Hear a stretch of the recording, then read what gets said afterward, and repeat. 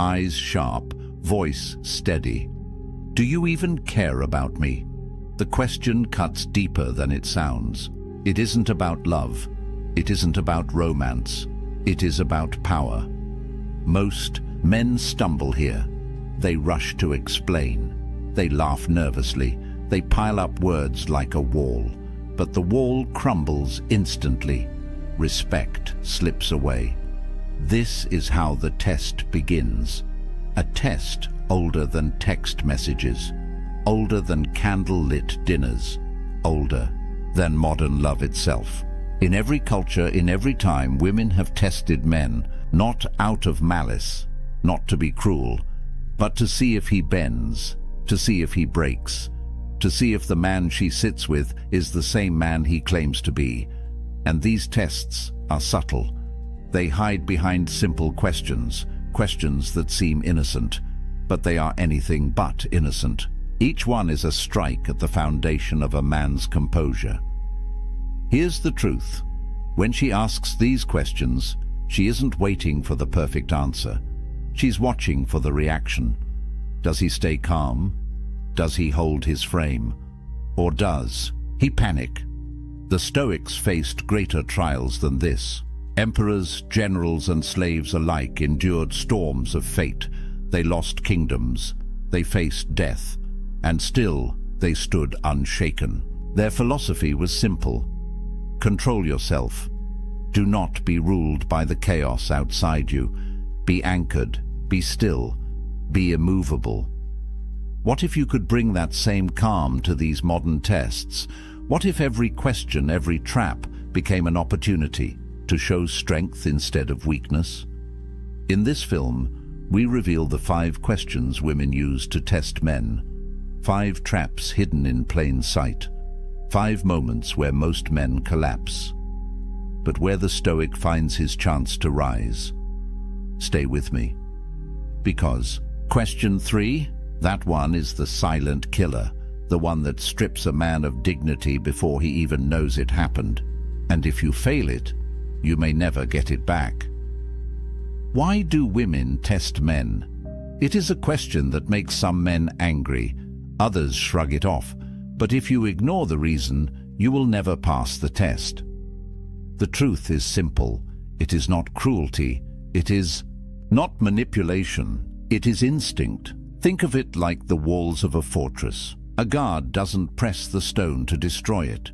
She presses to make sure it holds. She tests to see if the foundation is real. And if the wall crumbles at her touch, the fortress was never strong to begin with. That is what these questions are. A press against the wall. A test of strength, of composure, of truth. Now picture this. A young Roman senator stands in the forum. His wife questions him loudly, accusing him of weakness. The crowd holds its breath. If he defends himself with anger, he looks guilty. If he stammers, he looks broken. But he does neither. He stands tall. He answers with calm dignity. And the whispers in the crowd turn into respect. She tested him. He passed. And in passing, he became stronger. The Stoics wrote about this. Epictetus, once a slave, taught that you cannot control the words or actions of others, but you can control your reaction. He said, "It's not what happens to you, but how you react to it that matters." These tests are exactly that, a chance to show mastery, not over her, but over yourself. Modern psychology gives the same answer in different words. Women test to measure certainty. They test to see if your actions match your image. They test because deep down, they want to trust the strength of your frame. Not the mask, not the words, but the man himself. And here's the trap. Most men believe they can talk their way through. They explain, they argue, they overcompensate. But the more they talk, the weaker they look. The Stoic doesn't fall for this. The Stoic knows silence can be louder than words. A calm pause can be more powerful than a frantic defense. So what do these tests reveal? They reveal whether you are anchored or adrift. They reveal whether you bend at the first sign of pressure, and they reveal whether you are the man you claim to be. Ask yourself, when pressure comes, what do you show? Do you reveal strength or weakness? Do you reveal calm or chaos? Every test is a mirror, and what it reflects is you. This is why these 5 questions matter. They are small moments, but they open the door to something bigger: respect, attraction, power, or the loss of all 3. The first question begins gently. It sounds like love, but it hides a storm, and most men never see it coming. The first question seems simple. It sounds like love. It sounds like a cry for affection, but beneath it hides the real test. Picture this. A man sits at dinner. The candles burn low. The air is heavy with silence. And then she asks, "Do you even care about me?" The man feels panic rise in his chest. He rushes to speak. "I care about you so much. Of course I do. Haven't I shown you? Don't you see everything I do?" The words spill out like water from a cracked jar. The more he says, the less she believes. Because the test was never about words. Here's the truth. This question is not a request for a speech. It is a measure of presence. She wants to see if you can stand steady in the face of doubt, if you can remain calm when emotion is thrown at you, if you can show her without shaking that your care is real. The Stoics faced this kind of test daily. Marcus Aurelius, emperor of Rome, wrote in his private meditations about love and duty. He reminded himself that affection is not proven by noise or by grand gestures. It is proven by action, by consistency, by living with virtue. He cared for Rome not by shouting about his love, but by leading with discipline, patience, and sacrifice. That is the answer hidden in this question. Not louder words, not frantic explanations, but composure, strength, steady truth. Imagine 2 men faced with the same test. One panics. His face tightens, his voice rises. He pleads to be believed. The other stays calm. He looks into her eyes, and he speaks simply, "Yes, I care. My actions prove it every day." The difference is night and day. One collapses under pressure. The other stands like stone. Which one keeps respect? Which one flips the power dynamic? Modern psychology explains it this way. When a woman asks if you care, she isn't only testing affection, she's testing congruence. Do your words and your actions align? Are you the same man in stress as you are in calm? If your response betrays desperation, she feels the fracture. But if your response carries steadiness, she feels safety. Here's where Stoicism shines. The Stoic doesn't need to convince. He doesn't need to perform. He lives in alignment with his principles. He knows his care is real because his actions prove it. And so, when the question comes, he has nothing to fear, nothing to prove, only the calm truth. But there is a deeper layer still. When she asks, "Do you even care about me?" she is really asking, will you stay steady if I push? Will you remain anchored if I doubt you? If your frame breaks, she learns she cannot lean on you. But if you remain unshaken, she learns you are safe to trust. So what is the Stoic response?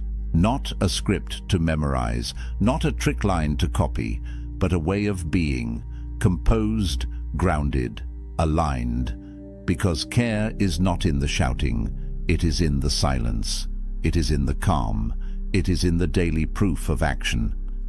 This is why the first question matters so much. It seems harmless, but it is the opening move in a much larger game. And if you fail here, the next test only grows sharper.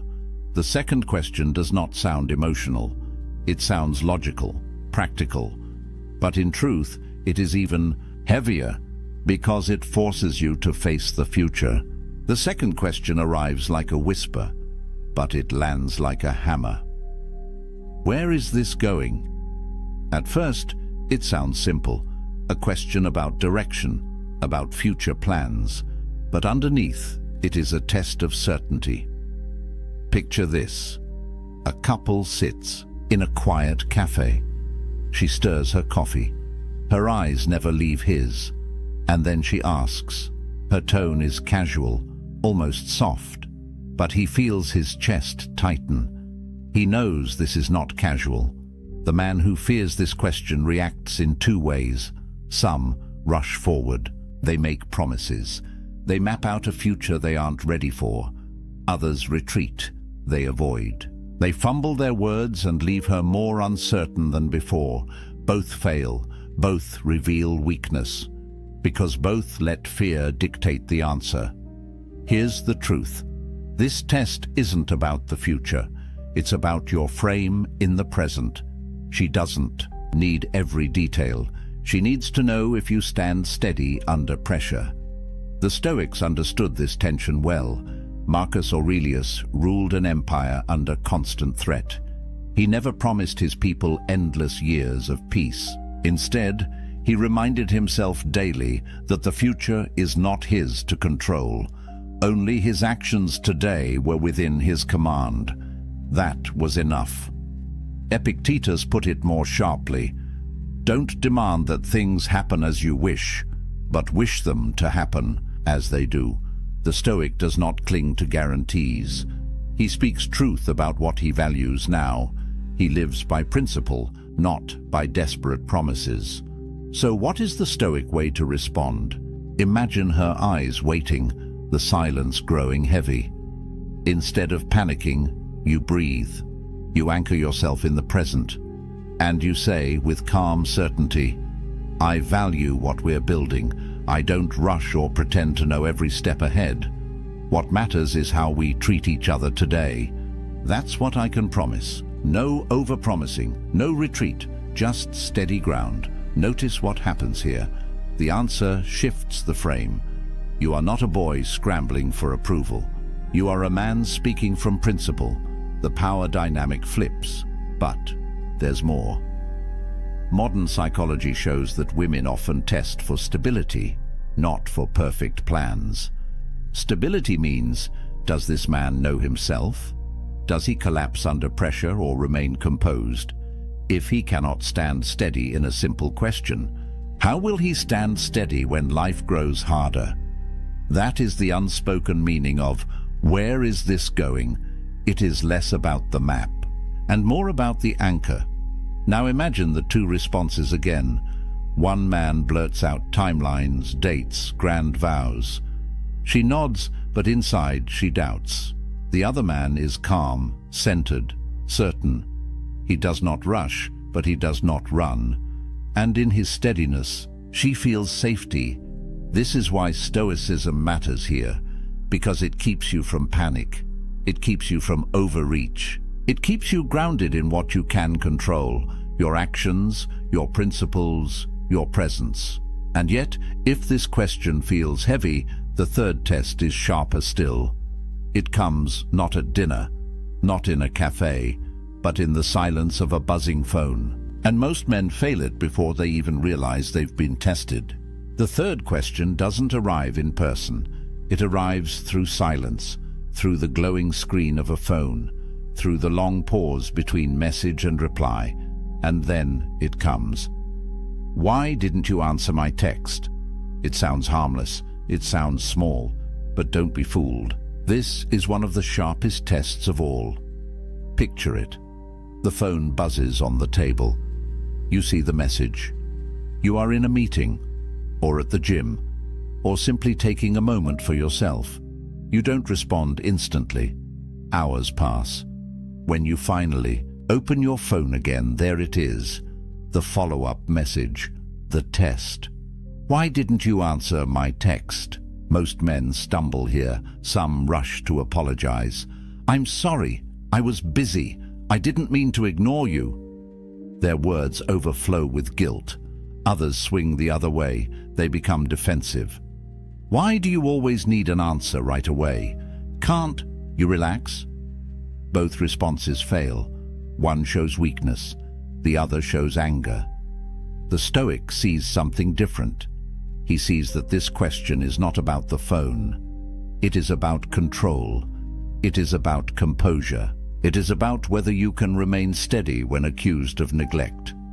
The ancients faced their own version of this. Imagine a soldier in the Roman army. He marches for days without sending word home. When he returns, his lover asks why he did not write. His answer is not panic, it is calm. My duty demanded my focus. I was where I needed to be. The message is clear.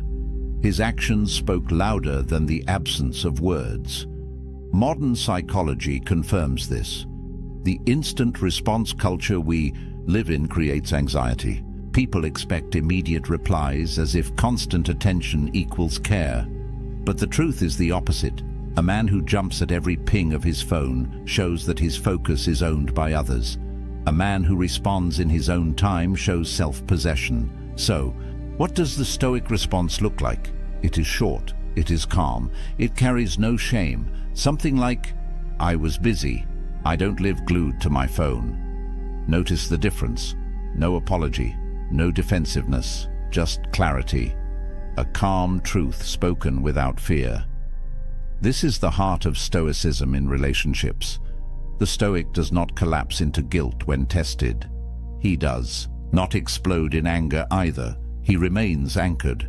His time is his own. His focus is his own.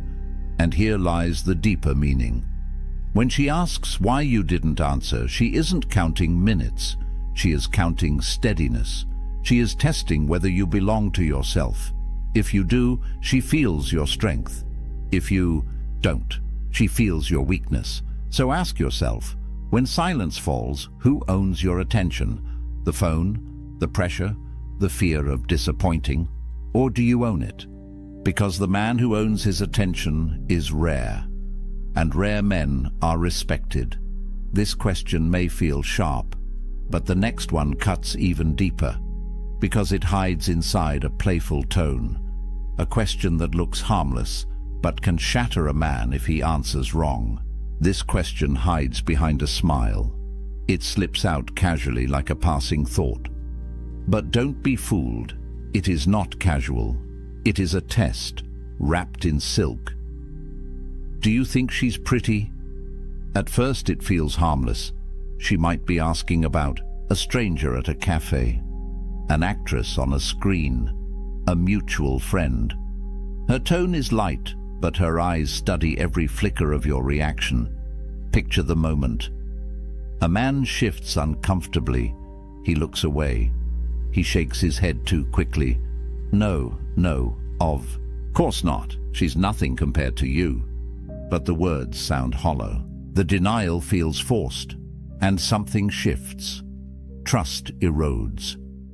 Another man takes the opposite route. He answers carelessly. Yes, she's gorgeous, way more attractive than most. The room grows cold, her smile fades, and in that instant, the damage is done. Both men failed, one out of fear, the other out of thoughtlessness. Here's the truth. This question isn't about beauty, it's about honesty. It's about loyalty. It's about whether you can hold balance in a trap.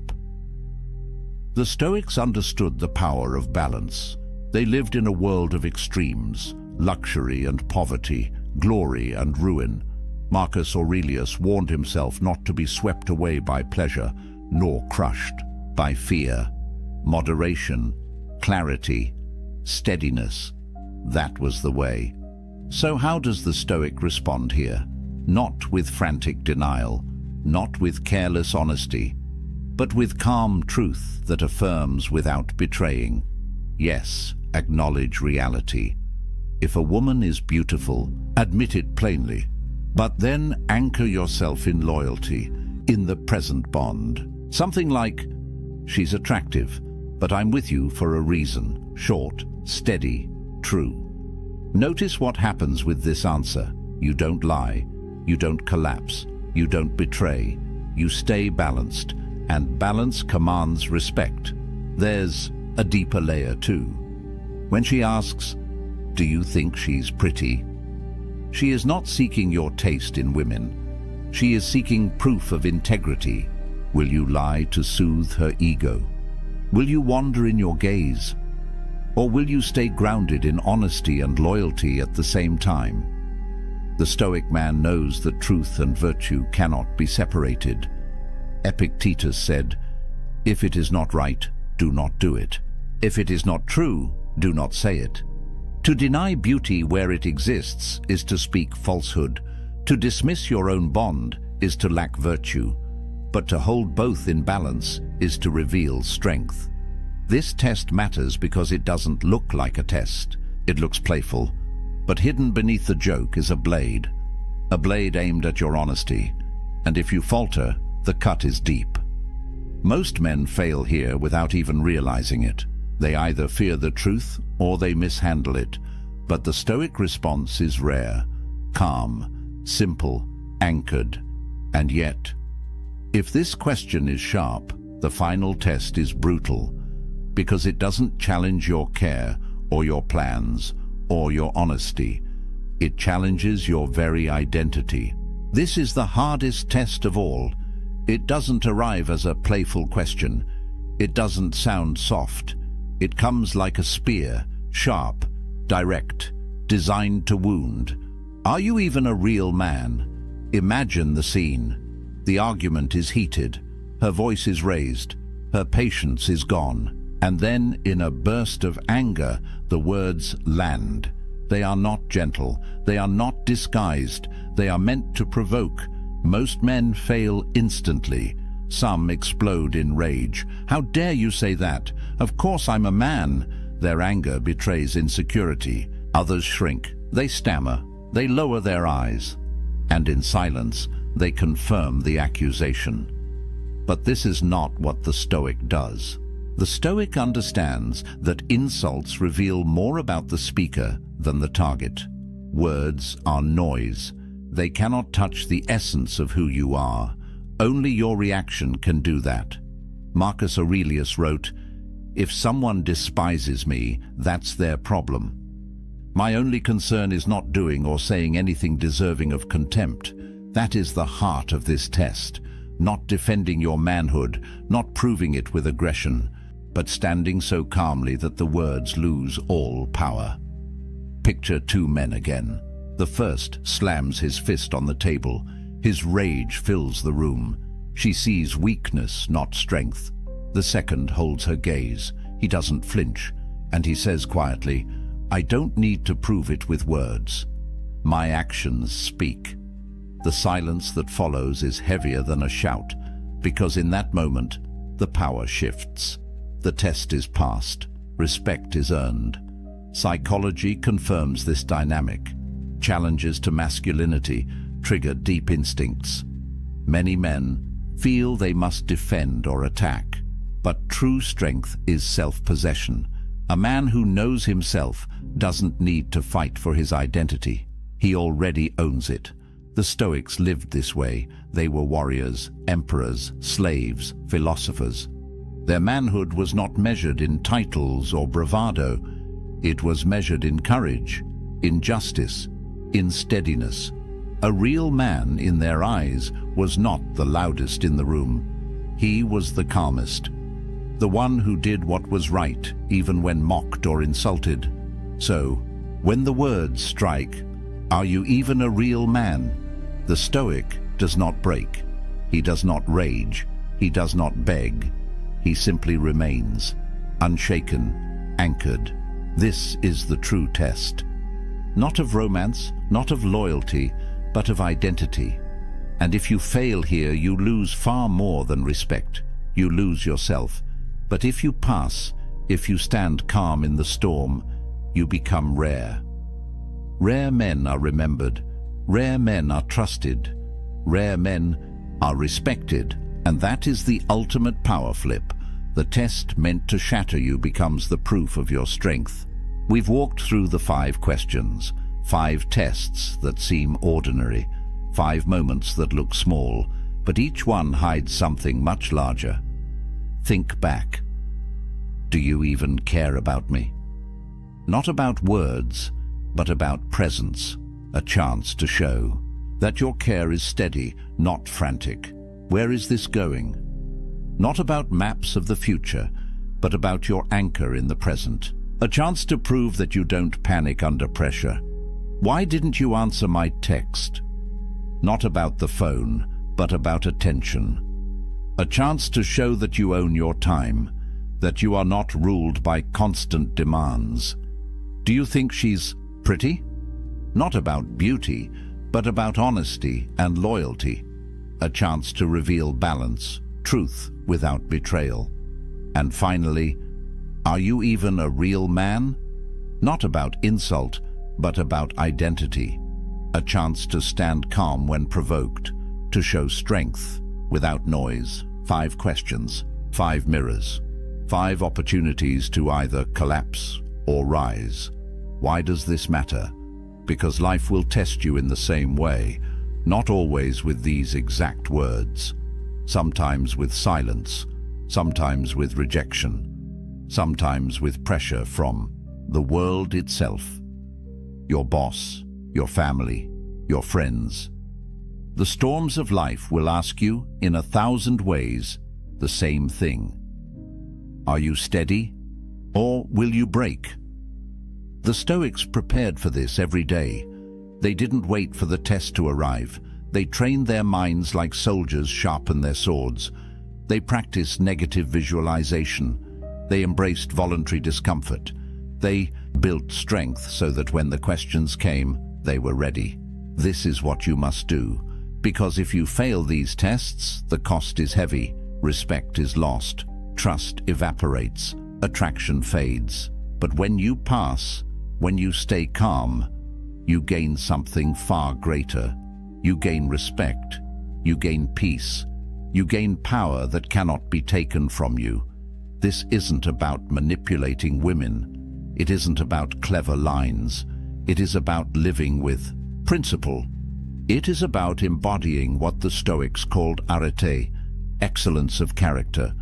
Because the man who lives by virtue cannot be shaken by a question. He cannot be trapped by words. He remains who he is, always. And here is the final truth. These 5 questions are spoken, but there are others, unspoken, silent tests. The ones you don't see. The moments when she watches your actions, not your answers. When life itself throws challenges that no one names aloud. And those silent tests, they are even more dangerous because you don't know when they will strike. You don't hear them coming, and you only realize you've been tested when it's already over. That is what we'll explore next. The invisible trials, the hidden moments, the tests that define you without a single word. If you want to be ready, subscribe now. Turn on notifications so you don't miss it. And share your story in the comments. Which of these 5 questions have you faced? How did you respond? Your story may help another man prepare for his own test. Remember, life will keep asking the question. The only thing that matters is how you answer. The more you chase her, the faster she runs. The less you care, the more she craves you. This isn't some modern dating hack. This is ancient wisdom discovered over 2,000 years ago by the most powerful men who ever lived. Men who had empires at their feet, yet understood attraction better than any pickup artist ever will.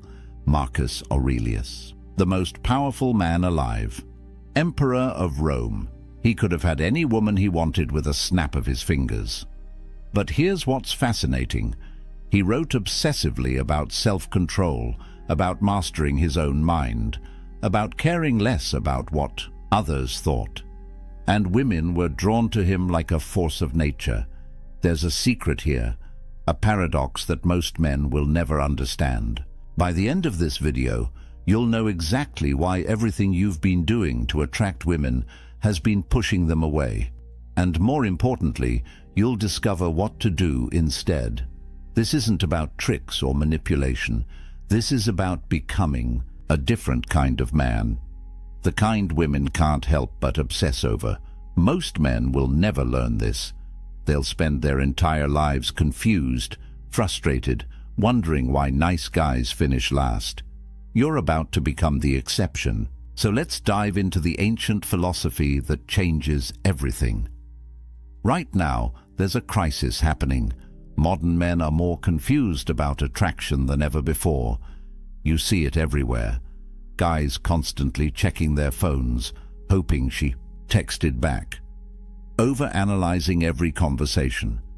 Trying desperately to say the right thing, wear the right clothes, impress her with the perfect date. You've probably been there. You meet someone you really like. The conversation flows. You think, there's a connection. Then you text her, and you wait. Minutes turn into hours. Hours turn into days. That sinking feeling in your stomach. Did I say something wrong? Should I text again? Maybe she didn't see it, so you send another message. Something casual, trying not to seem desperate. Still nothing. Now you're spiraling. You're checking Instagram to see if she's active. You're asking your friends what you should do. You're replaying every moment of your interaction, trying to find where it went wrong. Here's what's devastating. You did everything right according to modern dating advice. You were nice. You showed interest. You complimented her. You made your intentions clear. You were respectful, attentive, available. Everything society tells you women want. But something feels terribly wrong, because despite doing everything right, you're not getting the results. The women you really want seem uninterested. The ones you treat best seem to care the least. Meanwhile, you watch other guys who seem to care less, guys who put in less effort. Somehow they're the ones these women chase. This confusion is eating you alive. And here's what no one tells you. It's not your fault. You've been lied to. Because attraction doesn't work the way you've been taught. In fact, attraction works backwards. 2,000 years ago, the ancient Stoics discovered something profound about human nature, something that explains everything. But before I reveal exactly what it is and how to use it, you need to understand the foundation. You need to understand why most men fail before they even begin. His name was Epictetus, born a slave in ancient Rome. He had nothing, no power, no status, no freedom. Yet this man became one of the greatest teachers in history. Rome's most powerful men traveled across the empire just to hear him speak. Why? Because he discovered something that changed everything. Epictetus taught what's called the dichotomy of control. It's simple, but earth-shattering. There are things you control and things you don't control. That's it. Your thoughts, your actions, your character. These you control completely. Everything else, her response, her feelings, whether she texts back, whether she likes you control none of it. Here's where it gets interesting. Most men live their entire lives focused on what they can't control. You're trying to control her reaction. You're trying to make her like you. You're trying to force an outcome. And in doing so, you're giving away all your power. Think about what happens when you send that text and wait desperately for a reply. You've just handed your emotional state to another person. Your happiness now depends on whether she responds. You're not in control anymore. She is.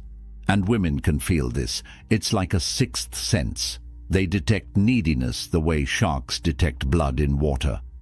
Now let me tell you about Marcus Aurelius, Emperor of Rome, the most powerful man on earth. He could have had any woman just by commanding it. But here's what he wrote in his private journal. You have power over your mind, not outside events. Realize this, and you will find strength.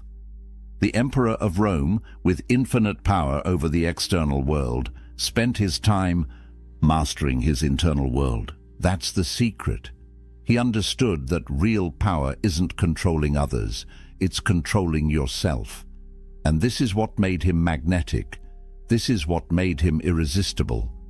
When you stop needing her validation, when you stop trying to control her response, when you become truly indifferent to the outcome, something shifts. You become magnetic, not because you're playing hard to get, but because you genuinely don't need her approval to feel good about yourself. Women are biologically wired to detect this. For thousands of years, they've had to evaluate men quickly. Is this man confident? Is he secure? Or is he desperate? Every time you text hoping for a response, every time you try too hard to impress, every time you change yourself to please her, you're broadcasting a signal. And that signal says, I need your validation to feel worthy. That's the attraction killer. Not your looks, not your money, your need, your desperation, your inability to be okay without her approval. And this is where the transformation begins. Master your emotions first. Everything else follows. Now let me show you how this actually works. The first law of Stoic attraction: become indifferent to outcome. This sounds counterintuitive. How can not caring make her care more? But this is the genius of it. Seneca, another great Stoic philosopher, wrote extensively about attachment and loss. He said the wise man prepares for loss before it happens, not because he's pessimistic, but because he's free. When you're not attached to an outcome, you can't be hurt by it, and that freedom is intoxicating to watch. Picture this. You meet an attractive woman. The old you would immediately start calculating. How do I get her number? What do I say to impress her? How do I make her like me? Your entire focus is on an outcome you can't control. You're already desperate before you even speak. The Stoic approach is completely different. You talk to her because the conversation itself is interesting, not because you need something from her. If she's into it, great. If not, also great. Either way, your value doesn't change. You're outcome independent. Here's what happens in her mind. She's used to men who want something from her, men whose entire demeanor changes based on her responses, men who are performing for her approval. Then she meets you, and you're different. You're present, engaged, interesting, but you're not auditioning. You're not trying to win her over, you're just being. This creates a question in her mind. Why isn't he trying to impress me? Most men she meets are so eager to please, but you're not. This makes you rare. This makes you interesting. This makes her want to know more. The mistake most men make is investing too early. You have one good conversation and you're already planning the wedding. You create an imaginary relationship in your head. Then when reality doesn't match your fantasy, you're devastated. You feel rejected, hurt, angry. The Stoic fix is simple. Treat every interaction as complete in itself. That conversation was good because the conversation was good, not because of where it might lead, not because of what you might get from it. The interaction had value in itself. When you adopt this mindset, the power dynamic shifts completely. She goes from being your goal to being your guest. You're not trying to win her. You're evaluating whether she adds value to your already complete life.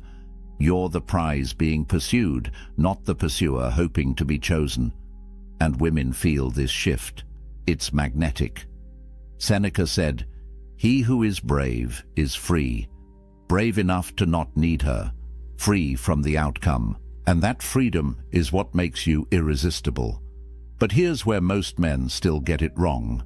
Even when they understand not being needy, they're still making a critical error. They make the woman their purpose.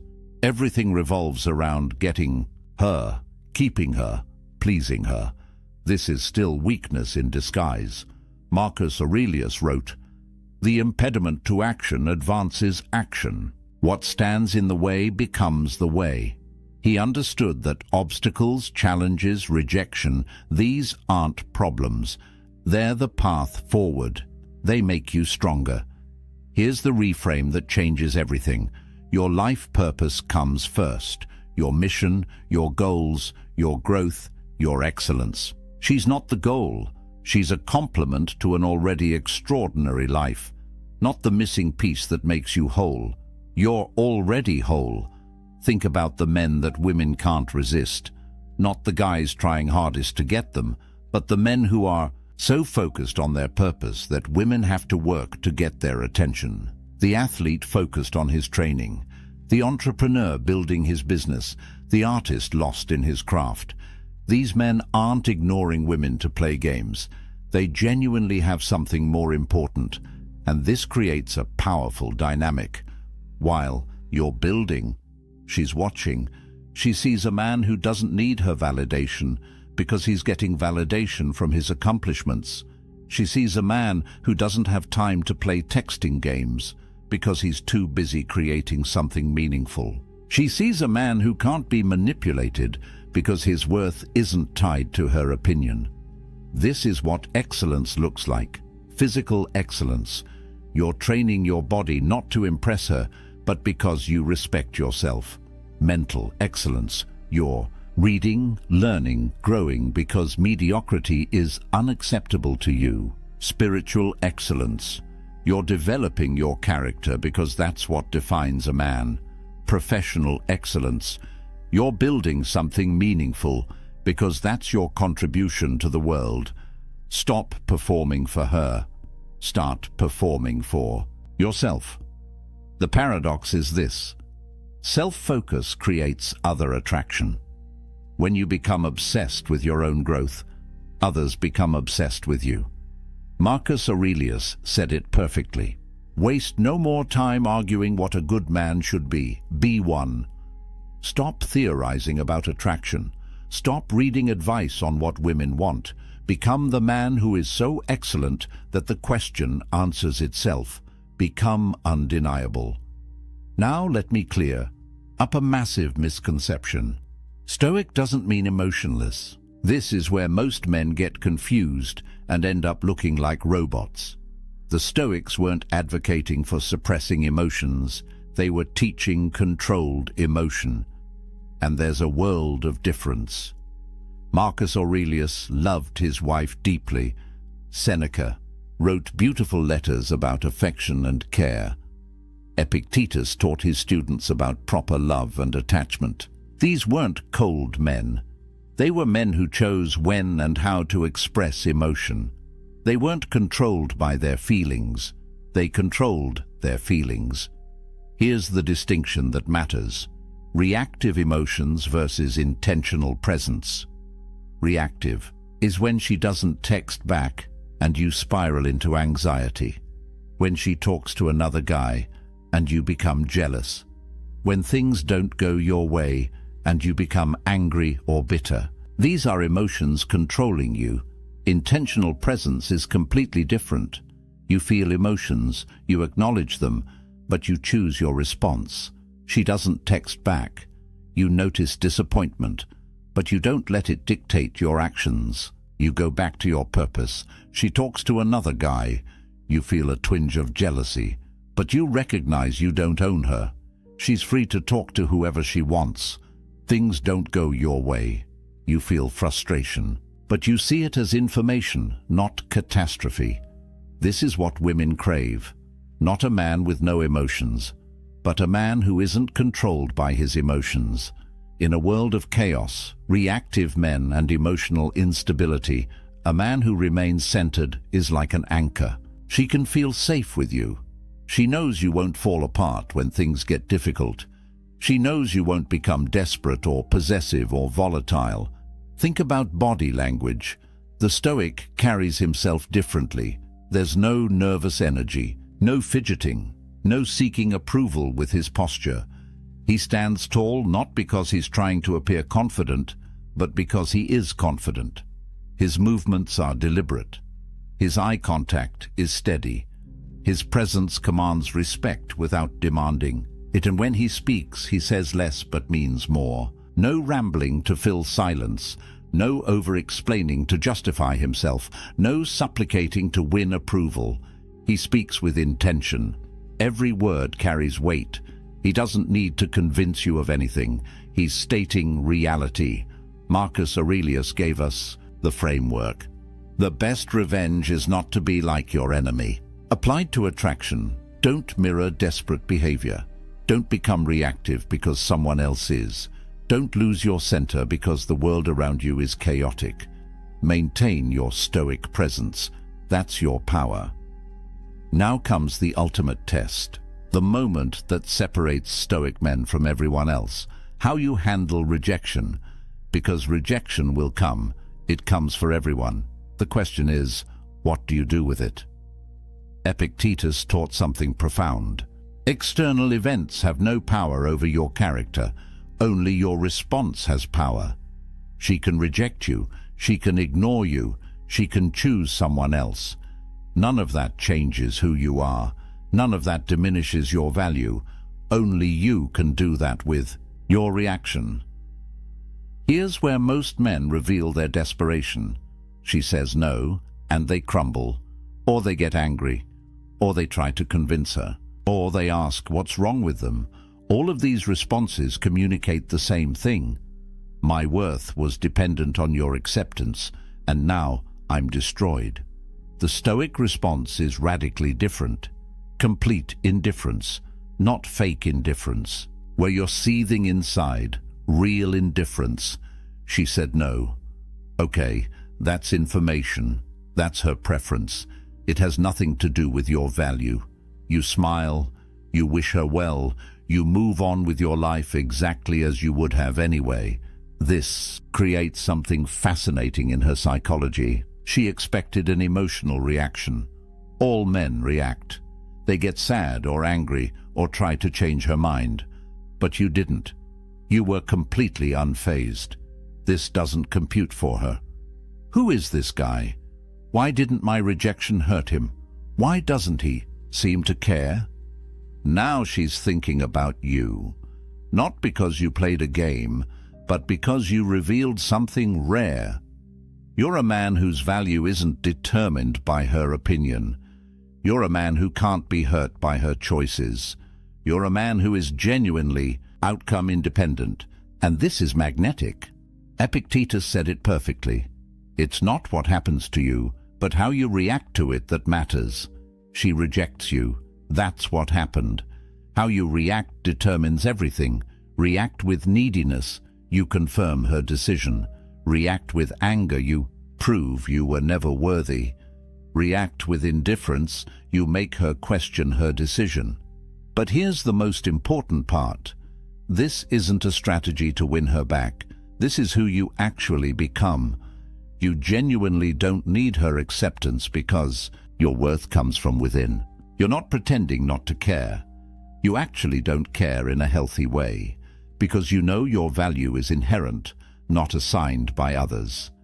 This is Stoic confidence, unshakable, not because nothing bad can happen, but because you know you'll be fine regardless of what happens. This is the foundation of real attraction. So what does all this look like in real life? Let me paint you a picture. You meet a woman, you have a great conversation, you're present, engaged, genuinely interested in what she's saying.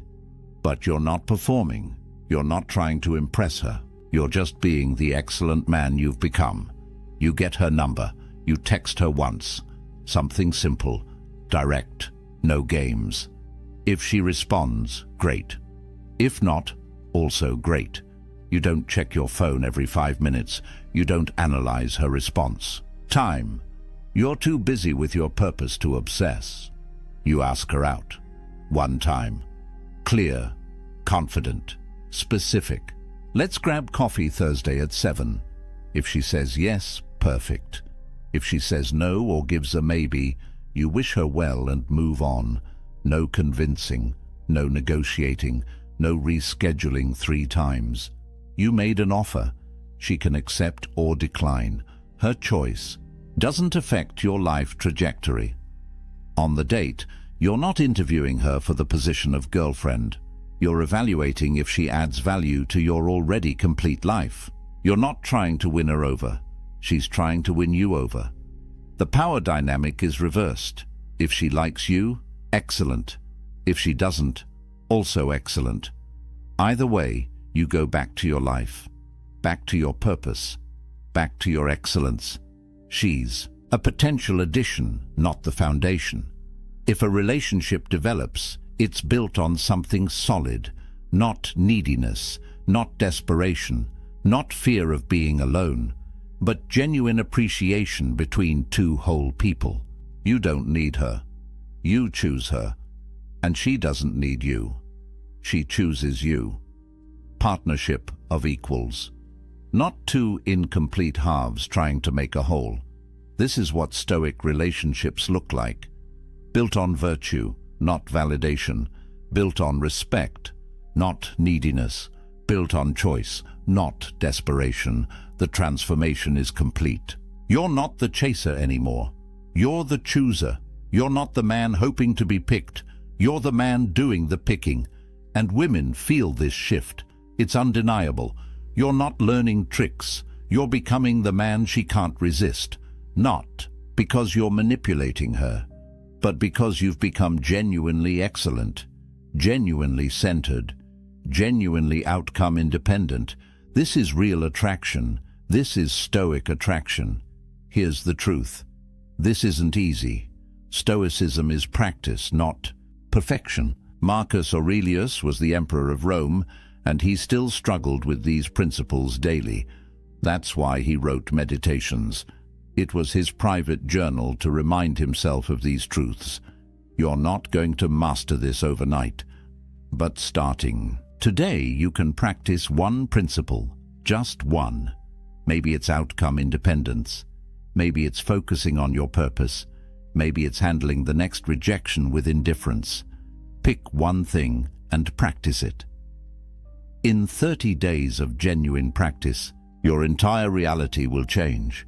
Not because women suddenly find you more attractive, but because you'll become actually more attractive. You'll carry yourself differently, you'll speak differently, you'll respond to situations differently, and women will notice. Trust me, they'll notice. Remember what we covered. Emotional mastery through the dichotomy of control, indifference to outcome, self-excellence as your primary focus, rejection as fuel instead of failure. These aren't tricks. This is character development. This is becoming a man of value. Before you go, I want to hear from you. Drop a comment right now. Which law will you master first? Outcome independence, self-excellence, emotional control, or rejection resilience?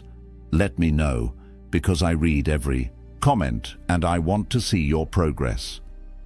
If this resonated with you, if this changed how you think about attraction, hit that subscribe button and turn on notifications. Next week, I'm revealing the Stoic morning routine that amplifies everything we talked about today by 10 times.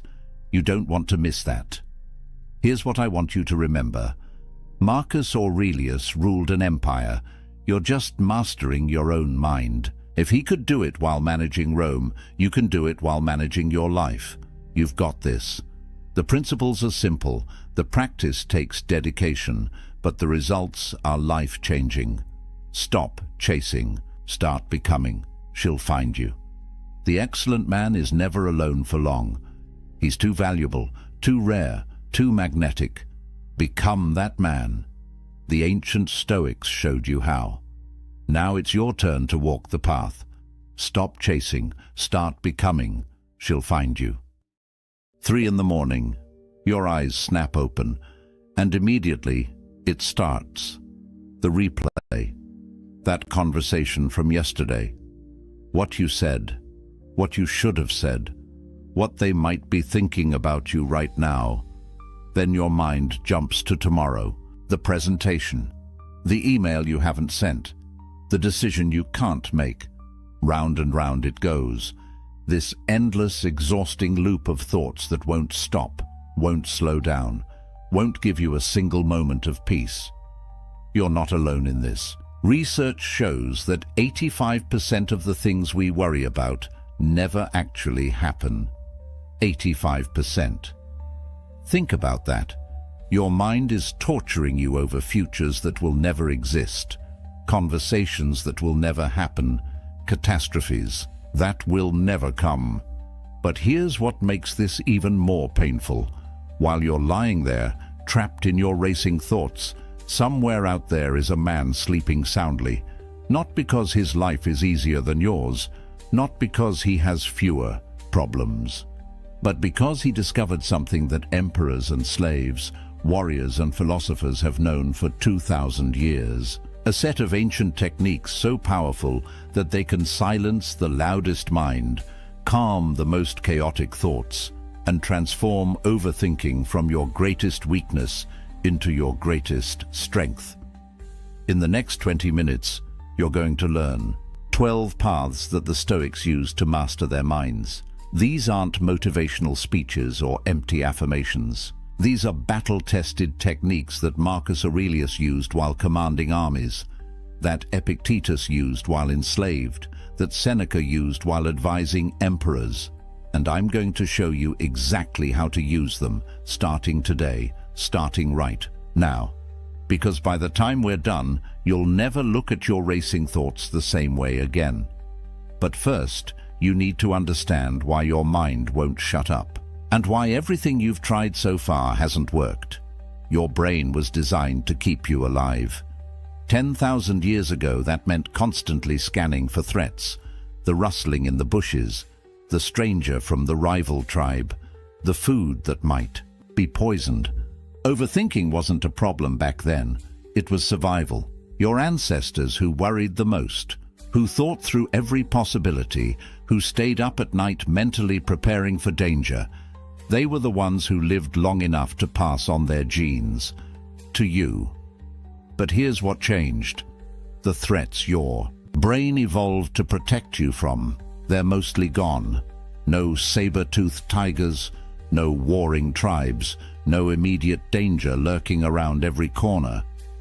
But your brain, it hasn't gotten the memo. It's still scanning, still searching, still trying to find the threat. And in the absence of real danger, it creates imaginary ones. That text message you sent 3 hours ago that hasn't been answered yet, your brain treats it like a threat. That mistake you made at work last month, threat. That upcoming conversation you're dreading, threat, threat, threat. And then we added gasoline to this fire. Social media showing you everyone's highlight reel while you're living your behind the scenes. A culture that tells you you're supposed to have it all figured out by 30. Endless options for everything from what to eat, to where to live, to who to become, creating a paralysis of choice. Your brain isn't just scanning for threats anymore, it's drowning in them. Seneca, the great Roman philosopher, said something nearly 2,000 years ago that sounds like it was written yesterday. We suffer more often in imagination than in reality. Read that again. Most of your suffering isn't happening to you. You're doing it to yourself, in your mind, right now. And the cost of this? It's not just a few sleepless nights. Chronic overthinking rewires your brain. It floods your system with stress hormones. It paralyzes your decision-making. It damages your relationships because you're never fully present, always half somewhere else, lost in your thoughts. It drains your energy, leaving you exhausted from battles that only exist in your head. And here's the cruelest part. The more you try to stop overthinking by thinking about it, the worse it gets. It's like trying to escape quicksand by struggling. Every effort pulls you deeper. You can't think your way out of overthinking, but you can train your way out. And that's exactly what the Stoics discovered. The first path begins with a question that will change everything. A question so simple, so obvious, yet so rarely asked that when you finally understand it, your entire relationship with worry transforms in an instant. Epictetus, a philosopher who spent his early life as a slave, understood something that most free men never grasp. He said, "Some things are up to us, and some things are not. That's it. That's the foundation. But don't mistake simplicity for weakness. This single distinction, this one clear line, is the most powerful mental tool you'll ever possess. Because right now, your mind is wasting enormous energy trying to control things that cannot be controlled. And that's not just futile. It's the source of almost all your overthinking. So let's get specific. What's actually in your control? Your thoughts. How you interpret what happens to you. Your actions. The choices you make right now, in this moment. Your responses to whatever life throws at you. That's it. That's the list. Everything else? Your body and what it does or doesn't do. Your reputation and what people think or say about you. The past, which is already written. The future, which hasn't happened yet. Other people and their choices, their moods, their opinions. The weather, the economy, traffic. Whether that email gets a response, whether that job offer comes through, whether that relationship works out. None of it, not a single piece of it, is in your control. Imagine you have a job interview tomorrow. Right now, your mind is probably spinning through 100 scenarios. What if they ask me that question I can't answer? What if I say something stupid? What if they've already decided on someone else? What if I blow my one chance? But here's what's actually in your control. You can prepare. You can practice your answers. You can get a good night's sleep. You can show up on time. You can be honest and present during the interview. That's it. Whether they hire you? Not in your control. Whether they like you? Not in your control. Whether another candidate is more qualified? Not in your control. Whether they even read your resume carefully? Not in your control. And here's where it gets liberating. Once you truly see this distinction, once you genuinely accept it, something remarkable happens. You stop wasting energy on the 90% of things you can't influence and pour everything into the 10% you can.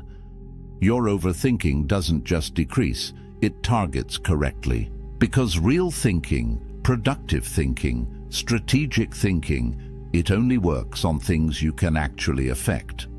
Try this right now. Take whatever's been keeping you up at night, whatever worry has been looping through your mind, and ask yourself honestly, is this within my control? Not partially. Not maybe if I try hard enough. Actually, truly, in my control. And if it's not, your job isn't to figure it out. Your job is to let it go. Not because you don't care, but because caring about things you can't control is just another word for suffering. That's the first path, the foundation. But now we're going to do something that seems completely backward, something that will make you question everything you've been told about positive thinking. Most people run from their fears. They avoid thinking about what could go wrong. They distract themselves. They try to stay positive. And then, when something bad actually happens, they're devastated, blindsided, unprepared. The Stoics did the opposite. They had a practice called premeditatio malorum, the premeditation of evils. Deliberately, systematically, they would imagine everything that could go wrong. And this wasn't pessimism. This was preparation. Marcus Aurelius, the most powerful man in the world, would sit each morning and imagine his empire crumbling, his armies defeated, his loved ones dead, not to torture himself, but to prepare his mind, so that if these things happened, he wouldn't be destroyed by surprise. He would be ready. And here's what's fascinating. Modern psychology has discovered that this actually works. When you deliberately visualize a worst-case scenario in a controlled way, something changes in your brain. The fear loses its power, because fear feeds on the unknown, on the what-if. But when you look directly at the worst possible outcome, when you play it out fully in your mind, you realize something profound. You could handle it. You'd survive. Let's say you're terrified of that difficult conversation you need to have. Your boss, your partner, your parent. Your mind keeps spinning, avoiding it, building it up into something catastrophic. Here's what a Stoic would do. Sit down, close your eyes, and imagine it going as badly as possible. They yell at you, they reject you, they end the relationship. Play it all the way through. Don't stop at the fear. Go past it. What happens next? You'd be hurt. You'd feel pain. And then? You'd pick yourself up. You'd move forward. You'd survive. You'd maybe even grow stronger. This isn't catastrophizing. That's when you spiral out of control, lost in worst-case scenarios, with no purpose, no direction. This is different. This is deliberately walking through the fear to the other side. And once you're there, once you've seen that you can handle the worst, the overthinking stops. Because what's left to worry about? You've already faced it. Marcus Aurelius used this before every battle. Seneca used it before every political confrontation. They weren't trying to manifest disaster. They were removing its power to paralyze them. Try it. Give yourself 5 minutes. Pick your biggest current fear and imagine it happening. All the way through. Watch how the fear transforms from a monster in the dark to a manageable challenge in the light. But now we need to address the real problem. Because here's the truth. Overthinking doesn't actually live in your present. It lives in two places. The past, where you endlessly replay what happened, and the future, where you endlessly rehearse what might happen, which means there's one place your overthinking cannot survive. Right here, right now. Marcus Aurelius wrote, "Confine yourself to the present." Not as a nice idea, as a command, because he understood something critical.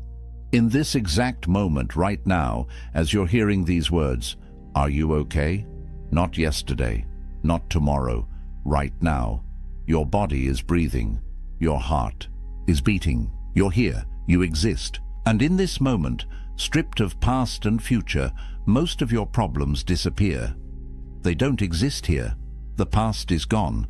It's literally not real anymore. It's a memory, a story you tell yourself. And the future? It hasn't happened. It's imagination, fiction. The only thing that's real, the only moment you ever actually live in, is now, this one. But your mind doesn't want to stay here, because the present moment is usually fine, and if the present is fine, your threat-scanning brain has nothing to do, so it pulls you into the past to find things to regret, or into the future, to find things to fear. Here's how you anchor yourself back. Right now, this instant, notice 5 things you can see. Actually look at them. Then 4 things you can hear. 3 things you can feel, your body touching the chair, your clothes on your skin. 2 things you can smell, 1 thing you can taste. This isn't a meditation technique. This is an emergency brake, because overthinking is a mental state, and mental states can't survive when you're fully embodied, fully present, fully here. There's an old Zen story. A student asks his master, "What is enlightenment?" The master says, "When I'm hungry, I eat. When I'm tired, I sleep." The student is confused. "But doesn't everyone do that?" And the master replies, "No. When most people eat, they're thinking about 1,000 other things. When they sleep, they're worrying about tomorrow. They're never fully where they are." That's the disease of overthinking, being everywhere except here. And the cure is radical presence. When you eat, eat. When you walk, walk. When you work, work. Be fully in whatever you're doing, and watch how the racing thoughts have nowhere to attach. This moment right now is enough. It's always been enough. Your overthinking is just your mind's way of refusing to believe that. But sometimes, even when you're present, even when you've separated what you can control from what you can't, the problems still feel massive, overwhelming, all-consuming. That's when you need to change your perspective. Literally, you need to zoom out, way out. This is what Marcus Aurelius called the view from above. Here's how it works. Right now, you're trapped inside your perspective. Your problems feel huge because you're looking at them from 3 inches away. So pull back. Imagine yourself rising above your body. You can see yourself wherever you are right now. Keep rising. Now you see your whole building, your whole street, your whole neighborhood. Keep going. Your city, your state, your country, the whole planet spinning in space. Millions of people, all dealing with their own problems, all convinced their worries are the most important thing in the universe. Keep rising. The solar system, the galaxy, billions of stars, each with their own worlds. Keep going until the Earth is a speck, until our sun is just one light among countless lights. Now from up here, from this cosmic perspective, find your problem. Where is it? Can you even see it? And here's the question that breaks everything open. In 100 years, will anyone remember this thing you're overthinking? In 1,000 years? In 1,000,000? From this view, your problem doesn't disappear, but it becomes right-sized, manageable, appropriately small. This isn't about making you feel insignificant. It's about freeing you from the tyranny of ego, because ego is what makes you think you're the center of the universe, that your problems are cosmic events, that everyone is thinking about you, judging you, watching you. They're not. They're too busy thinking about themselves, and that's liberating. Because if you're not the center of everything, then your mistakes aren't catastrophes, your fears aren't fate, your problems are just problems, human-sized, solvable. Marcus Aurelius used this technique constantly, ruling an empire, commanding armies, making life and death decisions every day. And in his journal, he'd remind himself, Asia and Europe are but corners of the universe. The ocean is but a drop. Everything is small, everything is fleeting. Not to be depressed, to be free.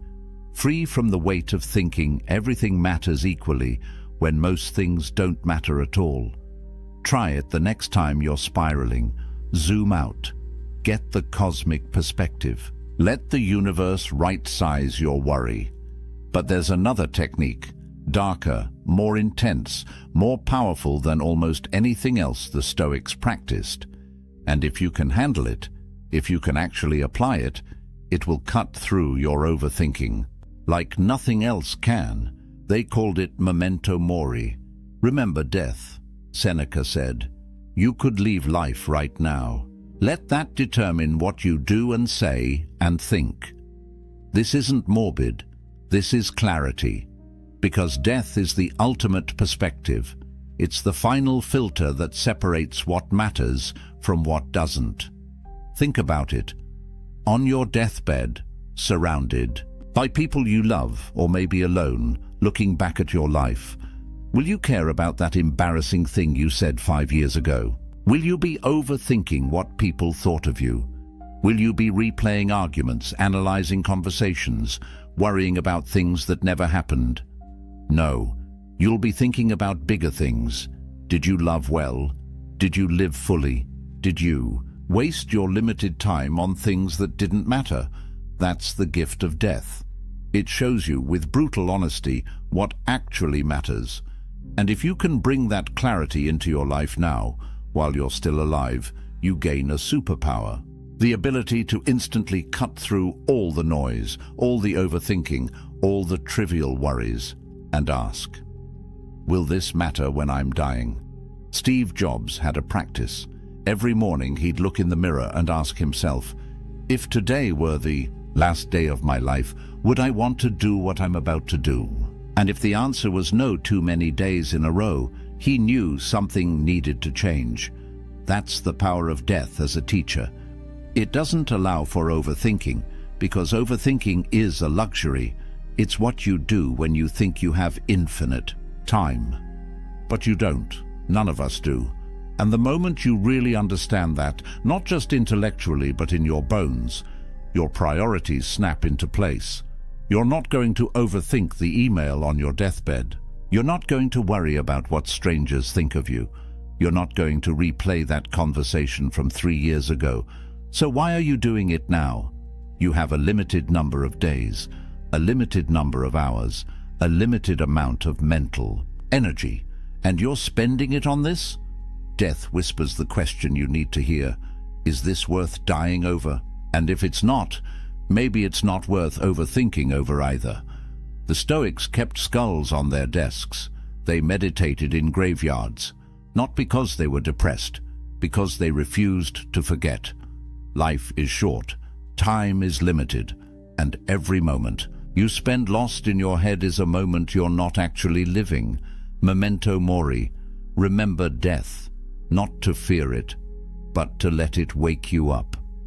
Now, let's talk about something that sounds completely wrong, something that goes against every modern message about self-care and comfort and taking it easy. The Stoics believed that you should deliberately make yourself uncomfortable.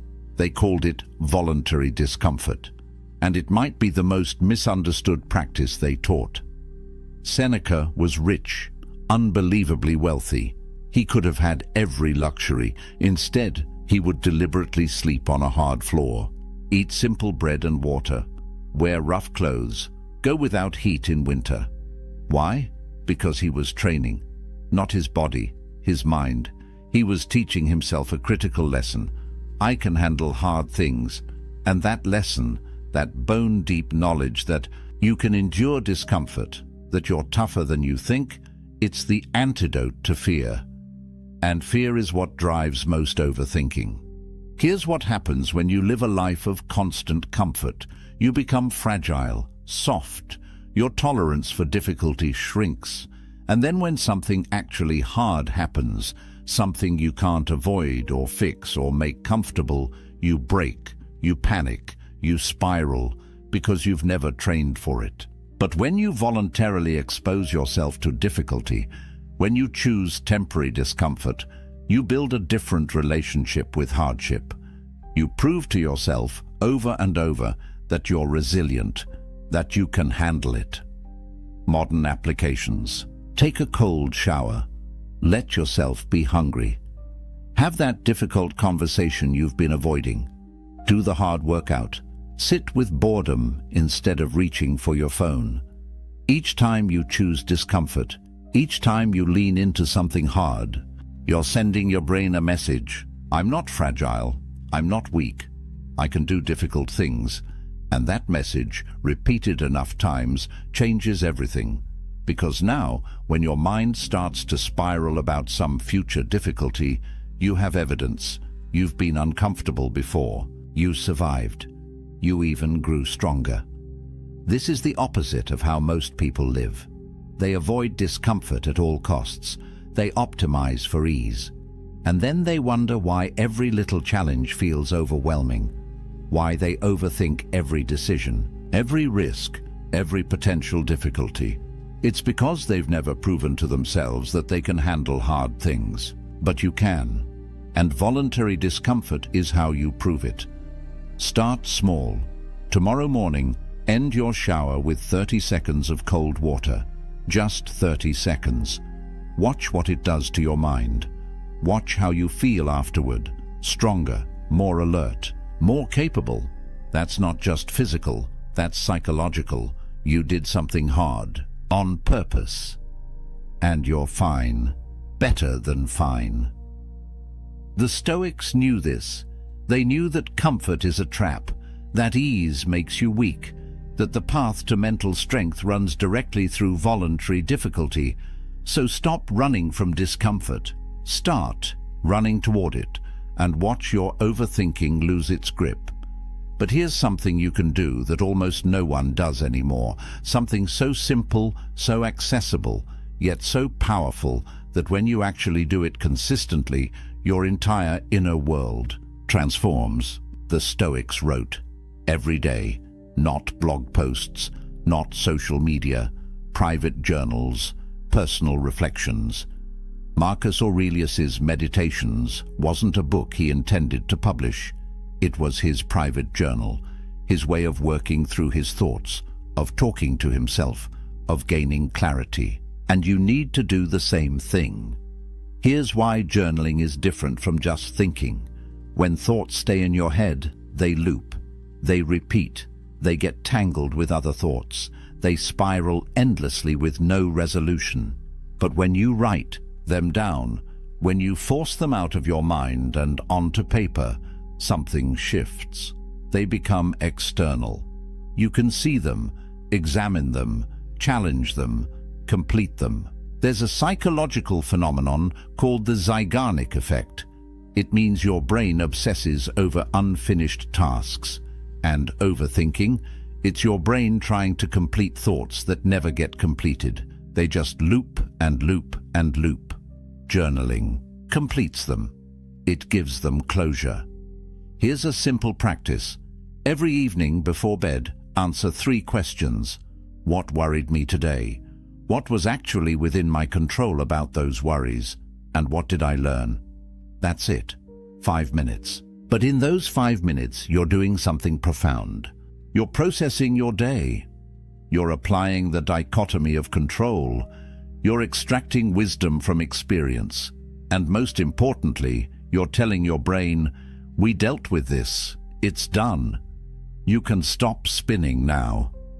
Marcus Aurelius would do this in his tent during military campaigns, surrounded by war, by death, by constant pressure, and writing gave him clarity, distance, perspective. You don't need to be eloquent. You don't need to write beautifully. You just need to get the thoughts out, because as long as they're bouncing around in your skull, they own you.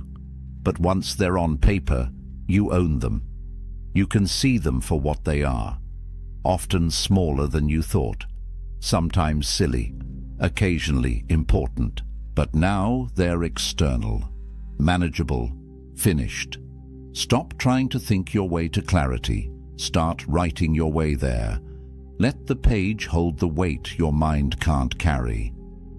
Now we come to one of the most famous Stoic ideas, and it's probably the most misunderstood, because when people hear the obstacle is the way, they think it's some motivational cliché, some empty phrase about turning lemons into lemonade.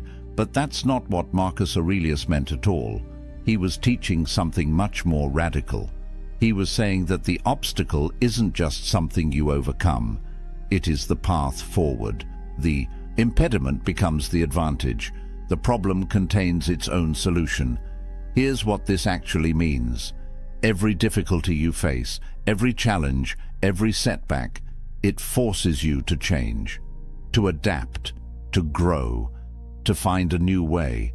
And that process of changing, that's what develops you. That's what makes you stronger, more skilled, more resilient, more capable. Without the obstacle, you stay the same, comfortable, weak. The obstacle is what shapes you. It's not blocking your path. It is your path. Think about it. That job you didn't get, the one you were sure would destroy you, it forced you to find something better.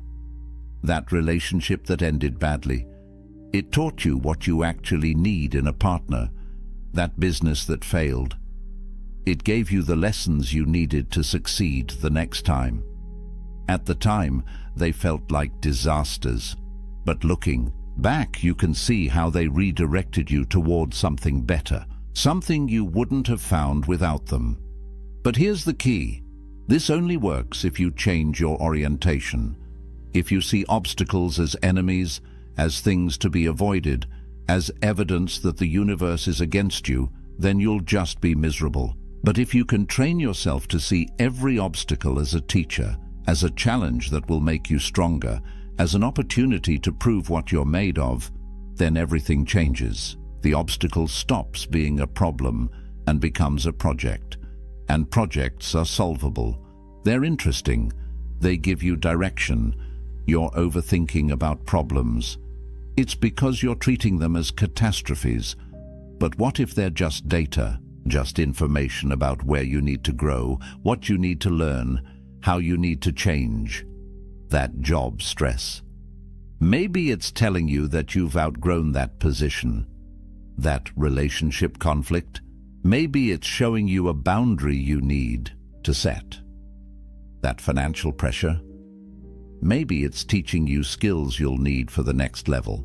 The obstacle is the way. It's not poetic, it's practical. The thing in your path is your path. Stop trying to avoid it and start trying to use it. But even deeper than this is a concept that sounds insane at first. A concept so radical that when you first hear it, you'll probably reject it. But if you can actually embody it, if you can make it real in your life, it will end overthinking forever. The Romans called it amor fati, love of fate, not acceptance of fate, love. Most people spend their lives fighting reality. This shouldn't have happened. That person shouldn't have done that. I should be further along by now. My life should look different. And all that resistance, all that shoulding, it's exhausting. It's the source of endless suffering. Because you're at war with what is. And what is always wins.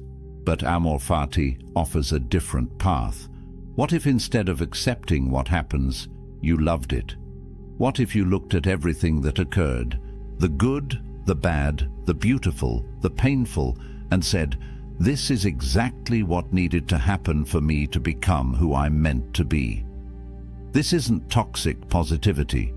This isn't pretending bad things are good. This is understanding that your life, exactly as it has unfolded, with every twist and turn and setback and surprise, has made you who you are. And who you are right now is exactly who you need to be to handle what comes next. Could things have been different? Sure. But they weren't. This is what happened. And fighting it, resenting it, overthinking how it could have been better, that's just pain you're adding to pain, suffering you're adding to difficulty. Think about Nelson Mandela. 27 years in prison. Most people would have been destroyed by that. Bitter, broken, angry. But Mandela said those years were necessary. They made him the leader he needed to be. They taught him patience, forgiveness, strategy. Without that suffering, he wouldn't have had the wisdom to unite a nation. He didn't just accept his fate, he loved it, because he understood that it was shaping him for something greater. Now, your challenges probably aren't that extreme, but the principle is the same. That betrayal, that failure, that loss, that disappointment you keep overthinking. What if it had to happen exactly as it did? What if the universe, or fate, or God, or whatever you want to call the force that shapes things, what if it knew something you didn't? What if this thing that feels like a curse is actually preparing you for something you can't even see yet? Amor fati doesn't mean becoming passive. It means becoming powerful. Because once you stop resisting what is, once you stop wasting energy on should have, all that energy becomes available for what now? You're not fighting the current anymore. You're swimming with it, and suddenly you're moving twice as fast with half the effort. The overthinking stops because there's nothing to overthink. What happened, happened. What is, and you love it all because it's yours, your life, your story, your path. And it's perfect, not because nothing bad happened, but because everything that happened made you who you are. And who you are is exactly enough. There's another practice the Stoics used that connects to this. They would imagine losing everything they loved, their family, their health, their possessions, their reputation. This sounds dark, maybe even cruel, but here's what it actually does. It generates gratitude, intense, profound, life-changing gratitude.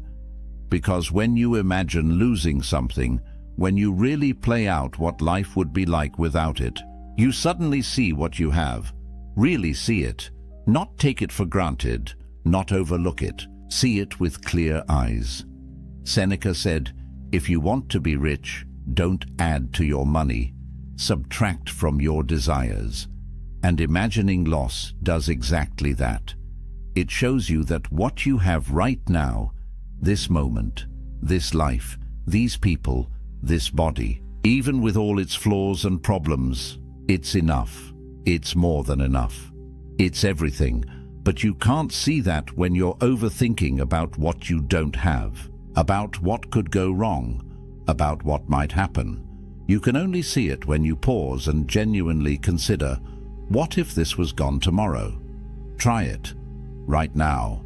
Think about someone you love, someone you see regularly, maybe even take for granted. Now imagine they're gone. Really gone. What would you give for one more conversation, one more laugh, one more ordinary day? And then realize you have that. Right now, you have them. They're still here. How many more days will you get? You don't know, but you have today. And if you spend today overthinking other things, worrying about problems that might not even be real, you're wasting something precious, something irreplaceable. This practice isn't meant to make you sad. It's meant to wake you up, to show you what's real, what matters. And once you see that, once you feel that deep gratitude for what you have right now, the overthinking loses its power, because you realize you're not missing anything. You're not broken. Your life isn't wrong. You're here, alive, and that's miraculous. Now let's address something practical, something physical, because here's what most people don't understand about overthinking. It's not just mental, it's stored in your body. Think about it. When you're anxious, where do you feel it? Your chest, your shoulders, your stomach, your jaw. Anxiety creates physical tension, and that tension keeps the anxiety alive. It's a loop. The thoughts create tension. The tension feeds the thoughts, round and round. But the Stoics understood something that modern neuroscience is just now confirming. You can interrupt this loop through the body. Marcus Aurelius wrestled, not as a sport, as a practice, as a way to discharge mental energy through physical action. Because when you move your body intensely, when you push it, challenge it, exhaust it, something happens in your brain. The stress hormones metabolize. The racing thoughts quiet. The tension releases. You can't overthink and sprint at the same time. You can't spiral and do push-ups simultaneously. The body anchors you in the present. It forces your mind to shut up and feel. Here's what this looks like practically. Next time you feel yourself starting to spiral, starting to overthink, don't try to think your way out. Move. Do 20 push-ups. Go for a run. Lift something heavy. Do jumping jacks. Clean your house with intensity. Chop wood if you have access to it. Garden. Build something. Anything that demands your body's full attention. And watch what happens. The thoughts don't just slow down. They stop. Because your nervous system gets the message. If we're doing something physical, if we're taking action, then we're not in danger. We're handling it. This is why people who exercise regularly report less anxiety, less overthinking. It's not just about endorphins. It's about giving your body a way to express what your mind has been holding. All that worried energy, all that tension, it needs somewhere to go. If it stays trapped in your head, it just cycles endlessly. But if you move it through your body, if you let it out through sweat and breath and muscle, it completes, it finishes, it's done. The Stoics knew this. They didn't just sit around philosophizing. They moved, they worked, they fought, they built. And that physical engagement kept their minds clear. So stop treating overthinking as purely a mental problem. Your body holds the key. When the thoughts start racing, move. Push yourself physically. Let your body do what your mind can't, and watch the silence return. But there's one more technique, one final path that ties everything together, and it's the one that makes all the others sustainable. Because knowing these practices is one thing. Actually using them when your mind is racing, when you're stressed, when you're triggered, that's different. That requires preparation. The Stoics called this the morning ritual, setting your philosophy in place before the chaos of the day begins. Epictetus taught his students to mentally prepare each morning, to rehearse their principles before they needed them, because if you wait until you're emotional to remember your philosophy, you'll forget. Emotions override reason, but if you've already set your framework, if you've already decided who you're going to be and how you're going to respond, then when the challenges come, you're ready. You don't have to think. You don't have to overthink. You just act according to your preset principles. Here's what this looks like. Every morning, before you check your phone, before you start your day, spend 5 minutes. Just 5. Review your principles. Today, I will focus only on what's in my control. Today, I will see obstacles as opportunities. Today, I will be present. Today, I will remember that I'm mortal and will act accordingly. Today, I will be grateful for what I have.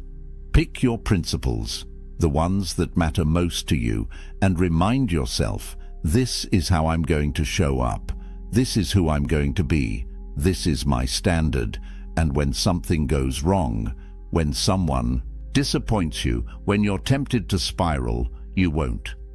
Because you already decided this morning, before it happened, you set your philosophy in place. Cato was famous for this. No matter what happened, no matter the pressure, the temptation, the threat, he responded according to his principles. People said you always knew what Cato would do, because he'd already decided years before. He didn't need to think about it in the moment.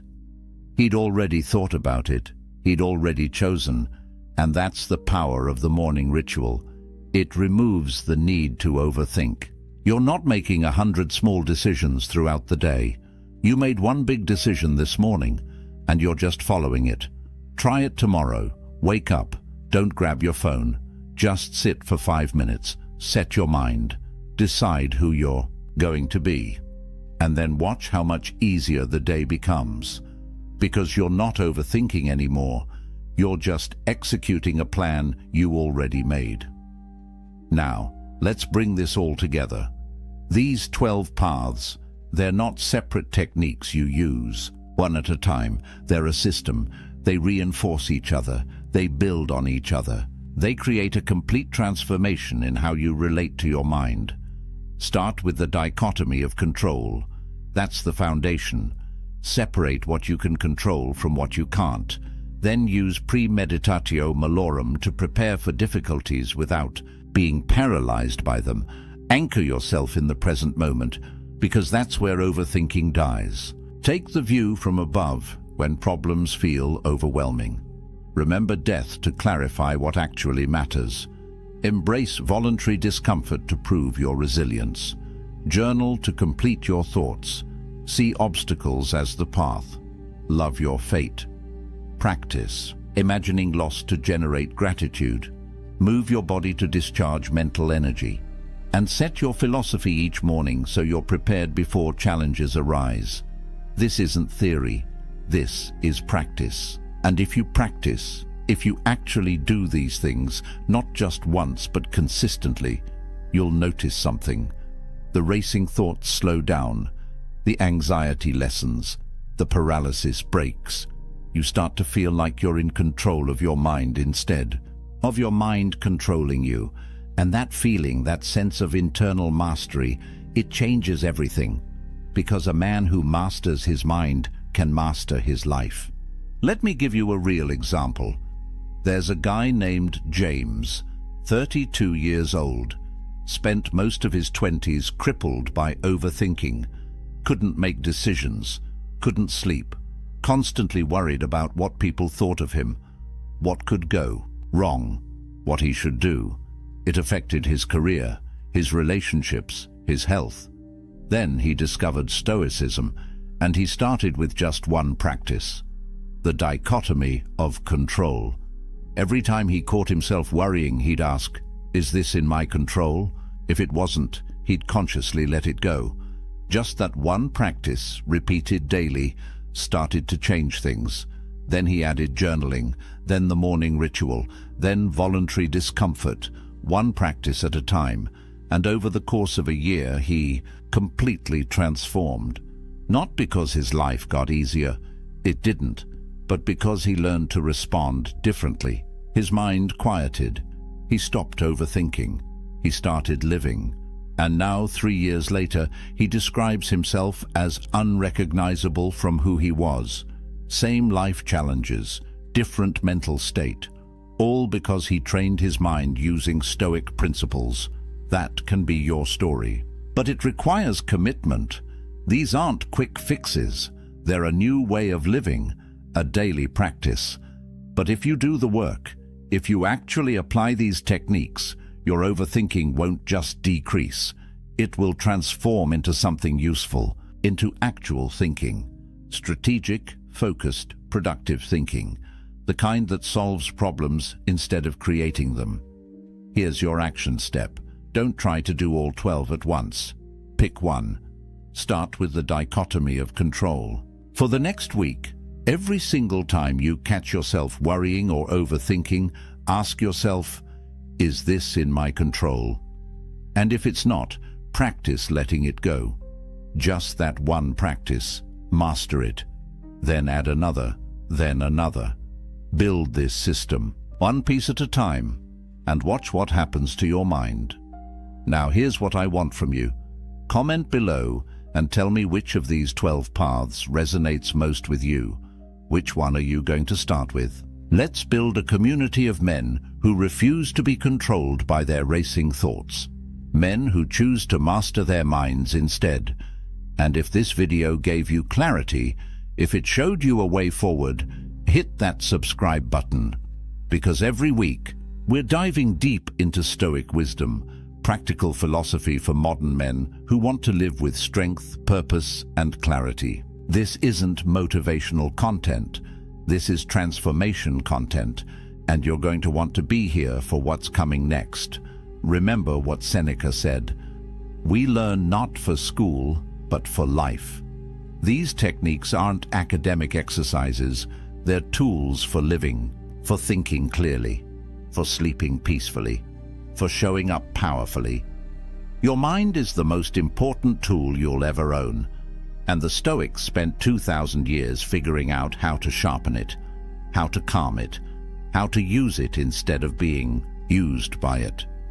The racing thoughts, the endless loops, the 3 a.m. spirals, they don't have to be your reality. There's another way, a clearer way, a stronger way, and it starts right now with one decision. You're going to take control of your mind. Not because you need to be perfect, not because overthinking makes you weak, but because you refuse to waste your limited time trapped inside your own head when there's a whole life waiting for you out here. The Stoics proved it's possible. Marcus Aurelius ruled an empire with a calm mind.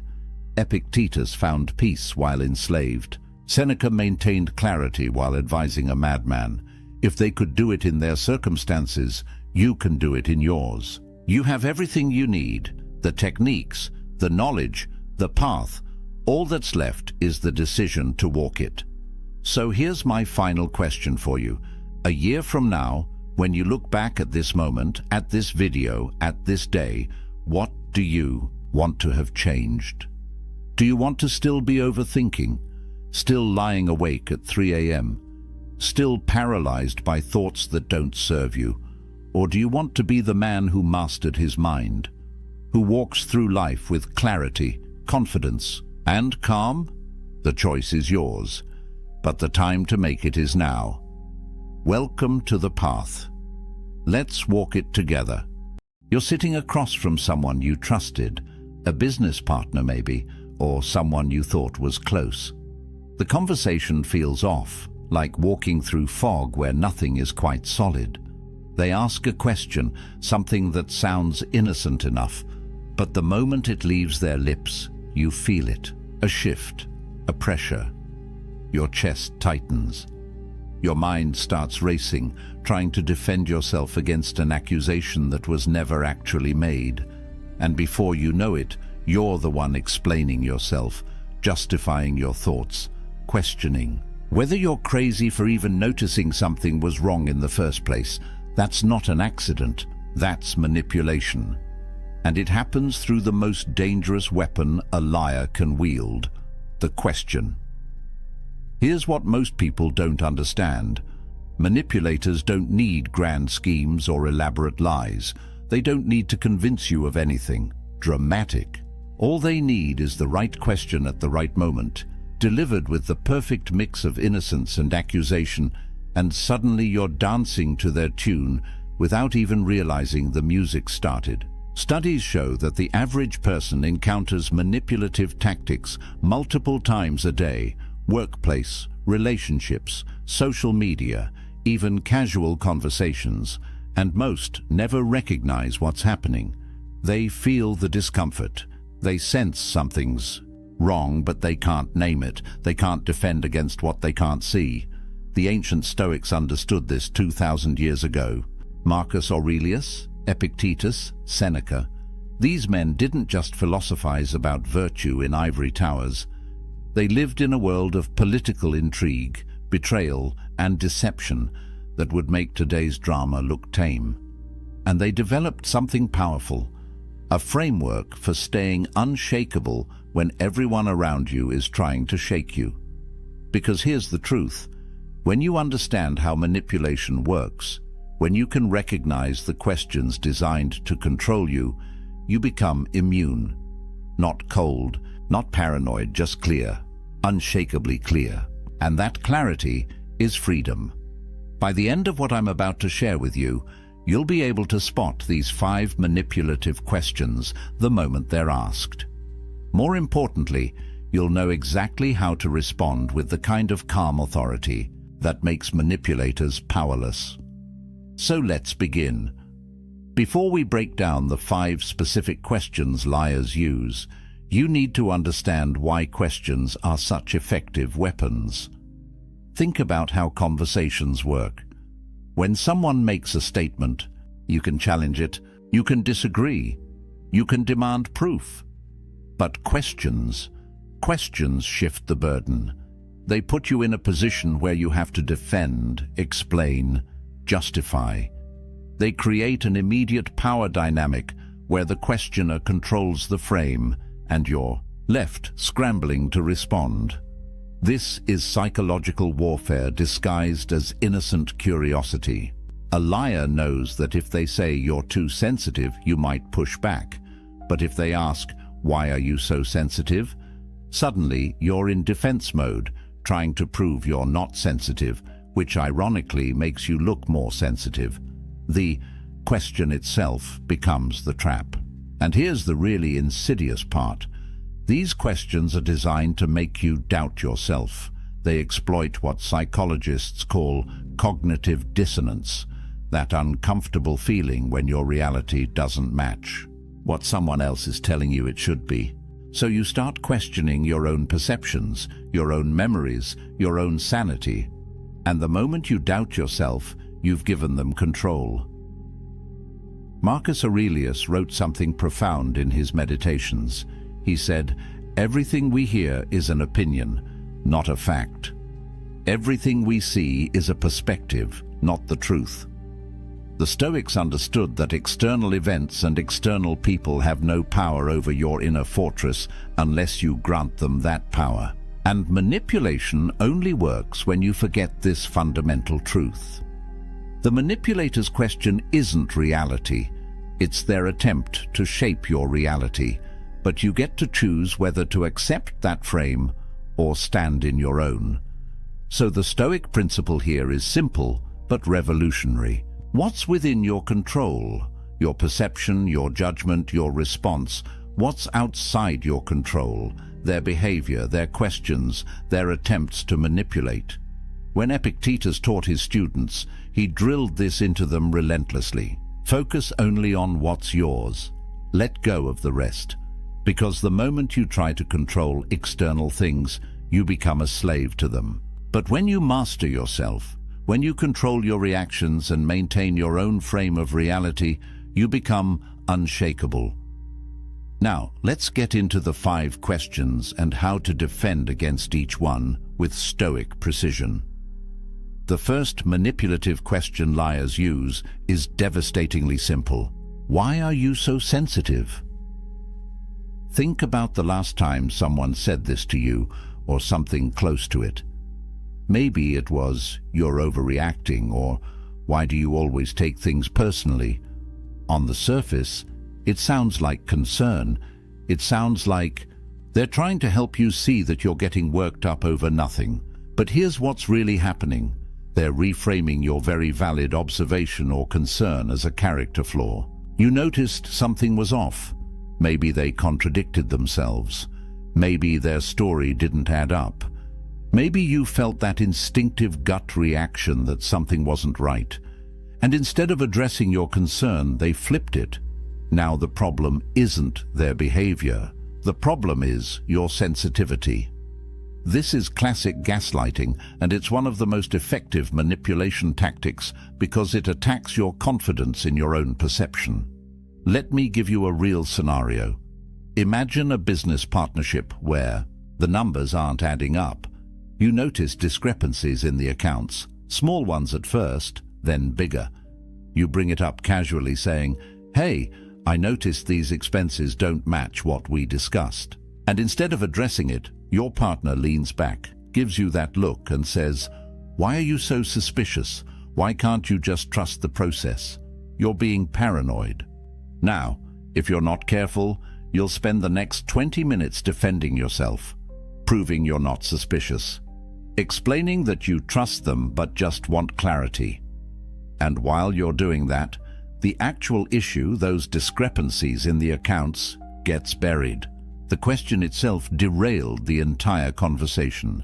That's the power of this manipulation. So what's really happening psychologically? The manipulator is making you responsible for their wrongdoing. They're shifting the emotional burden. You came with a legitimate concern about their behavior. They've now made it about your emotional state. And if you accept that frame, if you start explaining why you're not too sensitive, you've already lost. You've validated the premise of their question. But here's where the Stoics give us something powerful. Epictetus taught that we should be indifferent to external judgments, not cold, but grounded.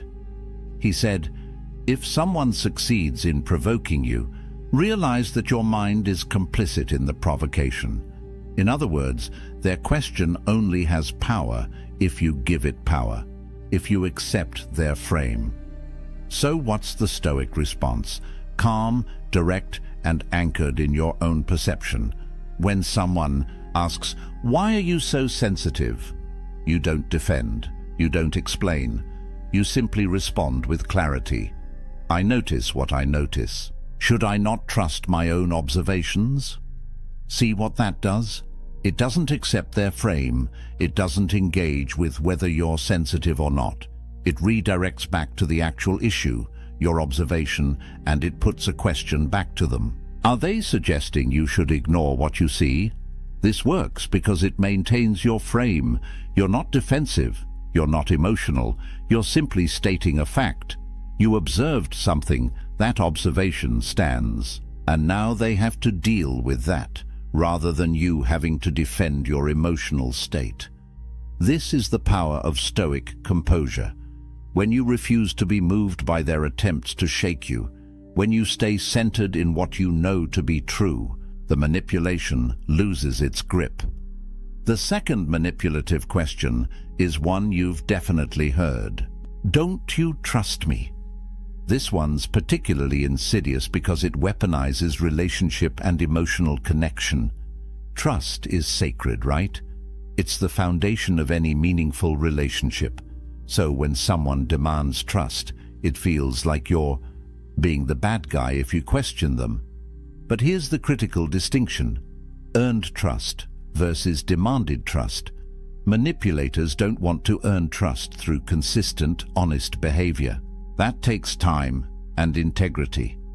Instead, they demand trust as if it's owed to them, and they use guilt to shut down any healthy skepticism. Think about this dynamic. You notice something suspicious.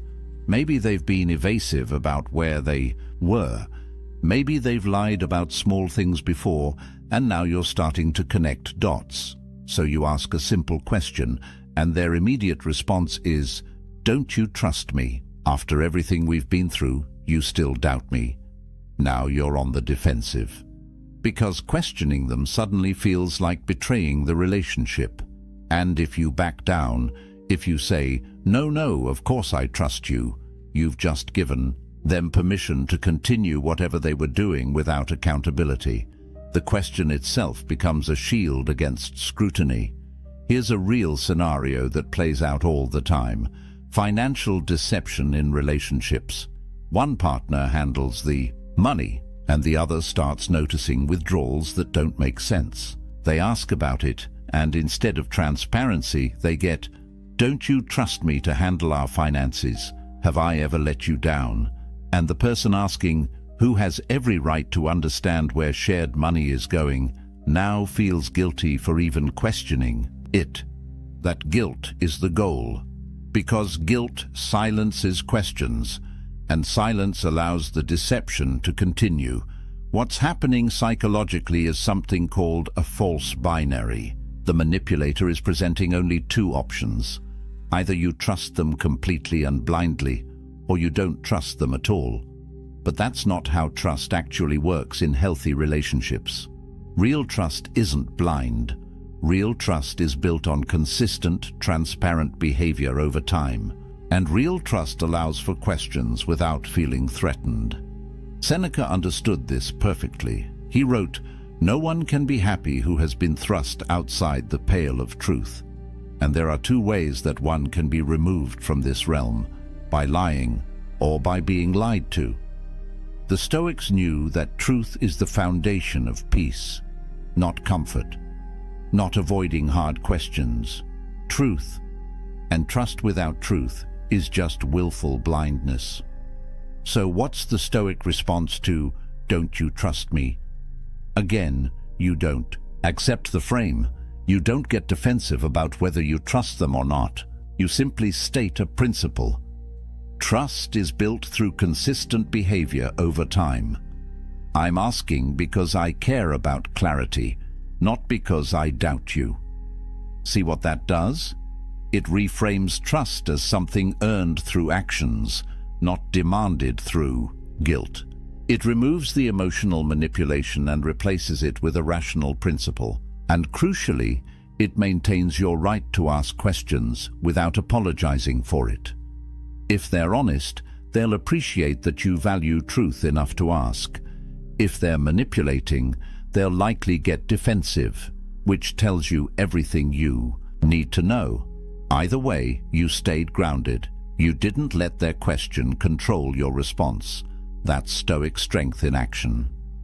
The third manipulative question is maybe the most aggressive. "Are you calling me a liar?" This one goes straight for the throat.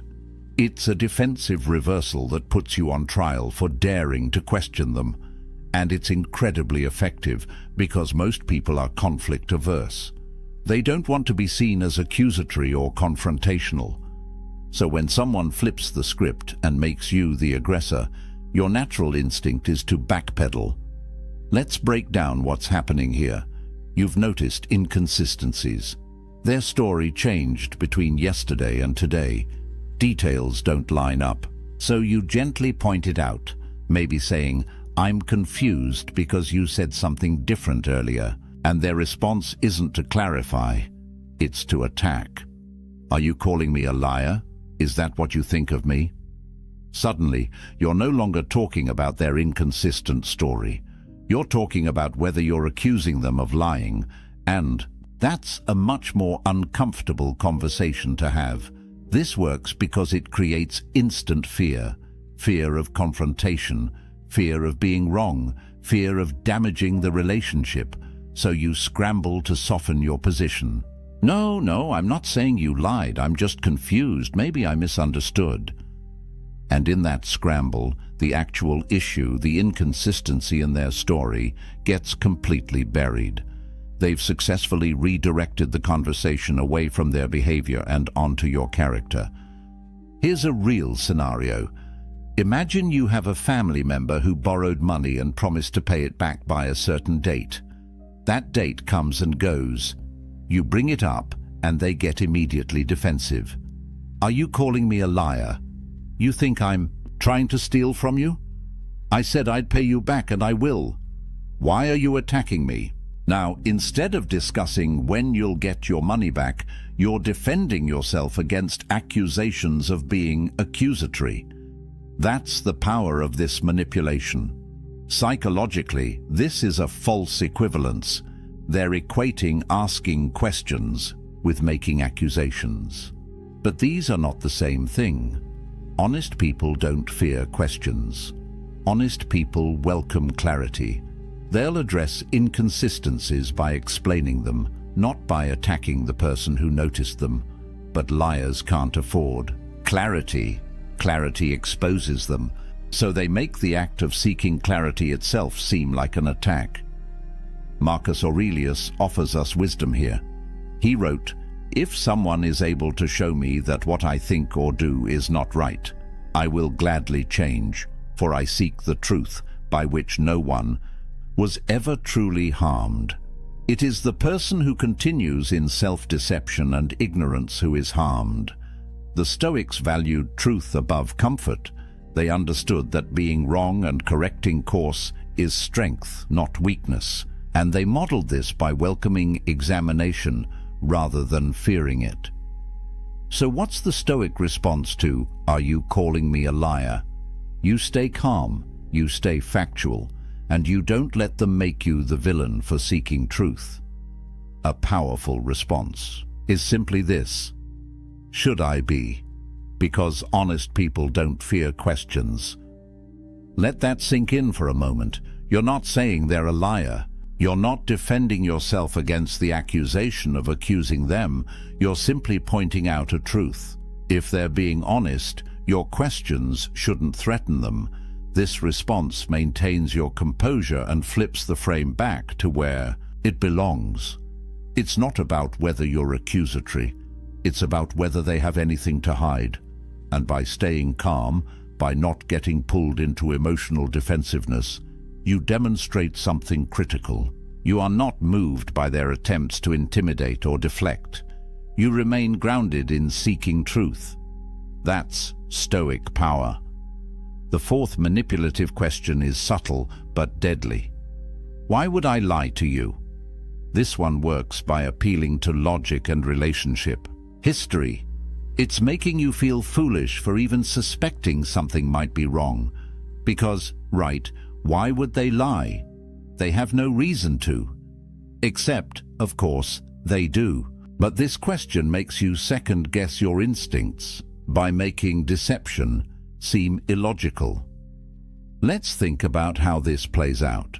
You've discovered something, maybe a hidden expense, maybe they were somewhere they said they wouldn't be.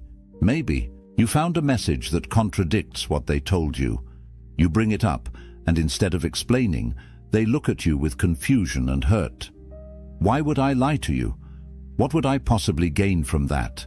After everything we've been through. Together, you really think I'd deceive you? And suddenly, you're in a position where your concern seems absurd. Why would they lie? You can't think of a good enough reason, so maybe you're just paranoid. Maybe you're seeing things that aren't there. This is manipulation through incredulity. They're making the idea of them lying seem so ridiculous that you start doubting your own perception. But here's the truth. People lie for all kinds of reasons. To avoid consequences, to maintain an image, to cover other lies, to get what they want without conflict. The question, why would I lie, isn't actually asking for a reason. It's asserting that no good reason exists, which is a claim, not a question. Here's a real scenario. You start noticing your romantic partner has been distant, working late more often, less communicative. You see messages on their phone that seem suspicious. You bring it up, trying to have an honest conversation, and they respond with, "Why would I lie to you? I love you. If something was wrong, don't you think I'd tell you?" And in that moment, it's easy to feel foolish. Maybe you're being paranoid. Maybe you're creating problems where none exist. But psychologically, what's happening is a logical fallacy wrapped in emotional appeal. Just because you can't immediately articulate why someone would lie doesn't mean they're not lying. And more importantly, your observation, the thing that triggered your concern in the first place, doesn't disappear just because you can't explain their motive. The facts don't change based on whether you understand their reasoning.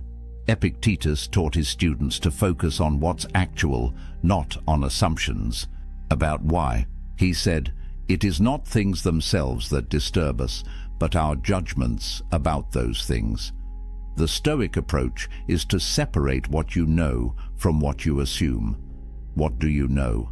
You observed something that doesn't add up. That's a fact. What? You don't know their motivation. But you don't need to understand their motivation to trust your observation. So what's the Stoic response to, "Why would I lie to you"? You don't justify your concern. You don't try to explain their possible motives. You simply state what triggered your question. "I'm asking because something doesn't add up. Can you help me understand?" This response does something powerful. It acknowledges that you noticed a discrepancy. It invites them to provide clarity, and it doesn't accept the premise that your concern is baseless just because their motive isn't obvious. You're staying in the realm of facts, not getting lost in speculation about why. If they're being honest, they'll explain the discrepancy. If they're manipulating, they'll likely continue trying to make you feel foolish for asking. And that reaction, in itself, tells you what you need to know. The Stoic remains unmoved by attempts to confuse or shame. You stay anchored in what you observed. That's your power. The fifth and final manipulative question is perhaps the most frustrating. Can't we just move on? This is the escape hatch, the premature closure. The attempt to avoid accountability by making resolution seem like the mature thing to do. But here's the problem. You can't truly move on from something you haven't actually addressed. And that's exactly what the manipulator is counting on. This question usually comes after they've been caught in something they can't easily explain. You've confronted them. You've presented evidence. They've tried deflection, denial, maybe even some of the other questions we've already covered. And when none of that works, when you don't back down, they pivot to, "Can't we just move on? Why do we have to keep dwelling on this? I thought we were past this." What makes this so effective is it appeals to your desire for peace. Nobody wants to live in constant conflict. Nobody wants to be the person who won't let things go. So when someone frames moving forward as healthy and addressing the issue as dwelling, it's tempting to agree. You don't want to be difficult. You don't want to be the problem. So you agree to move on. Except you haven't resolved anything. You've just agreed to stop talking about it, and the manipulator gets exactly what they wanted: escape without consequence. Let me give you a real scenario. You discover your business partner has been taking money from the company account for personal expenses without discussing it with you. You confront them, and after some initial defensiveness, they finally admit it, but minimize it. "Okay, fine, I used some company funds for personal stuff. It wasn't that much. I'll pay it back. Can't we just move on? Why are we still talking about this?" And you're left feeling like if you push for more, a clear repayment plan, an understanding of why it happened, assurance it won't happen again, you're being unreasonable. But here's what's really happening. They want the discomfort of the conversation to end, without the discomfort of actual accountability. They want resolution without understanding. They want forgiveness without change. And the question, can't we just move on, is designed to make you feel like continuing the conversation is the problem, not their behavior that started the conversation. Psychologically, this is about comfort over truth. And the Stoics were very clear on this point. Seneca wrote, "No one can be happy who has been thrust outside the pale of truth." Moving on without truth isn't peace, it's avoidance. And avoidance breeds resentment, mistrust, and the conditions for the same behavior to happen again. Real resolution requires understanding. It requires acknowledgement. It requires often a plan for how things will be different moving forward. The Stoic perspective is that premature peace is no peace at all. Marcus Aurelius constantly reminded himself to stay committed to truth, even when it was uncomfortable, even when it would be easier to just accept things as they are and move on, because the price of false peace is living in a false reality. And eventually, that reality collapses. So what's the Stoic response to, "Can't we just move on?" You maintain your requirement for understanding. A powerful response is, "We can move forward once I understand what happened and how we'll prevent it in the future." See what that does? It's not refusing to move forward. It's clarifying what moving forward actually requires. It's insisting on truth as the foundation for peace. And it makes clear that you're not going to accept performative resolution that doesn't address the actual issue. If they're sincere about moving forward, they'll engage with that. They'll provide the understanding and assurance you're asking for. If they're manipulating, they'll get frustrated that you won't just drop it. They'll likely try to frame you as difficult or unforgiving, but the Stoic doesn't need their approval. The Stoic needs truth. And once you have that, genuine moving forward becomes possible. Now let's bring all of this together into a unified Stoic framework that makes you untouchable when it comes to manipulation. Because recognizing the 5 questions is important, but understanding the underlying principles that make you immune is what transforms you. The Stoics built their entire philosophy on 3 fundamental pillars, and when you embody these, manipulation becomes powerless against you. The first pillar is self-control, not suppression, not coldness, but the ability to govern your emotional reactions so they don't govern you. When someone asks, "Why are you so sensitive?" and you feel that spike of defensiveness, that's normal, that's human. But the Stoic practices the pause, that space between stimulus and response where you choose how you'll react. Epictetus said, "No man is free who is not master of himself." This is what he meant. Your emotions will arise. That's not in your control. But what you do with those emotions, that's entirely yours. Manipulators target emotional reactivity. They want you flustered, defensive, confused, guilty, because in that emotional state, you're not thinking clearly, you're just reacting. But when you've trained yourself to maintain composure, when you can feel the emotion without being controlled by it, suddenly their tactics don't work. You can hear, "Don't you trust me?" and recognize it as manipulation without getting swept into guilt. You can hear, "Are you calling me a liar?" and stay grounded in your observation without getting defensive. That's power, real power, not over them, over yourself. The second pillar is clear judgment. Marcus Aurelius wrote, "Everything we hear is an opinion, not a fact. Everything we see is a perspective, not the truth." This is crucial. The manipulator's questions are their opinion about what you should think or feel, but they're not facts. When they ask, "Why would I lie to you?" that's not actually an argument. It's an attempt to shape your judgment. And the Stoic separates what's factual from what's opinion. What's factual? You observed an inconsistency. That's real. What's opinion? Their claim that observing inconsistencies means you're suspicious or untrusting, that's their framing. You don't have to accept it. This clarity of judgment means you stay focused on what's actual, not what they want you to believe is actual, not what would be more comfortable to believe, what is. And when you operate from that foundation of clear judgment, their attempts to distort your reality fail. They can ask manipulative questions all day, but if you're grounded in what you know to be true, those questions lose their power to move you. The third pillar is maintaining your frame. This is about psychological sovereignty. It's about recognizing that you are the author of your internal reality.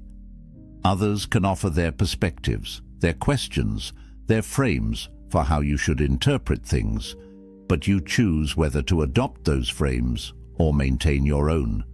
When someone asks, "Can't we just move on?" they're trying to impose their frame, moving on without understanding. But you can reject that frame and maintain your own. Understanding first, then moving forward. This isn't stubbornness, it's integrity. It's refusing to let other people's manipulation of language and emotion pull you off center. Seneca understood this when he wrote, "A gem cannot be polished without friction, nor a man perfected without trials." These manipulative questions are tests, and every time you stay grounded, every time you refuse to be moved from your center, you become stronger, not harder, not more defensive. Stronger in your ability to remain yourself regardless of external pressure. Here's what this looks like in practice. You're not trying to win arguments. You're not trying to prove you're right. You're simply unmoved. When they ask their manipulative questions, you respond with calm clarity. You don't accept their frame. You don't get defensive. You simply stay anchored in what you know and maintain your requirements for truth and understanding. And that combination, self-control, clear judgment, maintaining your frame, that makes you essentially manipulation-proof. The manipulator relies on you getting emotional, accepting their distorted version of reality, and abandoning your own perception to accommodate theirs. But when you embody these Stoic principles, none of that works. You feel the emotion, but don't react from it. You see through their distortion and stay grounded in facts. You maintain your frame despite their attempts to impose theirs. And in that state, you're free. Not because they stop trying, but because their attempts no longer affect you. This is what Marcus Aurelius meant when he wrote, "You have power over your mind, not outside events. Realize this, and you will find strength." The manipulator is an outside event. Their questions are outside events. You can't control whether they ask, but you have absolute power over how you receive those questions, how you interpret them, and how you respond. That's your domain. That's your fortress. And when you build that fortress strong, nothing external can breach it. Let's be clear about something important. This isn't about being cold. It's not about being suspicious of everyone. It's not about turning into some emotionless robot who questions every interaction. The Stoics weren't advocating for isolation or cynicism. They were advocating for clear-sighted engagement with reality. Being unmanipulatable doesn't mean being unkind. It means being clear. It means trusting your observations. It means maintaining your standards for truth, even when it would be more comfortable not to. You can still be warm, open, trusting, vulnerable. In fact, the Stoics would argue you can only truly be those things when you're grounded in this kind of strength. Because vulnerability without discernment is just naivety. Trust without verification is just wishful thinking. The Stoic is both compassionate and clear, both open and discerning. It's not either or, it's both. You can love people deeply while also recognizing when they're trying to manipulate you. And recognizing it doesn't mean the relationship is over. It means you're addressing reality instead of pretending it doesn't exist. Here's the beautiful paradox. When you become unshakable in this way, when manipulative questions can't move you, you actually improve your relationships. Because you're no longer tolerating lies for the sake of peace. You're no longer accepting distorted versions of reality to avoid conflict. You're insisting on truth as the foundation, and relationships built on truth, even uncomfortable truth, are infinitely stronger than relationships built on comfortable lies. The people in your life who are honest will appreciate this about you. They'll value that you ask direct questions, that you don't accept manipulative deflection, that you maintain high standards for truth and accountability. And the people in your life who rely on manipulation, they'll either change how they interact with you, or they'll remove themselves. Either way, you win, because you're no longer carrying the weight of their deception. So where does this leave us? You now know the 5 manipulative questions liars use. Why are you so sensitive? Don't you trust me? Are you calling me a liar? Why would I lie to you? Can't we just move on? You understand what each question is designed to do, how it shifts power, how it creates doubt, how it deflects accountability, and more importantly, you have the Stoic framework for responding with unshakable clarity. You maintain self-control so you're not reactive. You exercise clear judgment so you're not confused. You hold your frame so you're not manipulated. And from that place of strength, you can engage with the world, with relationships, with difficult conversations, without losing yourself in the process. This is what the Stoics discovered 2,000 years ago, and what remains just as true today.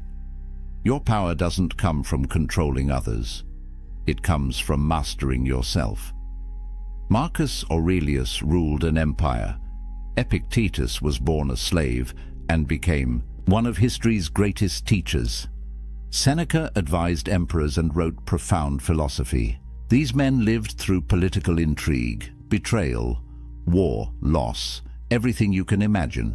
And what they all concluded was this: external circumstances cannot rob you of your internal fortress unless you let them.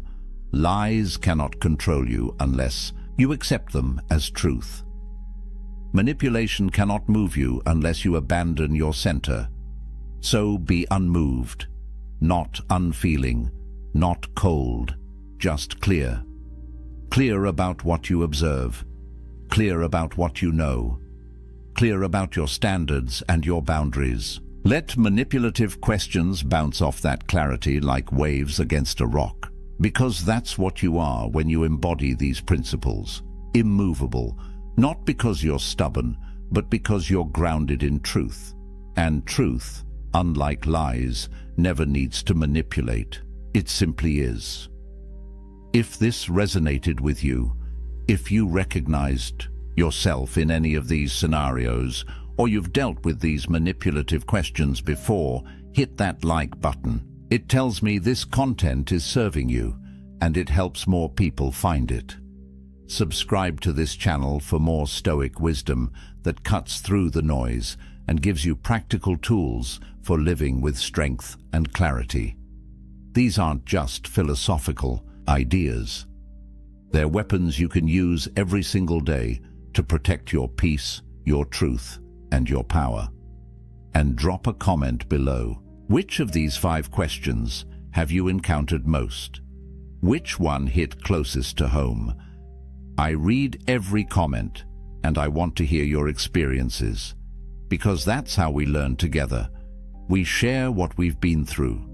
We recognize the patterns, and we support each other in standing firm. Remember this: a man who controls his mind cannot be controlled by lies. A man who knows his truth cannot be shaken by manipulation. And a man who embodies Stoic principles doesn't need to prove anything to anyone. He simply stands in his reality, clear-eyed and unshakable. Be that man. The world needs more people who can't be manipulated. More people who insist on truth. More people who remain themselves no matter what pressure they face. That's the path. That's the power. That's the promise of Stoicism. Now go walk it. Welcome back, my friends. Today we are diving into methods to make you unbreakable against women. The strongest men in history were not those who conquered armies, but those who conquered their own desires. Think about that for a moment. Imagine standing in a palace, marble pillars towering above you, gold ornaments glittering in torchlight. The emperor's lover walks past, known for her beauty, for her cunning, for her ability to bend men to her will. And yet she cannot break his composure. His gaze does not falter. His breathing does not change. He remains unmoved, as if her presence were nothing more than smoke drifting through the hall. What did these men know that we've forgotten? What secret strength made them immune to the very temptations that brought others to ruin? Tonight, you will learn the forbidden Stoic secrets that made emperors, generals and philosophers unbreakable against the most dangerous tests of all, the subtle manipulations of desire, seduction, and betrayal. These are not stories of men who hid in ivory towers writing gentle poems. These are stories of men who ruled, fought, and endured, while the world around them burned with chaos and treachery. Stoicism was not a dry philosophy to be studied by scholars. It was a weapon, a shield forged in the fire of war and betrayal, polished in the courts of intrigue, and sharpened in the silent chambers of temptation. The men who lived by its principles did so not for comfort, but for survival. Because in their world, to be broken by passion or to be owned by desire meant the loss of power, the loss of freedom, and in many cases, the loss of life itself. These secrets were whispered among emperors who faced conspiracies in their own bedrooms, among generals whose wives and mistresses were courted by enemies, eager to twist loyalty into treason, among philosophers who walked through the markets of Rome, mocked and tempted, yet never once bowed their heads in shame. And while the centuries have passed, the truth has not changed. The methods they practiced, the rituals they performed, and the discipline they wielded remain as deadly effective today as they were 2,000 years ago. In this video, you will uncover 7 rarely revealed practices, principles so brutal, so uncompromising, that they carved into men a strength no woman, no betrayal, no temptation could break. These were not gentle affirmations. They were cold disciplines, designed to strip away weakness and reveal the core of a man who could not be manipulated. You will hear of the emperor who trained his gaze to see the soul rather than the skin, of the general who prepared daily for betrayal so that not even his wife's treachery could move him, of the philosopher who, as a slave, laughed in the face of mockery and later counseled the very people who once humiliated him, of the soldier who endured public shame in silence, and in that silence found more power than any words could ever give. Each of these lessons comes from the crucible of history. They are not theories. They were tested by men who faced the sharpest daggers and the cruelest temptations. By the end of this journey, you will not simply know what Stoicism is. You will hold in your hands the very tactics that made the greatest men in history mentally unbreakable. So ask yourself, are you ready to stand where they stood? To face the same fire and come out forged into something harder than iron? Then listen closely, because the 7 brutal Stoic secrets are about to be revealed. In the private chambers of Marcus Aurelius, the night was never without tests. Behind the polished marble doors, servants whispered, and messengers slipped in with subtle agendas. Among them were courtesans, women chosen for their beauty and sent to tempt the emperor into weakness. They were not gifts of pleasure. They were weapons, sharpened by rivals who understood that the fall of a man often begins with his gaze. Marcus Aurelius did not shield himself from these trials. Instead, he confronted them with discipline that few could imagine. He trained his eyes never to linger. A fleeting glance could become a chain, a spark that grew into fire. To him, desire was not passion. Desire was enslavement, the beginning of a ruler's decline. He believed the battle for mastery did not start on the battlefield or in the Senate chamber. It began with perception, in the simple act of looking. If you allowed your eyes to be pulled, you had already surrendered ground. The man who could not control his gaze could not control his life. Modern men think they are immune to this test, yet they are surrounded by it constantly. The glow of a screen filled with images designed to seize attention. The lingering glance at beauty in the office, on the street, or across a crowded room. Each moment of weakness is a thread, and enough threads woven together will bind a man in chains. Marcus understood what many forget. To be unbreakable, you must master the smallest of choices. The first step before desire takes root.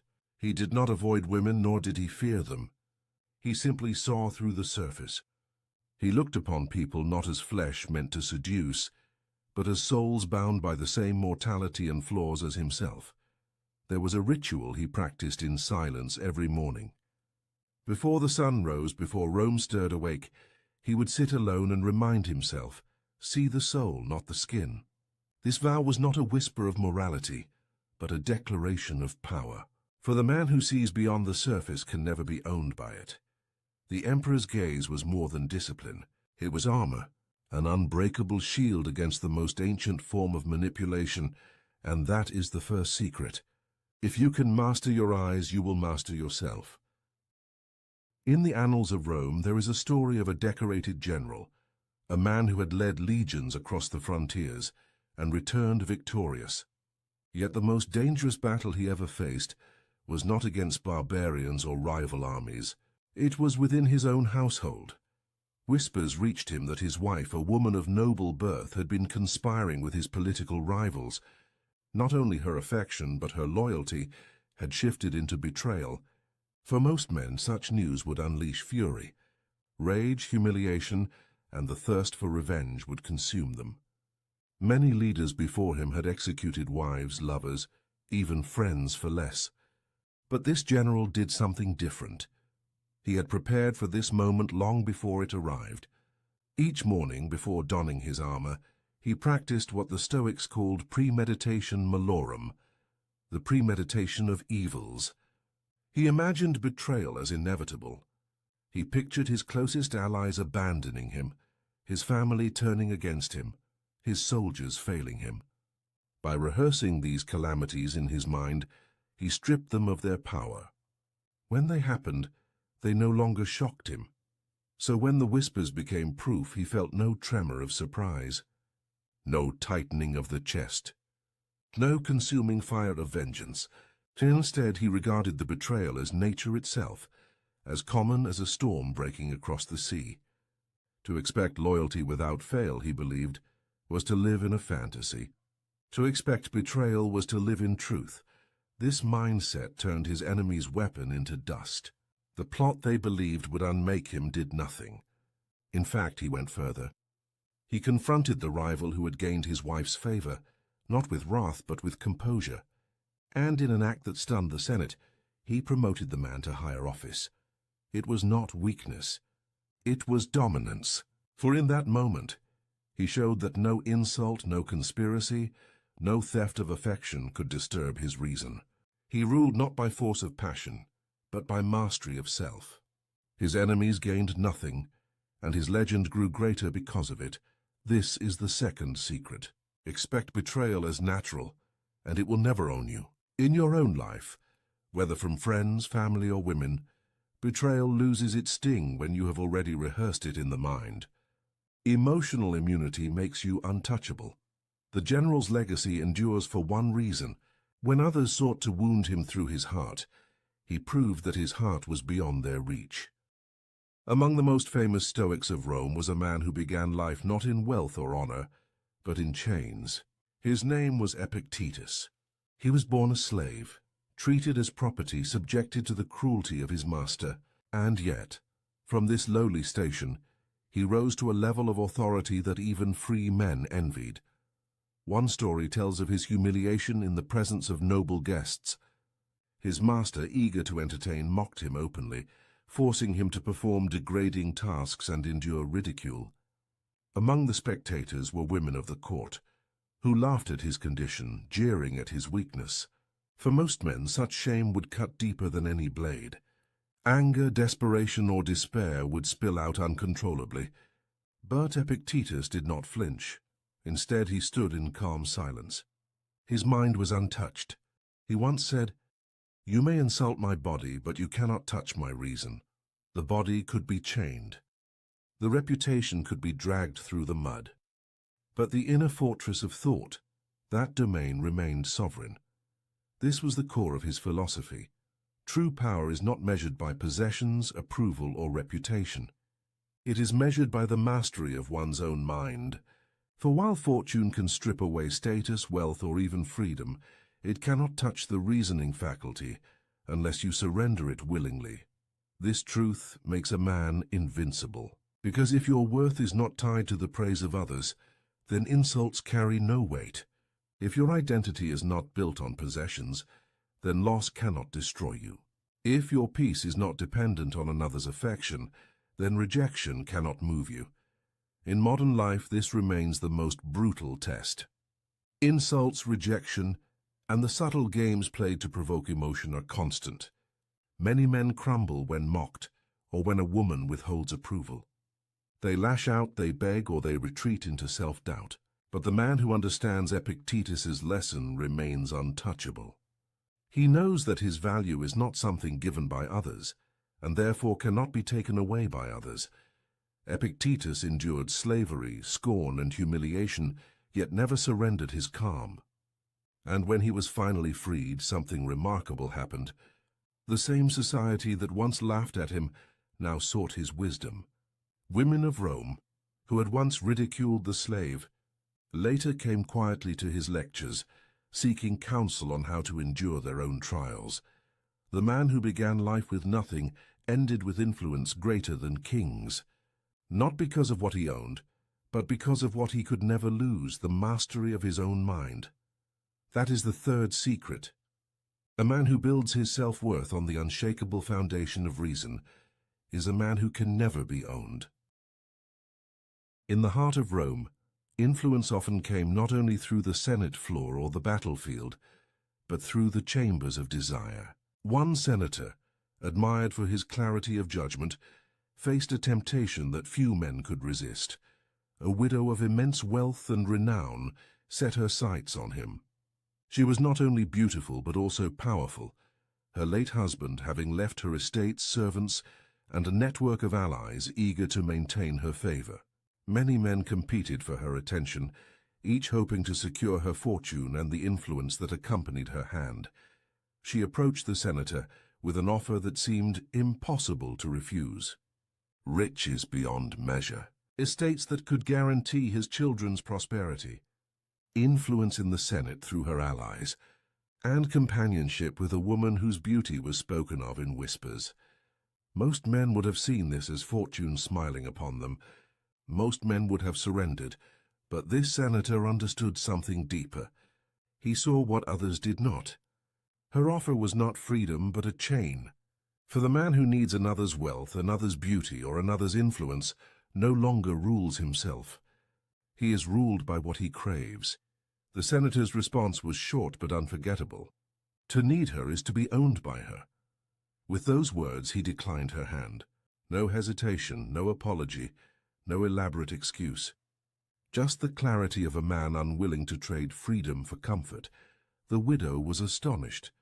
Accustomed to bending men with her offers, she turned her attention to others, and indeed other men fell. One senator accepted her wealth, and soon found himself a puppet, his every vote in the Senate dictated by her will. Another sought her beauty, and when she withdrew her affection, he crumbled in disgrace. She destroyed them not with daggers or poison, but with chains of desire. The man who walked away remained unbroken. His independence became a legend, whispered as both a warning and a lesson. While others gained temporary pleasure and quick ruin, he preserved something far more valuable: sovereignty over himself. The Stoic principle here is brutal in its simplicity. Freedom means desiring nothing that enslaves you. It is not wealth itself that corrupts, nor beauty, nor influence, but the need for them. Once you believe you cannot live without these things, you have already surrendered your will. In modern life, the trap is no less common. Many men trade their freedom for transactional relationships, where wealth and beauty become bargaining chips.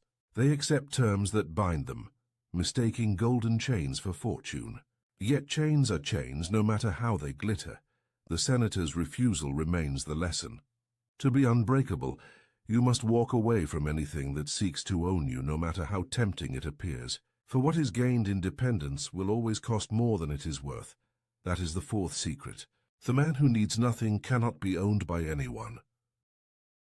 There is a tale from the late days of the Roman Republic, when intrigue flowed more freely than wine. A philosopher of great renown was invited to a banquet hosted by a woman whose beauty was matched only by her reputation for manipulation. She was known to ensnare men of power, drawing secrets from them under the influence of desire, and then using those secrets as weapons. At the feast, she presented the philosopher with a jeweled goblet of wine. The aroma was sweet, the color deep, but the cup was laced with herbs said to cloud the mind and inflame the body. It was not meant to honor him, but to bind him. Once weakened by passion, he could be blackmailed, controlled, even ruined. Most men in his position would have accepted without question. To refuse a drink in such company was an insult. To deny her was to risk offense, and perhaps even political retaliation. Yet the philosopher knew the truth. Pleasure that costs freedom is poison. He held the cup in his hand, studied it, and smiled politely. Instead of drinking, he set it aside. He asked for water, clear and untainted, and lifted it in a quiet toast. It was a small gesture, but one that spoke louder than any speech. He chose clarity over indulgence, freedom over desire, discipline over weakness. The hall fell into silence. The seductress's weapon had failed. Her scheme collapsed, not because of confrontation, but because the man she sought to trap refused to play the game at all. By denying the poisoned cup, he denied her power. This is the essence of Stoic wisdom. Not all pleasures are gifts. Many are traps, designed to enslave the will and bend the spirit. What appears sweet on the surface may carry within it chains that bind you tighter than iron. The modern world offers its own poisoned cups.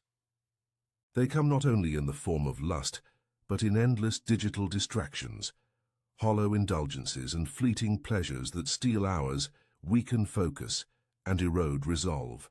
Each one promises delight, but the cost is freedom. The man who accepts without discipline becomes dependent, ruled by cravings rather than reason. The philosopher's lesson is timeless. To remain unbreakable, you must examine every pleasure with suspicion. Ask not only what it offers, but what it demands in return. If it demands your freedom, your focus, or your self-respect, then it is no gift at all. It is poison. That night the philosopher left the banquet untouched, his reputation intact, his will unbroken. The seductress turned her schemes on others, and lesser men fell. But his quiet act of rebellion, raising a simple cup of water, became legend. That is the fifth secret. The man who refuses the poisoned cup can never be mastered. In the dusty camps along the Roman frontier, soldiers were tested not only by the sword, but by the eyes of those who watched them. Among these warriors was a centurion known for his iron discipline. He had marched through snow, fought through ambushes, and carried the scars of countless campaigns. Yet his greatest trial came not on the battlefield, but in the heart of Rome. Word spread quickly through the capital. His wife, a woman of high birth, was seen in the arms of another man. The whispers grew into open mockery. Rivals expected him to lash out with violence, to challenge the offender, to stain the streets with blood. Others expected him to crumble, humiliated before his men. A lesser soldier might have done both, but this centurion did neither. He showed no anger, no visible wound. He did not confront his wife in public, nor raise his voice in private. He spoke nothing of it at all. Instead, he carried on his duties with the same precision as before, drilling his soldiers, leading his marches, enforcing order. His silence unsettled everyone. The enemy could not provoke him. The gossipers could not shake him. The more they sought a reaction, the more his composure revealed their weakness. This was not passivity, it was strategy. He understood the Stoic principle that silence is a weapon. To rage, to argue, or to plead would have surrendered power to those who sought to break him. Indifference was stronger than confrontation, for it starved manipulation at its root. In modern life, the same truth holds. Many attempt to provoke men into emotional outbursts.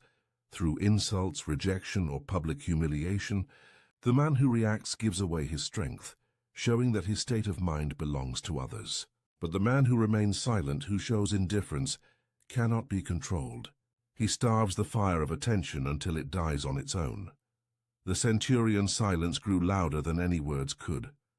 His enemies could not twist his image into one of a jealous fool. His soldiers, seeing his unshaken demeanor, respected him more. Even the Senate, hearing of his restraint, elevated him further, for they trusted a man who could not be baited by scandal.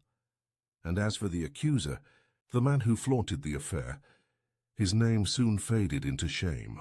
Without reaction to fuel his triumph, he became nothing more than a shadow of gossip, forgotten as quickly as he rose. The lesson is clear. Silence is not weakness, it is mastery. The unbreakable man does not need to defend his pride with words or violence. His composure speaks louder than any reply. That is the sixth secret. The man who governs his tongue and his temper rules not only himself but all who seek to provoke him. There is an account of a philosopher whose wife passed away after many years at his side. She was admired in the city, loved by her household, and her funeral was attended by crowds who came to mourn. The air was thick with incense, the sound of weeping echoed through the streets, and her body was carried with solemnity to its resting place. Among those gathered, all eyes turned to her husband. They expected him to collapse in grief, to weep as others wept, to show the same raw emotion that death forces upon even the strongest. But he did none of these things. He stood calm, his face composed, his gaze steady. He neither tore his garments in anguish, nor shed a single tear. His composure unsettled the mourners, who whispered that his heart must be made of stone. One man confronted him openly, mocking him before the crowd. "Do you feel nothing? Was she nothing to you, that you stand as if you have lost no one at all?" The philosopher's reply was simple, but it carried the weight of centuries. Death is not cruelty, but nature's order. To resist is to defy reason. He explained that grief is not owed to death, for death is no injustice. It is the destiny of all men and women, the cycle of nature itself. To rage against it is as futile as raging against the setting sun. Tears do not change the order of the universe. Reason demands acceptance, for what cannot be altered must be embraced. The Stoic principle is clear. To accept nature is to master suffering. Even the loss of love is not tragedy, but training. Each heartbreak is an opportunity to strengthen the mind against what is inevitable. To cling desperately to what must pass is to guarantee endless torment. To accept with calm is to become indestructible. Modern men face this trial in different forms. The end of a relationship, betrayal, abandonment, heartbreak. Each feels like death, and each tempts men to collapse in grief. But the philosopher's example reveals the path of mastery. Do not curse nature for taking what was never yours to keep. Stand firm, let reason guide you, and move forward unbroken. When the final rites were finished, the philosopher did something that chilled those who witnessed it. As the mourners sobbed and the air was filled with lamentation, he turned from the graveside and walked away with head unbowed, steps steady and spirit unshaken. Where others dissolved into sorrow, he carried himself like stone, a living reminder that no power in the world, not even death, could bend his reason. That is the seventh secret. Acceptance is not indifference, it is power. The man who accepts all that nature brings cannot be destroyed by loss, for nothing can take away his mastery of himself. The lessons are now before you. the emperor's gaze, the betrayed general, the slave who owned his masters, the widow's trap, the poisoned cup, the soldier of silence, and the philosopher's funeral. 7 brutal secrets, each forged by men who refused to be broken. These were not abstract ideas or comfortable teachings. They were weapons sharpened by necessity, proven in the harshest trials of life. Men who ruled empires, commanded armies, and endured humiliation carried these principles as their shield. They stood unmovable, even when beauty, betrayal, temptation, and death itself tried to break them. And you too can carry them. Implementing even one will separate you from the ordinary. Because most men surrender their minds at the first test. They let their gaze be captured, their emotions be provoked, their desires be chained, their grief consume them. But the man who takes these secrets into himself walks another path. He is no longer ruled by what he cannot control. He rules himself, and that is the highest form of power. So let this be your final strike of the night. Start tomorrow. Do not let your eyes, your heart, or your silence be controlled by another. That is the first step to becoming unbreakable. Begin with the first secret. Tomorrow morning, practice the emperor's gaze. Notice where your eyes wander and take back control. Train your perception, and you will discover that the first battle is already won. And if you are ready for more, subscribe now. This is only the beginning. There are countless forbidden Stoic secrets waiting to be revealed. Secrets that will arm you with the same strength that once shaped emperors, generals, and philosophers. Stay vigilant. Stay disciplined. Stay unbreakable. There's a man sitting alone in his apartment right now. The city hums outside his window. His phone buzzes with notifications, dating app matches, messages from people wanting his attention, his time, his energy. He looks at the screen, then sets it face down on the table. He pours himself a drink, opens a book, and settles into the silence. And in that moment, he possesses something most men are desperately searching for, but will never find. Freedom. Real freedom. The kind that can't be given or taken away. The kind that lives inside you, independent of anyone else's approval, desire, or presence. Society will tell you this man is broken, that he's missing out. That true fulfillment only comes when you find someone to complete you. But what if I told you that the ancient Stoics, men who built empires and weathered exile, who faced death with calm eyes and lived through chaos with unshaken minds, understood a truth that modern culture has forgotten? What if the greatest power a man can possess isn't the ability to attract someone, but the ability to be whole without anyone at all? This isn't about bitterness. This isn't about fear or avoidance.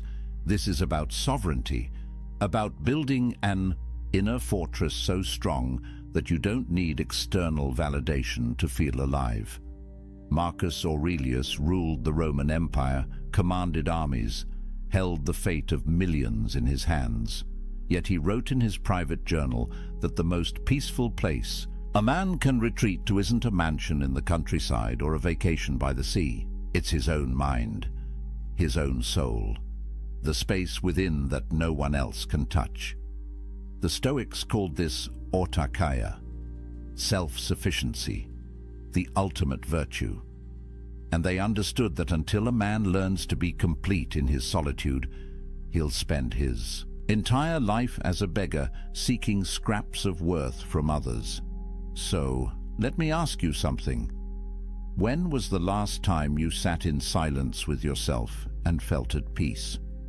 When was the last time you made a decision purely for you, without considering what someone else might think? When was the last time you felt truly free? Because what I'm about to share with you isn't just philosophy, it's liberation. And once you see it, you can't unsee it. The world has sold you a script. From the time you were a boy, you've been handed a blueprint for what success looks like. Get the girl, build the relationship, settle down, find your other half. The narrative is everywhere, in movies, in songs, in the casual conversations where people ask with pitying eyes, Why are you still single? As if being alone is a disease that needs curing, as if you're incomplete until someone else validates your existence. And here's the trap. Most men spend their entire lives chasing this script without ever questioning whether it's true. They measure their worth by their relationship status. They gauge their masculinity by how attractive their partner is, by how quickly they can lock someone down, by whether they can prove to the world that they're wanted. But the Stoics saw through this illusion 2,000 years ago. Epictetus, who spent years as a slave before becoming one of history's greatest philosophers, taught that true freedom has nothing to do with external circumstances. A man can be chained in a prison cell and be free. A man can live in a palace and be enslaved. The difference isn't what surrounds you, it's what lives within you. He wrote that when you attach your happiness to anything outside your control, you become a slave to that thing. The weather, your reputation, other people's opinions, and yes, whether or not you're in a relationship. Think about that for a moment. Every time you check your dating app, hoping for a match, you're giving away your power. Every time you change who you are to be more appealing to someone else, you're surrendering your sovereignty. Every time you measure your day by whether she texted back, you're living as a prisoner. And the cruelest part is that society applauds this slavery. It calls it love. It calls it devotion. It calls it being a good partner. But here's what nobody tells you. 63% of men between 18 and 29 are single right now. That's not a statistic from ancient Rome. That's from 2025. And it's rising. Meanwhile, only 34% of women in that same age group are single. What does that tell you? It tells you that the dating landscape has fundamentally shifted. It tells you that the old rules don't work anymore. And it tells you something even more important. You're not alone in feeling like the game is rigged. But here's where most men make their fatal mistake. They look at these numbers and feel inadequate. They internalize the message that something is wrong with them, that they're not good enough, attractive enough, successful enough. They double down on the chase, working harder to prove their value in a marketplace that treats them as disposable. And with every rejection, every ghosting, every situation where they compromise their values just to keep someone interested, they lose a little more of themselves. The Stoics would look at this and see madness. They'd ask, why are you seeking your worth in the opinions of others? Why are you measuring your happiness by whether someone else chooses you? Why are you giving away the one thing that truly belongs to you, your inner peace, in exchange for scraps of external validation? Marcus Aurelius wrote, "You have power over your mind, not outside events. Realize this, and you will find strength." Read that again. You have power over your mind, not over whether she likes you back, not over whether your relationship works out, not over whether you end up alone. You have power over how you interpret these things, over what meaning you assign to them, over whether they disturb your peace or leave you untouched. And that, brother, is everything, because here's the truth that will set you free. Being single isn't a problem to solve, it's a power to harness. And the moment you understand that, the moment you stop seeing solitude as something to escape and start seeing it as something to embrace, everything changes. You stop being a man who needs someone. You become a man who chooses connection from a place of fullness, not emptiness. You stop being the beggar at the table. You become the king who decides if and when he shares his throne. But society doesn't want you to know this, because a man who is complete on his own is dangerous. He can't be controlled. He can't be manipulated. He doesn't need the validation that keeps the whole system running. He's free, and free men change the world. So let me show you what that freedom looks like. The ancient Stoics had a word that most people have never heard: autarkia. It's Greek, and it means self-sufficiency. Not in the sense that you live in the woods, chopping your own wood and filtering your own water, but in the deeper sense that your well-being, your peace, your sense of worth comes from within. It's the understanding that you need nothing outside yourself to be complete. That happiness isn't something you find in another person. It's something you cultivate in the fortress of your own mind. Marcus Aurelius understood this at the deepest level. Here was a man who had everything society says should make you happy. Emperor of Rome, immense wealth, beautiful family, power that stretched across the known world. Yet he wrote in his meditations, "Nowhere can man find a quieter or more untroubled retreat than in his own soul, not his palace, not his empire, his own soul." And he added, "It is in your power to retire into yourself whenever you choose." Think about what he's saying. The greatest sanctuary you'll ever know isn't a place. It's a practice. It's the ability to withdraw into your own mind, to find peace there regardless of what's happening around you, whether you're surrounded by chaos or sitting in silence, whether you're with someone or alone. The peace isn't circumstantial, it's constitutional, it's built into who you are. And once you develop this capacity, you become unstoppable.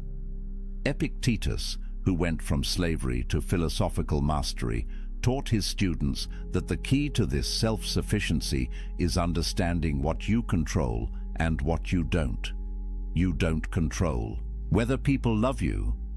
You don't control whether relationships last. You don't control the economic factors that make dating harder, the cultural shifts that change the rules, or the fact that modern technology has turned human connection into a swipe-based marketplace. None of that is in your control, but you do control your character, your response, your inner state, your decision about what kind of man you're going to be regardless of circumstance. And this is where it gets powerful. When Musonius Rufus, another Stoic philosopher, was exiled from Rome, sent away from his home, his friends, everything familiar, he didn't collapse into despair. He didn't spend his days mourning what he'd lost. Instead, he used his solitude to deepen his practice. He worked on his virtue. He refined his character. He became more himself, not less. And when people came from far away to learn from him, even in exile, they found a man who radiated peace, a man who proved that external circumstances have no power over an internally complete person.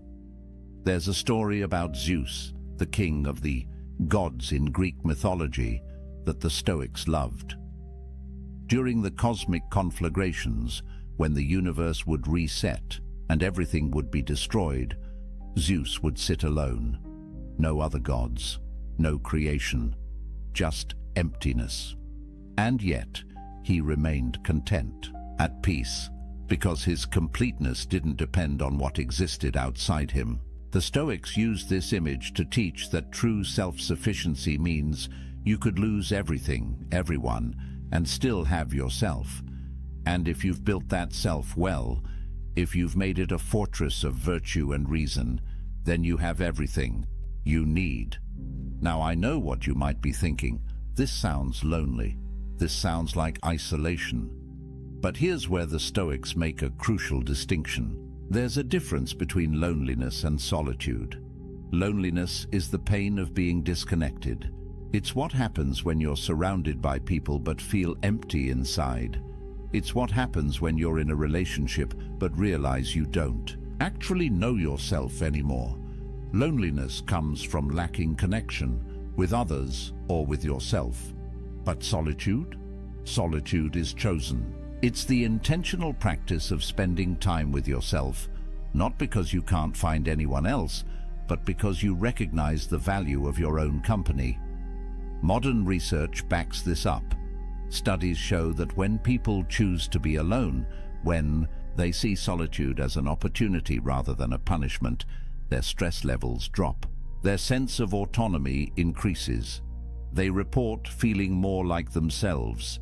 But when solitude is forced, when it comes from rejection or circumstance beyond their control, that's when the negative effects show up. The difference is agency, power, choice. A man who embraces solitude isn't running from connection.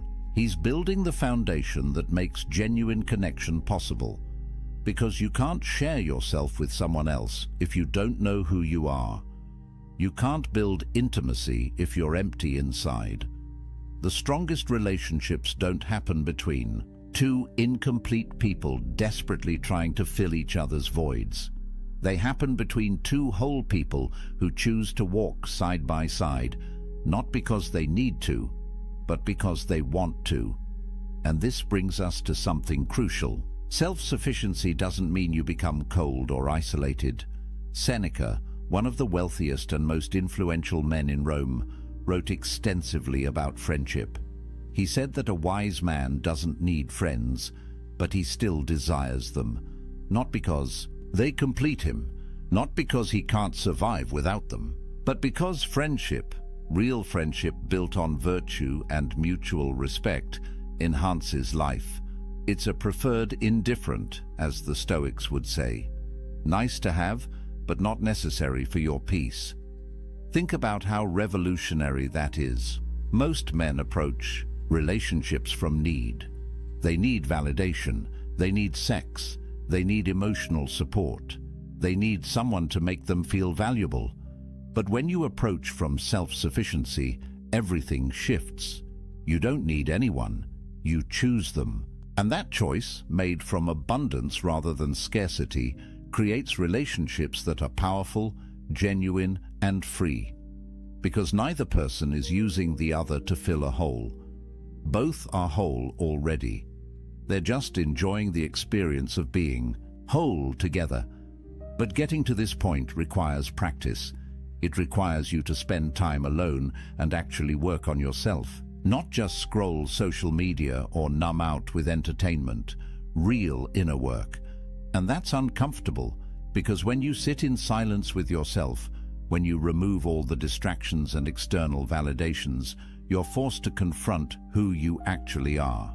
The thoughts you've been avoiding, the patterns you've been running from, the ways you've been living someone else's script instead of your own. Marcus Aurelius faced this daily. In his journal, he wrote reminders to himself. Wake up in the morning and remember who you are. Remember your principles. Don't let the chaos of the day pull you away from yourself. He understood that the greatest battle isn't against external enemies. It's against the internal tendency to lose yourself in the noise, to give away your power piece by piece until you wake up one day and realize you don't recognize the person you've become. But when you build self-sufficiency, when you develop autarkia, something remarkable happens. You stop being reactive. You stop living at the mercy of circumstance.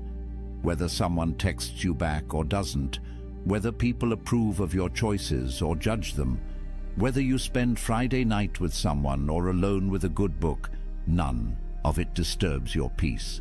You're grounded, centered, free. And that freedom, brother, is more valuable than any relationship could ever be. Because here's the paradox. The man who needs no one is the man everyone wants to be around. Strength attracts. Completeness attracts. When you're not grasping, not needy, not performing for validation, people feel it. They sense that you're different, that you operate from a different place. And the connections you do form, when you're ready, if you choose them, will be deeper and more real than anything you could build from a place of need. So what does this actually give you? What changes when you embrace solitude instead of running from it? The Stoics believed that external goods come in two categories: things that are genuinely good, like virtue and wisdom and character, and things that are preferred indifference, wealth, health, relationships. Nice to have, but not essential to your well-being, not determinative of your worth. The moment you internalize this distinction, a weight lifts, because you stop attaching your happiness to things you can't control. Let's Get practical. When you're single and you embrace it, you have financial sovereignty. No expensive dates where you're performing, trying to impress someone. No shared expenses where you have to negotiate every purchase. No compromise on how you spend your money. Every dollar you earn is yours to allocate as you see fit. You can invest in yourself, build your skills, travel, save, create, and you don't have to justify these choices to anyone. Modern research shows that single men, particularly those who embrace their status rather than fighting it, report lower financial stress. They have more control over their economic futures. They're not tied to another person's spending habits, debt, or financial crises. And in a world where economic pressure is one of the leading causes of relationship breakdown, that's not a small thing. You eliminate an entire category of stress simply by being financially sovereign. Then there's time sovereignty. Think about the hours you get back when you're not texting constantly, planning dates, negotiating weekend plans, attending social functions for someone else's sake. Time is the only truly non-renewable resource. Once it's gone, it's gone.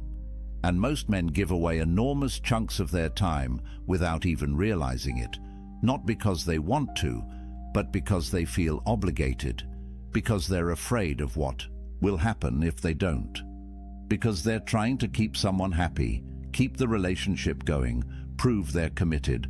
But when you're single, every hour belongs to you. Want to wake up early and work on that business idea? Do it. Want to spend Saturday learning a new skill? You can. Want to sit in complete silence for an afternoon and just think? Nobody's going to text you asking where you are or why you're being distant. This isn't selfishness, it's self-ownership. And the Stoics believed that a man who doesn't own his time doesn't own his life. Marcus Aurelius, again, the busiest man in the empire, wrote about guarding his time like a fortress. He knew that every hour given to someone else's priorities was an hour stolen from his own development, his own contemplation, his own practice of virtue. He wasn't antisocial, he fulfilled his duties, but he was ruthless about protecting the time he needed to be alone with his own mind, because he understood that without that time, he'd lose himself in the chaos of external demands. Then there's mental sovereignty. This might be the most important one. When you're in a relationship, especially one built on neediness rather than choice, you carry enormous emotional labor. You're managing someone else's feelings, anticipating their needs, walking on eggshells to avoid conflict, constantly adjusting yourself to maintain harmony. And over time, this erodes you. You start to forget what you actually think, what you actually want, because you've spent so much energy managing the relational dynamics. But when you're alone, your mind is your own. You can think clearly, process your own emotions, develop your own worldview. Make decisions based on your values, not on what will keep the peace. There's a reason why great thinkers throughout history, from philosophers to scientists to artists, often did their best work in solitude. Because the mind needs space to wander, to connect ideas, to see things from new angles, and you can't do that when you're constantly reactive, constantly managing relationship dynamics, constantly split between your own needs and someone else's.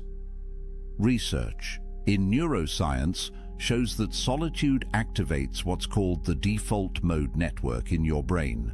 This is the network responsible for self-reflection, for integrating experiences, for creative thinking. It's the mode your brain enters when you're not responding to external stimuli, and it only activates when you're truly alone, not just physically but mentally. When you're not checking your phone every 5 minutes to see if she responded, when you're not running through conversations in your head, analyzing what you said wrong, when you're just present with yourself. And this is where creativity and insight emerge. Every major breakthrough you've had, every moment of clarity, probably came when you were alone. in the shower, on a walk, lying in bed before sleep, because your brain needs that downtime to process, to connect, to see patterns. But if you're constantly engaged with others, constantly stimulated, constantly performing, you never give your brain that space. You stay on the surface, reactive, never truly creative or deeply thoughtful. The Stoics understood this intuitively. They practiced morning and evening reflection, time alone to examine their day, their choices, their progress toward virtue. Seneca wrote about the importance of setting aside time each day to commune with yourself, not to judge yourself harshly, but to observe, to understand, to refine your character away from the eyes and opinions of others. Because real growth happens in private. The person you become in solitude is the person you actually are. Everything else is performance. Then there's creative sovereignty. How many men have buried their dreams because a relationship demanded their time and energy elsewhere? How many businesses never started, books never written, skills never mastered, because there was always someone else's needs taking priority? This isn't about blaming relationships. It's about recognizing that everything has a cost, and the cost of relationship, especially one you're not fully choosing, is often paid in abandoned potential. When you're alone, you can be selfish with your ambition. You can pour yourself into your craft, your mission, your vision for who you want to become. No negotiations, no guilt, no compromise. Just pure focused energy on building the life you actually want. And here's what's interesting. The men who do this, who use their solitude to build something significant, often find that relationships come naturally later, not because they went looking, but because they became someone worth finding, someone who radiates purpose and completeness, and that energy attracts. But there's something even deeper here, something the Stoics saw clearly. When you build your life on your own terms, when you develop skills and pursue excellence and create value, you build self-respect. Real self-respect. Not the fake confidence you try to project to impress people, but the genuine, unshakable knowledge that you're living with integrity, that you're becoming who you're meant to be, that you're not wasting your life trying to meet someone else's expectations. And self-respect, true self-respect, is the foundation of everything else. You can't love yourself if you don't respect yourself. And you can't respect yourself if you're living a life of compromise and neediness. Epictetus taught his students that the only thing truly yours is your character. Everything else can be taken away. Your possessions, your relationships, your reputation, your health. But your character, the quality of your inner life, belongs only to you. And it's built in solitude, in the choices you make when nobody's watching, in the discipline you maintain when there's no external reward, in the integrity you hold when it would be easier to compromise. This is why the Stoics saw self-sufficiency as the ultimate virtue, not because they were antisocial, but because they understood that a man who can't be happy alone will never be truly happy with anyone else. He'll always be grasping, always be insecure, always be dependent on external validation to feel okay. And that's not freedom. That's slavery with extra steps. So when you hear that 63% of young men are single, don't see it as a crisis.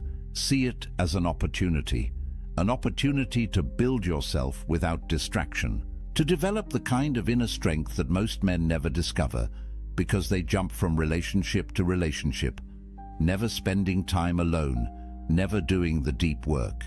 You have time, you have space, you have sovereignty. Use it, but let me be clear about something. This isn't about avoiding relationships forever. This isn't about becoming some isolated hermit who thinks he's better than everyone. The Stoics didn't advocate for that. Seneca had a wife and family. Marcus Aurelius had a wife and children. They participated fully in social life, but they did it from a place of inner completeness. They engaged with others not because they needed to, but because they chose to. And there's all the difference in the world between those two positions. The goal isn't to stay single forever. The goal is to become the kind of man who doesn't need to be in a relationship to feel complete. And once you're that man, if you choose to be with someone, it will be from a place of strength, not weakness, from abundance, not scarcity, from sovereignty, not desperation. And those kinds of relationships, rare as they are the only ones worth having. But here's what most men miss. They think being single means they're incomplete. They've internalized the message that they're only half a person until they find their other half. And this belief, more than anything else, keeps them trapped. Because when you believe you're incomplete, you'll do anything to feel whole. You'll compromise your values. You'll tolerate disrespect. You'll lose yourself piece by piece trying to hold on to someone, anyone, who makes you feel less empty. But the Stoics would tell you this is backward. You're not empty. You never were. You've just been taught to see yourself that way. Society profits from your insecurity. The entire dating industry, the relationship advice industry, the self-help industry depends on you believing you're broken and need fixing, that you're incomplete and need completing. But what if none of that is true? What if you're already whole, you've just forgotten how to feel it? Marcus Aurelius wrote about this constantly, the idea that we already possess everything we need. That virtue, the only true good, is already within our capacity. We don't need to acquire it from outside. We need to cultivate it from within. And the best place to do that cultivation is in solitude, away from the noise, away from the opinions, away from the endless pressure to be something other than what you are. In solitude, you can be honest. You can strip away the masks you wear for others and look at who you actually are. And that honesty, uncomfortable as it might be at first, is the beginning of real transformation. There's a concept in psychology called self-determination theory. It says that humans have three basic needs: autonomy, the sense that you control your own life; competence, the feeling that you're capable and growing; and relatedness, connection with others.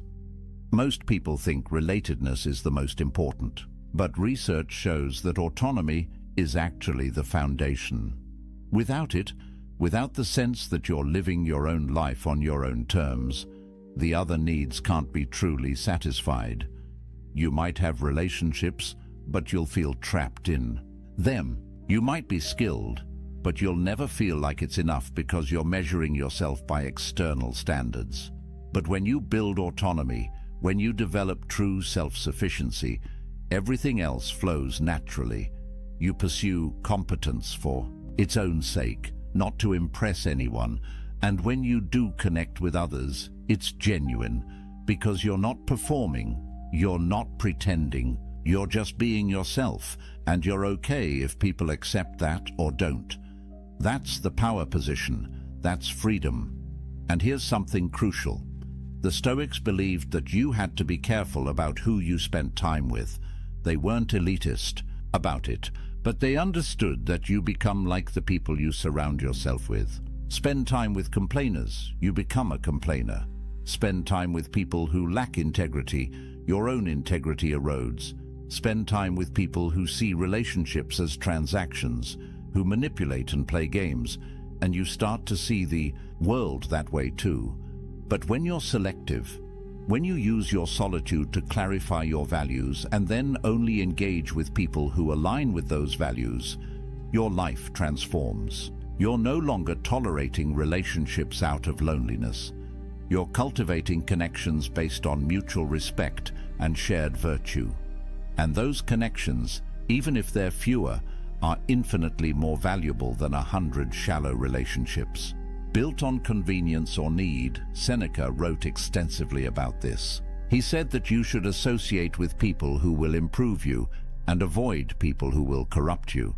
And he added that you should also be someone worth associating with, someone who adds value, someone who embodies the virtues you want to see in the world. That's the work of solitude. Becoming that person, not for anyone else, for yourself, because you want to look in the mirror and respect who you see. And this brings us to perhaps the most important point: the validation trap. Traditional masculinity, at least the toxic version of it, measures a man's worth by his romantic and sexual success. Can he get girls? Is he a player? Is his girlfriend hot? These are the metrics by which many men, consciously or unconsciously, judge themselves and each other. And it's poison, because it makes your self-worth dependent on factors largely outside your control. Physical attractiveness, which is mostly genetic; social status, which is often circumstantial; the approval of others, which is fickle and unpredictable. But the Stoics would say this is insane. Why would you tie your sense of value to things you can't control? Why would you give others that much power over your inner state? Epictetus taught that the only thing you truly control is your will, your capacity to choose your response, your commitment to virtue. That's it. Everything else is fortune, and fortune is unreliable.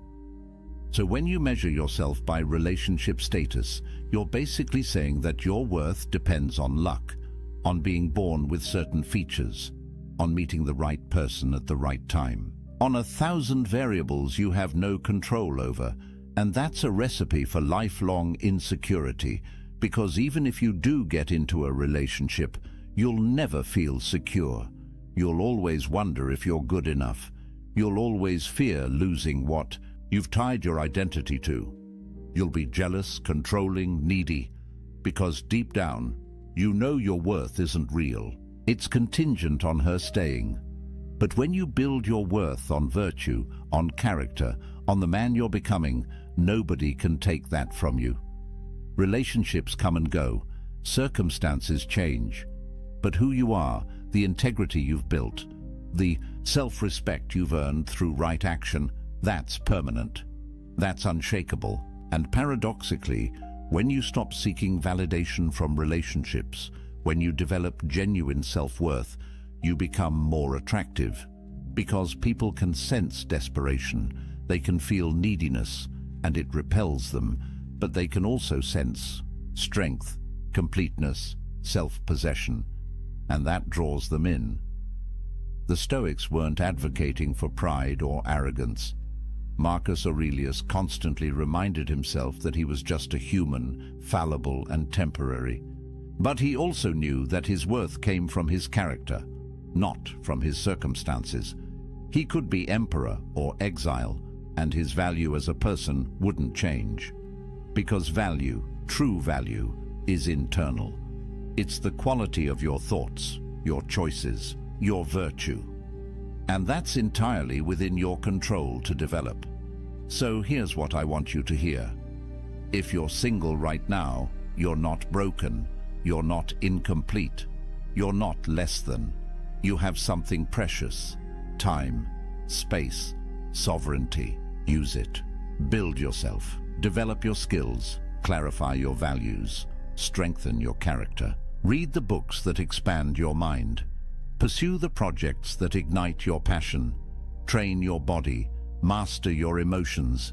Become so complete in yourself that you don't need anyone else's validation to feel whole. And when you do that, one of two things will happen. Either you'll discover that you actually prefer solitude, that you've built a life so rich and meaningful on your own that adding a relationship would be a downgrade. And that's fine. That's a valid choice. The Stoics would respect it. Or you'll eventually meet someone and choose to build something with them. But it will be from a place of strength, from wholeness, from sovereignty. And that relationship, if it happens, will be powerful because it's not built on need. It's built on choice, on two complete people deciding to walk together, not because they have to, but because they want to. But either way, you win, because you'll have done the work. You'll have built the inner fortress. You'll have developed self-sufficiency. And nobody can take that from you. Not rejection, not loneliness, not societal pressure. You'll be free. And freedom, brother, is everything. Marcus Aurelius wrote late in his life, "Very little is needed to make a happy life. It is all within yourself, in your way of thinking." Read that again. Very little is needed. It's all within yourself, not in finding the right person, not in changing your circumstances, not in achieving some external milestone. Within yourself, in your way of thinking, in your capacity to find peace regardless of what's happening around you. That's the promise of Stoicism. That's the gift of solitude. Complete independence from external validation. Total sovereignty over your inner state. The ability to be happy, genuinely happy, in any circumstance, alone or with someone, wealthy or poor, praised or criticized. None of it touches you, because you're grounded in something deeper than circumstance. You're grounded in virtue, in character, in the kind of strength that can only be built in the forge of solitude. So use this time. Don't waste it wishing you were somewhere else, with someone else. Don't spend your days scrolling dating apps or feeling sorry for yourself. The Stoics would tell you that's a form of suicide. Killing time, killing potential, killing the opportunity to become something greater. Instead, wake up every morning and ask yourself, what kind of man do I want to be? And then become that man, not for anyone else, for yourself, because you respect yourself enough to live with integrity. Build your morning routine, train your body, develop your skills, read philosophy, journal your thoughts, sit in silence and just breathe. Let yourself feel what you feel without judgment. Work on your projects, create value, help others when you can. But always come back to yourself. Always protect that inner space where nobody else has access. That's your sanctuary, your fortress, your source of power. And here's something powerful. Every time you choose solitude over connection born of desperation, you strengthen yourself. Every time you decline to compromise your values just to keep someone around, you build self-respect. Every time you sit with discomfort instead of numbing it with distraction or validation seeking, you develop emotional resilience. These choices compound. They build on each other, and over time, you become a different kind of man. The kind who doesn't need external validation. The kind who trusts himself. The kind who's free. The Stoics had a practice they called negative visualization. They'd imagine losing everything they had. Their wealth, their position, their relationships, their health. Not to be morbid, but to remind themselves that these things are temporary, that they're not truly theirs, that the only thing that can't be taken is their capacity to respond with virtue. And by imagining loss, they appreciated what they had without clinging to it. They held things lightly, including relationships. Try this practice. Imagine you never end up in another relationship. You're single for the rest of your life. How would you live? What would you pursue? What would bring you meaning and joy? Really sit with that question, because the answer reveals what actually matters to you beyond validation and approval. And when you know what actually matters, when you build a life around those things, you become unshakable. Relationships become bonus, not necessity. Connection becomes choice, not desperation. And here's the paradox again. The man who could be completely happy alone is the man most worthy of companionship, because he's not using another person to fill his emptiness. He's whole already. He's inviting someone to share in his fullness. That's attractive. That's magnetic. That's what genuine partnership looks like. Not two halves making a whole, but two wholes choosing to walk together, each maintaining their own sovereignty, each respecting the other's independence, each complete whether together or apart. Seneca wrote, "The wise man is self-content. He is so in the sense that he is able to do without friends, not that he desires to do without them." That's the balance. You develop the ability to be happy alone. You build self-sufficiency, but you remain open to genuine connection when it appears. You don't avoid relationships, you just don't need them. And that makes all the difference. So where does this leave you? Right here, right now, with a choice. You can keep buying into the narrative that you're incomplete without someone, that your value depends on relationship status. That being single is something to escape as quickly as possible. And if you choose that path, you'll spend your life chasing, compromising, losing yourself piece by piece in the pursuit of external validation. Or you can embrace what the Stoics knew 2,000 years ago, that true power comes from within, that self-sufficiency is the highest virtue, that a man complete in solitude is free in every circumstance. And if you choose that path, if you do the work, you'll build something that nobody can take from you, an inner fortress, a sovereignty that transcends circumstance, a peace that doesn't depend on anyone else's approval or presence. Marcus Aurelius ruled an empire. He had wealth, power, family, everything society says should make you happy. Yet he spent his evenings writing in his journal, reminding himself of what actually mattered: virtue, character, inner peace. He knew that everything else was temporary, that the only lasting value was the kind of person he was becoming, and he did that work in solitude, away from the crowds, away from the demands, in the quiet space of his own mind. You don't need an empire to do this. You don't need perfect circumstances. You just need to make the choice, to use your solitude as a gift, not a curse, to see being single not as a deficit, but as an opportunity, to build yourself so completely that you don't need validation from anyone. And when you do that, you become dangerous, not to others, but to the systems that profit from your insecurity. You become a man who can't be controlled, can't be manipulated, can't be sold something he doesn't need. You become free. And freedom is what the Stoics were teaching all along. Not freedom from circumstances, those will always change, but freedom within circumstances. The ability to maintain your peace, your integrity, your sense of self, regardless of what's happening around you, alone or with someone, successful or struggling, praised or criticized. None of it touches your core, because you've built something unshakable inside. And that, brother, is power. Real power. The kind that transforms not just your life, but the lives of everyone you touch. Because strength is contagious. Completeness inspires. Freedom spreads. So let me leave you with this. A man who needs no one is free to choose everyone. A man who needs someone is slave to his need. Which man do you want to be? The choice is yours.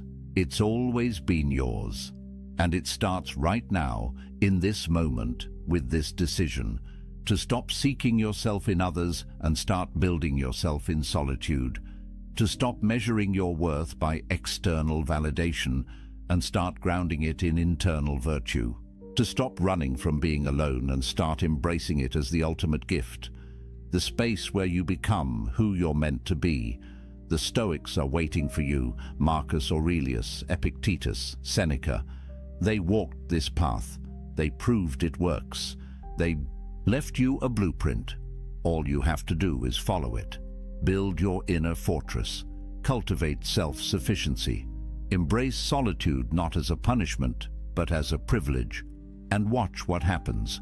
Watch how your life transforms when you stop living for others and start living for yourself. Not in a selfish way, but in the way that honors your potential, your values, your unique path. That's what the Stoics called living according to nature, being fully yourself. And there's nothing more powerful than that. So if you found value in this, if these ideas resonate with something deep inside you, if you feel that pull toward building a different kind of life, do me a favor. Hit that like button. It tells me this message matters. It helps this reach other men who need to hear it. Subscribe to the channel because we're building something here.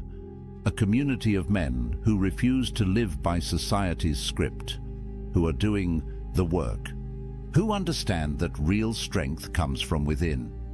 Drop a comment and tell me, what's one thing you're going to do this week to build your inner empire? One practice, one choice, one step towards self-sufficiency. And remember, this isn't the end, it's the beginning. Every journey toward freedom starts with a single step, a single decision. The decision to stop seeking worth in external validation and start building it through internal virtue. You've taken that step by being here, by listening, by opening your mind to a different way. Now keep walking, keep building, keep becoming. The man you're meant to be is waiting in the silence. Go find him. Until next time, stay strong, stay sovereign, stay free. 73% of men admit they stayed in a relationship far longer than they should have because they missed the signs, not because the signs weren't there, but because they chose not to see them. And here's the brutal truth. While you were hoping, planning, and investing your time, she had already made her decision. You just weren't ready to accept it. What you're about to discover will save you months, maybe years, of wasted emotional energy. These aren't the obvious red flags everyone talks about. These are the hidden signals that slip past your radar because they're disguised as something else, as temporary problems, as phases she's going through, as obstacles you can overcome if you just try harder. But the Stoics understood something powerful about human nature. Marcus Aurelius wrote that we suffer more in imagination than in reality. And nowhere is this more true than when a man refuses to see that a woman has no intention of committing to him. The pain isn't in the truth. The pain is in the years spent avoiding it. Now, before we dive into these 7 signs, I want you to understand something. The men who truly grasp what I'm about to share don't just passively consume content. They take what they learn and transform their entire approach to relationships. They stop wasting time. They start seeing clearly. And that clarity, that's what separates the men who get chosen from the men who get strung along. So pay attention, because sign number 4 is the one even your closest friends won't have the courage to tell you about. Let's talk about why intelligent, successful men miss these signs in the first place. Here's what nobody wants to admit. Your desire is lying to you, right now, in this moment. If you're involved with a woman and questioning her commitment level, your brain is actively working against your ability to see the truth. It's not your fault.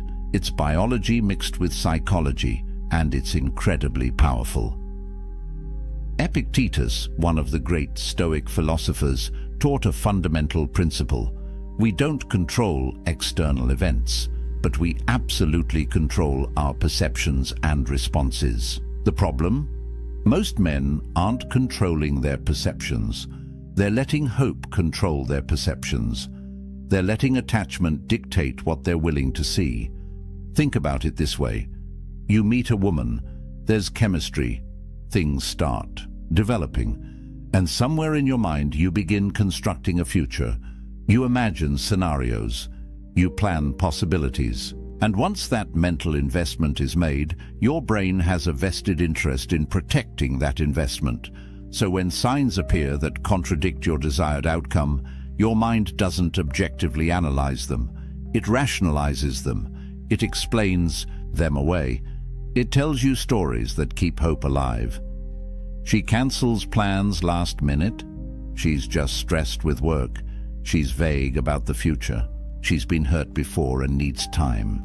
She doesn't introduce you to her friends. She's private and protective of her personal life. Every sign gets reframed, every signal gets reinterpreted, and months pass, then years, and you're still telling yourself the same stories. But here's the brutal reality that the Stoics would force you to confront. She's already decided. Women know very early whether they see long-term potential with a man, not on the first date necessarily, but within the first few months she knows. The confusion isn't hers, it's yours. She's acting consistently with her decision. You're just not accepting what her actions are telling you. Marcus Aurelius wrote, "The object of life is not to be on the side of the majority, but to escape finding oneself in the ranks of the insane, and refusing to see obvious signs because they're painful. That's a form of insanity. It's choosing comfortable delusion over uncomfortable truth." So before we go through these 7 signs, I need you to make a choice right now. Are you going to read these through the lens of hope, already preparing your rationalizations? Or are you going to read them with stoic clarity, willing to face what's real? Because the signs are always there. The question is whether you're strong enough to see them. Let's start with the sign that most men completely misinterpret as genuine interest. She keeps you in rotation. And here's how you know. Her texting pattern is erratic. Some days she's engaged and responsive. Other days, radio, silence. You send a message on Friday night, nothing. Then Monday morning she resurfaces like nothing happened. "Hey, sorry, been crazy busy." And you accept it. Because what else are you going to do? Seem needy by questioning it? Plans with her are always tentative. "Maybe this weekend," she says. "Let me check my schedule and get back to you." But she rarely gets back to you. You're the one following up. You're the one suggesting times. You're the one making it happen. And when it does happen, there's a pattern.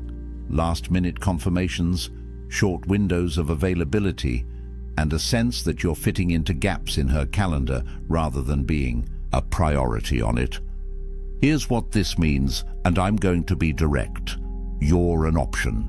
You're one of several men she's keeping in orbit. Not because she's malicious, but because she's doing what anyone does when they haven't found what they're looking for, keeping their options open while continuing to search. Seneca wrote about self-respect and dignity as non-negotiable elements of a virtuous life.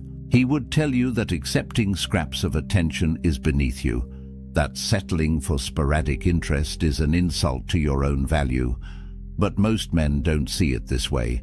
They see intermittent reinforcement and mistake it for a challenge to overcome. Let me paint you a clearer picture.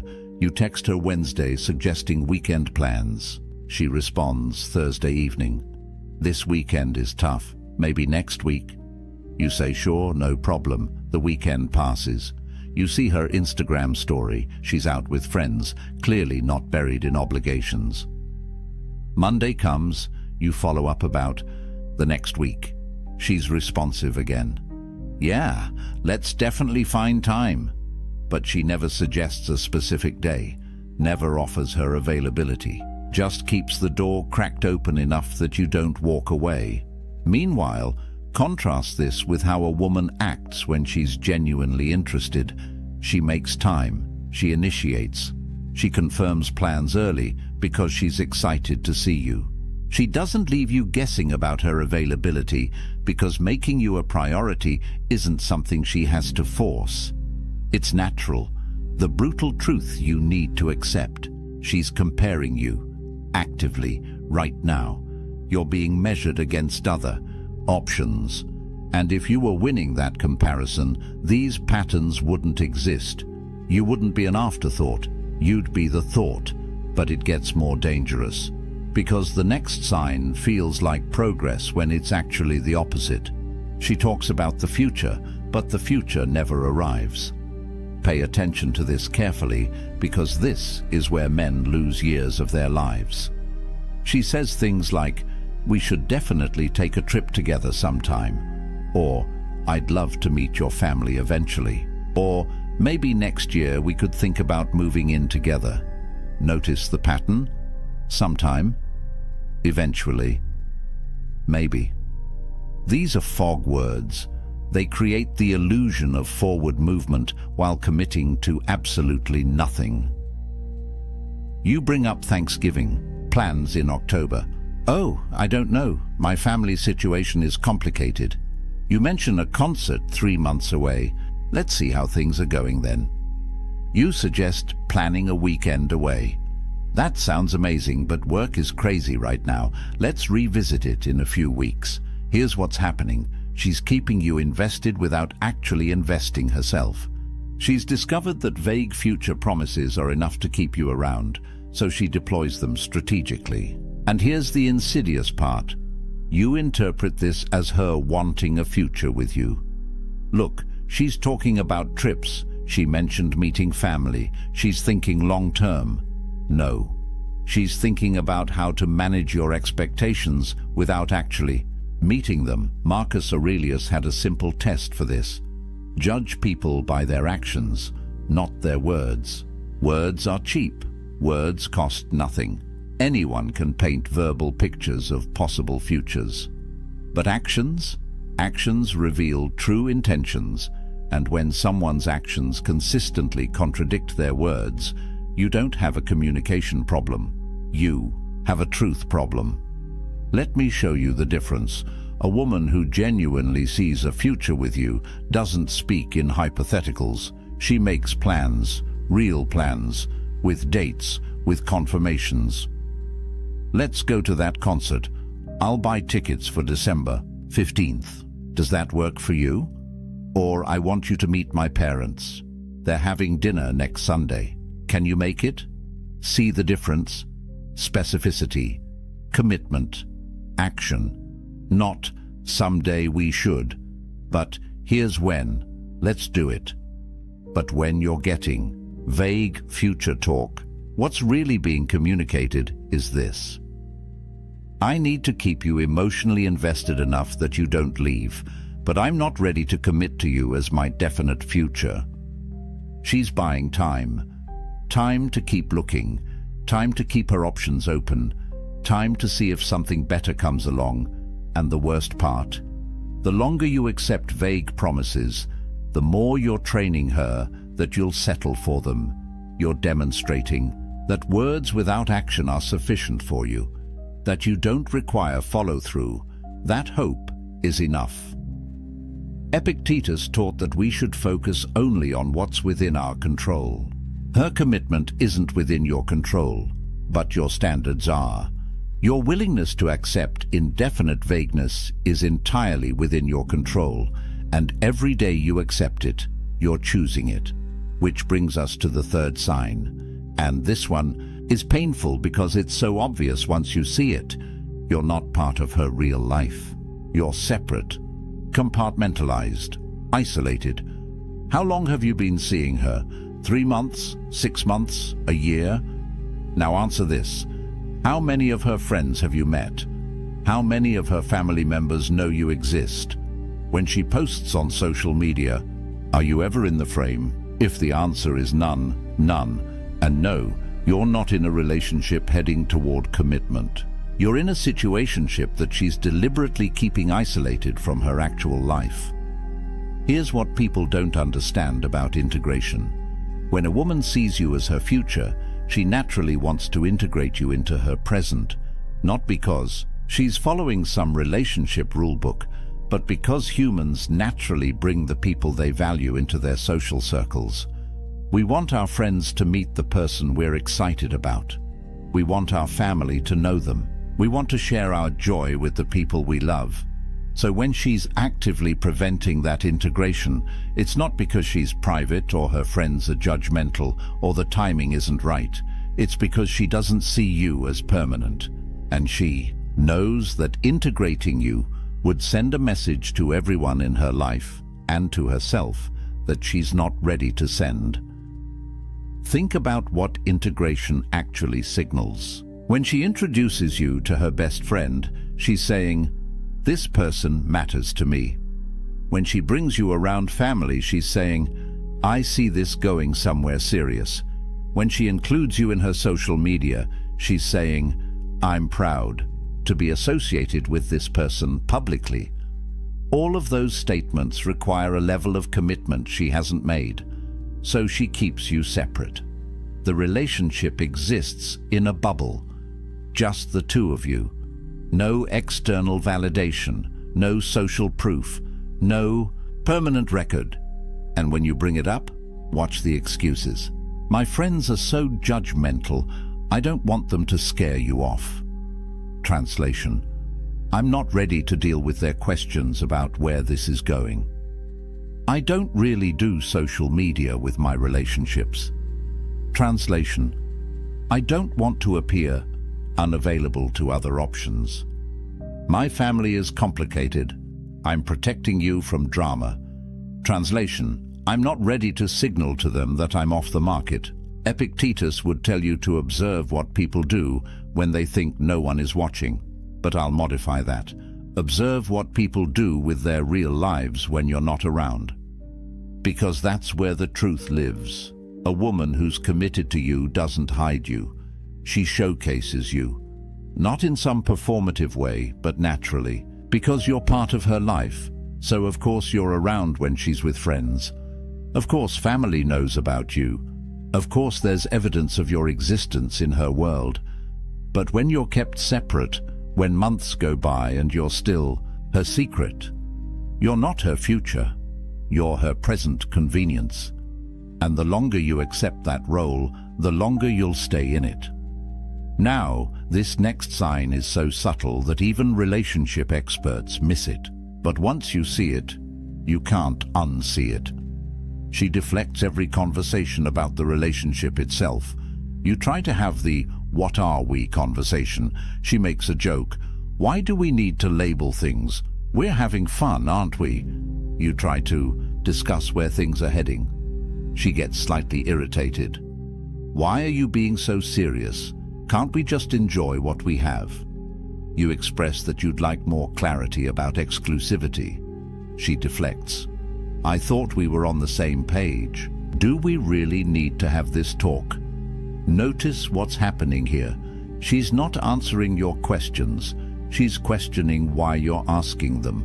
She's reframing your need for clarity as a problem, as pressure, as you being needy or insecure or rushing things.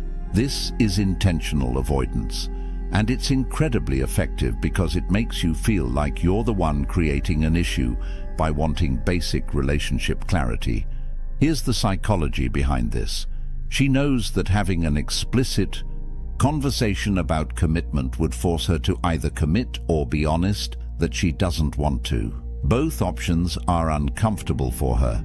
If she commits, she's closing doors she wants to keep open.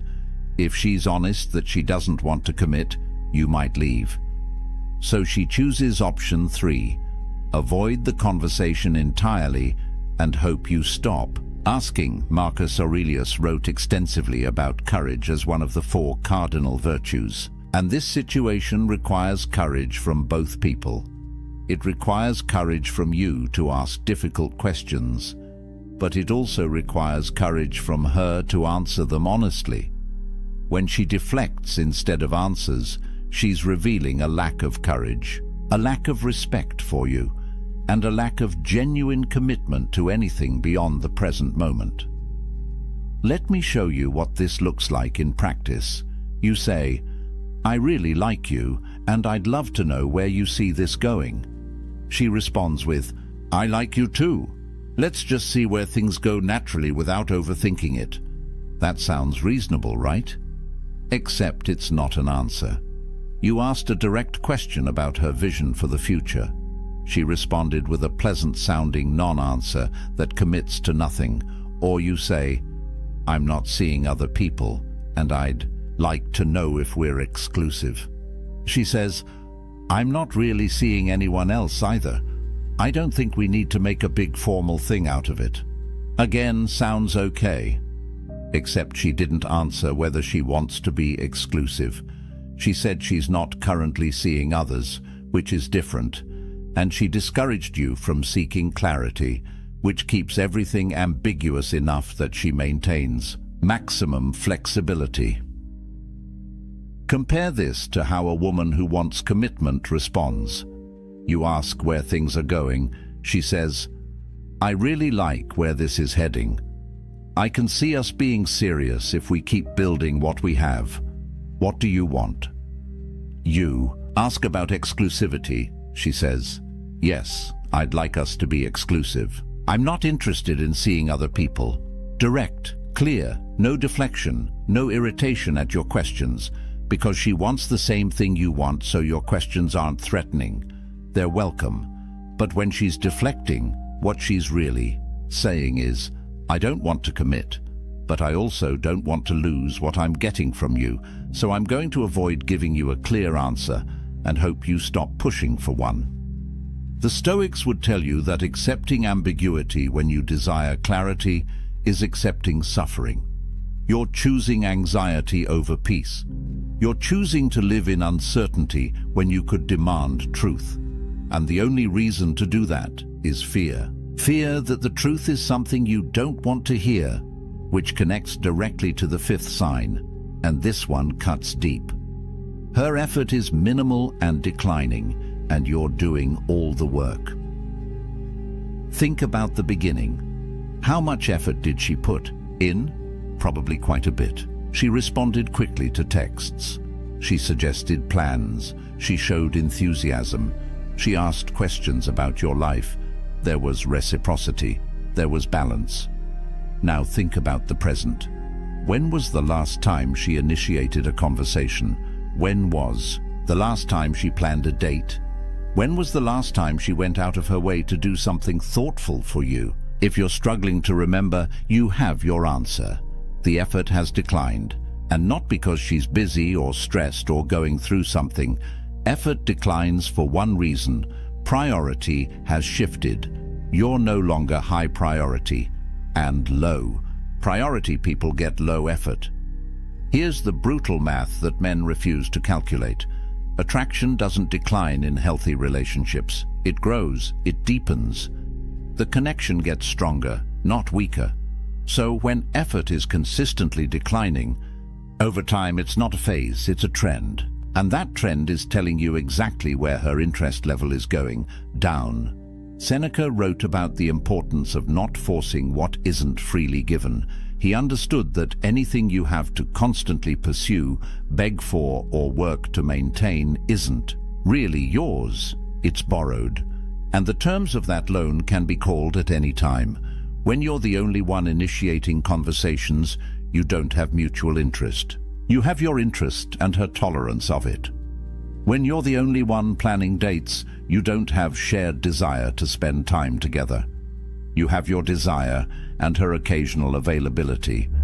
When you're the only one putting in emotional labor, you don't have a partnership.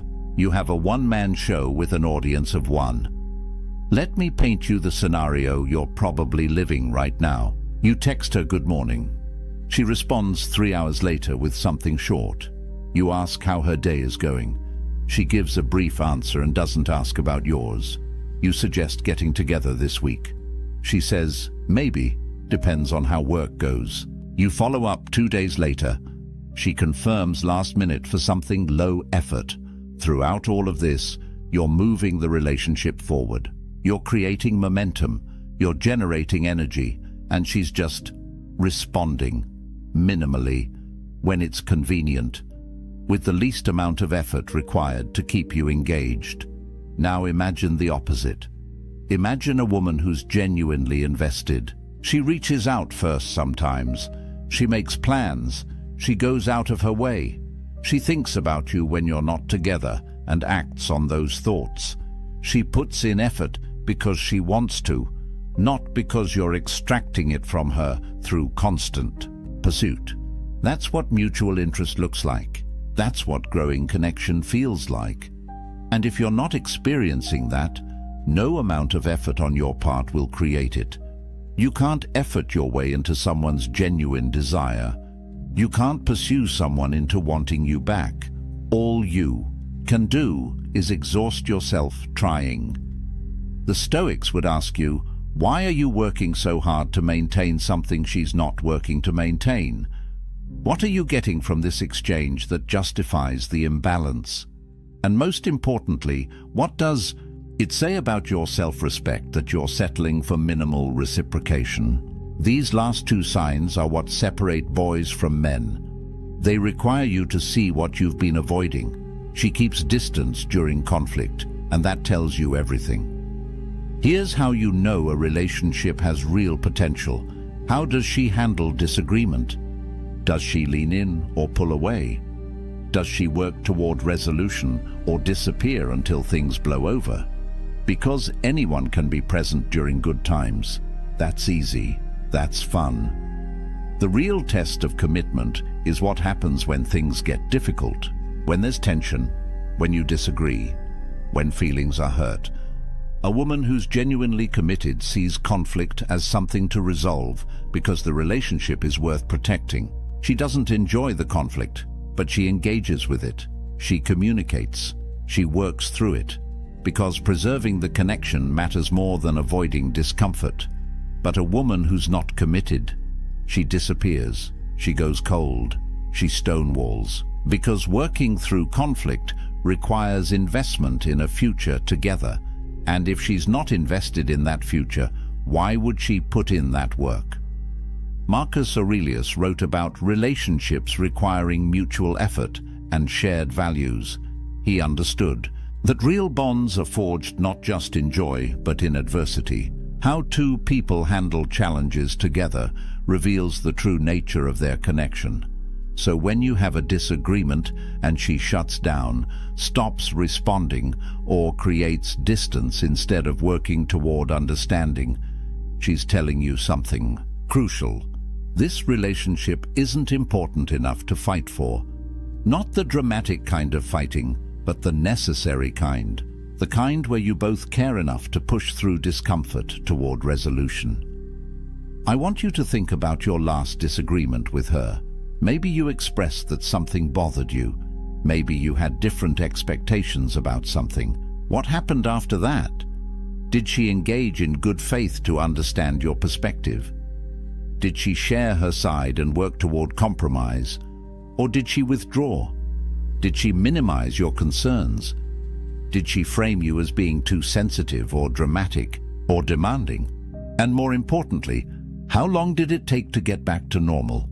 A few hours of honest conversation, or days of cold distance until you finally let it go and pretended everything was fine? Here's the pattern. When she's not committed, every conflict becomes a threat to the relationship's existence rather than an opportunity to strengthen it. She treats disagreement as something to avoid or escape rather than something to resolve. And over time, you learn not to bring things up. You learn to swallow your concerns. You learn to accept less than you need because you're afraid that asking for more will make her leave. And that's not a relationship. That's walking on eggshells. Epictetus taught about maintaining dignity even in difficult circumstances, but there's no dignity in suppressing your legitimate needs because someone can't handle basic relationship communication. There's no virtue in staying small to make someone else comfortable. A partner who can't or won't work through conflict with you isn't capable of long-term commitment, because long-term anything includes challenges, includes disagreements, includes moments where you both have to choose the relationship over your individual comfort. And if she's choosing distance over resolution now, she'll choose distance over commitment later. Actually, she already has, which brings us to the final sign, the one that encompasses all the others. She tells you, she's been telling you all along, just not with words. Here's what you need to understand. Everything we've covered, the sporadic availability, the vague future talk, the social isolation, the deflection, the declining effort, the conflict avoidance, these aren't separate issues. They're not individual problems to solve. They're coordinated messages forming one clear communication. I'm not committing to you. Her body language tells you. The way she creates physical distance, the way her energy shifts when you talk about the future, the way she's less affectionate than she was in the beginning. Her enthusiasm tells you, or rather, the lack of it, the absence of excitement when you make plans, the muted response when you share good news, the sense that she's going through motions rather than genuinely engaging. Epictetus taught that people show you who they are through their actions, and your only job is to believe them, not who you hope they'll become, not who they could be if circumstances were different, who they're showing you they are right now. And right now, through every sign we've discussed, she's showing you that she's not choosing commitment with you. She might be choosing convenience. She might be choosing companionship until something better comes along. She might be choosing the ego boost of being desired, but she's not choosing permanent partnership. She's not choosing future building. She's not choosing you. This is the hardest truth to accept because it requires you to stop telling yourself stories, stop rationalizing, stop hoping, stop waiting for her to suddenly transform into someone ready to commit. She's not going to, not to you, not in this dynamic. Because the pattern is established and people don't break established patterns, they follow them. Marcus Aurelius wrote about accepting reality as it is, not as we wish it to be. And the reality is this: if a woman wants to commit to you, she makes it obvious. She removes doubt. She creates security. She builds toward a future. There's no confusion. There's no mixed signals. There's no wondering where you stand. If you're confused, you have your answer. Confusion exists when someone is deliberately keeping things unclear, and people keep things unclear when clarity would force them to admit something they don't want, to admit that they're not all in. So what's the lesson here? What did the Stoics know that modern men have forgotten? They knew that self-respect requires seeing truth, even when truth is painful. They knew that dignity means not accepting scraps of attention and calling it love. They knew that wisdom is being able to walk away from what doesn't serve you, even when walking away is hard. You can't negotiate desire. You can't logic someone into commitment. You can't earn your way into being chosen. Either she chooses you or she doesn't. And if she hasn't by now, if these signs are present in your relationship, she's already made her choice. You're just refusing to accept it. But here's where this gets powerful. The moment you accept reality, the moment you stop fighting against what is and start dealing with what is, you reclaim your power. You stop being a victim of hope. You stop being trapped by potential. You start making decisions based on reality. And reality-based decisions always lead to better outcomes than fantasy-based ones. So what do you do with this information?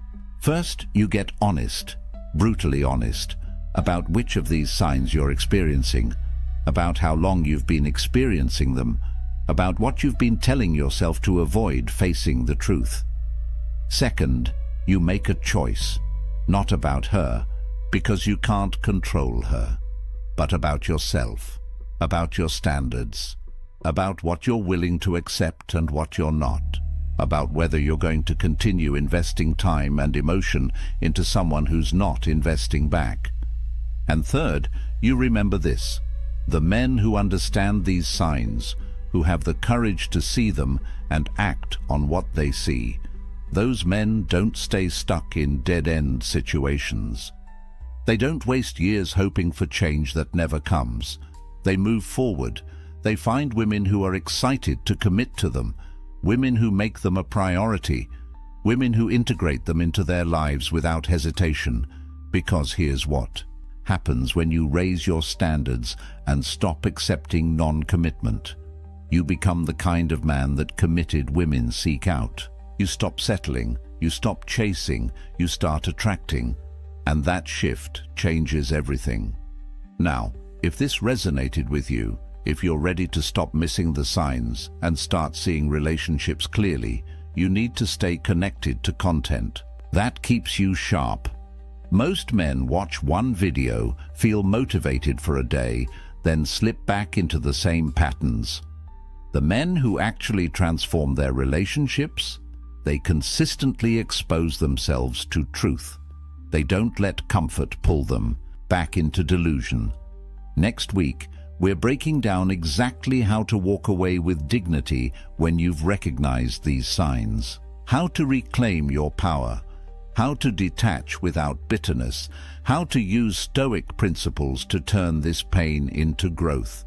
Because seeing the truth is step one. Acting on it with wisdom is step two. And most men never make it to step two. So here's what I need you to remember. A woman who wants to commit to you makes it obvious. She doesn't make you guess. She doesn't keep you uncertain. She doesn't give you mixed signals to decode. If you're analyzing, questioning, seeking clarity from a video like this, you already have your answer. You just needed permission to accept it. The Stoics taught that freedom comes from accepting what you cannot control and acting decisively on what you can.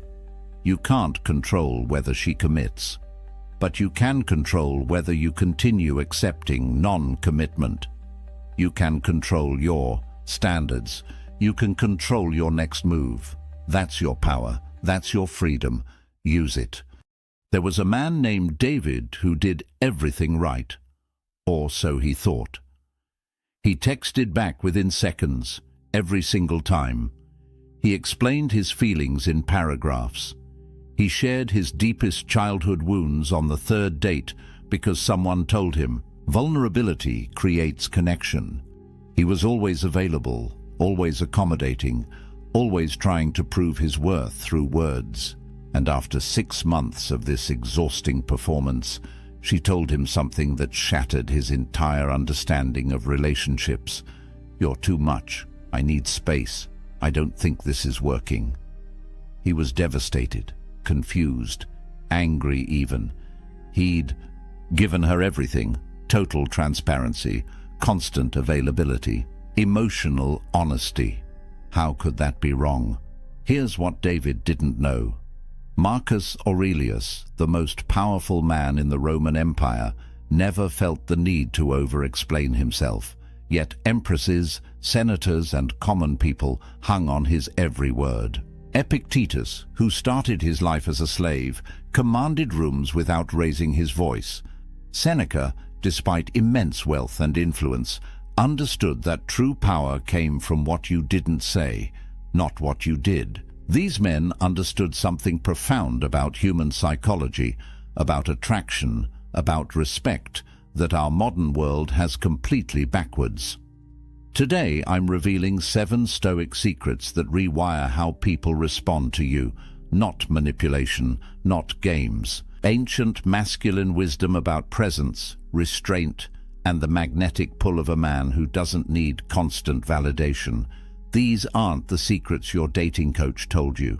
These are the principles that built empires and commanded respect for thousands of years. By the end of this video, you'll understand why silence is more powerful than explanation, why absence creates more attraction than presence, and why the less you need her approval, the more she'll seek yours. But here's the warning. The 7th secret is the one most men violate without even realizing it. And once you cross that line, attraction dies. Not slowly, instantly. If you've ever wondered why she pulled away after you opened up, why your honesty seemed to backfire, why the more you tried, the less she cared, stay with me. Because what the Stoics understood about women, about power, about human nature, is about to change everything. Let's start with the first secret. Jake made a simple mistake that cost him everything. He was 20 minutes late to dinner. Traffic was insane, his boss had kept him late, and his phone had died, so he couldn't text ahead. When he finally arrived, breathless and apologetic, she asked one question: "Where were you?" And then Jake did what most men do. He explained, in detail. He described the traffic pattern on the freeway. He mentioned his boss's last-minute request. He showed her his dead phone. He provided timestamps, locations, a complete reconstruction of his evening like he was testifying in court. He thought he was being honest, transparent, proving he had nothing to hide. What he didn't see was her face change, not with anger, with something worse, disinterest. By the time he finished his 5-minute explanation, she'd already checked out mentally. 3 weeks later, she ended it. Her reason? "You're exhausting. I feel like you're always trying to prove something." Here's the first secret the Stoics understood.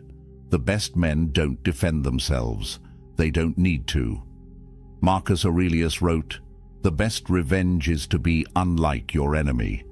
In modern terms, when chaos comes at you in the form of a question, an accusation, a test, matching it with frantic explanation drags you into her frame.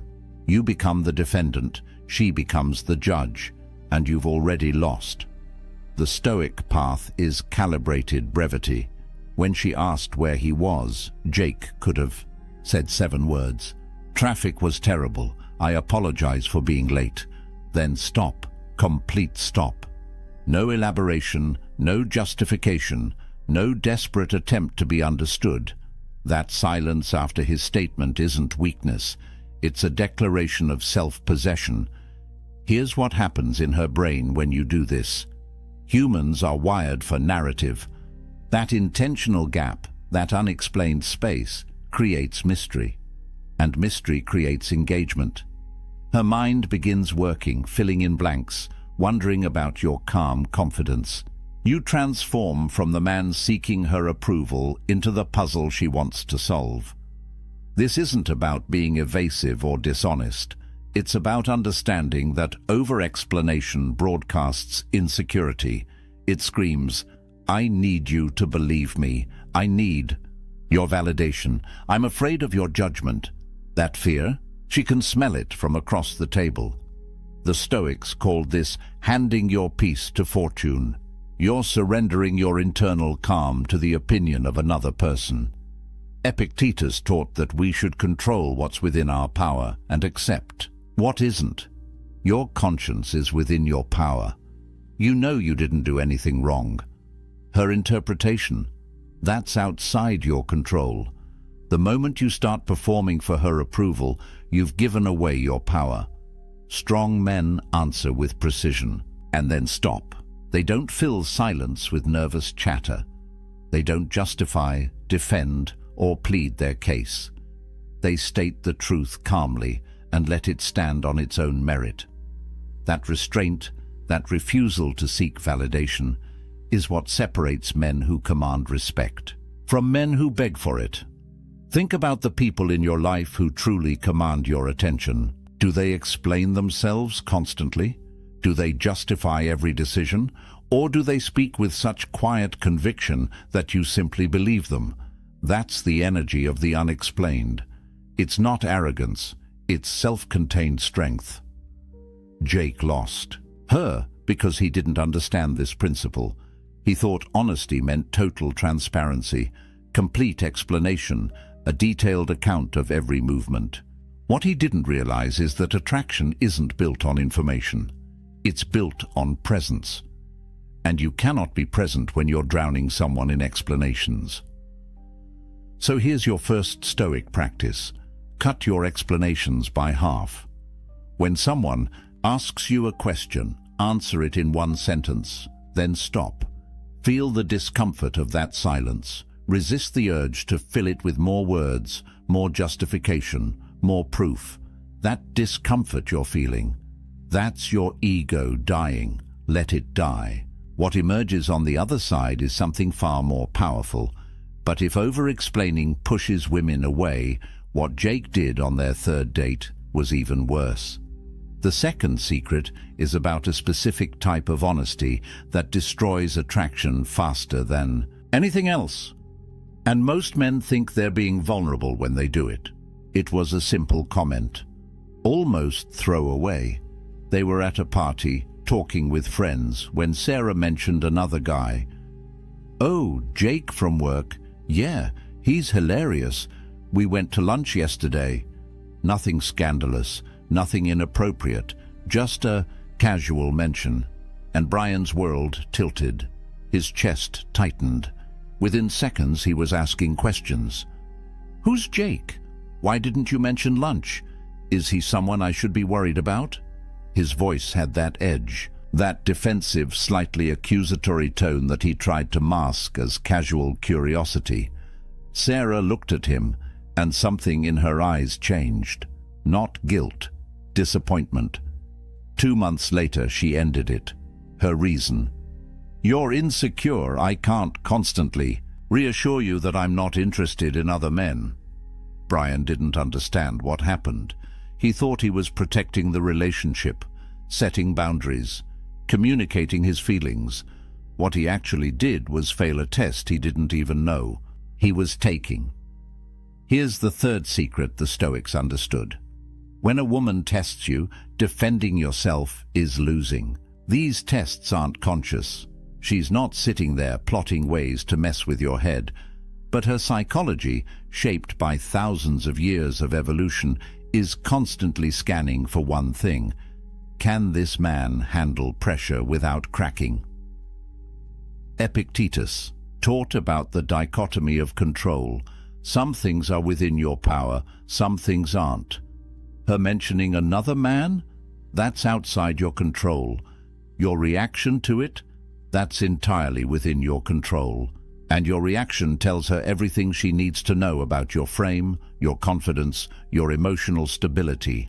When Brian immediately jumped to defense mode, asking questions, seeking reassurance, he broadcast loud and clear, "I'm threatened. I'm insecure. My sense of self is so fragile that a casual mention of another man's name sends me into interrogation mode." That's not masculine energy. That's fear. The Stoic response to that comment? Absolute calm. Maybe a slight smile. Maybe, "That's cool. He sounds like a good guy." And then continue the conversation like nothing significant happened. Because to a secure man, nothing significant did happen. His woman having male co-workers isn't a threat. His worth isn't dependent on her never acknowledging another man's existence. Here's what tests actually measure. They measure whether your emotional state is tied to her behavior or grounded in yourself. When you defend, you're essentially saying, "My peace of mind depends on you acting a certain way." When you remain unmoved, you're declaring, "I am my own source of strength." Marcus Aurelius ruled an empire filled with political enemies, backstabbers, and people constantly testing his authority. His response: he focused on what was within his control, his own virtue, his own actions, his own character. He didn't chase down every rumor, didn't defend against every slight, didn't justify himself to people questioning his decisions. That unshakable frame is what made him a legend. Think about the subtext of Brian's defensive questions. He's essentially asking Sarah to manage his emotions for him, to reassure him, to prove her loyalty on demand. That's exhausting, a high value. Woman doesn't want to be someone's emotional caretaker. She wants a partner who can handle uncertainty without falling apart. The paradox here is brutal but true.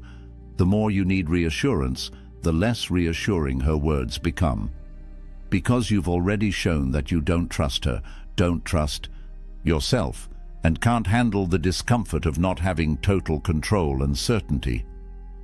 So what does the Stoic man do when tested? He notices the test. He recognizes it for what it is, a subconscious probe into his emotional stability, and he responds with calm indifference. Not cold, not distant, just unaffected. He trusts himself enough that external circumstances don't shake his internal foundation. Here's the practice. Next time something triggers that defensive impulse, that need to question, to clarify, to seek reassurance, pause. Take a breath. Ask yourself, Is my peace of mind really threatened by this? Or is my ego just uncomfortable? Let the ego be uncomfortable. Respond from your center, not from your fear.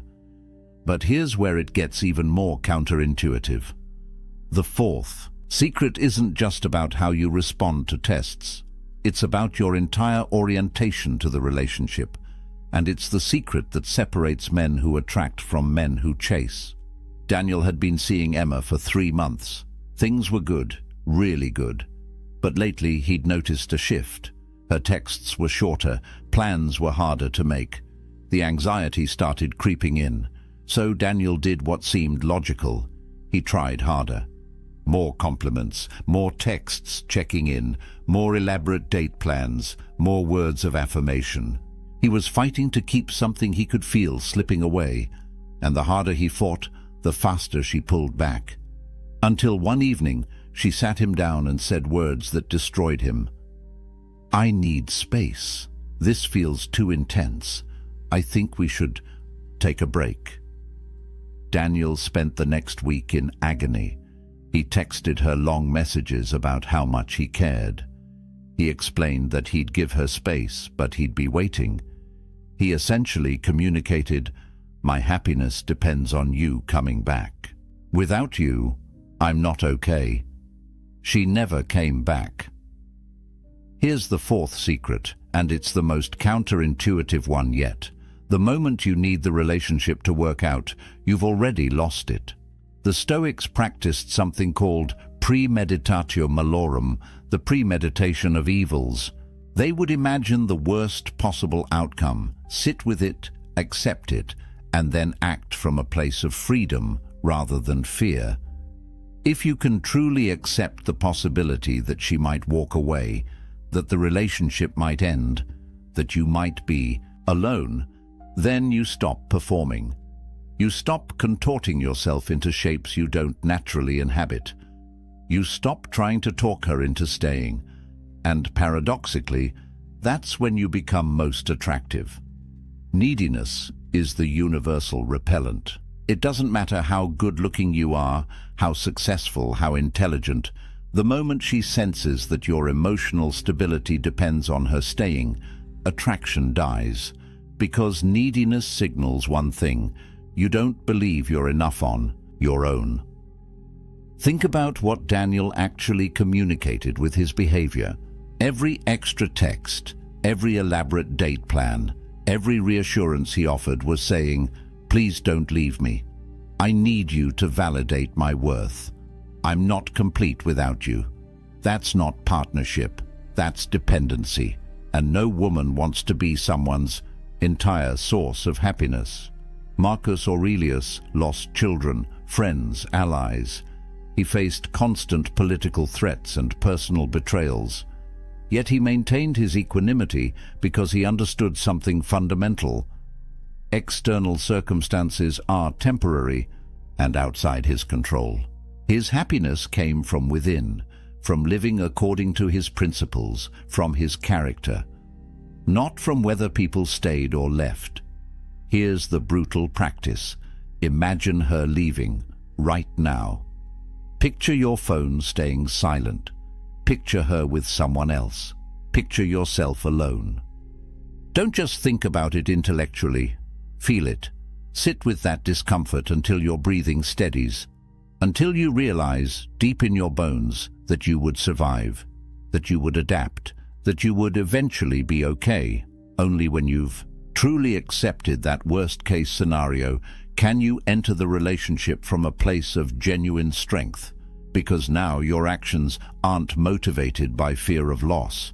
They're motivated by authentic desire to connect. There's a massive difference. When you're detached from the outcome, something magical happens. You speak only when your words genuinely improve the silence. You contribute value, not seek validation. You're present when you're together, but you're equally fulfilled when you're alone. That energy, that self-sufficiency, is magnetic. Women have incredible intuition. They can sense when a man's happiness is contingent on their response. They can feel the weight of being someone's everything, and that weight kills desire. But they can also sense when a man is whole on his own, when he's choosing to be with her rather than needing to be with her. That's the energy that creates lasting attraction. Epictetus, who spent his early life as a slave, understood freedom better than most. He taught that true freedom comes from wanting what you have, not having what you want. Applied to relationships. Be with someone because you genuinely enjoy their company, not because you need them to complete you. Daniel lost Emma the moment he made his happiness dependent on her staying. If he had accepted the possibility of loss, if he had remained grounded in his own worth, if he had continued living his purpose regardless of her distance, there's a good chance she would have come back. Because detachment isn't coldness, it's confidence, and confidence is the ultimate aphrodisiac. Here's your practice. Every morning, remind yourself that you are whole, complete, valuable, with or without her. Let that truth sink into your bones. Act from that place of fullness, not from a place of lack. But detachment is only half the equation. The fifth secret is about what you choose to reveal about yourself. And it's where most men make a fatal mistake. First date. The conversation was flowing. Alex felt the connection building. So when she asked about his past relationships, about his dreams, about his childhood, he opened up. Completely. He told her about his failed business venture, his complicated relationship with his father, his travel plans for the next 5 years, his insecurities about his career, his workout routine, his favorite books, his political views, everything. By the end of the night, she knew more about Alex than some of his closest friends. He thought he was building intimacy through honesty. He drove home feeling good, confident he'd made a real connection. She never texted back. Alex couldn't understand it. The conversation had been great. They'd talked for hours. He'd been totally authentic, holding nothing back. What went wrong? Here's the fifth secret the Stoics understood. Scarcity creates value. When everything is immediately available, nothing is precious. Seneca, despite his immense wealth, chose to live simply for periods of time. He did this to remind himself that luxury was optional, that true value came from restraint and self-mastery. He understood that abundance without scarcity breeds contempt. Apply this to personal disclosure. When you reveal everything about yourself on the first date, you eliminate mystery, you remove intrigue, you give her brain nothing to work with, nothing to imagine, nothing to wonder about. The story is complete. There are no chapters left to discover, and humans are wired for narrative. We're drawn to stories that unfold over time, not stories that are dumped on us all at once. Think about your favorite TV series. What keeps you watching? The slow reveal, the mysteries that build, the questions that get answered gradually. Imagine if the first episode gave you every plot point, every character backstory, every twist and turn. You'd stop watching. There's nothing left to discover. That's what Alex did. He gave her the entire season in one episode, and her brain, designed to seek novelty and invest in gradual discovery, simply lost interest. There was no reason to come back. She already knew everything. The Stoic man parcels out his story strategically, not because he's playing games, but because he understands that connection is built on gradual investment. One meaningful childhood memory per month. One significant life challenge revealed when trust has been earned. One dream shared when the relationship has proven its worth. Marcus Aurelius, despite being emperor, remained private about many aspects of his life.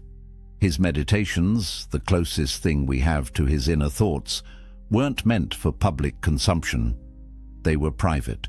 Reflections. He understood that maintaining some level of mystery, some unrevealed depth, was essential to maintaining respect and authority. When you ration your personal narrative, something powerful happens. She begins to invest her imagination. She wonders what else you've experienced. She creates stories about your character based on limited information. And once she's invested mental and emotional energy into understanding you, she values you more. That's basic psychology. We value what we work for, not what's freely given.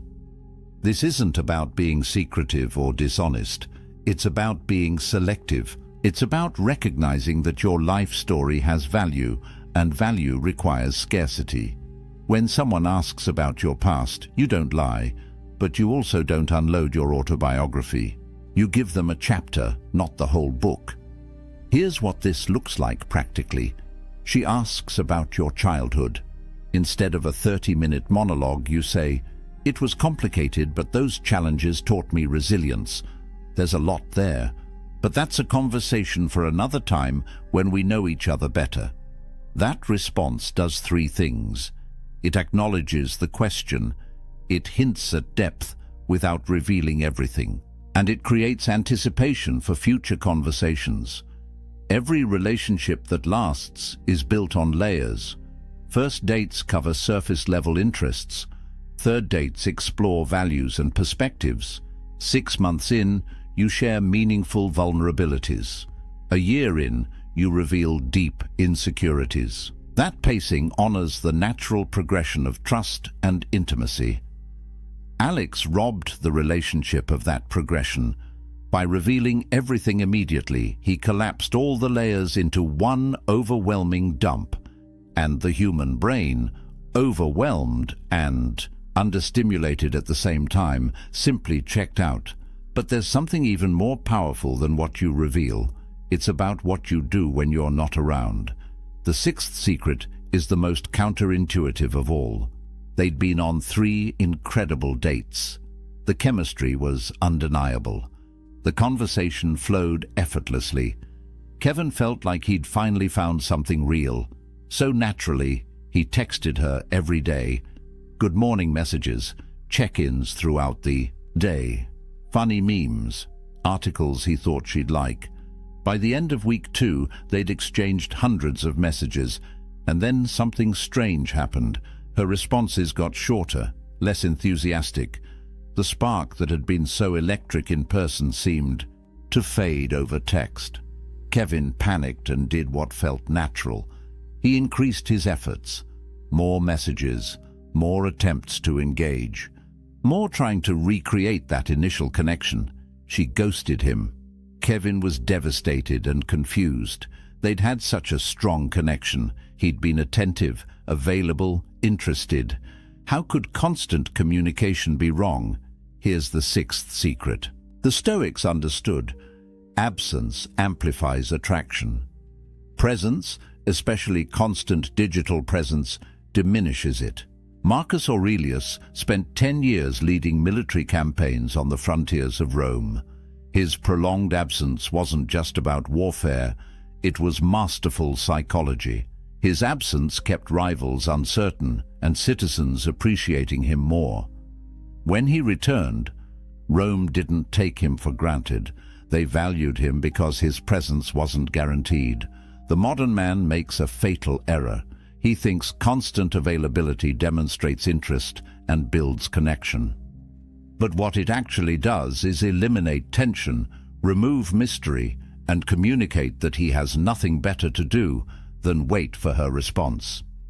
Think about what Kevin's constant texting communicated. It said, "I'm always available. My life isn't full, enough to occupy my attention.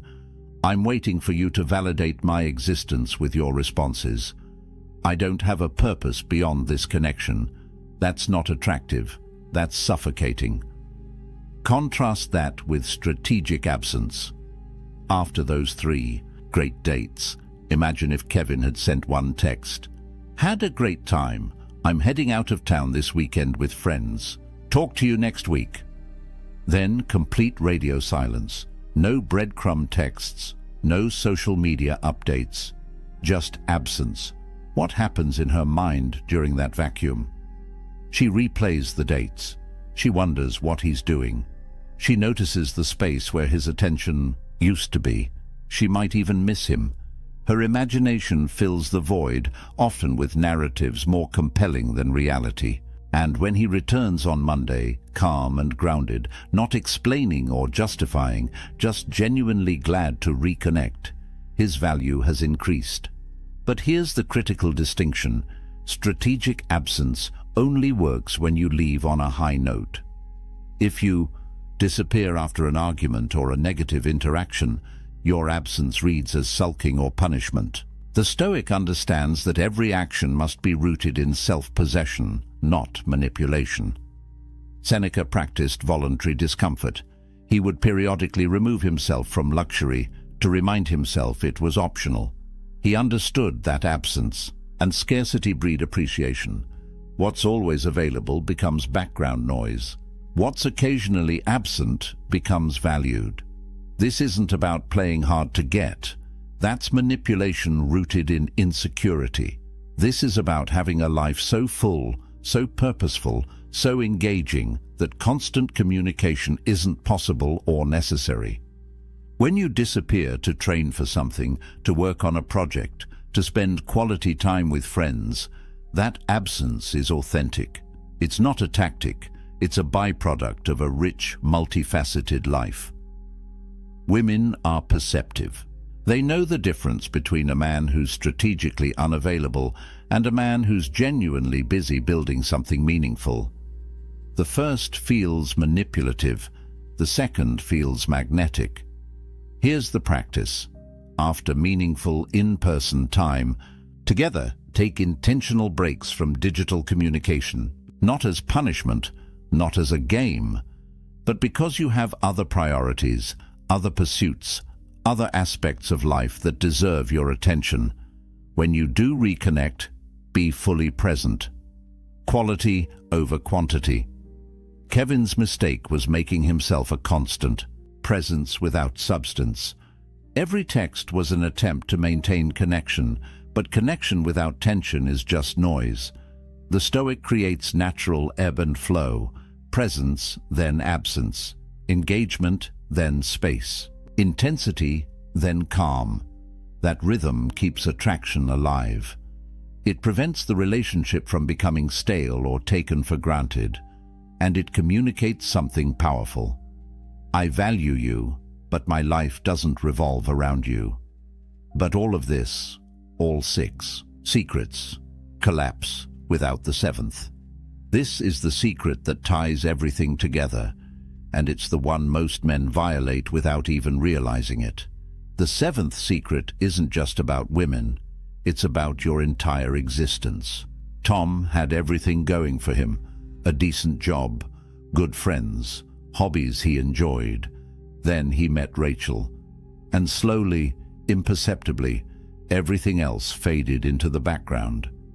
He stopped going to the gym because she didn't work out. He cancelled plans, with friends to be available for her. His side business project sat untouched because evenings were for her. His dreams, his goals, his identity, all of it gradually dissolved until his entire world revolved around one person. For the first few months, Rachel seemed to appreciate the attention. But then something shifted. She started making comments. "Don't you have your own things to do? You should hang out with your friends more. What happened to that business you were starting?" Tom didn't understand. He'd made her his priority. He'd shown her she was the most important thing in his life. Isn't that what women want? 6 months in, she ended it. Her reason gutted him.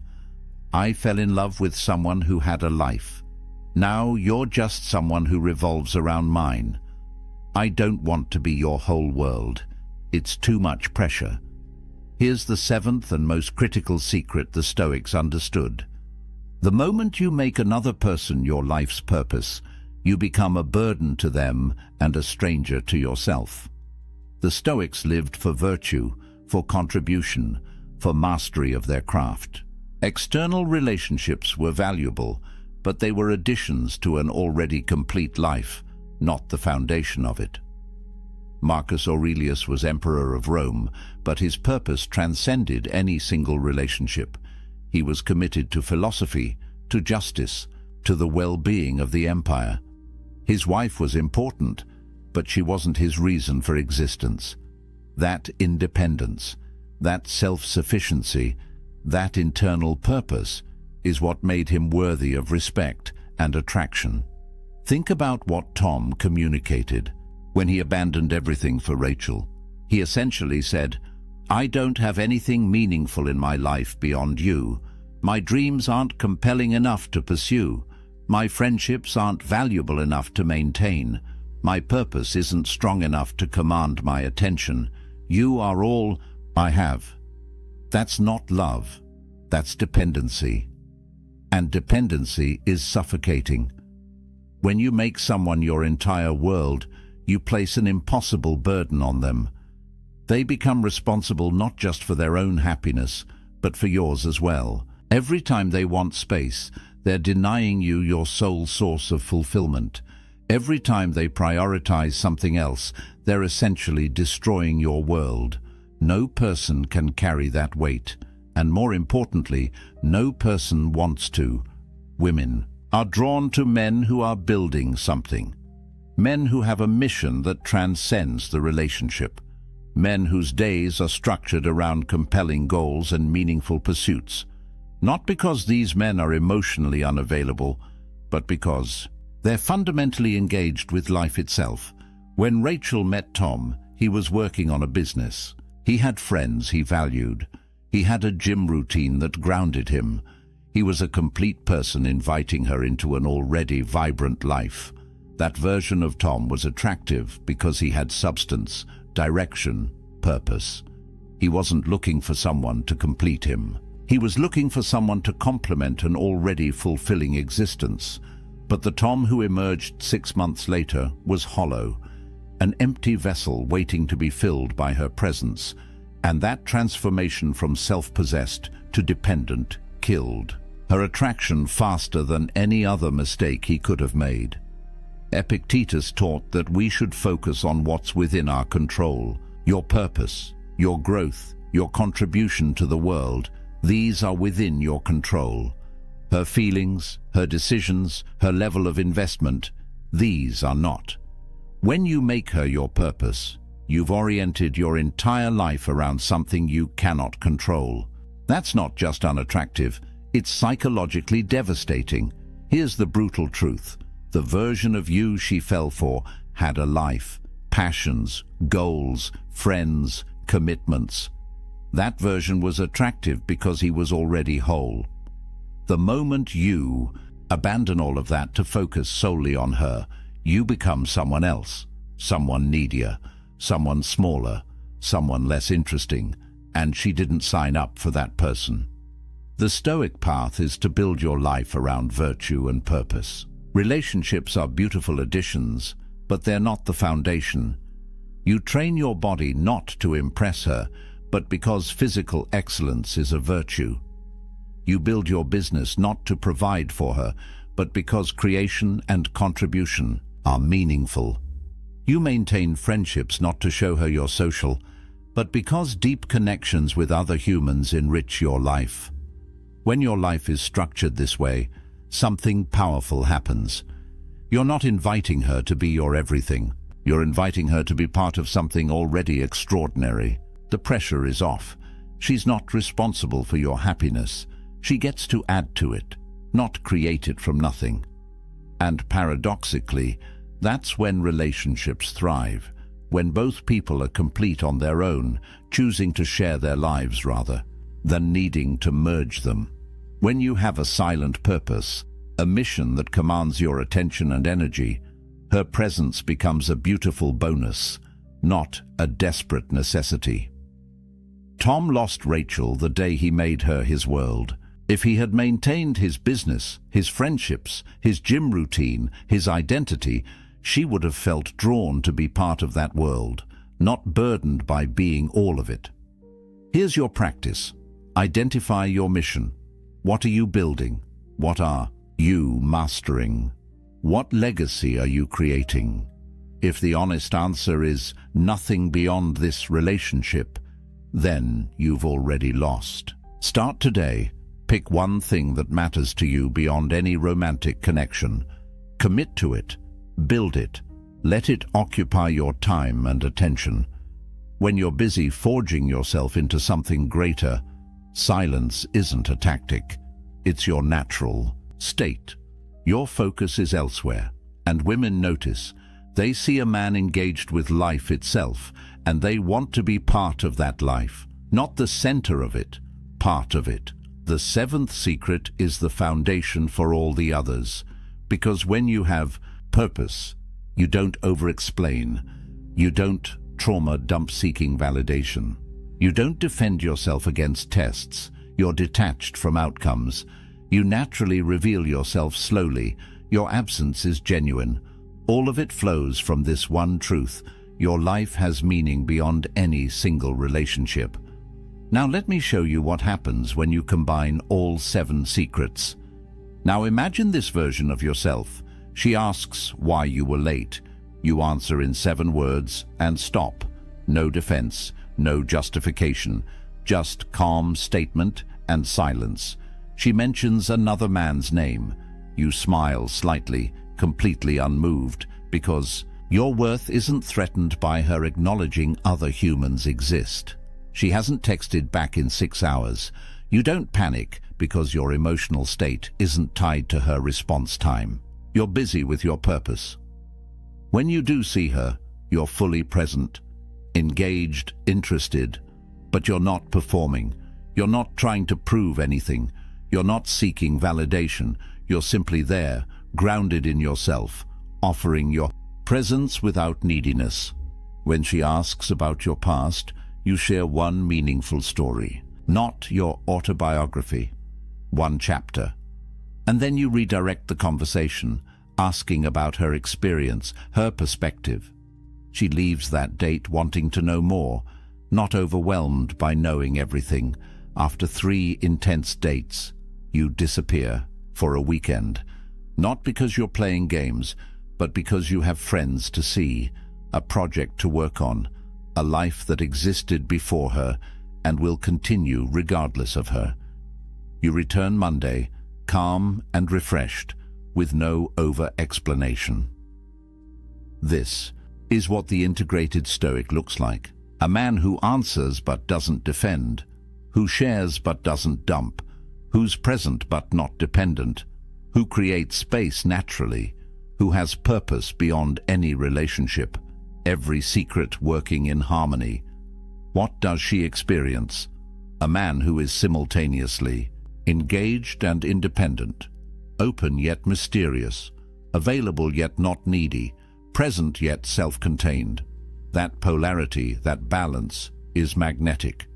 It's what Marcus Aurelius embodied, what Epictetus taught, what Seneca practiced. This isn't about manipulation or tactics. It's about genuine self-mastery. It's about being so grounded in your own worth, so committed to your own purpose, so comfortable with uncertainty, that external validation becomes optional rather than necessary. The Stoics understood something profound. Attraction isn't created through effort. It's created through presence combined with self-possession. When you stop trying to make her like you and start simply being someone worth liking, everything changes. Think about the people who command your respect and attention. Do they chase your approval? Do they explain themselves constantly? Do they make you the center of their world? Or do they have such quiet conviction, such clear purpose, such internal strength that you naturally gravitate toward them? That's the energy you're cultivating, not through external techniques, but through internal transformation.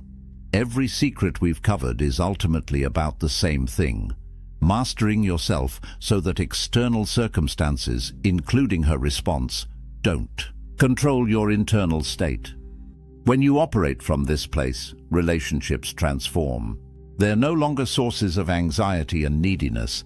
They become spaces of genuine connection between two complete people. She's not completing you, she's complementing you. And that's the only foundation for lasting attraction. The man who loses women through over-explaining, trauma-dumping, defensive reactions, neediness, oversharing, constant presence, and lack of purpose. That's a man who hasn't done the internal work, who's looking outward for validation that can only come from within. The man who naturally embodies these 7 secrets. That's a man who's done the work, who knows his worth, who has purpose, who doesn't need external validation because his internal foundation is solid. That transformation doesn't happen overnight. It requires practice, awareness, and commitment. But every step toward that version of yourself makes you not just more attractive to women, but more respected by everyone and more at peace with yourself. Now let me warn you about the most common mistakes men make when trying to apply these secrets. Here's where most men fail when they try to implement these secrets. They turn wisdom into weaponry. They use silence to manipulate rather than to master themselves. And that approach always backfires. First pitfall, using strategic absence to provoke jealousy. You disappear not because you're living your life, but because you want her to feel anxious, to wonder, to chase. She will sense this immediately. Women have incredible intuition for distinguishing authentic behavior from manipulation. When absence is manufactured to control her reaction, it reeks of insecurity. When absence is natural because you're genuinely engaged with your purpose, it's attractive. The litmus test is simple. Are you silent to control her reaction, or are you silent to govern your own internal state? The first destroys trust. The second builds respect. Second pitfall, overcorrection. You've been the over-explaining, constantly available, emotionally dependent guy. You learn these secrets and suddenly you become a stone wall, completely shut down. No vulnerability, no warmth, no genuine sharing. You've gone from one extreme to the other. Mystery needs windows, or people assume the house is abandoned. The Stoic isn't emotionally unavailable. He's emotionally selective. He shares, but with intention. He's vulnerable, but at appropriate times with earned trust. There's a massive difference between being measured and being closed off. Balance is the key. Offer one genuine compliment per date. Not a barrage of flattery, but one specific, observed appreciation. Share one meaningful thought or experience, but not your entire psychological history. Be present and engaged when you're together, but maintain your life and purpose when you're apart. Third pitfall, applying these secrets from a place of fear rather than abundance. You're not over-explaining because you're confident in your truth. You're not over-explaining because you're terrified she'll leave if you say the wrong thing. That fear leaks through everything you do. She'll feel it. These secrets only work when they flow from genuine self-possession, not from desperate attempts to prevent loss. If you're detached from the outcome because you've truly accepted that you'd be fine either way, that's powerful. If you're pretending to be detached while internally panicking, that's transparent. Fourth pitfall, using these as tricks in an otherwise unchanged life. You start spacing out your texts and maintaining mysterious silence, but you still have no purpose, no mission, no life beyond the relationship. You're just a needy guy who's learned to temporarily mask his neediness. The Stoics weren't performing, they were being. These principles worked for them because they were expressions of who they actually were, not techniques layered on top of insecurity. If you want these secrets to work, you have to become the kind of man for whom they're natural expressions, not calculated moves. Fifth pitfall, forgetting that relationships require genuine care and investment. These secrets aren't about being cold, distant, or uncaring. They're about being grounded, purposeful, and self-possessed, while still showing up fully for someone you care about. The Stoic man doesn't refuse to explain himself because he doesn't care what she thinks. He doesn't explain because he trusts in his own integrity and doesn't need external validation. See the difference? One is rooted in contempt. The other is rooted in self-respect. When applied correctly, these secrets don't create distance. They create healthy space. They don't reduce intimacy.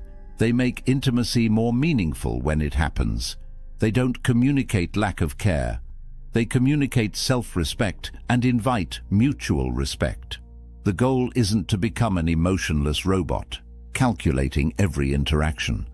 The goal is to become so grounded in your own worth and purpose that these behaviors become natural, authentic expressions of who you are. Now let me give you a practical challenge that will make these secrets automatic.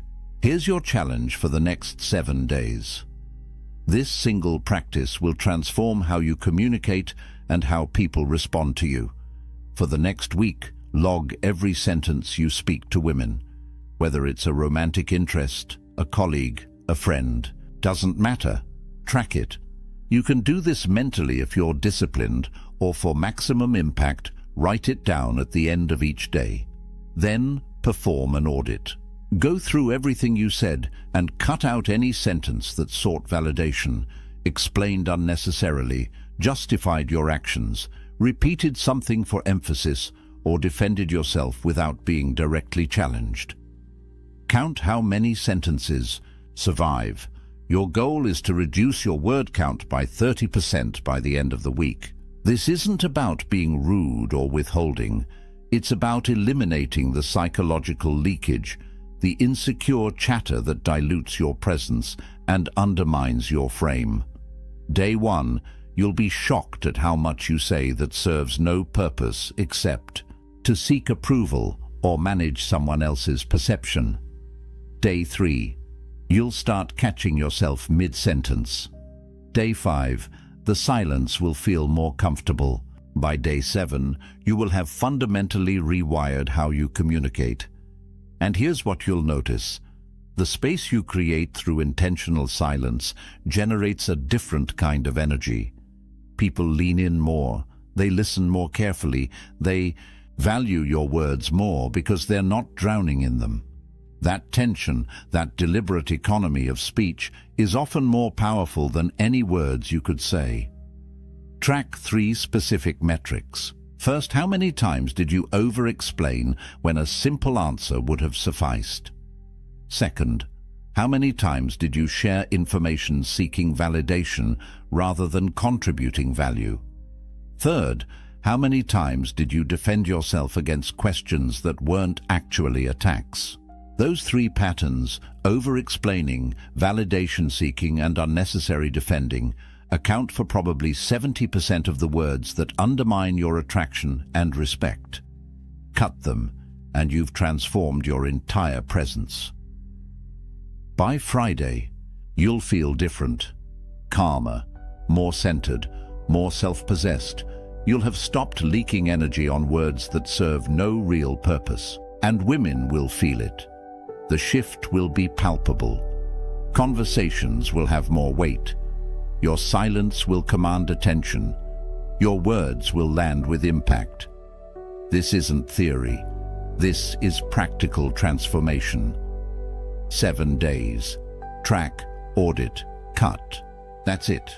Simple, but not easy.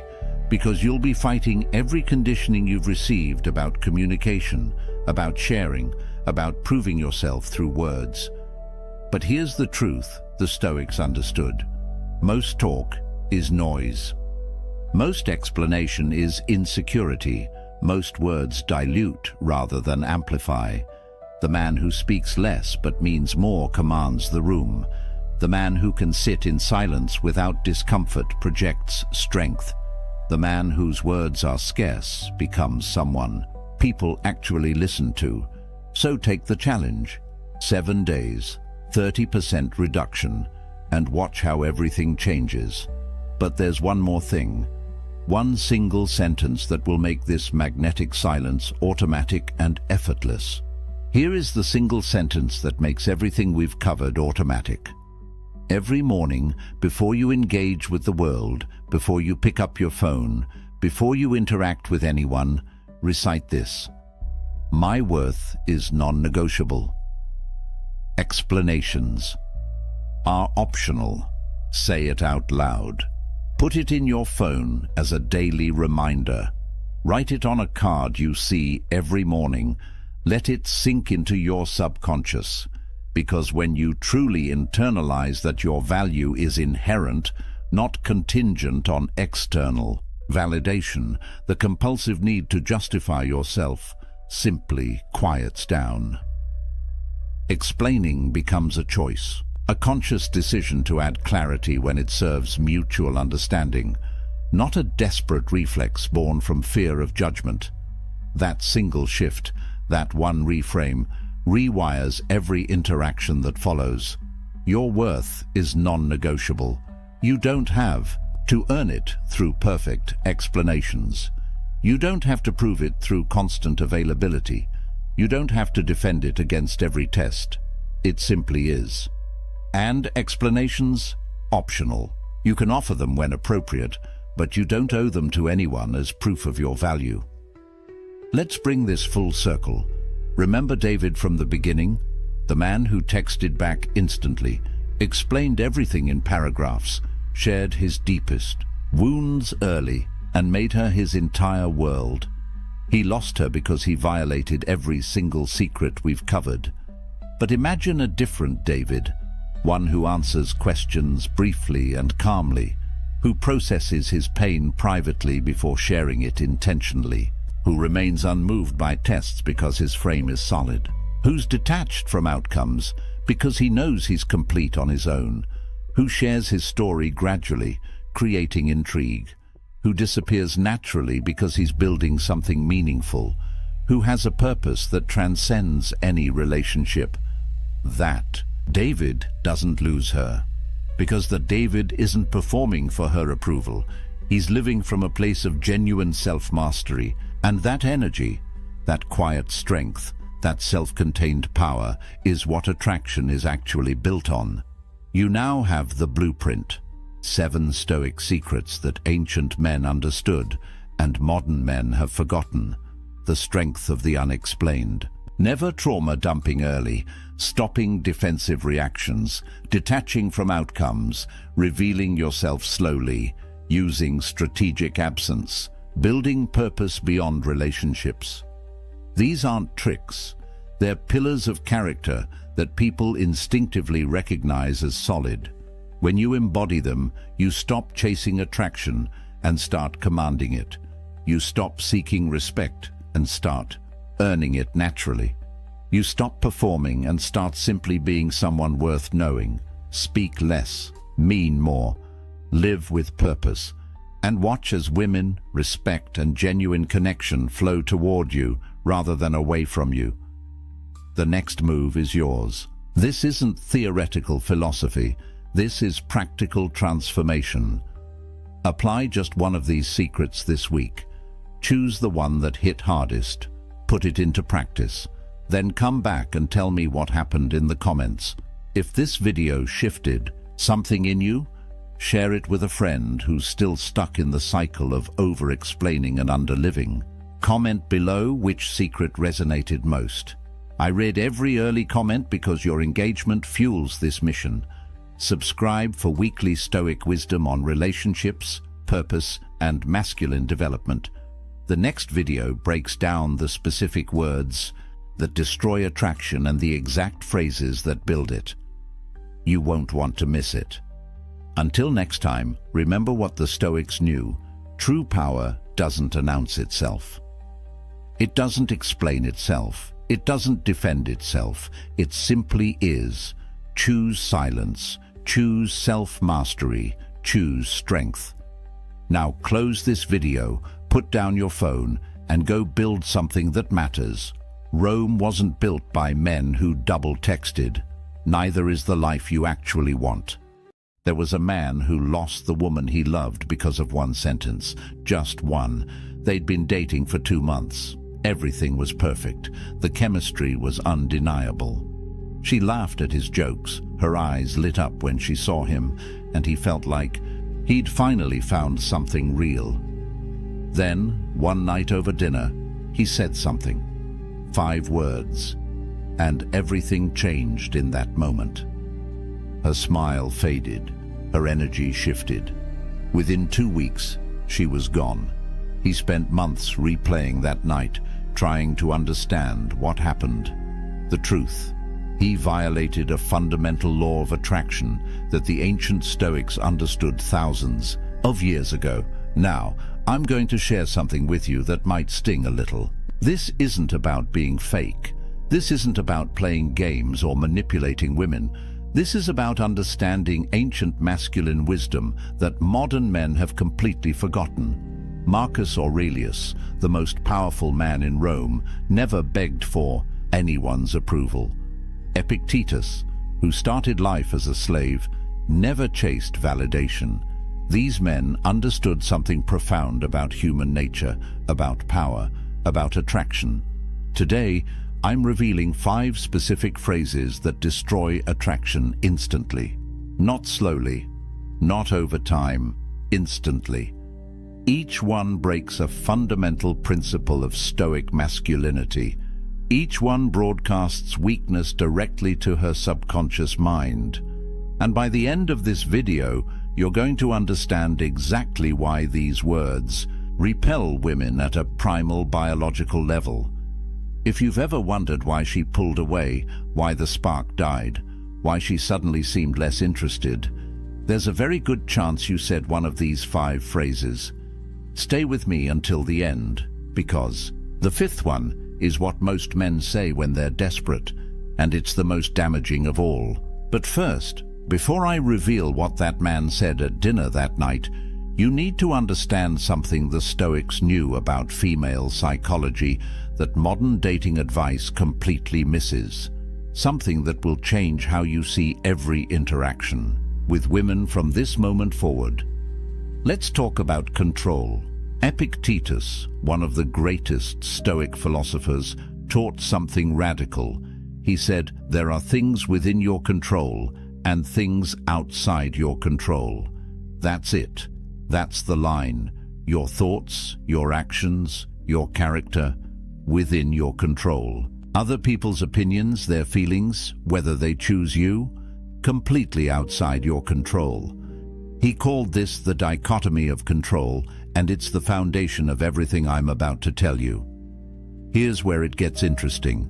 You cannot control whether she likes you. You cannot control whether she finds you attractive. You cannot force chemistry, manufacture desire, or negotiate attraction. But here's what you can control: your dignity, your frame, your self-respect, and how you show up in this world. When you understand this deeply, not just intellectually but in your bones, everything changes. Now let me connect this to something most men don't understand about female psychology. Women are biologically wired to detect neediness, not as a conscious choice.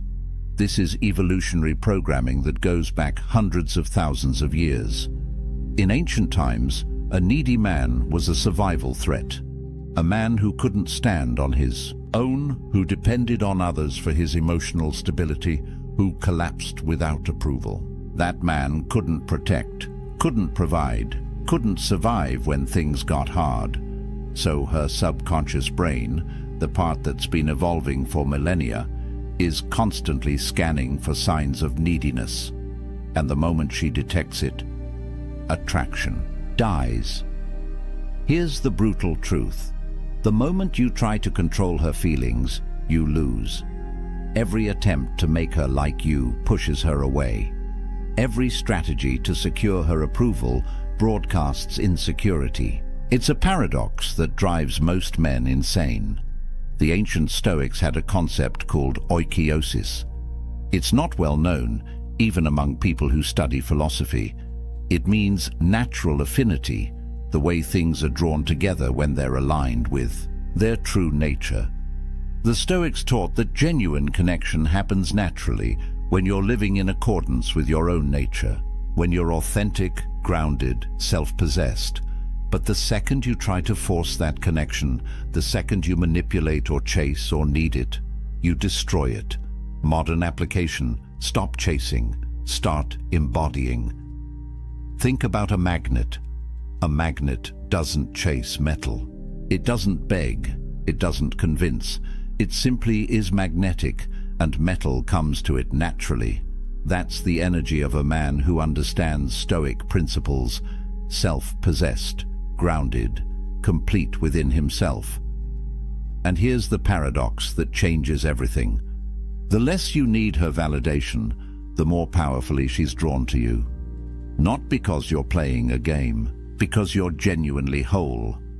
So when a man says the first phrase I'm about to reveal, he's violating this ancient principle in the worst possible way.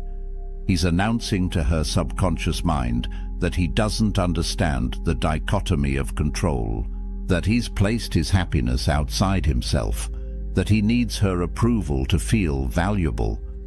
The first phrase seems harmless. Most men say it thinking they're being honest, being vulnerable, being real. But to her subconscious mind, it's a red flag that screams one thing: this man is not enough on his own.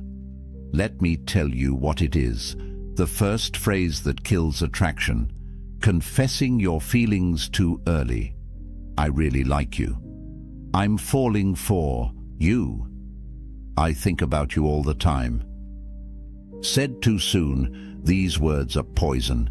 Let me tell you about James. He met a woman at a coffee shop. They exchanged numbers, went on a first date, then a second. The chemistry was electric. She was texting him every day, laughing at his jokes, touching his arm when they talked. He felt something he hadn't felt in years. On their third date, sitting across from her at a restaurant, he couldn't hold it in anymore. He looked into her eyes and said, I just need you to know, I really like you. Like, I think you're amazing. I haven't felt this way in so long. He thought he was being honest, vulnerable, real. The moment those words left his mouth, he watched her face change. Her smile became polite, distant. She said something like, "Oh, that's sweet," but her energy had completely shifted. She didn't pull away immediately. She finished the date, but her texts became shorter. Plans became harder to make. Within 2 weeks, she was gone. He was confused, hurt, angry even. I was just being honest. What's wrong with telling someone how you feel? Everything. Everything is wrong with it when you do it too soon. Here's why. When you confess feelings prematurely, you're violating Epictetus's core teaching. You're placing your happiness, your emotional state, your sense of well-being in something external, in her response, in her validation. You're essentially saying, my emotional stability now depends on what you think of me. That's not love. That's dependency. And dependency repels. It shows outcome dependency. Your emotional state is controlled by whether she reciprocates. A Stoic man's emotional state comes from within, from his character, from living according to his values. When you say, I really like you, after 3 dates, you're announcing, I've already decided you're the prize, before I even know who you are. Think about what that communicates. You don't have standards. You don't have options. You're not selective. You're just grateful someone is paying attention to you. And here's something most men don't understand about female psychology. Women are attracted to mystery, to uncertainty, to the thrill of not quite knowing where they stand. That tension, that space between does he like me and I think he might, that's where attraction builds. The moment you remove all doubt, the moment you hand her absolute certainty about your feelings, the game is over. There's nothing left to discover. No tension, no excitement, just the pressure of your expectations weighing on her from a biological, standpoint, women are attracted to men who are selective. High-value men don't fall for every woman who gives them attention. They're discerning. They have options. They take time to evaluate compatibility. When you confess deep feelings after barely knowing someone, her subconscious translates that as this man doesn't have options. He's decided I'm his best chance. And if I'm his best chance, what does that say about his value? Marcus Aurelius wrote, "The best revenge is not to be like your enemy." In the context of attraction, the enemy is desperation, neediness, the desperate chase for validation. Don't seek it. Don't announce your feelings, hoping she'll reciprocate and make you feel secure. That's weakness disguised as honesty. Let your actions show interest. Show up consistently. Invest time. Be present when you're together. Plan thoughtful dates. Listen.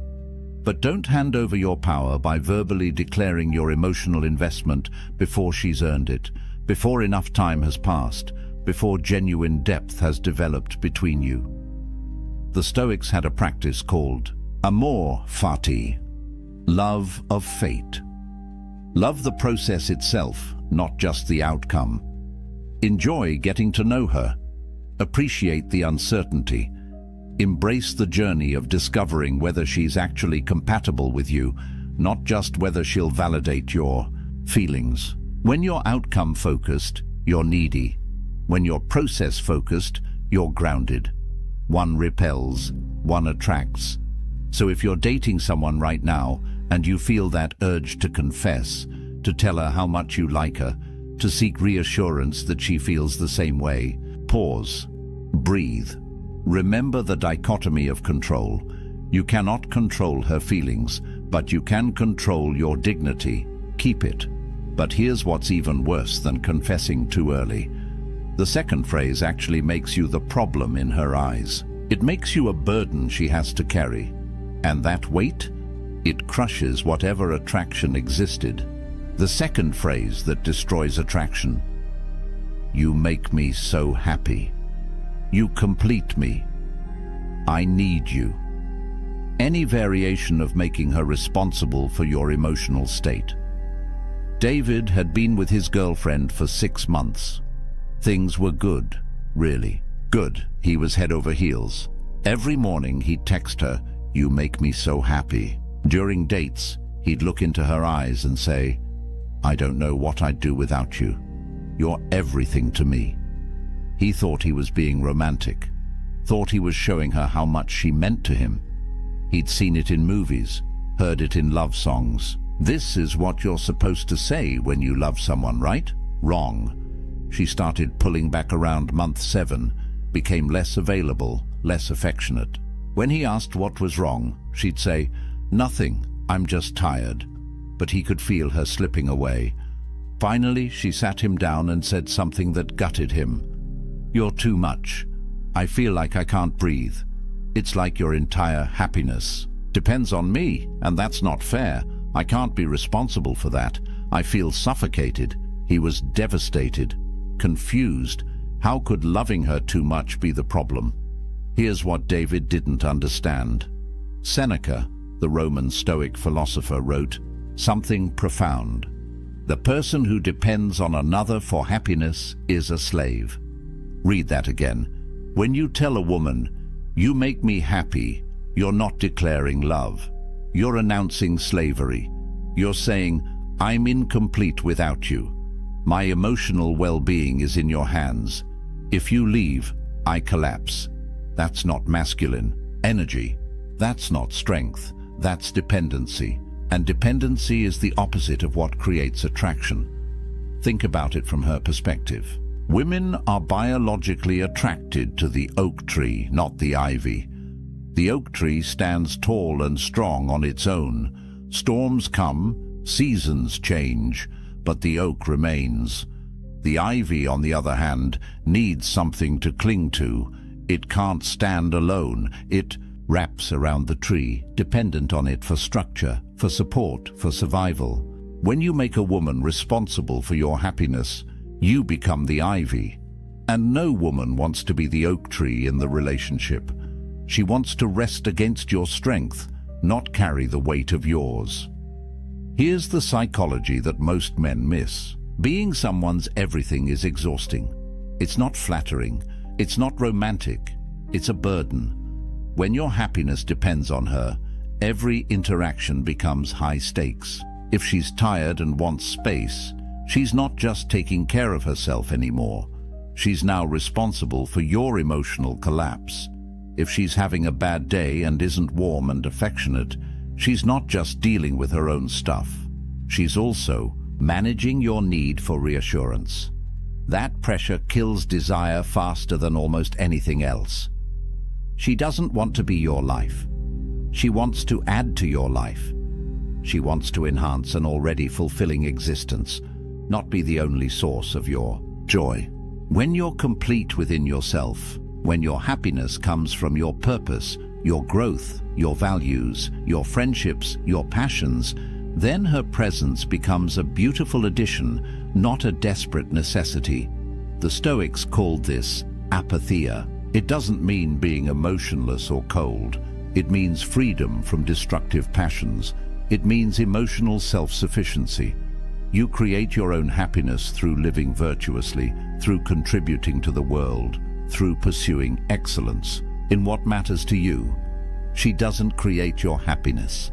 She shares in it. Epictetus taught, "Don't seek to have events happen as you want them to, but instead want them to happen as they do happen, and your life will go well." Apply that to relationships. Don't need her to be a certain way for you to be happy. Don't need her to stay for you to be whole. Your happiness is your responsibility, always. When you're emotionally self-sufficient, something interesting happens. She feels free, free to be herself, free to have bad days without managing your emotions, free to be imperfect without you falling apart. And in that freedom, attraction thrives. She's drawn to your strength, to your groundedness, to the fact that you'd be fine without her, but you choose her anyway. That's love from a position of power, not neediness. Now, the third phrase is sneaky. Most men don't even realize they're saying it. They think they're being considerate, being a gentleman. But she hears something completely different. She hears manipulation disguised as niceness, and it repels her at a deep level. The third phrase, whatever you want. I don't care, you decide. It's up to you. Constant agreeableness. Having no opinions of your own. Meet Ryan. Nice guy. Really nice. Maybe too nice. He'd been seeing Sarah for about 2 months, and everything seemed fine on the surface. But there was a pattern. Every single time they made plans, the conversation went the same way. Where should we go for dinner? I don't know. Wherever you want. What movie should we see? You pick. I'm good with anything. Should we go to the beach or stay in the city this weekend? Whatever makes you happy. Ryan thought he was being considerate, accommodating, the perfect boyfriend who never causes conflict. 3 months in, she ended it. Her exact words. I don't even know who you are. You're like a ghost. You have no preferences, no opinions, no spine. I feel like I'm dating a mirror. Ryan was shocked, hurt. He'd done everything to make her happy. How could that be the problem? Here's what he missed. Marcus Aurelius wrote, "Waste no more time arguing what a good man should be. Be one." A man without opinions is a man without character. A man who constantly defers isn't showing respect. He's committing self-erasure. He's disappearing right in front of her. Think about attraction. Real, visceral, sexual attraction. It requires polarity. Masculine and feminine energies create spark through contrast, through difference, through tension. When you agree with everything, when you have no preferences, when you're just a mirror reflecting whatever she wants, there's no contrast, no friction, no electricity, just boring sameness. Women test for backbone, not consciously, but instinctively. When she asks, "Where should we eat?" that's not really about food. It's a test. Can you lead? Do you have conviction? Are you capable of making a decision and standing by it? Every time you say, "I don't care, you choose," you fail that test. Every single time. Here's the covert contract that nice guys operate under. They think, if I agree with everything she wants, if I never challenge her, if I'm always accommodating, she'll like me more. She'll see how easy I am to be with. But the opposite happens. She loses respect with every "whatever you want," because deep down, she knows what you're doing. You're not being agreeable because you genuinely don't have preferences. You're being agreeable because you're afraid. Afraid of conflict, afraid she'll disagree, afraid she'll leave if you're not perfect. That fear, she can smell it. The Stoics practiced something called premeditatio malorum, negative visualization. They'd imagine the worst outcomes to prepare themselves mentally. Apply that here. Imagine what happens if you please everyone. The answer, you please no one, especially not yourself. When you have no opinions, no preferences, no boundaries, you become invisible, forgettable, replaceable. Epictetus taught, if you wish to be good, first believe that you are bad. In this context, it means acknowledge the people-pleasing tendency. Recognize that your constant agreeableness isn't kindness, it's avoidance. It's fear-based behavior disguised as consideration. Here's what women actually want. They want to feel your presence, your direction, your masculine certainty, not arrogance, not domination, just the simple confidence to say, I'd prefer Italian tonight, or I'm not really into action movies, let's do the thriller instead, or I want to go to the mountains this weekend. Simple preferences, stated calmly. That's it. That's all it takes to show you're a real person with real opinions. And here's the secret. She doesn't even need to agree with your preferences. She just needs to know they exist. Disagreement is fine, healthy even. What kills attraction is the void where your personality should be. Be willing to have opinions. State them without apology. And be equally willing to hear hers and find compromise when it matters. That's partnership. That's polarity. That's attractive. The fourth phrase is what men say when they're losing her. And instead of slowing the decline, it accelerates it. If you've said this next one, you know exactly how she responded, and it wasn't good. The fourth phrase that kills attraction, seeking constant reassurance. Are we okay? Do you still like me? Are you mad at me? Did I do something wrong? Michael couldn't handle silence, couldn't handle space, couldn't handle uncertainty. He'd been dating Lisa for about 4 months when the pattern started. Anytime she seemed quiet, anytime she didn't respond to a text within an hour, anytime her tone seemed even slightly different, he'd panic. Hey, are we good? You seem distant. Is everything okay? I feel like something's off. Did I do something? At first, Lisa would reassure him. No, babe, we're fine. I'm just tired. Everything's good, I promise. You didn't do anything wrong. I'm just busy at work. But the questions kept coming. Every week. Sometimes multiple times a week. Eventually, her reassurances became shorter, less convincing, until finally she stopped responding to his "Are we okay?" text altogether. 2 days later, she sent him a long message. I can't be your therapist. This constant need for reassurance is exhausting. I feel like I'm managing your anxiety instead of being in a relationship. I'm done. Michael was crushed. He thought he was just communicating, being open about his feelings, addressing issues. Before they became problems, what he didn't realize, he was creating the very problem he feared. The Stoics taught amor fati, love of fate. It means accepting what is, exactly as it is, without resistance. Every time you ask, "Are we okay?" you're rejecting what is. You're fighting reality because you're afraid. You don't trust the present moment. You don't trust her. You don't trust yourself.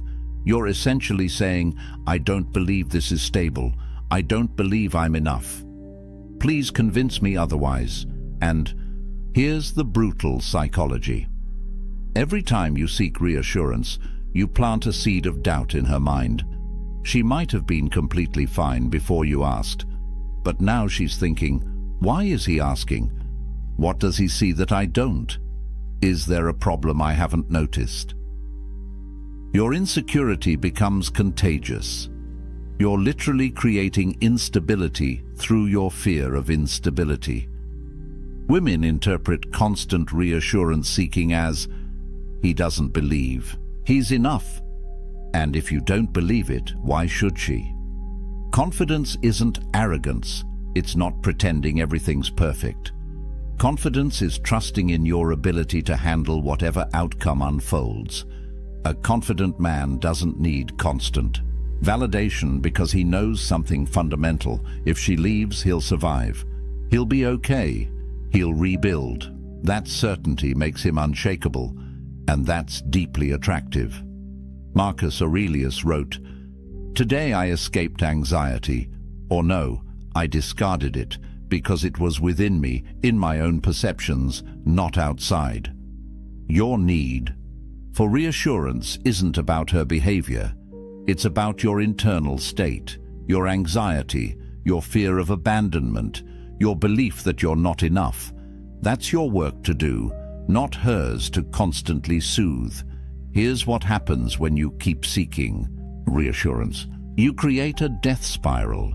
Your insecurity makes you ask, "Are we okay?" She pulls back slightly because the neediness is unattractive. You notice her pulling back, which increases your insecurity, which makes you ask again. She pulls back more. You ask more, round and round until the relationship is dead. You kill it with the very behavior meant to save it. The Stoics practiced negative visualization. Imagine the worst outcome. She leaves. You're alone. Now really sit with that. Would you actually die? No. Would you be devastated? Probably. For a while. But would you survive? Yes. Would you eventually heal? Yes. Would you find someone else? Very likely. When you deeply internalize that you'd be okay, even in the worst-case scenario, you stop operating from fear. You stop needing constant reassurance. And that shift in energy changes everything. Stop asking if you're okay. Just be okay. With uncertainty, with silence, with not knowing exactly where you stand every single moment. That's confidence. That's strength. That's attractive. But nothing, and I mean nothing, kills attraction faster than the fifth phrase.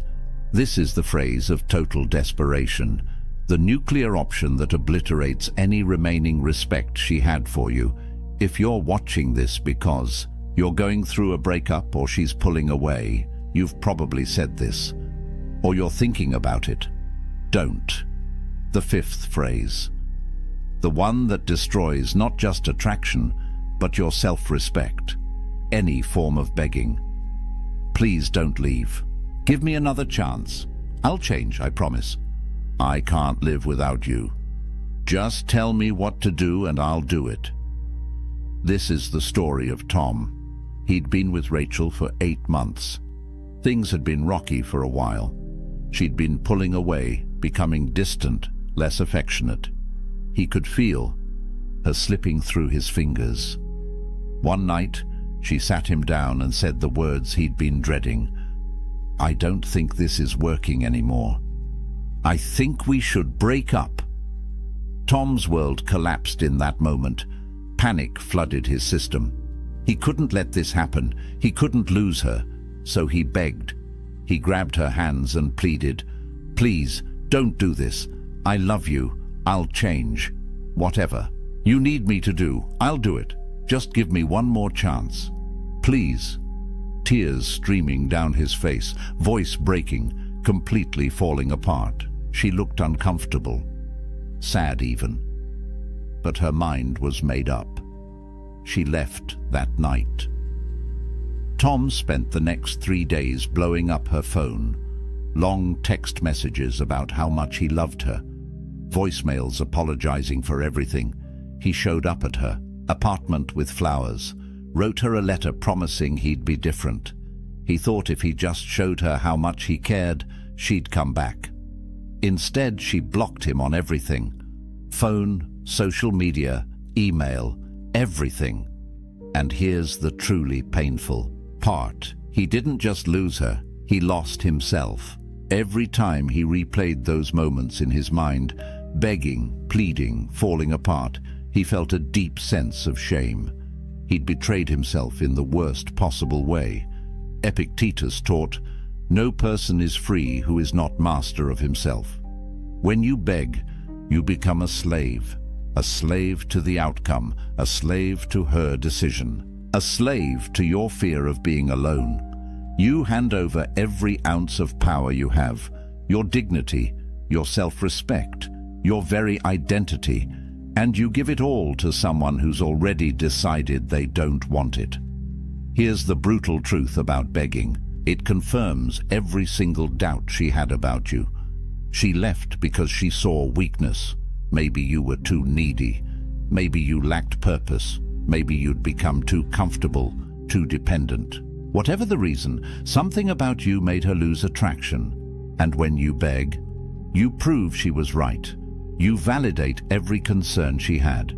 You show her in the most dramatic way possible that you are exactly the person she thought you were. Weak, desperate, unable to handle adversity with grace. Attraction requires respect. You cannot respect someone who doesn't respect themselves.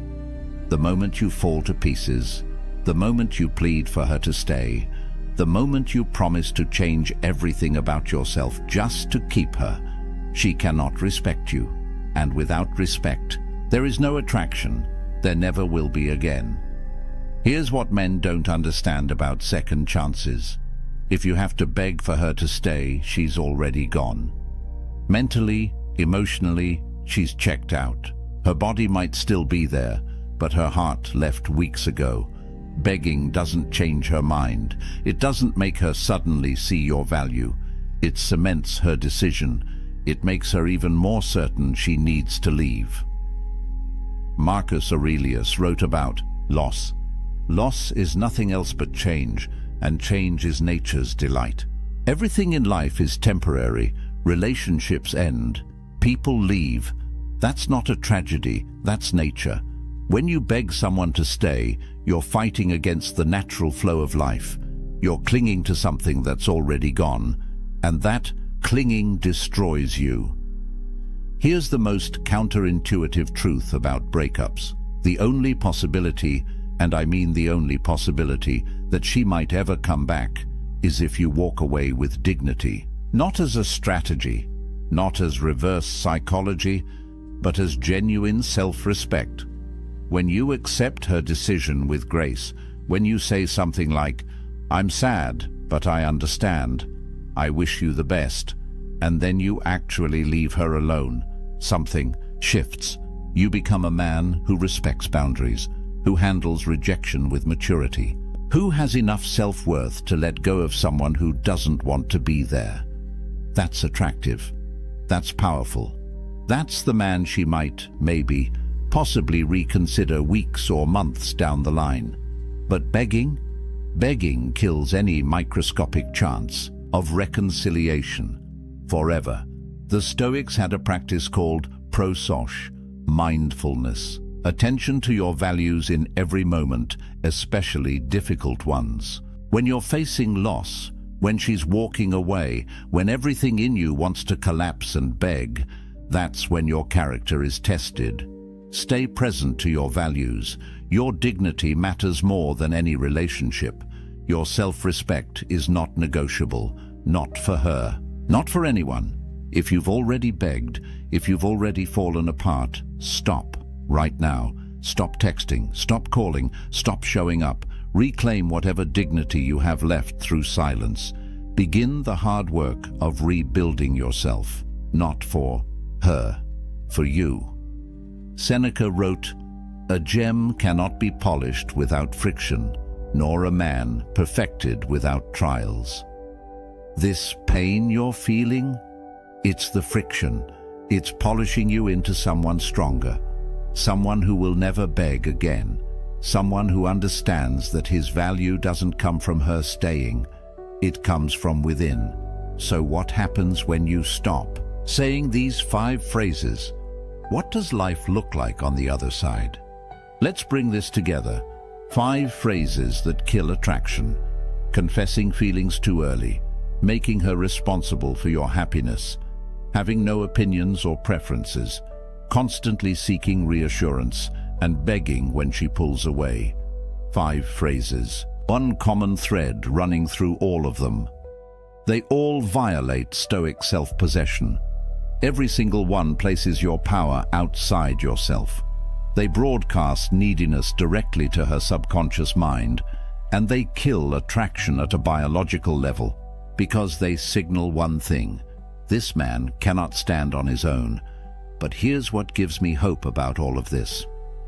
These aren't personality flaws. They're not permanent character defects. They're learned behaviors, and anything learned can be unlearned. You can change this, starting today. Let me tell you about Marcus. Not Marcus Aurelius, just Marcus, a regular guy who made every mistake in this video. He'd confessed feelings too early and watched women pull away. He'd made his girlfriend responsible for his happiness until she felt suffocated.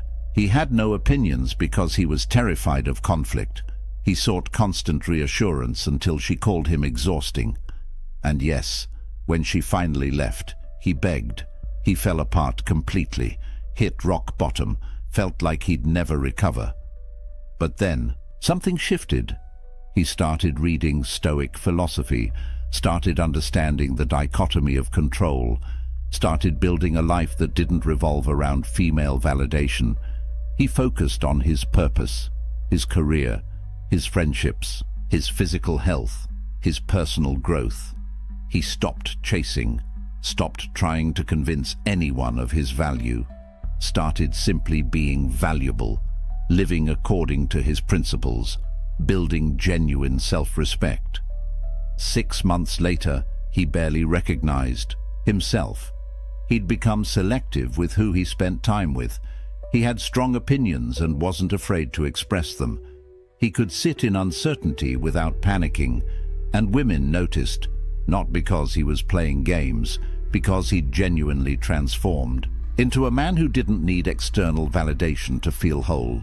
Here's your path forward. 4 Stoic principles to live by. First, cultivate internal validation.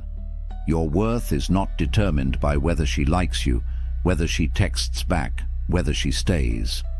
Your worth comes from living according to your values, from being a man of character. That's it. Second, practice amor fati. Love your journey, including the rejections, including the heartbreaks. Every failure is teaching you something essential about yourself. Third, embody apatheia. Emotional self-sufficiency, not coldness, not being unavailable, but being complete within yourself, so that relationships enhance your life rather than define it. Fourth, live with prososche. Stay mindful of your principles in every interaction, especially when you're triggered, when you want to seek reassurance, when you feel the urge to confess feelings prematurely. Pause. Return to your values. Marcus Aurelius said it perfectly. Very little is needed to make a happy life. It is all within yourself, in your way of thinking. Build a life so fulfilling that a woman's presence is a bonus, not a necessity. Pursue work that matters. Cultivate deep friendships. Develop your body. Feed your mind. Contribute to something larger than yourself. When you do this, when you become genuinely whole, attraction happens naturally. not because you're using techniques, because you've become the kind of man who doesn't need validation to feel valuable. The promise is this: when you stop saying these 5 phrases, when you stop operating from neediness, everything changes. You become selective instead of desperate, grounded instead of anxious, present instead of outcome-focused. And that version of you, that's the man women are drawn to. If this video resonated with you, if you've made these mistakes and you're ready to change, you're not alone. Subscribe for more Stoic wisdom on relationships and masculine development. Drop a comment and tell me which phrase hit the hardest. Which one have you been guilty of? Let's build a community of men who choose dignity over desperation. Next video, we're diving deep into the Stoic art of walking away. How to leave any situation with your power intact. You won't want to miss it. Remember this: the Stoics didn't chase. They attracted through self-mastery. Stop saying these 5 phrases. Start becoming the man who doesn't need to.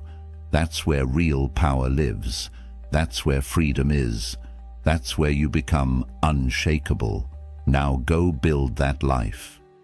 There's a man sitting alone in his apartment right now. The city hums outside his window.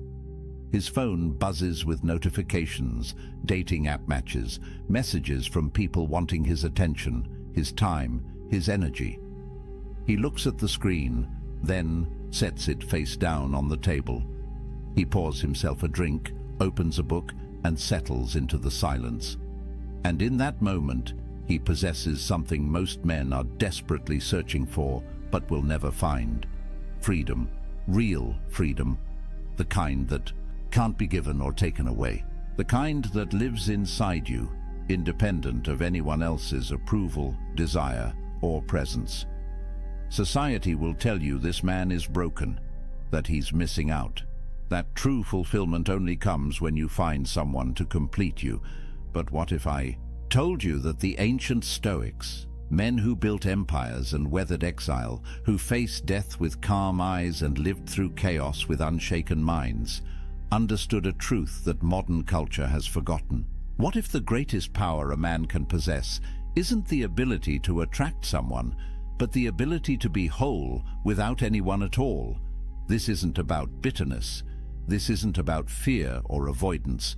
This is about sovereignty, about building an inner fortress so strong that you don't need external validation to feel alive.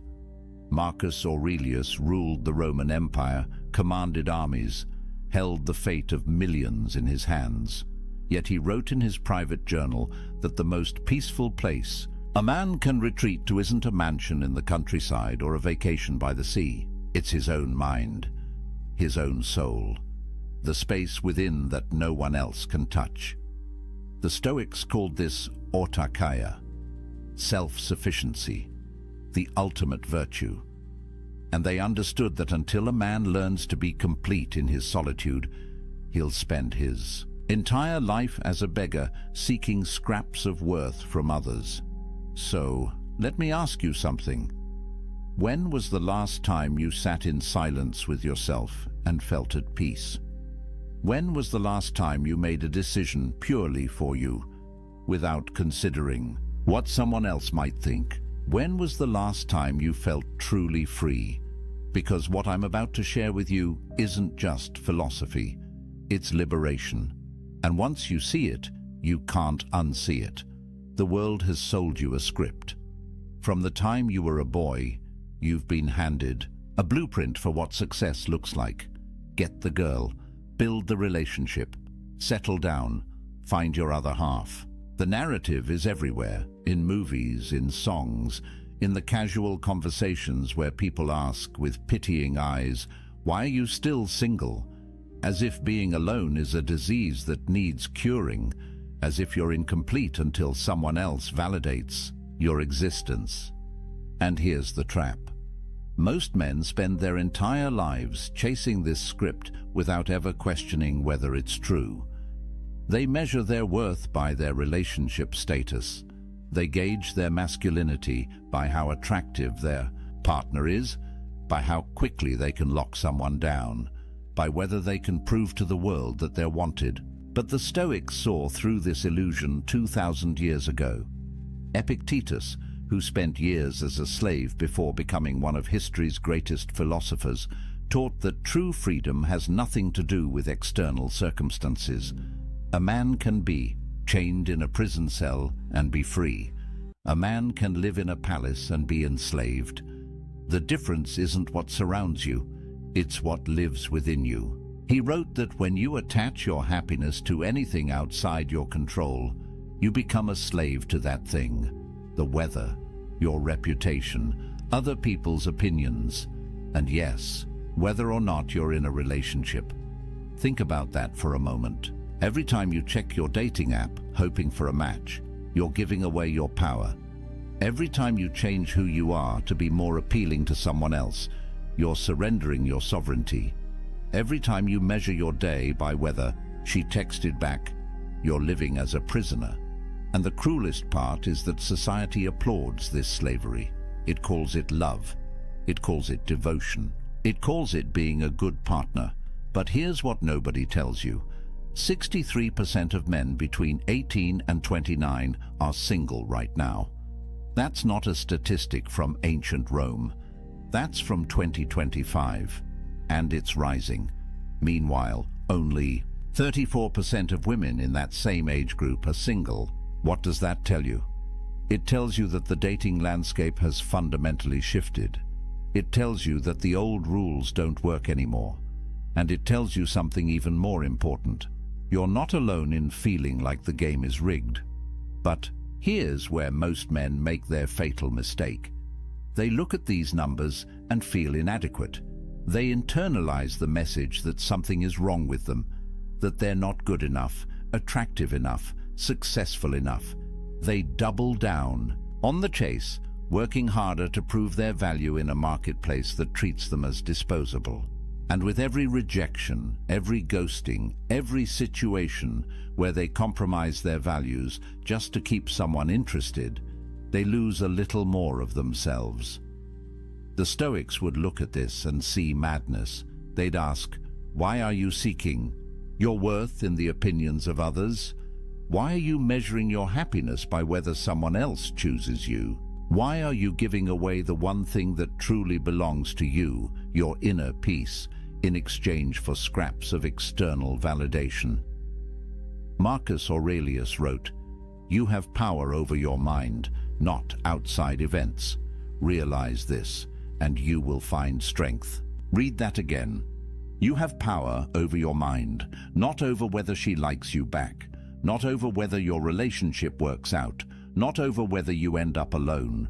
You have power over how you interpret these things, over what meaning you assign to them, over whether they disturb your peace or leave you untouched. And that, brother, is everything, because here's the truth that will set you free. Being single isn't a problem to solve, it's a power to harness. And the moment you understand that, the moment you stop seeing solitude as something to escape and start seeing it as something to embrace, everything changes. You stop being a man who needs someone. You become a man who chooses connection from a place of fullness, not emptiness. You stop being the beggar at the table. You become the king who decides if and when he shares his throne. But society doesn't want you to know this, because a man who is complete on his own is dangerous. He can't be controlled. He can't be manipulated.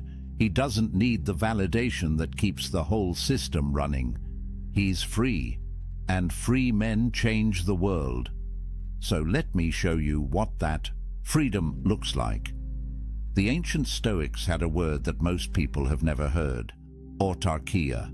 It's Greek, and it means self-sufficiency. Not in the sense that you live in the woods, chopping your own wood and filtering your own water, but in the deeper sense that your well-being, your peace, your sense of worth comes from within. It's the understanding that you need nothing outside yourself to be complete. That happiness isn't something you find in another person. It's something you cultivate in the fortress of your own mind. Marcus Aurelius understood this at the deepest level. Here was a man who had everything society says should make you happy. Emperor of Rome, immense wealth, beautiful family, power that stretched across the known world. Yet he wrote in his meditations, "Nowhere can man find a quieter or more untroubled retreat than in his own soul, not his palace, not his empire, his own soul." And he added, "It is in your power to retire into yourself whenever you choose." Think about what he's saying. The greatest sanctuary you'll ever know isn't a place. It's a practice. It's the ability to withdraw into your own mind, to find peace there regardless of what's happening around you, whether you're surrounded by chaos or sitting in silence, whether you're with someone or alone. The peace isn't circumstantial, it's constitutional. It's built into who you are. And once you develop this capacity, you become unstoppable. Epictetus, who went from slavery to philosophical mastery, taught his students that the key to this self-sufficiency is understanding what you control and what you don't. You don't control whether people love you. You don't control whether relationships last. You don't control the economic factors that make dating harder, the cultural shifts that change the rules, or the fact that modern technology has turned human connection into a swipe-based marketplace. None of that is in your control, but you do control your character, your response, your inner state, your decision about what kind of man you're going to be regardless of circumstance. And this is where it gets powerful. When Musonius Rufus, another Stoic philosopher, was exiled from Rome, sent away from his home, his friends, everything familiar, he didn't collapse into despair. He didn't spend his days mourning what he'd lost. Instead, he used his solitude to deepen his practice. He worked on his virtue. He refined his character. He became more himself, not less. And when people came from far away to learn from him, even in exile, they found a man who radiated peace, a man who proved that external circumstances have no power over an internally complete person. There's a story about Zeus, the king of the gods in Greek mythology, that the Stoics loved. During the cosmic conflagrations, when the universe would reset and everything would be destroyed, Zeus would sit alone. No other gods, no creation, just emptiness. And yet, he remained content, at peace, because his completeness didn't depend on what existed outside him. The Stoics used this image to teach that true self-sufficiency means you could lose everything, everyone, and still have yourself. And if you've built that self well, if you've made it a fortress of virtue and reason, then you have everything you need. Now, I know what you might be thinking. This sounds lonely. This sounds like isolation. But here's where the Stoics make a crucial distinction. There's a difference between loneliness and solitude. Loneliness is the pain of being disconnected. It's what happens when you're surrounded by people but feel empty inside.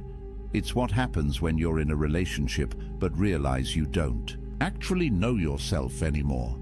Loneliness comes from lacking connection with others or with yourself.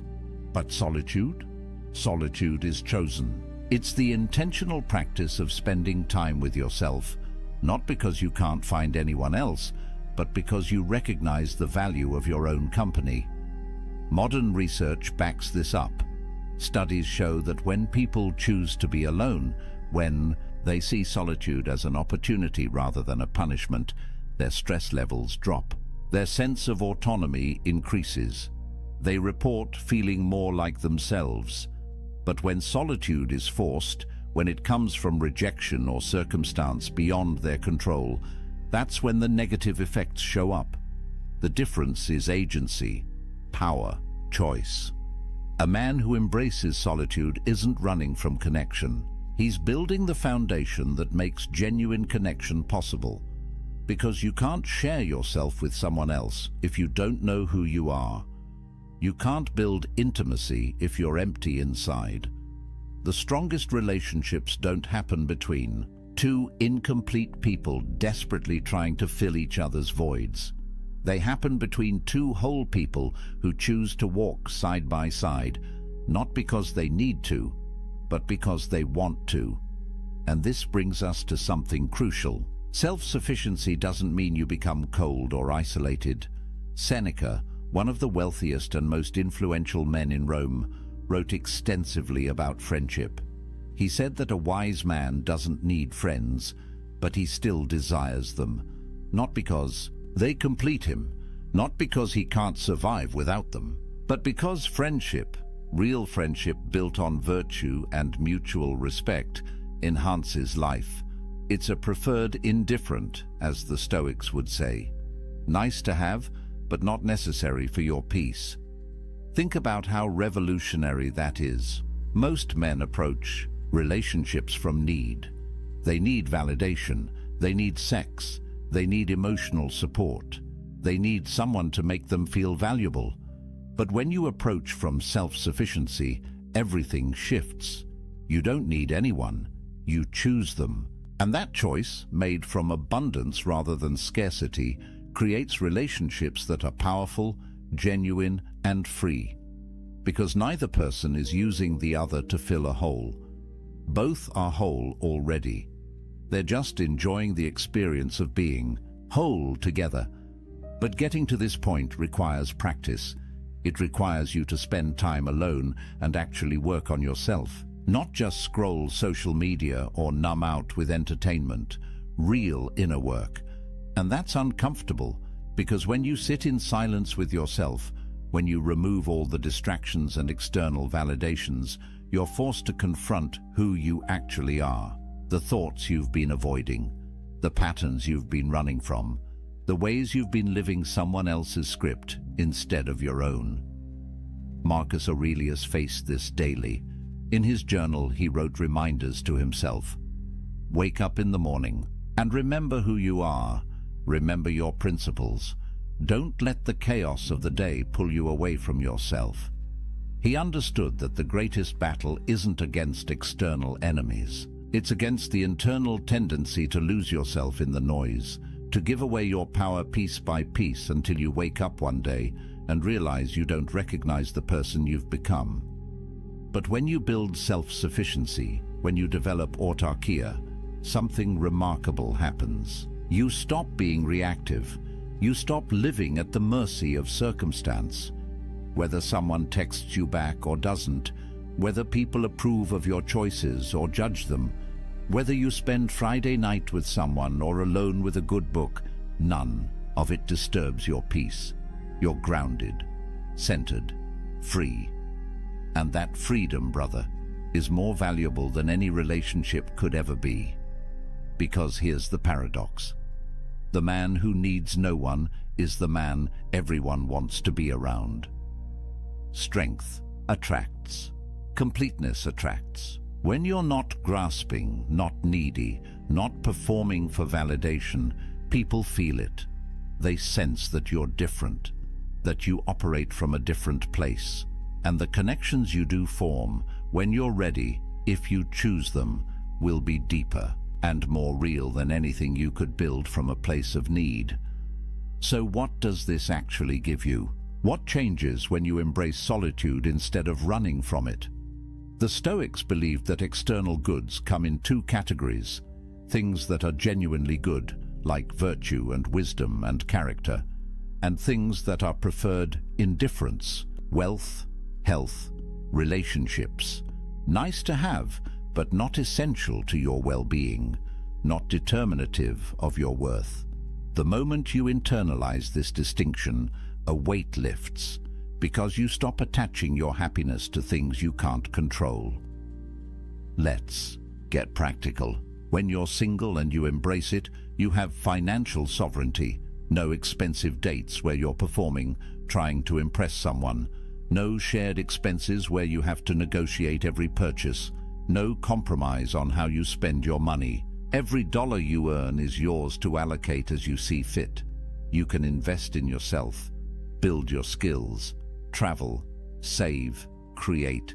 and you don't have to justify these choices to anyone. Modern research shows that single men, particularly those who embrace their status rather than fighting it, report lower financial stress. They have more control over their economic futures. They're not tied to another person's spending habits, debt, or financial crises. And in a world where economic pressure is one of the leading causes of relationship breakdown, that's not a small thing. You eliminate an entire category of stress simply by being financially sovereign. Then there's time sovereignty. Think about the hours you get back when you're not texting constantly, planning dates, negotiating weekend plans, attending social functions for someone else's sake. Time is the only truly non-renewable resource. Once it's gone, it's gone. And most men give away enormous chunks of their time without even realizing it, not because they want to, but because they feel obligated, because they're afraid of what will happen if they don't, because they're trying to keep someone happy, keep the relationship going, prove they're committed. But when you're single, every hour belongs to you. Want to wake up early and work on that business idea? Do it. Want to spend Saturday learning a new skill? You can. Want to sit in complete silence for an afternoon and just think? Nobody's going to text you asking where you are or why you're being distant. This isn't selfishness, it's self-ownership. And the Stoics believed that a man who doesn't own his time doesn't own his life. Marcus Aurelius, again, the busiest man in the empire, wrote about guarding his time like a fortress. He knew that every hour given to someone else's priorities was an hour stolen from his own development, his own contemplation, his own practice of virtue.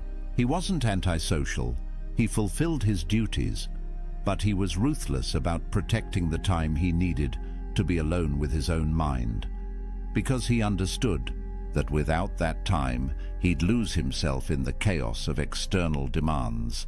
Then there's mental sovereignty. This might be the most important one. When you're in a relationship, especially one built on neediness rather than choice, you carry enormous emotional labor.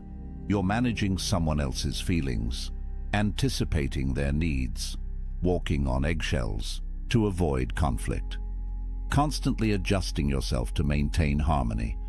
And over time, this erodes you. You start to forget what you actually think, what you actually want, because you've spent so much energy managing the relational dynamics. But when you're alone, your mind is your own.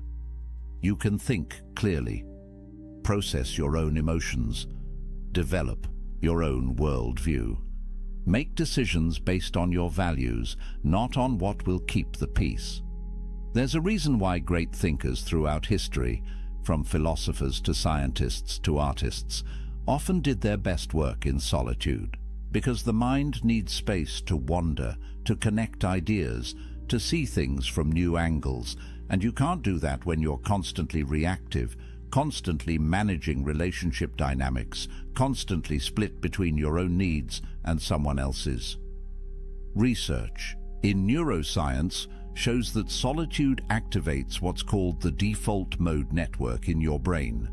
This is the network responsible for self-reflection, for integrating experiences, for creative thinking. It's the mode your brain enters when you're not responding to external stimuli, and it only activates when you're truly alone, not just physically but mentally. When you're not checking your phone every 5 minutes to see if she responded, when you're not running through conversations in your head, analyzing what you said wrong, when you're just present with yourself. And this is where creativity and insight emerge.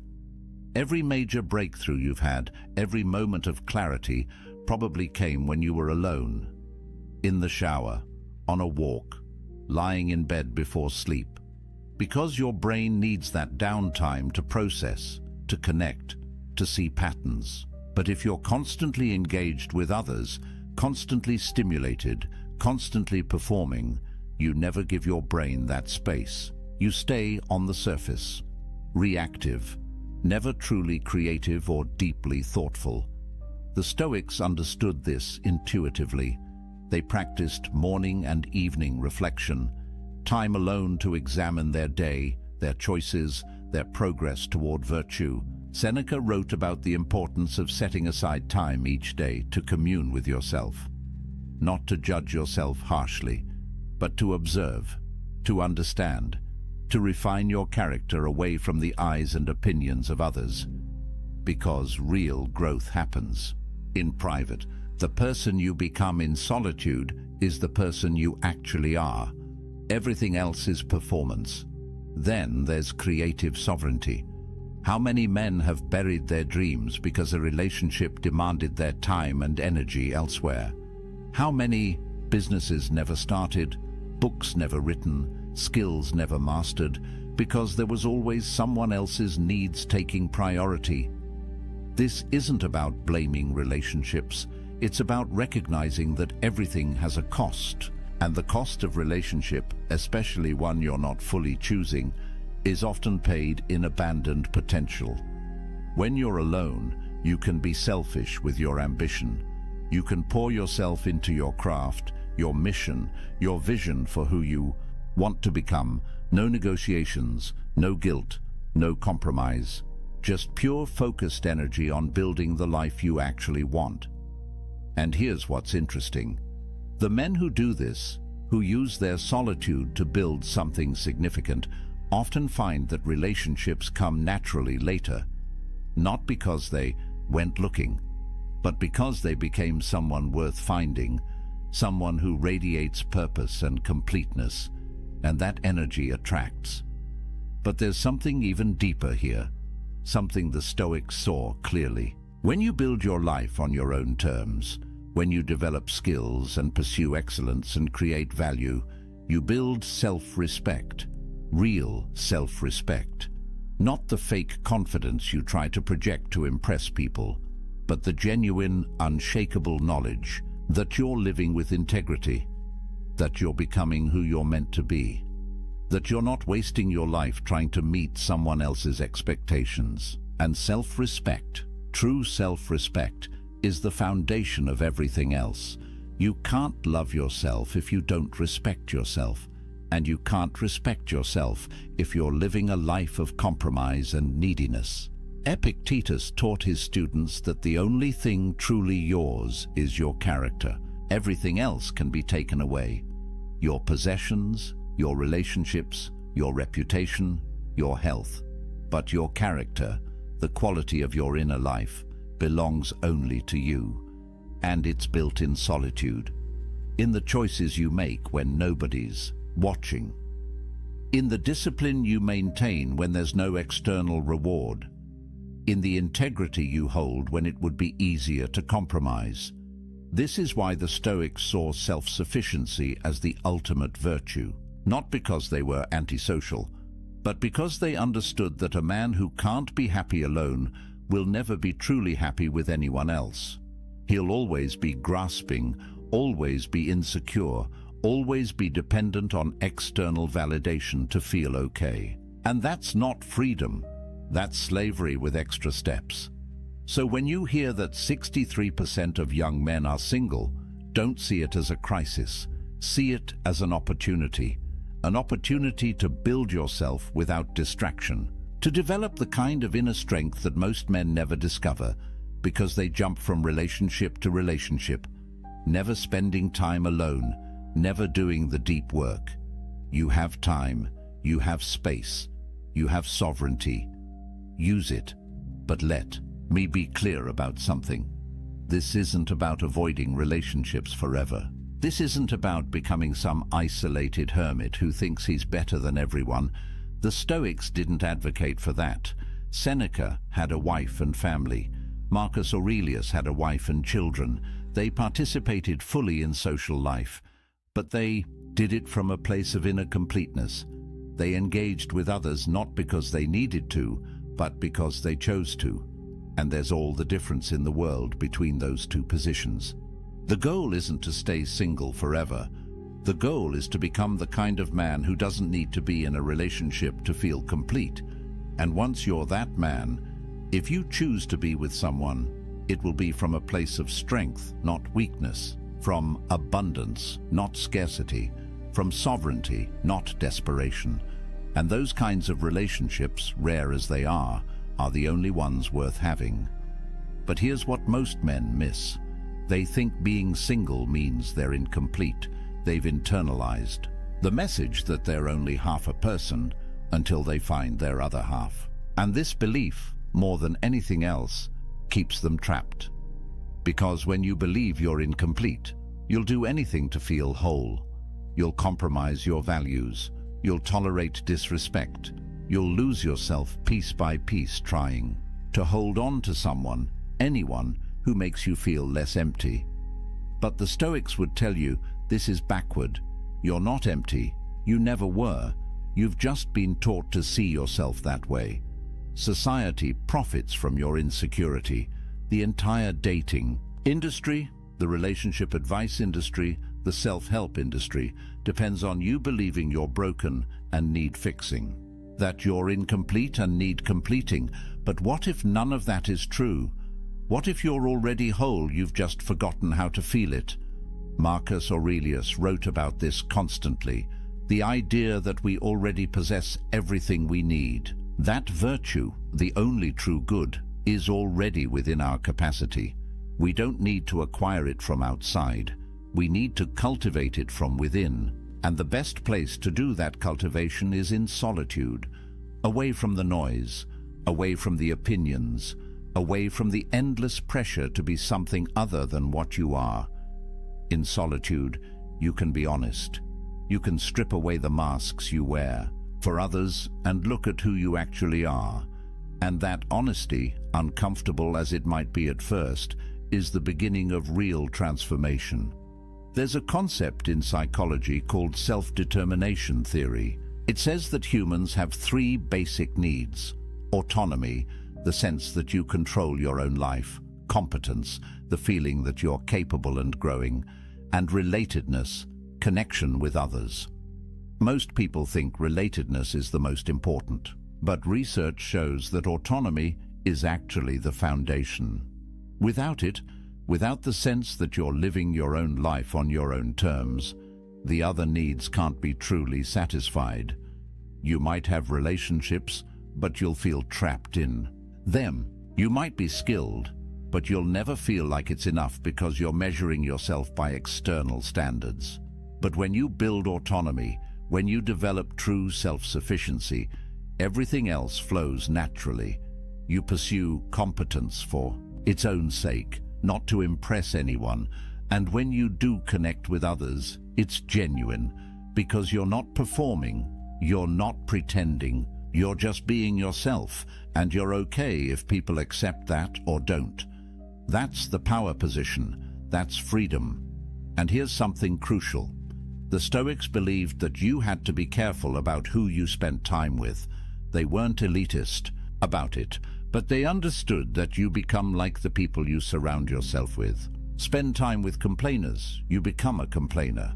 Spend time with people who lack integrity, your own integrity erodes. Spend time with people who see relationships as transactions, who manipulate and play games, and you start to see the world that way too. But when you're selective, when you use your solitude to clarify your values and then only engage with people who align with those values, your life transforms. You're no longer tolerating relationships out of loneliness. You're cultivating connections based on mutual respect and shared virtue. And those connections, even if they're fewer, are infinitely more valuable than 100 shallow relationships. Built on convenience or need, Seneca wrote extensively about this. He said that you should associate with people who will improve you and avoid people who will corrupt you. And he added that you should also be someone worth associating with, someone who adds value, someone who embodies the virtues you want to see in the world. That's the work of solitude. Becoming that person, not for anyone else, for yourself, because you want to look in the mirror and respect who you see. And this brings us to perhaps the most important point: the validation trap. Traditional masculinity, at least the toxic version of it, measures a man's worth by his romantic and sexual success. Can he get girls? Is he a player? Is his girlfriend hot? These are the metrics by which many men, consciously or unconsciously, judge themselves and each other. And it's poison, because it makes your self-worth dependent on factors largely outside your control. Physical attractiveness, which is mostly genetic, social status, which is often circumstantial, the approval of others, which is fickle and unpredictable. But the Stoics would say this is insane. Why would you tie your sense of value to things you can't control? Why would you give others that much power over your inner state? Epictetus taught that the only thing you truly control is your will, your capacity to choose your response, your commitment to virtue. That's it. Everything else is fortune, and fortune is unreliable. So when you measure yourself by relationship status, you're basically saying that your worth depends on luck, on being born with certain features, on meeting the right person at the right time, on 1,000 variables you have no control over. And that's a recipe for lifelong insecurity, because even if you do get into a relationship, you'll never feel secure. You'll always wonder if you're good enough. You'll always fear losing what you've tied your identity to. You'll be jealous, controlling, needy, because deep down, you know your worth isn't real. It's contingent on her staying. But when you build your worth on virtue, on character, on the man you're becoming, nobody can take that from you. Relationships come and go, circumstances change, but who you are, the integrity you've built, the self-respect you've earned through right action, that's permanent. That's unshakable. And paradoxically, when you stop seeking validation from relationships, when you develop genuine self-worth, you become more attractive. Because people can sense desperation, they can feel neediness, and it repels them, but they can also sense strength, completeness, self-possession, and that draws them in. The Stoics weren't advocating for pride or arrogance. Marcus Aurelius constantly reminded himself that he was just a human, fallible and temporary. But he also knew that his worth came from his character, not from his circumstances. He could be emperor or exile, and his value as a person wouldn't change. Because value, true value, is internal. It's the quality of your thoughts, your choices, your virtue. And that's entirely within your control to develop. So here's what I want you to hear. If you're single right now, you're not broken, you're not incomplete, you're not less than. You have something precious: time, space, sovereignty. Use it. Build yourself. Develop your skills. Clarify your values. Strengthen your character. Read the books that expand your mind. Pursue the projects that ignite your passion. Train your body. Master your emotions. Become so complete in yourself that you don't need anyone else's validation to feel whole. And when you do that, one of two things will happen. Either you'll discover that you actually prefer solitude, that you've built a life so rich and meaningful on your own that adding a relationship would be a downgrade. And that's fine. That's a valid choice. The Stoics would respect it. Or you'll eventually meet someone and choose to build something with them. But it will be from a place of strength, from wholeness, from sovereignty. And that relationship, if it happens, will be powerful because it's not built on need. It's built on choice, on two complete people deciding to walk together, not because they have to, but because they want to. But either way, you win, because you'll have done the work. You'll have built the inner fortress. You'll have developed self-sufficiency. And nobody can take that from you. Not rejection, not loneliness, not societal pressure. You'll be free. And freedom, brother, is everything. Marcus Aurelius wrote late in his life, "Very little is needed to make a happy life. It is all within yourself, in your way of thinking." Read that again. Very little is needed. It's all within yourself, not in finding the right person, not in changing your circumstances, not in achieving some external milestone. Within yourself, in your way of thinking, in your capacity to find peace regardless of what's happening around you. That's the promise of Stoicism. That's the gift of solitude. Complete independence from external validation, total sovereignty over your inner state, the ability to be happy, genuinely happy, in any circumstance, alone or with someone, wealthy or poor, praised or criticized. None of it touches you, because you're grounded in something deeper than circumstance.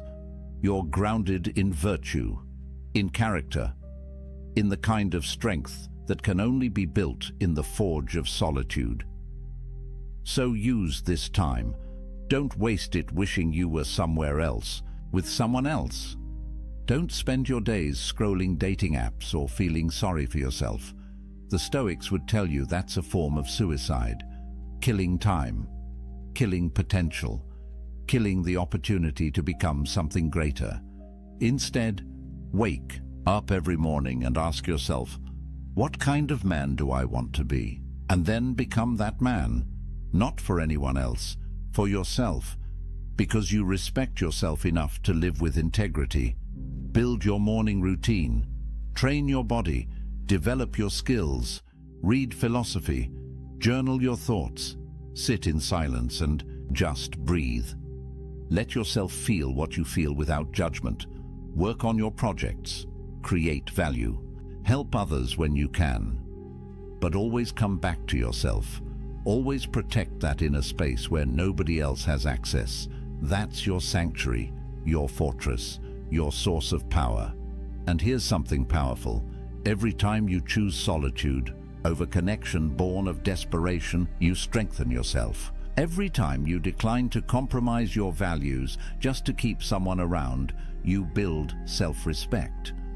Every time you sit with discomfort instead of numbing it with distraction or validation seeking, you develop emotional resilience. These choices compound. They build on each other, and over time, you become a different kind of man. The kind who doesn't need external validation. The kind who trusts himself. The kind who's free. The Stoics had a practice they called negative visualization. They'd imagine losing everything they had: their wealth, their position, their relationships, their health. Not to be morbid, but to remind themselves that these things are temporary, that they're not truly theirs, that the only thing that can't be taken is their capacity to respond with virtue. And by imagining loss, they appreciated what they had without clinging to it. They held things lightly, including relationships. Try this practice. Imagine you never end up in another relationship. You're single for the rest of your life. How would you live? What would you pursue? What would bring you meaning and joy? Really sit with that question, because the answer reveals what actually matters to you beyond validation and approval. And when you know what actually matters, when you build a life around those things, you become unshakable. Relationships become bonus, not necessity. Connection becomes choice, not desperation. And here's the paradox again. The man who could be completely happy alone is the man most worthy of companionship, because he's not using another person to fill his emptiness. He's whole already. He's inviting someone to share in his fullness. That's attractive. That's magnetic. That's what genuine partnership looks like. Not two halves making a whole, but two wholes choosing to walk together, each maintaining their own sovereignty, each respecting the other's independence, each complete whether together or apart. Seneca wrote, "The wise man is self-content. He is so in the sense that he is able to do without friends, not that he desires to do without them." That's the balance. You develop the ability to be happy alone. You build self-sufficiency, but you remain open to genuine connection when it appears. You don't avoid relationships, you just don't need them. And that makes all the difference. So where does this leave you? Right here, right now, with a choice. You can keep buying into the narrative that you're incomplete without someone, that your value depends on relationship status, that being single is something to escape as quickly as possible. And if you choose that path, you'll spend your life chasing, compromising, losing yourself piece by piece in the pursuit of external validation. Or you can embrace what the Stoics knew 2,000 years ago, that true power comes from within, that self-sufficiency is the highest virtue, that a man complete in solitude is free in every circumstance.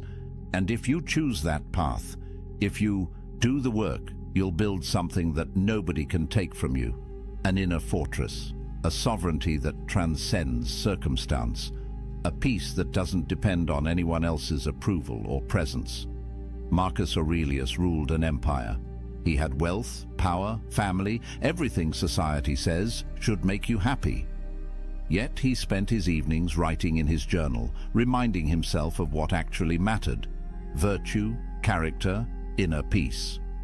He knew that everything else was temporary, that the only lasting value was the kind of person he was becoming, and he did that work in solitude, away from the crowds, away from the demands, in the quiet space of his own mind. You don't need an empire to do this.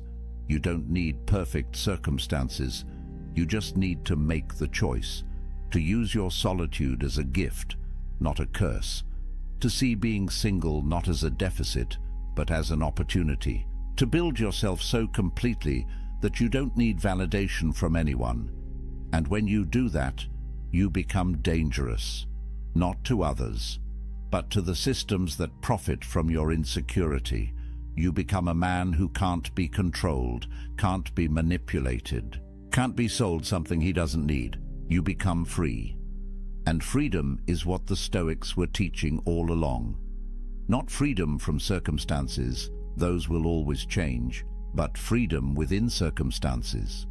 The ability to maintain your peace, your integrity, your sense of self, regardless of what's happening around you, alone or with someone, successful or struggling, praised or criticized. None of it touches your core, because you've built something unshakable inside. And that, brother, is power. Real power. The kind that transforms not just your life, but the lives of everyone you touch. Because strength is contagious. Completeness inspires. Freedom spreads. So let me leave you with this. A man who needs no one is free to choose everyone. A man who needs someone is slave to his need.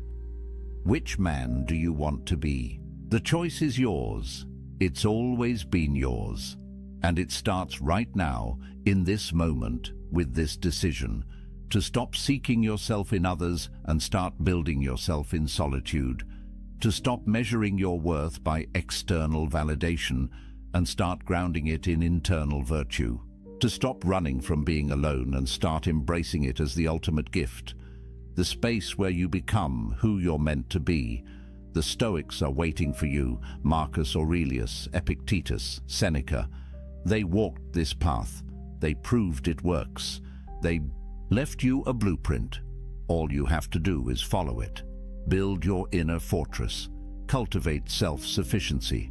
Embrace solitude not as a punishment, but as a privilege. And watch what happens. Watch how your life transforms when you stop living for others and start living for yourself. Not in a selfish way, but in the way that honors your potential, your values, your unique path. That's what the Stoics called living according to nature, being fully yourself. And there's nothing more powerful than that. So if you found value in this, if these ideas resonate with something deep inside you, if you feel that pull toward building a different kind of life, do me a favor. Hit that like button. It tells me this message matters.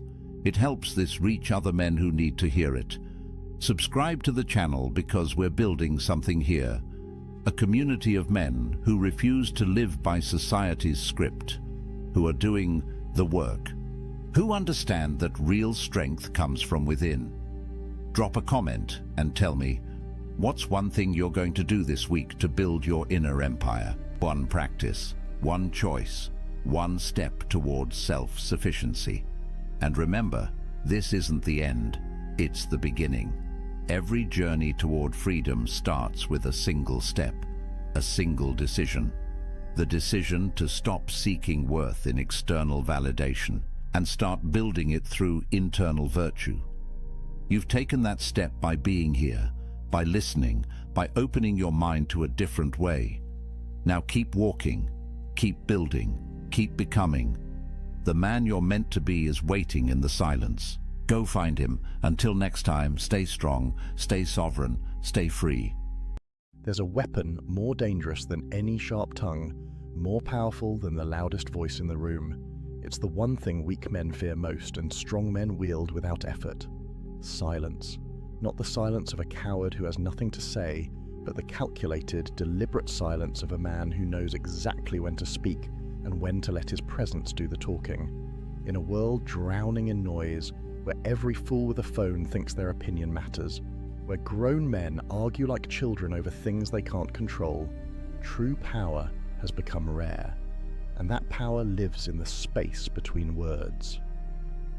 The ancient Stoics understood something that modern men have forgotten. Marcus Aurelius, the most powerful man in Rome, could have commanded legions with a word, could have silenced any critic with his authority.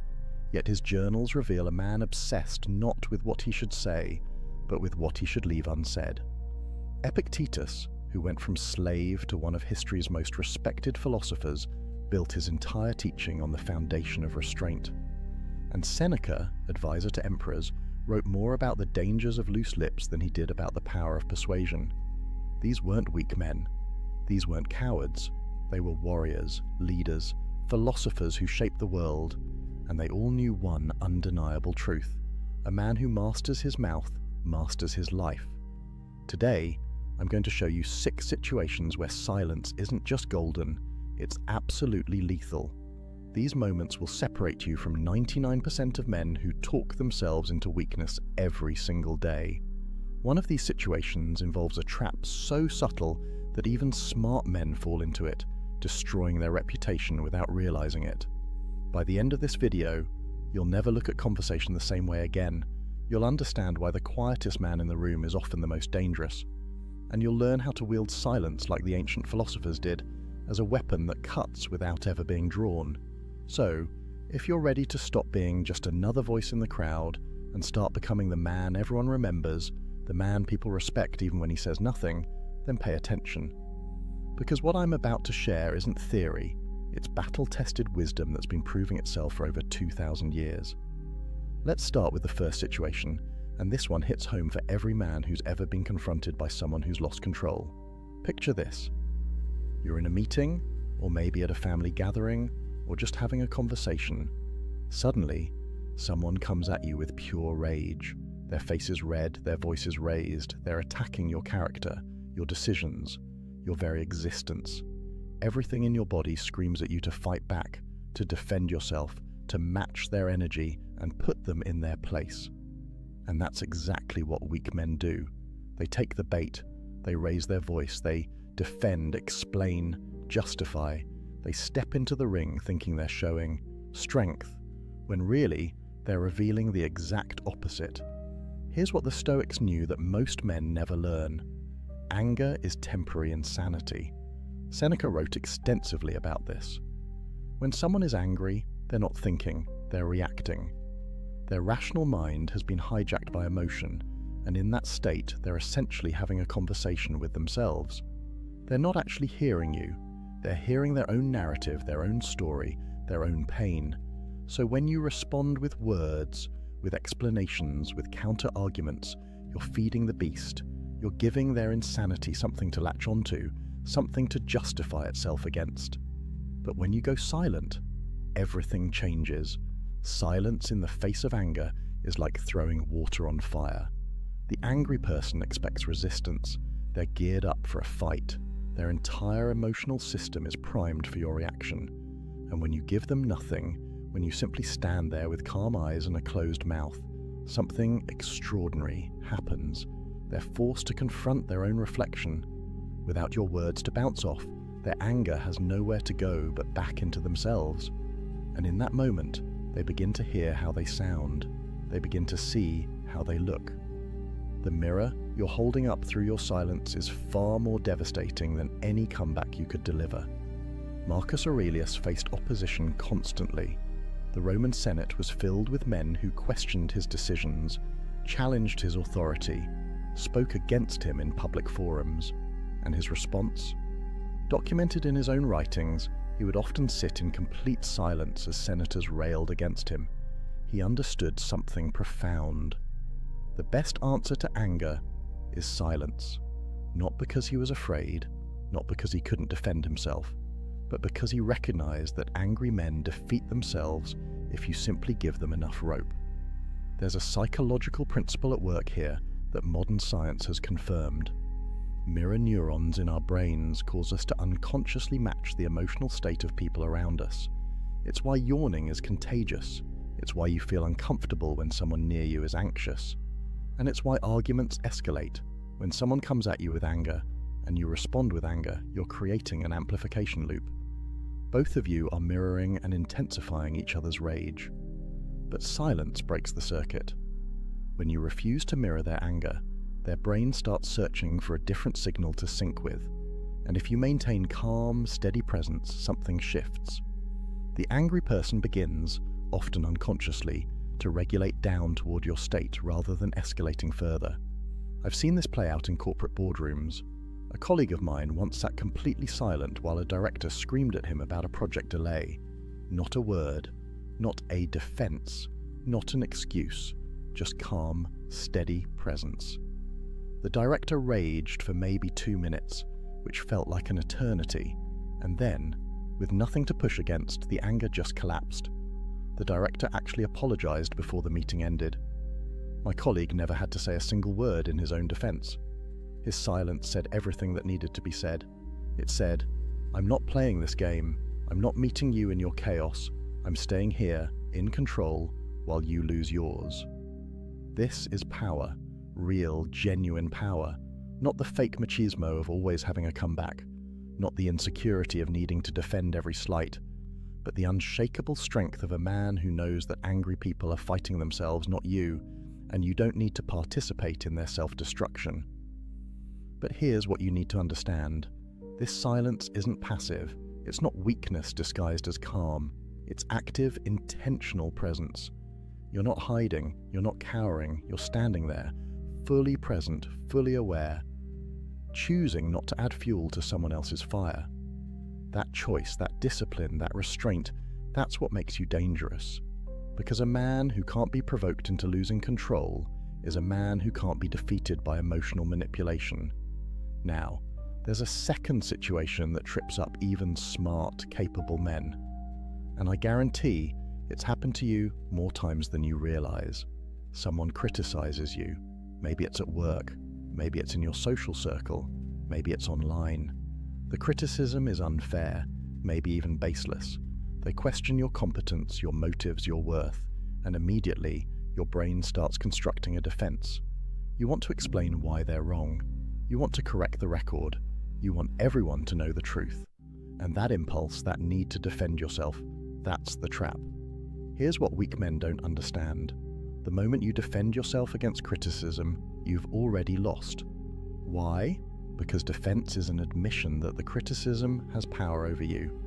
It reveals that you need others to see you correctly, that your sense of self depends on their approval. Every word of explanation you offer is proof that their opinion matters more to you than your own knowledge of who you are. The Stoics had a framework for this, and it's one of the most powerful concepts in their philosophy. The dichotomy of control. There are things within your control and things outside it. Your actions, your intentions, your effort, those are yours. But other people's opinions, judgments, perceptions, those are completely outside your control. You can influence them, maybe, but you cannot control them. And when you try, when you argue and defend and explain, you're spending your precious energy and attention on something you have no real power over. Galileo understood this at the deepest level.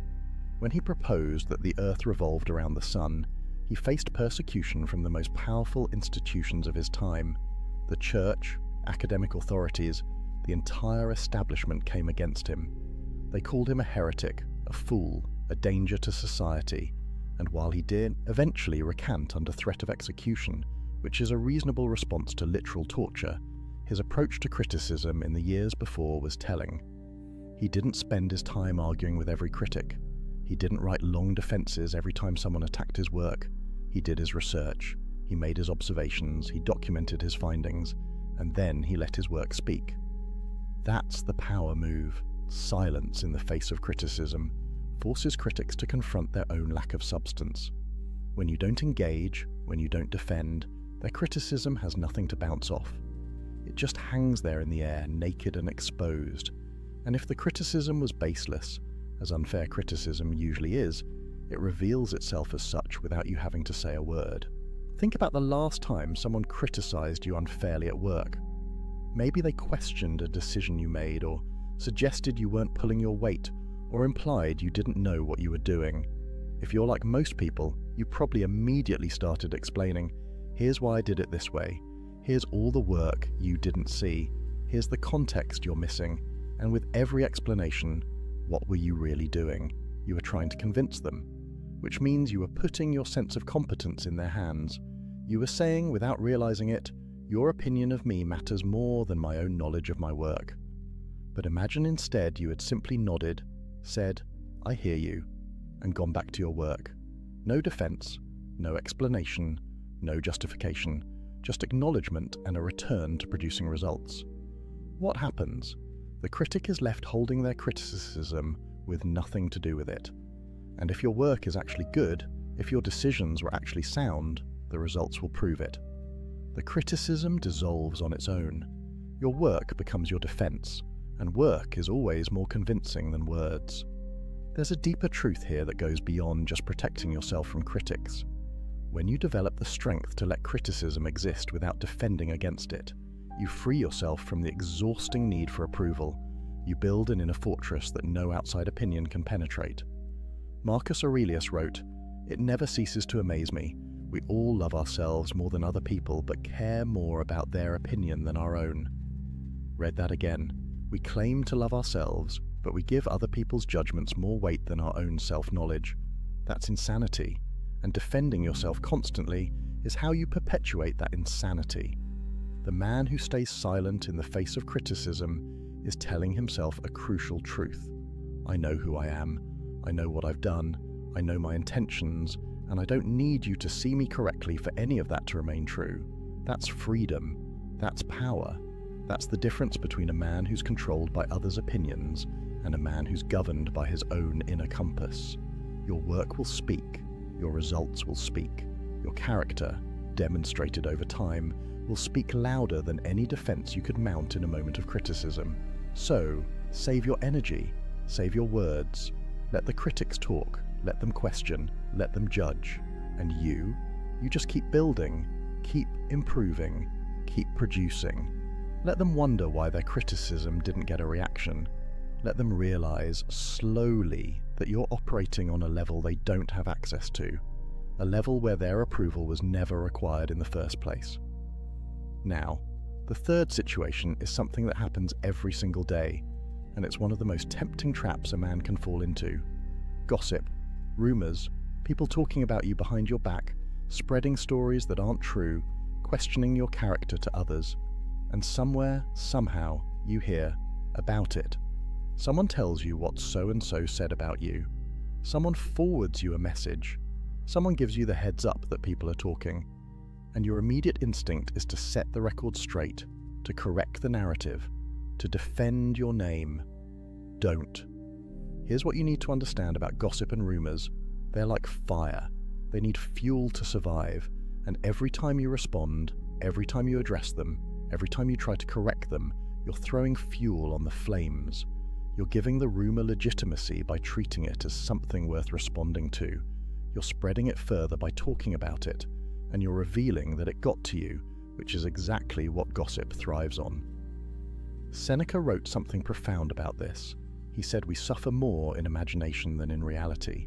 Think about what gossip is. It's other people's imagination.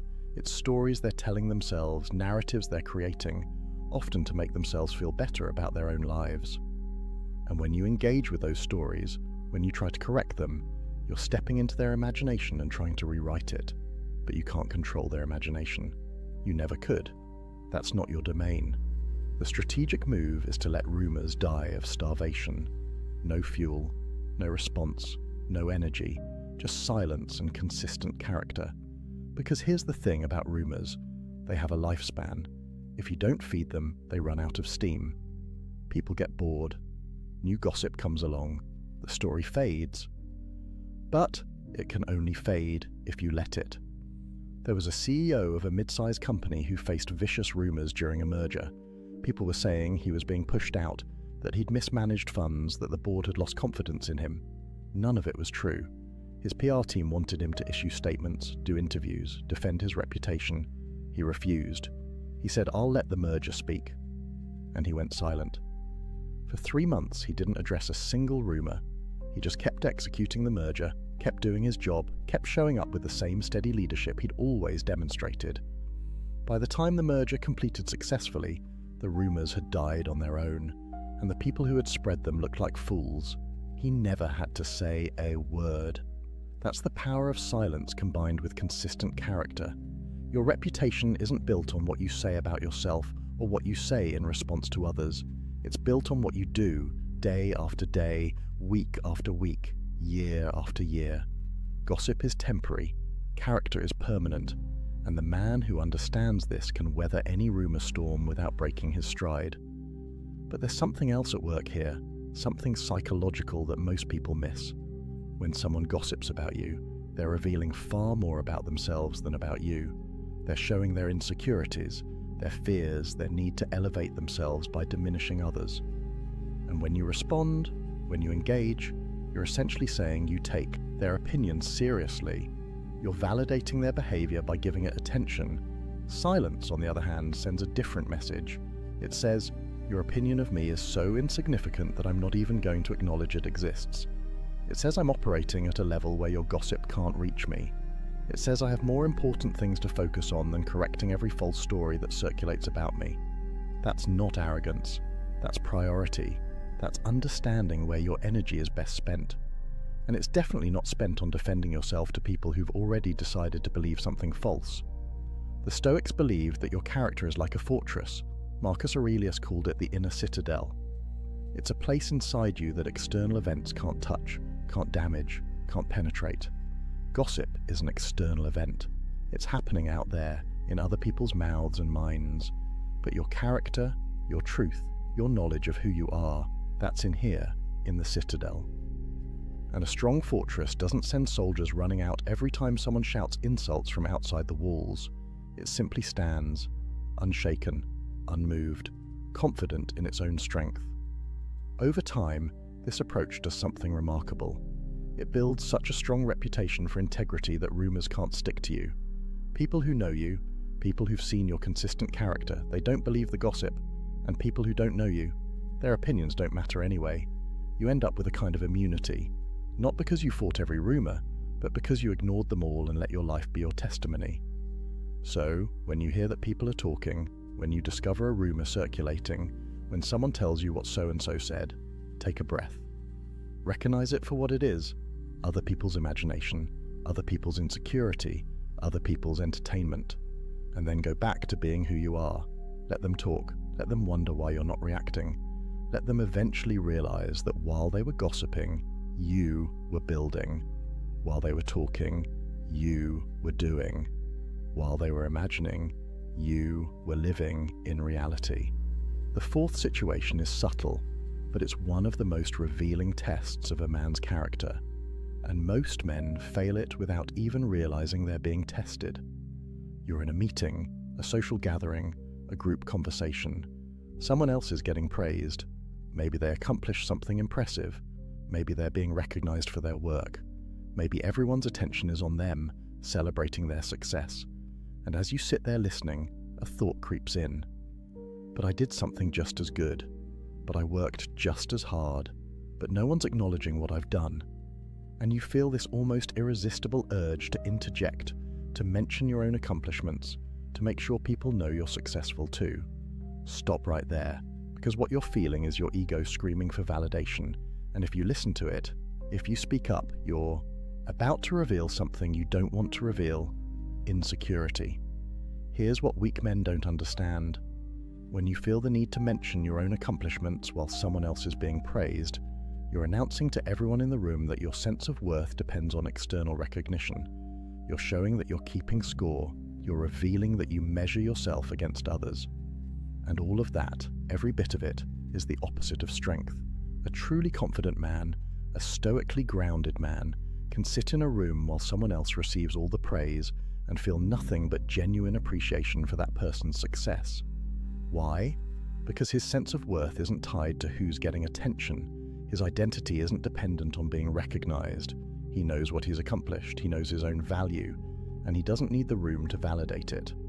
Marcus Aurelius, literally the Emperor of Rome, could have demanded praise constantly. He could have made sure every achievement was publicly celebrated. He could have ensured that his name was spoken with reverence at every opportunity, but read his meditations. You know what you find? A man constantly reminding himself that praise means nothing. Ambition means tying your well-being to what other people say or do, he wrote. Self-indulgence means tying it to the things that happen to you. Sanity means tying it to your own actions. Read that again. Your well-being, your sense of self, your inner peace, it should be tied to your own actions, not to how others respond to those actions. When you need praise, when you need recognition, when you need others to acknowledge what you've done, you've tied your well-being to something outside your control. And that's a prison. That's weakness disguised as ambition. The power move when someone else is being praised is radical silence. Not bitter silence, not jealous silence, but genuine, grounded, appreciative silence. You listen, you acknowledge their success. You might even congratulate them, but you don't make it about you. You don't redirect attention. You don't say, "That's great, and by the way, I just did this thing too." You let them have their moment, fully, completely. And here's what happens. Here's the subtle magic of this kind of silence. People notice. They notice that you're secure enough to let someone else shine without dimming their light. They notice that you're not competing for scraps of attention. They notice that you operate from abundance, not scarcity. And paradoxically, your status rises. Not because you sought it, but because you demonstrated something rare. The confidence to be content in silence while others are celebrated. Think about social media for a moment. The entire platform is built on people broadcasting their achievements, seeking validation, competing for attention, constant updates about promotions, accomplishments, vacations, possessions, and underlying all of it is a desperate need to be seen, to be acknowledged, to be praised. The Stoic approach is the opposite. Do great work, accomplish meaningful things, and then, largely, keep quiet about it. Let your life speak louder than your posts. I'm not saying never share your achievements. I'm saying your first instinct, your driving motivation, should never be the need for others to acknowledge them. There's a massive difference between sharing from a place of abundance and sharing from a place of need. One is generous, an offering to inspire or inform. The other is begging, a plea for validation disguised as an update. The man who masters this fourth form of silence develops something priceless: internal validation. He becomes his own source of acknowledgement. He pats himself on the back. He tells himself he did well. He recognizes his own growth and effort. And that self-recognition becomes stronger and more sustaining than any external praise ever could be, because it's always available. It can never be taken away, and it doesn't depend on anyone else's mood, attention, or opinion. Seneca wrote, "Until we have begun to go without them, we fail to realize how unnecessary many things are. We've been using them not because we needed them, but because we had them." The same is true of praise. Once you begin to go without seeking it, once you develop the discipline to let others shine while you remain quiet, you realize how unnecessary that external validation was. You were seeking it not because you needed it, but because the opportunity to seek it was always there. The confident man lets others be praised. The insecure man makes sure he's praised too. Which one are you? The next time you're in a room and someone else is getting recognition, watch your internal reaction. Notice if you feel that urge to redirect attention to yourself. And if you do, breathe. Let it pass. Stay silent. Let them have their moment. And notice how strong you feel when you do. That feeling, that quiet strength of not needing the spotlight, that's real power. That's the kind of power that can't be shaken because it doesn't depend on anything outside yourself. The fifth situation is one that destroys more potential than almost anything else. And it's so common, so normalized, that most men don't even recognize they're sabotaging themselves when they do it. You get excited about a new goal. Maybe it's a business idea. Maybe it's a fitness transformation. Maybe it's learning a new skill. Whatever it is, the excitement is real. The vision is clear. And your immediate instinct is to tell people about it. You want to share your plans. You want to announce your intentions. You want people to know what you're about to accomplish. And the moment you do that, the moment you broadcast your plans before you've executed them, you've just dramatically reduced your chances of success. There's actual science behind this, and it perfectly validates what the Stoics knew 2,000 years ago. When you tell people about your goals, your brain gets a hit of dopamine. It feels good. It feels like you've accomplished something just by sharing the intention. And that feeling, that premature sense of accomplishment, it actually reduces your motivation to do the work. Studies have shown that when people announce their goals publicly, they're less likely to achieve them because the announcement scratches the itch that the accomplishment was supposed to scratch. But beyond the psychology, there's strategy. When you share your plans too early, you invite doubt, negativity, and sabotage, often from people who don't even mean to derail you. They'll question your idea. They'll point out obstacles you haven't considered. They'll share stories of others who tried and failed. And even if their intentions are good, even if they think they're being helpful, they're planting seeds of doubt in your mind during the crucial early stage when your belief needs to be strongest. The Stoic principle here is simple. Actions speak louder than announcements. Marcus Aurelius wrote, "Waste no more time arguing what a good man should be one." The same applies to your goals. Waste no more time announcing what you're going to do it. Let your results announce themselves. Let your transformation be the reveal. Let your success be the notification. Think about the entrepreneurs who talk endlessly about the business they're going to start versus the ones who quietly build until they have something real to show. Think about the guys who announce they're getting in shape, post about their new gym membership, tell everyone about their meal prep, versus the guys who just start training and let their physical transformation do the talking 6 months later. Which approach commands more respect? Which one actually gets results? There's power in moving in silence. When you keep your plans to yourself, you maintain strategic advantage. Competitors don't know what you're working on. Doubters can't plant seeds of uncertainty. Negative people can't drain your energy with their skepticism. You're operating in stealth mode, building momentum without interference, accumulating small wins without the pressure of public accountability to people who don't actually matter. And there's something deeper happening too. When you keep your plans silent, you're developing internal accountability. You're proving to yourself that you don't need external pressure or validation to follow through. You're building the muscle of self-discipline, the capacity to commit to something and execute it without needing cheerleaders or witnesses. That's real strength. That's the difference between someone who needs accountability partners to do anything and someone who's accountable to themselves. I know a guy who wanted to write a book. For 2 years, he told everyone he was working on it. He talked about the premise at parties. He discussed his progress on social media. He sent update emails to friends, and 2 years later, he had maybe 50 pages written. Then he met someone else who had published 3 books. When he asked this person how they did it, the answer was simple. I stopped talking about writing and started writing. I told no one. I just wrote every day. And when the first draft was done, then I mentioned it. That's the difference. One person needed the validation of others knowing he was a writer. The other just quietly became one. The man who announces his plans is creating accountability to the wrong people. He's making himself answerable to friends, family, social media followers, people who have no real stake in his success and no authority to judge his progress. The man who keeps his plans silent is accountable only to himself and to reality. Either he does the work or he doesn't. Either the results materialize or they don't. No one to make excuses to, no one to explain himself to, just him and his commitment. Seneca advised, let your progress become your proof, not your promises, not your announcements, your actual, tangible, undeniable progress. That's what earns respect. That's what can't be argued with. Anyone can talk about what they're going to do. The man who keeps quiet and then shows up with results, that man is rare. That man is dangerous, because he's demonstrated that his word to himself is stronger than his need for external validation. So the next time you feel excited about a goal, about a plan, about a vision, feel that excitement fully. Let it fuel you, but keep it to yourself. Guard it like a secret. Protect it from the energy vampires, the doubters, the well-meaning but ultimately unhelpful opinions of people who aren't in the arena with you.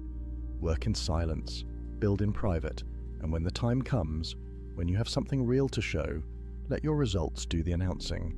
Let people be surprised. Let them wonder when you found the time, how you developed the discipline, why they didn't see it coming. That surprise, that gap between their perception and your reality, that's the signature of a man who knows how to move with power. Talk less, do more. Let the world catch up to what you've already become. Now, the sixth and final situation is perhaps the most difficult. It requires a level of wisdom that most men spend their entire lives developing, and yet, it's one of the most common scenarios you'll face. You know you're right, you have the facts, you have the truth, you have the logical high ground, but the person you're talking to, they're not listening, they're not open, they're dug into their position, and no amount of evidence, reasoning, or explanation is going to change their mind, and you face a choice. Do you keep trying to convince them? Do you keep presenting your case? Do you keep fighting to be acknowledged as correct? Or do you let it go? This is where most men stumble, because there's something in us, something deep and primal that needs to be recognized as right when we know we are. It feels like defeat to walk away from an argument we could win. It feels like cowardice to let someone remain wrong about something we could correct. And so we keep talking, keep explaining, keep arguing, even when we know it's futile, even when we can see that nothing we say will make a difference. The Stoic wisdom here is brutal in its clarity. Some battles aren't worth fighting, not because you'd lose, but because winning gains you nothing. Epictetus taught that some people simply aren't ready to hear truth. Their current understanding, their current level of consciousness, their current emotional state, it makes them incapable of receiving what you're offering, even if what you're offering is absolutely correct. And when you encounter someone like this, the wise response isn't to try harder, it's to save your energy. Marcus Aurelius wrote, "The object of life is not to be on the side of the majority, but to escape finding oneself in the ranks of the insane." Sometimes the sanity is in recognizing that you can't save everyone from their own ignorance. You can't force growth on someone who isn't ready. You can't argue someone into enlightenment, and trying to do so doesn't make you noble or persistent. It makes you a fool wasting resources on an unwinnable fight. Think about the last time you got into an argument online. You presented facts. They dismissed them. You provided sources. They questioned the sources. You broke down the logic. They moved the goalposts. And 3 hours later, you were exhausted, frustrated, and they hadn't changed their position 1 millimeter. What did you gain? Nothing. What did you lose? 3 hours of your life, a significant amount of mental energy, and probably some peace of mind. Was being right worth that cost? The man who masters this sixth form of silence understands something crucial. Being right doesn't require being heard. Your correctness doesn't depend on someone else acknowledging it.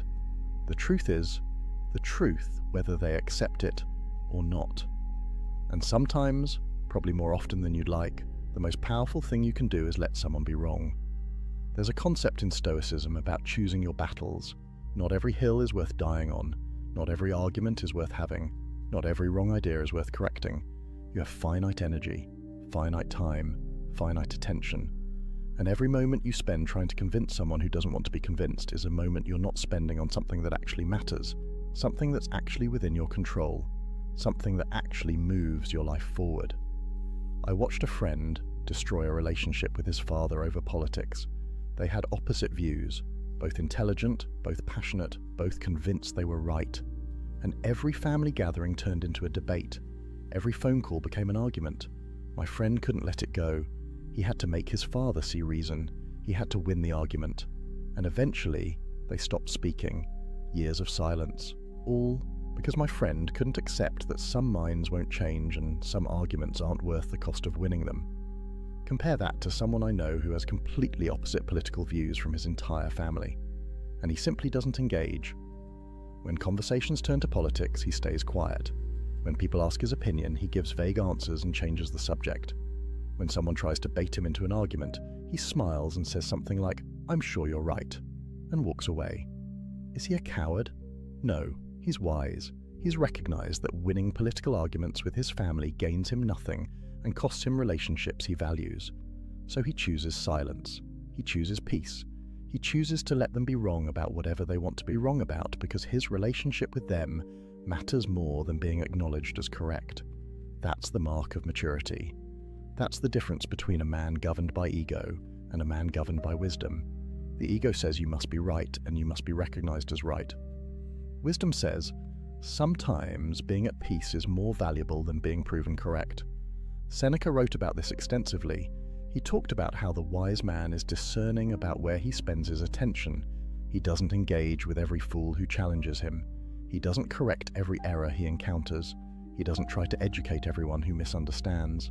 Instead, he focuses on what he can actually influence, what actually matters, what actually aligns with his values and goals.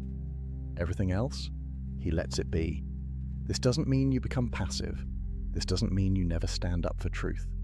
There are absolutely times when speaking up is necessary, when silence would be complicity, when the stakes are high enough that you must engage regardless of whether you'll win. But those situations are rarer than you think. Most of the time, most of the arguments you're tempted to have, they're not about justice or truth or principle. They're about ego. They're about being seen as smart, as right, as superior, and that's not worth your energy. The liberation that comes from letting people be wrong is profound. You stop carrying the weight of other people's ignorance. You stop feeling responsible for educating everyone who doesn't get it. You stop exhausting yourself trying to change minds that don't want to change. Instead, you invest that energy in yourself, in your growth, in your goals, in the people who actually want to learn from you, in the battles that actually matter. Being right doesn't require being heard. Your truth doesn't need someone else's validation to remain true. And sometimes the most powerful statement you can make is complete silence in the face of determined ignorance. It says your opinion of reality doesn't change reality. It says I'm not going to waste my energy trying to convince you of what I already know. It says I have better things to do than argue with someone who isn't listening. So the next time you find yourself in an argument with someone who clearly won't change their mind, take a breath. Recognize what's happening. You're about to spend energy on something that will produce no return. You're about to sacrifice peace for the temporary satisfaction of explaining why you're right to someone who doesn't care. And then make a different choice. Let them be wrong. Wish them well, even if only silently in your own mind. And walk away, not in defeat, not in frustration, but in wisdom. In the knowledge that your time, your energy, your peace, they're too valuable to waste on battles that can't be won. Save your strength for fights that matter, and let silence be your answer to those that don't. So here we are, 6 situations where silence is your ultimate weapon. When someone attacks you with anger, when critics try to provoke you, when gossip and rumors circulate, when someone else receives praise, when you're tempted to announce your plans, and when you're right, but speaking won't change anything. 6 moments where weak men talk themselves into defeat and strong men stay silent and maintain power. But let's be clear about something. This isn't about never speaking. This isn't about being a doormat. This isn't about passive acceptance of everything. The Stoics weren't silent because they were weak. They were silent because they were strong. Strong enough to choose when to speak and when to stay quiet. Disciplined enough to resist the pull of ego, emotion, and social pressure. Wise enough to recognize that not every moment requires a response. The transformation from reactive to strategic, from emotional to grounded, from weak to powerful, it all starts with one realization. You don't have to respond to everything. You don't have to defend everything. You don't have to explain everything. You don't have to correct everything, you don't have to announce everything, you don't have to win everything. And the moment you accept that, the moment you internalize it, you become dangerous in the best possible way. Because a man who can't be provoked is a man who can't be controlled. A man who doesn't need validation can't be manipulated through praise or criticism. A man who moves in silence can't be stopped by people who never saw him coming. And a man who chooses his battles wisely has energy for the wars that actually matter. Marcus Aurelius spent his life fighting wars, running an empire, dealing with senators, generals, enemies both foreign and domestic. And yet, what did he write in his journals? The best revenge is to be unlike him who performed the injury. Not to strike back, not to defend endlessly, but to rise above, to remain true to yourself, to let your character be your answer. That's what these 6 situations are teaching you. How to rise above, how to remain true, how to let your life be your answer when words would only weaken your position. This week, I want you to do something. Pick one of these 6 situations, just one, and commit to practicing silence when it shows up. When someone gets angry, don't defend. When someone criticizes unfairly, don't explain. When gossip circulates, don't address it. When someone else gets praised, don't interject. When you get excited about a goal, don't announce it. When you're right but it won't matter, don't argue. Pick one and practice. Because this isn't theory. This is training. This is how you build the muscle of restraint, the discipline of silence, the power of knowing when to speak and when to let your presence speak for you. Silence isn't the absence of power, it's the accumulation of it. Every time you choose not to react, you're storing energy. Every time you choose not to defend, you're building confidence in yourself that doesn't need external validation. Every time you choose not to argue, you're proving to yourself that you're governed by wisdom, not emotion. And over time, those choices compound. They turn you into someone different, someone rare, someone who walks into any room and commands respect without saying a word, someone who other men instinctively know not to test, someone who women recognize as genuinely strong, not performatively masculine. That's who you can become. Not through talking about it, but through practicing it. Not through announcing your journey, but through walking it in silence. Not through defending your transformation, but through embodying it so completely that no defense is necessary. The ancient Stoics built empires, survived slavery, advised kings, and faced death itself. And the wisdom they left us wasn't complex. It wasn't hidden. It was simple, practical, and powerful. Speak less. Choose carefully. Let silence be your strength. In a world where everyone's shouting, the quiet man stands out. In a culture where everyone's defending themselves, the man who doesn't need to is magnetic. In an age where everyone's announcing everything, the man who moves in silence is unstoppable. So go out there and practice. Let angry people exhaust themselves against your silence. Let critics reveal their own emptiness. Let gossip die of starvation. Let others have their moment in the spotlight. Let your plans remain yours until they become reality. Let people be wrong when convincing them gains you nothing. And watch what happens. Watch how your life changes. Watch how people's respect for you grows. Watch how much energy you have for things that actually matter. Watch how unshakable you become. This is the path of the Stoic. Not easy, not popular, not celebrated by the crowd, but powerful. Genuinely, undeniably powerful. And that power is yours if you're willing to embrace the silence. If this video resonated with you, if you're committed to walking this path, drop a comment right now. Tell me which of these 6 situations you struggle with most. Are you the guy who can't help but defend yourself? The one who has to announce every plan? The one who always needs to be right? Let me know, because awareness is the first step. Naming your weakness is how you begin to transform it into strength. And if you're ready to go deeper, if you want more of this raw, unfiltered Stoic wisdom that cuts through the modern noise and gives you ancient power, hit that subscribe button right now. This channel is a brotherhood, a place where men come to level up, to strip away weakness, to reclaim the strength that modern culture tries to drain from us. We're building something here, a community of men who understand that real power is quiet, that real strength is disciplined, that real transformation happens in silence, not in social media posts. Remember, brother, a man who talks about doing is just planning. A man who stays silent and does is unstoppable. Be the latter. Master your mouth, master your reactions, master your need for validation, master yourself, and watch as everything else falls into place. The Stoics didn't just talk about wisdom, they lived it. And that's exactly what I'm challenging you to do. Not to watch another video about being better, but to be better, starting right now, starting with silence, starting with the next time one of these 6 situations shows up in your life. And trust me, it will show up probably today. And when it does, you'll have a choice. React like most men, or respond like a Stoic. Choose wisely, your power depends on it. There's a man sitting alone in his apartment right now. The city hums outside his window. His phone buzzes with notifications, dating app matches, messages from people wanting his attention, his time, his energy. He looks at the screen, then sets it face down on the table. He pours himself a drink, opens a book, and settles into the silence. And in that moment, he possesses something most men are desperately searching for, but will never find. Freedom. Real freedom. The kind that can't be given or taken away. The kind that lives inside you, independent of anyone else's approval, desire, or presence. Society will tell you this man is broken, that he's missing out.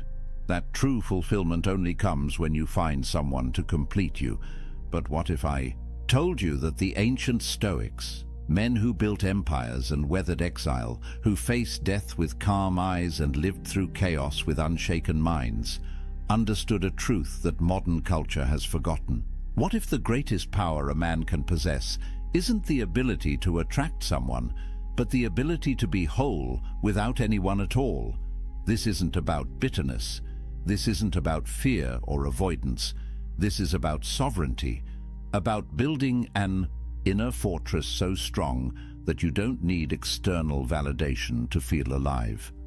Marcus Aurelius ruled the Roman Empire, commanded armies, held the fate of millions in his hands. Yet he wrote in his private journal that the most peaceful place a man can retreat to isn't a mansion in the countryside or a vacation by the sea. It's his own mind, his own soul, the space within that no one else can touch.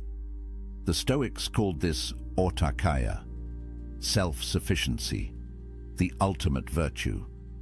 And they understood that until a man learns to be complete in his solitude, he'll spend his entire life as a beggar seeking scraps of worth from others. So, let me ask you something. When was the last time you sat in silence with yourself and felt at peace? When was the last time you made a decision purely for you, without considering what someone else might think? When was the last time you felt truly free? Because what I'm about to share with you isn't just philosophy, it's liberation. And once you see it, you can't unsee it. The world has sold you a script. From the time you were a boy, you've been handed a blueprint for what success looks like. Get the girl, build the relationship, settle down, find your other half. The narrative is everywhere, in movies, in songs, in the casual conversations where people ask with pitying eyes, "Why are you still single?" As if being alone is a disease that needs curing, as if you're incomplete until someone else validates your existence. And here's the trap. Most men spend their entire lives chasing this script without ever questioning whether it's true. They measure their worth by their relationship status. They gauge their masculinity by how attractive their partner is, by how quickly they can lock someone down, by whether they can prove to the world that they're wanted. But the Stoics saw through this illusion 2,000 years ago. Epictetus, who spent years as a slave before becoming one of history's greatest philosophers, taught that true freedom has nothing to do with external circumstances. A man can be chained in a prison cell and be free. A man can live in a palace and be enslaved. The difference isn't what surrounds you, it's what lives within you. He wrote that when you attach your happiness to anything outside your control, you become a slave to that thing. the weather, your reputation, other people's opinions, and yes, whether or not you're in a relationship. Think about that for a moment. Every time you check your dating app, hoping for a match, you're giving away your power. Every time you change who you are to be more appealing to someone else, you're surrendering your sovereignty. Every time you measure your day by whether she texted back, you're living as a prisoner. And the cruelest part is that society applauds this slavery. It calls it love. It calls it devotion. It calls it being a good partner. But here's what nobody tells you. 63% of men between 18 and 29 are single right now. That's not a statistic from ancient Rome.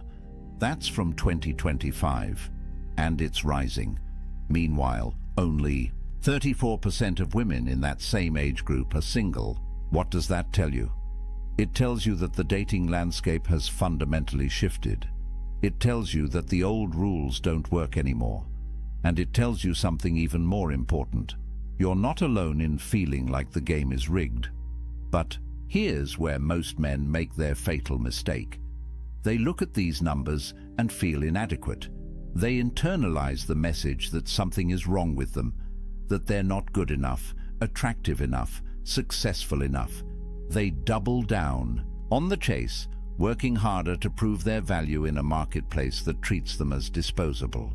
And with every rejection, every ghosting, every situation where they compromise their values just to keep someone interested, they lose a little more of themselves. The Stoics would look at this and see madness. They'd ask, why are you seeking your worth in the opinions of others?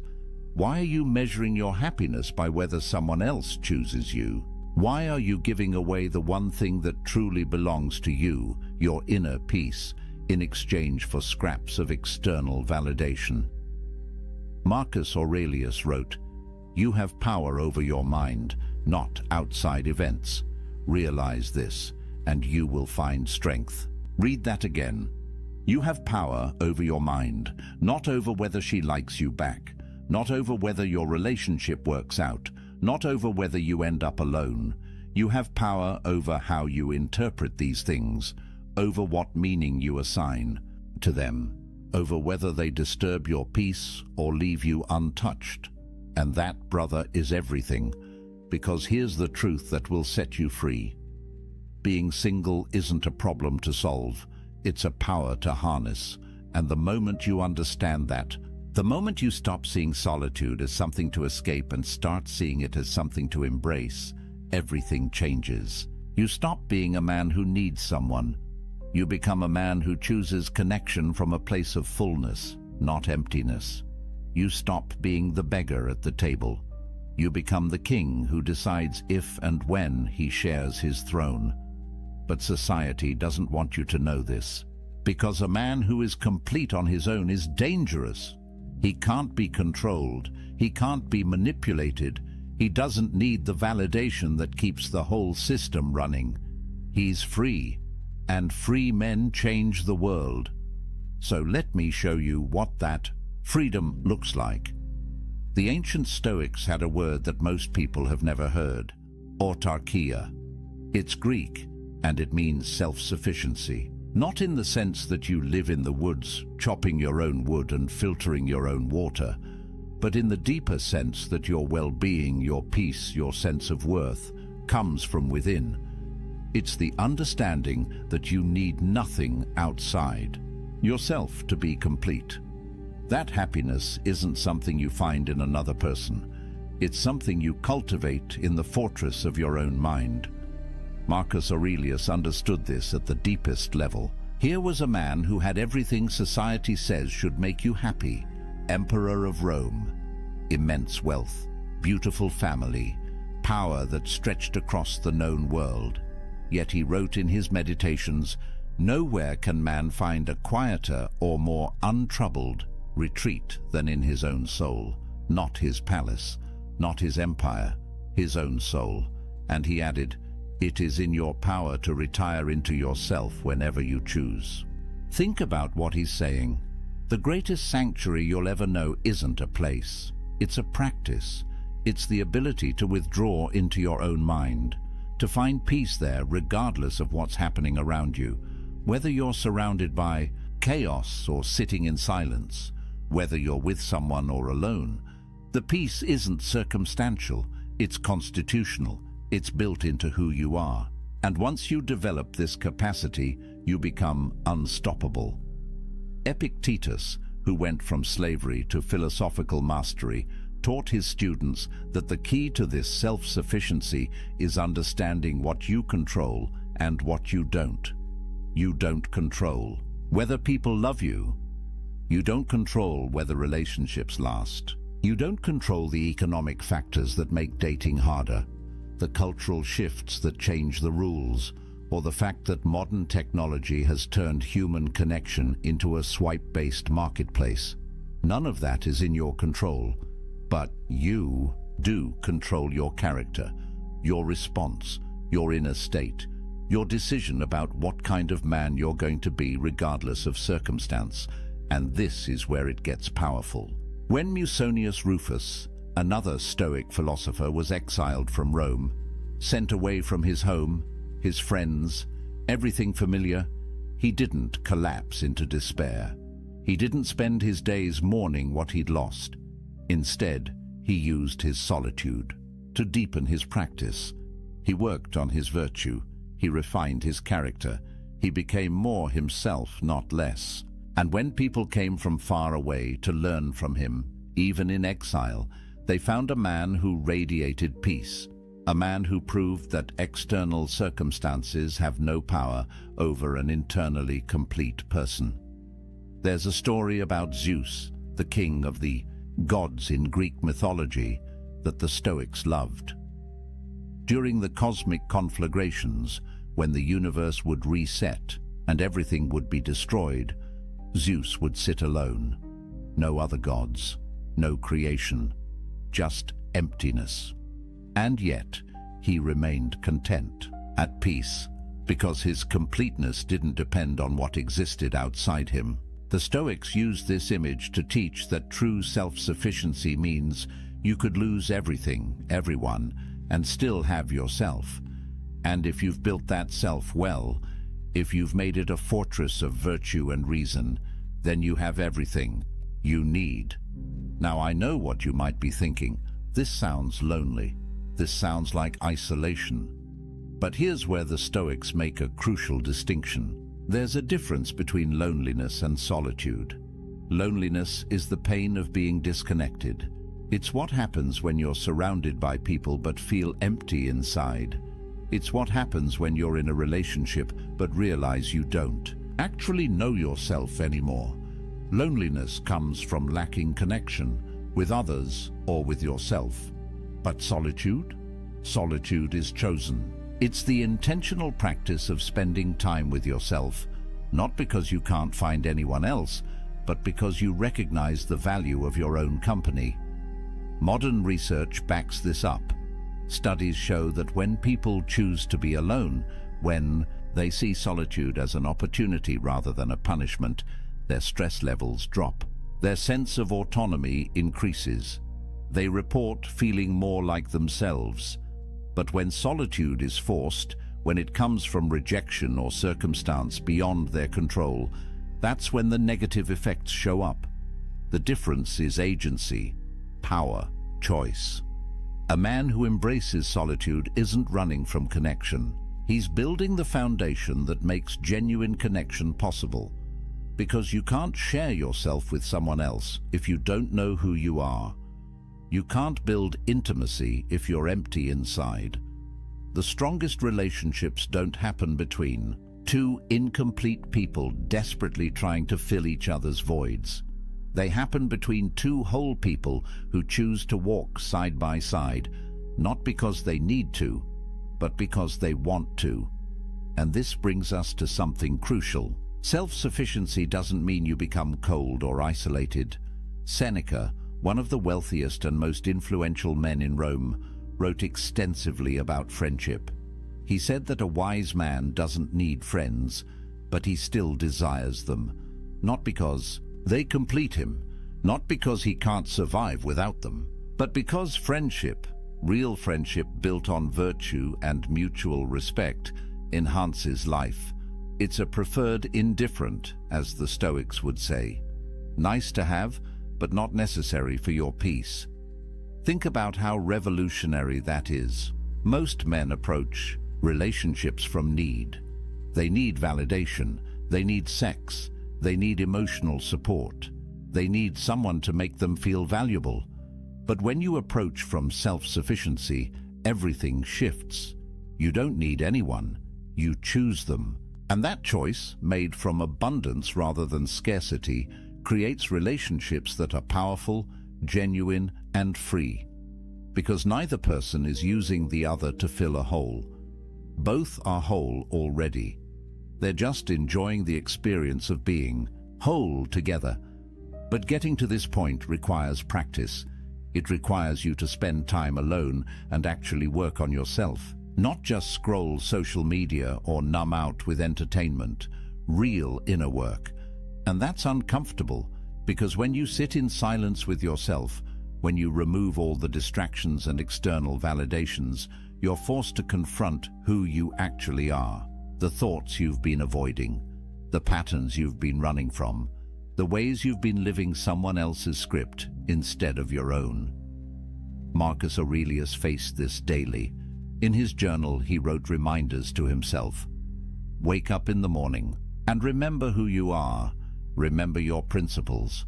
Don't let the chaos of the day pull you away from yourself. He understood that the greatest battle isn't against external enemies. It's against the internal tendency to lose yourself in the noise, to give away your power piece by piece until you wake up one day and realize you don't recognize the person you've become. But when you build self-sufficiency, when you develop autarkia, something remarkable happens. You stop being reactive.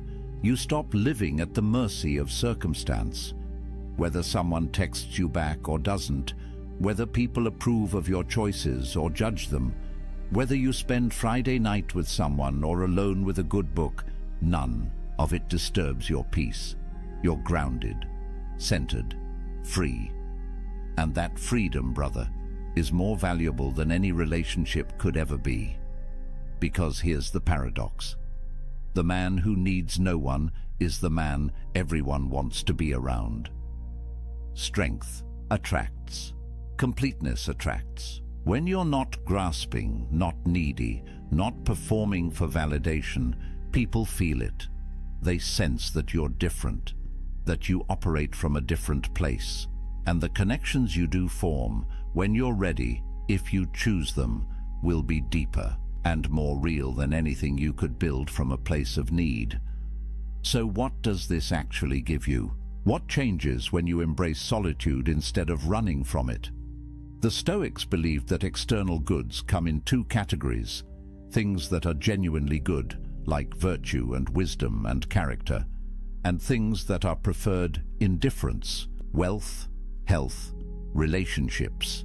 Nice to have, but not essential to your well-being, not determinative of your worth. The moment you internalize this distinction, a weight lifts, because you stop attaching your happiness to things you can't control. Let's get practical. When you're single and you embrace it, you have financial sovereignty. No expensive dates where you're performing, trying to impress someone. No shared expenses where you have to negotiate every purchase. No compromise on how you spend your money. Every dollar you earn is yours to allocate as you see fit. You can invest in yourself, build your skills, travel, save, create, and you don't have to justify these choices to anyone. Modern research shows that single men, particularly those who embrace their status rather than fighting it, report lower financial stress. They have more control over their economic futures. They're not tied to another person's spending habits, debt, or financial crises. And in a world where economic pressure is one of the leading causes of relationship breakdown, that's not a small thing. You eliminate an entire category of stress simply by being financially sovereign. Then there's time sovereignty. Think about The hours you get back when you're not texting constantly, planning dates, negotiating weekend plans, attending social functions for someone else's sake. Time is the only truly non-renewable resource. Once it's gone, it's gone. And most men give away enormous chunks of their time without even realizing it, not because they want to, but because they feel obligated, because they're afraid of what will happen if they don't, because they're trying to keep someone happy, keep the relationship going, prove they're committed. But when you're single, every hour belongs to you. Want to wake up early and work on that business idea? Do it. Want to spend Saturday learning a new skill? You can. Want to sit in complete silence for an afternoon and just think? Nobody's going to text you asking where you are or why you're being distant. This isn't selfishness, it's self-ownership. And the Stoics believed that a man who doesn't own his time doesn't own his life. Marcus Aurelius, again, the busiest man in the empire, wrote about guarding his time like a fortress. He knew that every hour given to someone else's priorities was an hour stolen from his own development, his own contemplation, his own practice of virtue. He wasn't antisocial, he fulfilled his duties, but he was ruthless about protecting the time he needed to be alone with his own mind, because he understood that without that time, he'd lose himself in the chaos of external demands. Then there's mental sovereignty. This might be the most important one. When you're in a relationship, especially one built on neediness rather than choice, you carry enormous emotional labor. You're managing someone else's feelings, anticipating their needs, walking on eggshells to avoid conflict, constantly adjusting yourself to maintain harmony. And over time, this erodes you.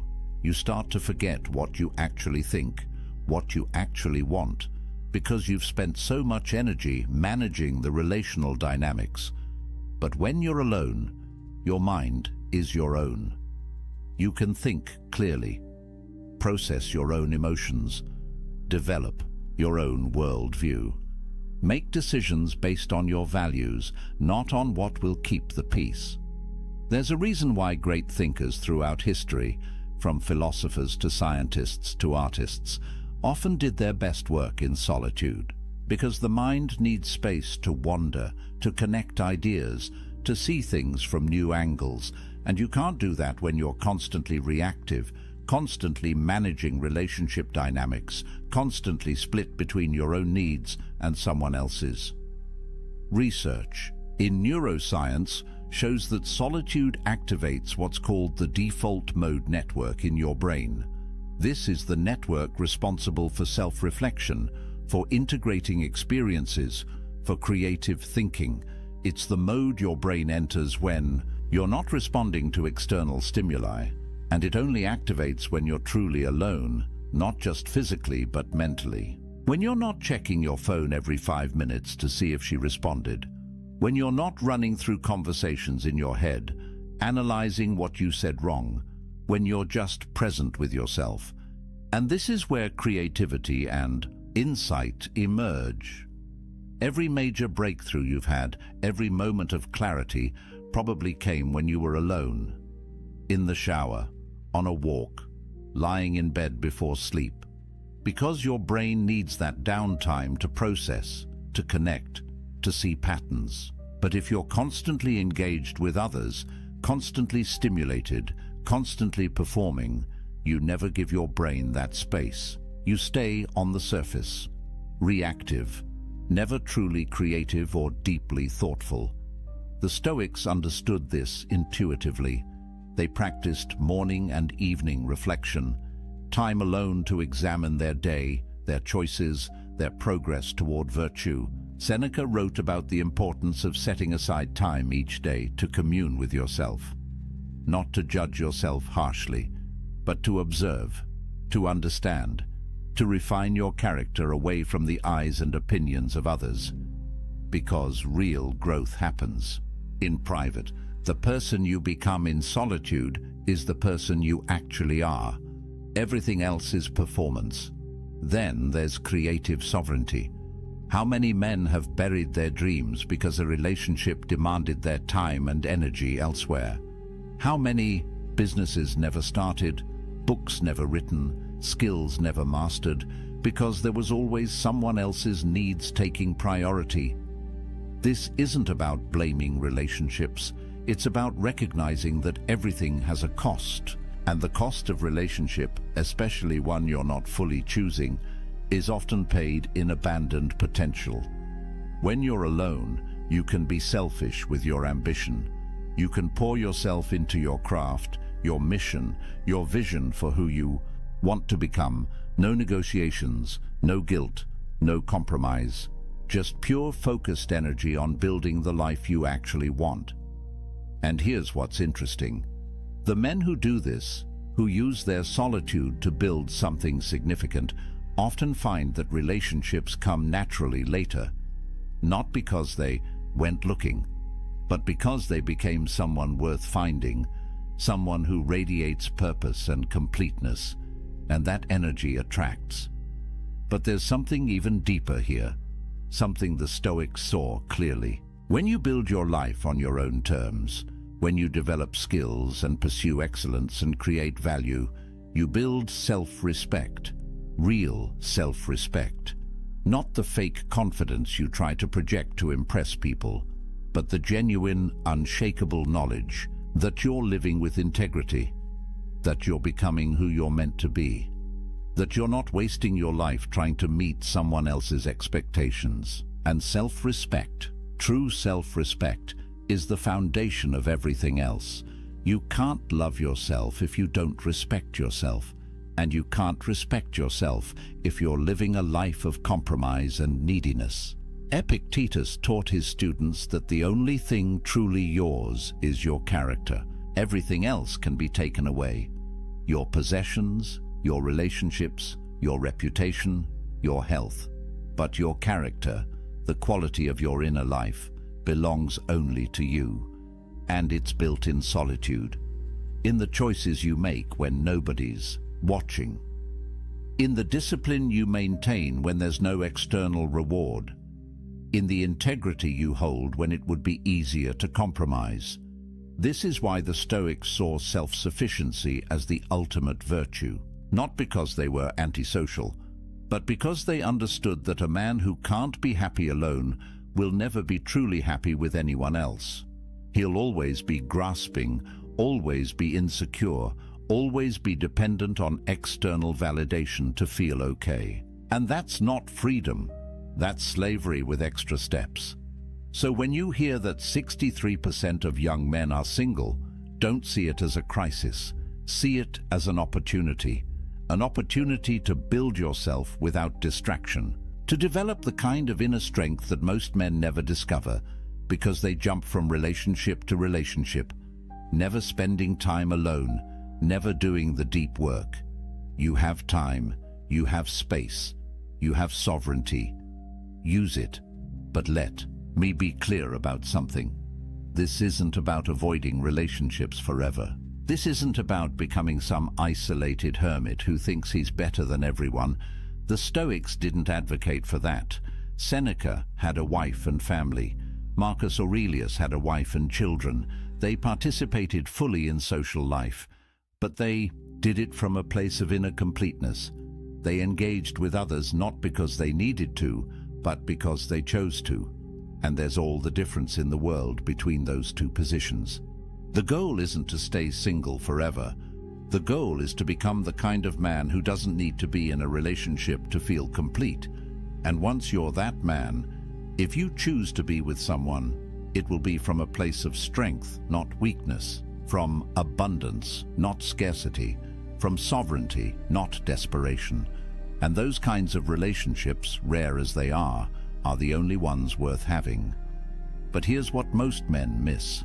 They think being single means they're incomplete. They've internalized the message that they're only half a person until they find their other half. And this belief, more than anything else, keeps them trapped.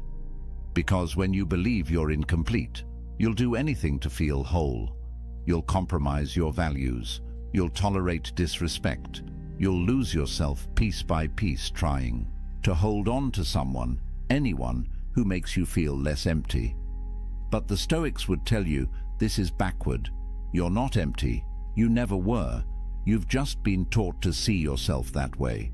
Society profits from your insecurity. The entire dating industry, the relationship advice industry, the self-help industry depends on you believing you're broken and need fixing, that you're incomplete and need completing. But what if none of that is true? What if you're already whole, you've just forgotten how to feel it? Marcus Aurelius wrote about this constantly, the idea that we already possess everything we need. That virtue, the only true good, is already within our capacity. We don't need to acquire it from outside. We need to cultivate it from within. And the best place to do that cultivation is in solitude, away from the noise, away from the opinions, away from the endless pressure to be something other than what you are. In solitude, you can be honest. You can strip away the masks you wear for others and look at who you actually are. And that honesty, uncomfortable as it might be at first, is the beginning of real transformation. There's a concept in psychology called self-determination theory. It says that humans have three basic needs: autonomy, the sense that you control your own life; competence, the feeling that you're capable and growing; and relatedness, connection with others. Most people think relatedness is the most important, but research shows that autonomy is actually the foundation. Without it, without the sense that you're living your own life on your own terms, the other needs can't be truly satisfied. You might have relationships, but you'll feel trapped in them. You might be skilled, but you'll never feel like it's enough because you're measuring yourself by external standards. But when you build autonomy, when you develop true self-sufficiency, everything else flows naturally. You pursue competence for its own sake, not to impress anyone. And when you do connect with others, it's genuine, because you're not performing, you're not pretending, you're just being yourself, and you're okay if people accept that or don't. That's the power position. That's freedom. And here's something crucial. The Stoics believed that you had to be careful about who you spent time with. They weren't elitist about it, but they understood that you become like the people you surround yourself with. Spend time with complainers, you become a complainer. Spend time with people who lack integrity, your own integrity erodes. Spend time with people who see relationships as transactions, who manipulate and play games, and you start to see the world that way too. But when you're selective, when you use your solitude to clarify your values and then only engage with people who align with those values, your life transforms. You're no longer tolerating relationships out of loneliness. You're cultivating connections based on mutual respect and shared virtue. And those connections, even if they're fewer, are infinitely more valuable than 100 shallow relationships.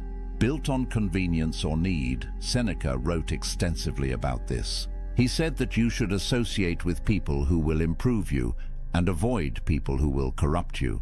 And he added that you should also be someone worth associating with, someone who adds value, someone who embodies the virtues you want to see in the world. That's the work of solitude.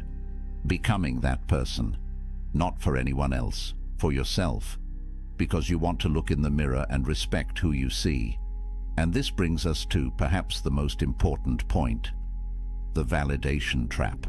Traditional masculinity, at least the toxic version of it, measures a man's worth by his romantic and sexual success. Can he get girls? Is he a player? Is his girlfriend hot? These are the metrics by which many men, consciously or unconsciously, judge themselves and each other.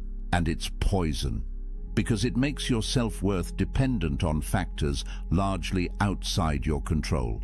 Physical attractiveness, which is mostly genetic; social status, which is often circumstantial; the approval of others, which is fickle and unpredictable. But the Stoics would say this is insane. Why would you tie your sense of value to things you can't control? Why would you give others that much power over your inner state? Epictetus taught that the only thing you truly control is your will, your capacity to choose your response, your commitment to virtue. That's it. Everything else is fortune, and fortune is unreliable. So when you measure yourself by relationship status, you're basically saying that your worth depends on luck, on being born with certain features, on meeting the right person at the right time, on 1,000 variables you have no control over. And that's a recipe for lifelong insecurity, because even if you do get into a relationship, you'll never feel secure. You'll always wonder if you're good enough. You'll always fear losing what you've tied your identity to. You'll be jealous, controlling, needy, because deep down, you know your worth isn't real. It's contingent on her staying. But when you build your worth on virtue, on character, on the man you're becoming, nobody can take that from you. Relationships come and go, circumstances change, but who you are, the integrity you've built, the self-respect you've earned through right action, that's permanent. That's unshakable. And paradoxically, when you stop seeking validation from relationships, when you develop genuine self-worth, you become more attractive. Because people can sense desperation, they can feel neediness, and it repels them, but they can also sense strength, completeness, self-possession, and that draws them in. The Stoics weren't advocating for pride or arrogance. Marcus Aurelius constantly reminded himself that he was just a human, fallible and temporary. But he also knew that his worth came from his character, not from his circumstances. He could be emperor or exile, and his value as a person wouldn't change. Because value, true value, is internal. It's the quality of your thoughts, your choices, your virtue. And that's entirely within your control to develop. So here's what I want you to hear. If you're single right now, you're not broken, you're not incomplete, you're not less than. You have something precious: time, space, sovereignty. Use it. Build yourself. Develop your skills. Clarify your values. Strengthen your character. Read the books that expand your mind. Pursue the projects that ignite your passion. Train your body. Master your emotions. Become so complete in yourself that you don't need anyone else's validation to feel whole. And when you do that, one of two things will happen. Either you'll discover that you actually prefer solitude, that you've built a life so rich and meaningful on your own that adding a relationship would be a downgrade. And that's fine. That's a valid choice. The Stoics would respect it. Or you'll eventually meet someone and choose to build something with them. But it will be from a place of strength, from wholeness, from sovereignty.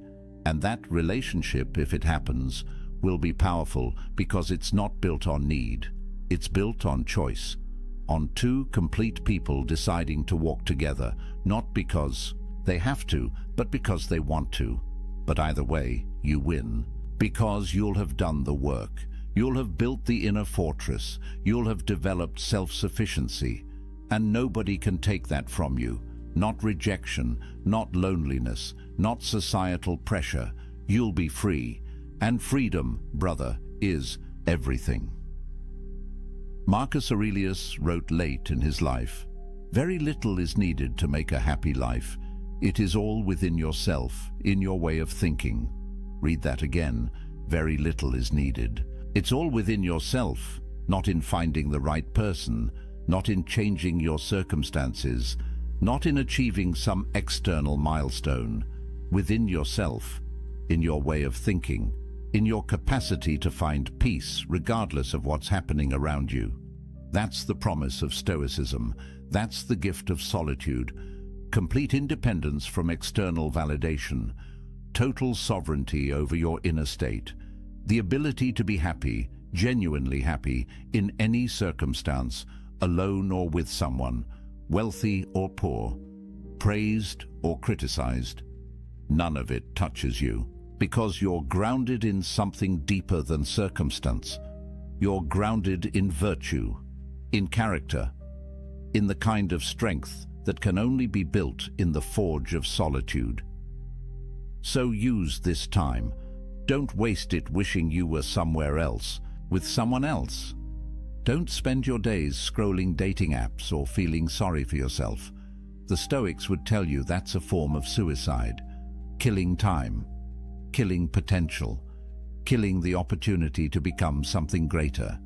Instead, wake up every morning and ask yourself, what kind of man do I want to be? And then become that man, not for anyone else, for yourself, because you respect yourself enough to live with integrity.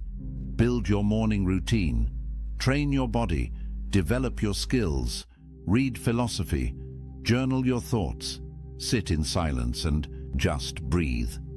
Let yourself feel what you feel without judgment. Work on your projects, create value, help others when you can. But always come back to yourself. Always protect that inner space where nobody else has access. That's your sanctuary, your fortress, your source of power. And here's something powerful. Every time you choose solitude over connection born of desperation, you strengthen yourself. Every time you decline to compromise your values just to keep someone around, you build self-respect. Every time you sit with discomfort instead of numbing it with distraction or validation seeking, you develop emotional resilience. These choices compound. They build on each other, and over time, you become a different kind of man.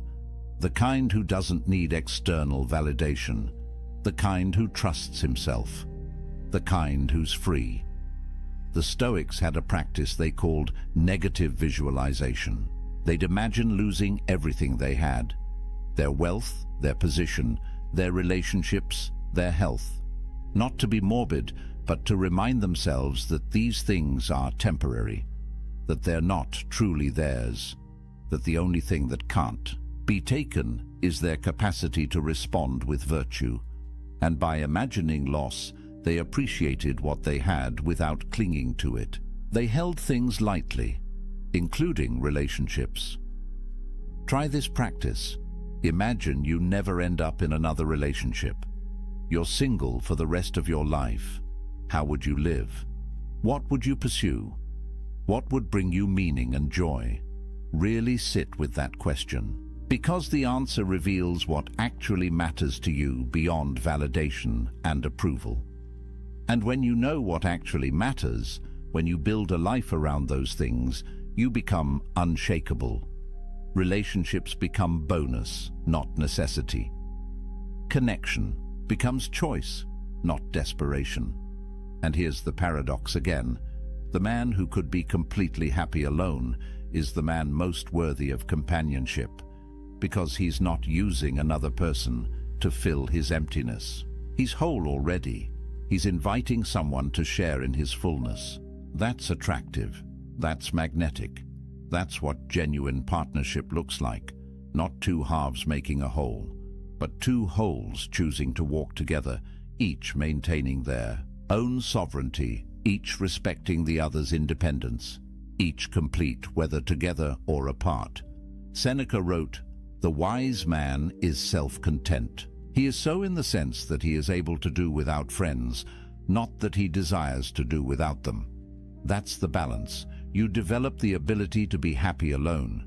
You build self-sufficiency, but you remain open to genuine connection when it appears. You don't avoid relationships, you just don't need them. And that makes all the difference. So where does this leave you? Right here, right now, with a choice. You can keep buying into the narrative that you're incomplete without someone, that your value depends on relationship status. That being single is something to escape as quickly as possible. And if you choose that path, you'll spend your life chasing, compromising, losing yourself piece by piece in the pursuit of external validation. Or you can embrace what the Stoics knew 2,000 years ago, that true power comes from within, that self-sufficiency is the highest virtue, that a man complete in solitude is free in every circumstance. And if you choose that path, if you do the work, you'll build something that nobody can take from you, an inner fortress, a sovereignty that transcends circumstance, a peace that doesn't depend on anyone else's approval or presence. Marcus Aurelius ruled an empire. He had wealth, power, family, everything society says should make you happy. Yet he spent his evenings writing in his journal, reminding himself of what actually mattered: virtue, character, inner peace. He knew that everything else was temporary, that the only lasting value was the kind of person he was becoming, and he did that work in solitude, away from the crowds, away from the demands, in the quiet space of his own mind. You don't need an empire to do this. You don't need perfect circumstances. You just need to make the choice, to use your solitude as a gift, not a curse, to see being single not as a deficit, but as an opportunity, to build yourself so completely that you don't need validation from anyone. And when you do that, you become dangerous, not to others, but to the systems that profit from your insecurity. You become a man who can't be controlled, can't be manipulated, can't be sold something he doesn't need. You become free. And freedom is what the Stoics were teaching all along. Not freedom from circumstances, those will always change, but freedom within circumstances. The ability to maintain your peace, your integrity, your sense of self, regardless of what's happening around you, alone or with someone, successful or struggling, praised or criticized. None of it touches your core, because you've built something unshakable inside. And that, brother, is power. Real power. The kind that transforms not just your life, but the lives of everyone you touch. Because strength is contagious. Completeness inspires. Freedom spreads. So let me leave you with this. A man who needs no one is free to choose everyone. A man who needs someone is slave to his need. Which man do you want to be? The choice is yours. It's always been yours. And it starts right now, in this moment, with this decision, to stop seeking yourself in others and start building yourself in solitude, to stop measuring your worth by external validation and start grounding it in internal virtue, to stop running from being alone and start embracing it as the ultimate gift, the space where you become who you're meant to be. The Stoics are waiting for you, Marcus Aurelius, Epictetus, Seneca. They walked this path. They proved it works. They left you a blueprint. All you have to do is follow it. Build your inner fortress. Cultivate self-sufficiency. Embrace solitude not as a punishment, but as a privilege. And watch what happens. Watch how your life transforms when you stop living for others and start living for yourself. Not in a selfish way, but in the way that honors your potential, your values, your unique path. That's what the Stoics called living according to nature, being fully yourself, and there's nothing more powerful than that. So if you found value in this, if these ideas resonate with something deep inside you, if you feel that pull toward building a different kind of life, do me a favor. Hit that like button. It tells me this message matters. It helps this reach other men who need to hear it. Subscribe to the channel because we're building something here. A community of men who refuse to live by society's script, who are doing the work, who understand that real strength comes from within. Drop a comment and tell me, what's one thing you're going to do this week to build your inner empire? One practice, one choice, one step towards self-sufficiency. And remember, this isn't the end, it's the beginning. Every journey toward freedom starts with a single step, a single decision. The decision to stop seeking worth in external validation and start building it through internal virtue. You've taken that step by being here. by listening, by opening your mind to a different way. Now keep walking, keep building, keep becoming. The man you're meant to be is waiting in the silence. Go find him. Until next time, stay strong, stay sovereign, stay free. The ancients believed that one question could set a person free or drive them into despair. It was not asked in the open squares of Rome, nor carved into the laws of Athens. It lived quietly in the minds of philosophers, whispered in private, written in fragile lines that survived only because someone dared to copy them again and again. The question is simple, and yet it is dangerous. What if the worst thing that could happen to you has already happened in your mind? To the Stoics, this was no game. They believed that fear feeds on surprise, that pain grows sharper when it catches us unprepared. So they trained themselves to walk willingly into imagined ruin, to see their fortunes lost, their loved ones gone, their own lives ended. Not because they were morbid, but because they believed freedom begins where fear ends. Consider the emperor Marcus Aurelius. He ruled the greatest empire of his age, commanded vast armies, and held the power of life and death. Yet at night, by candlelight, he wrote words not of conquest, but of surrender. You may leave this life at any moment. Let that determine what you do, say, and think. Why would the most powerful man alive remind himself of his own fragility? Because he knew that power means nothing if the soul is ruled by terror.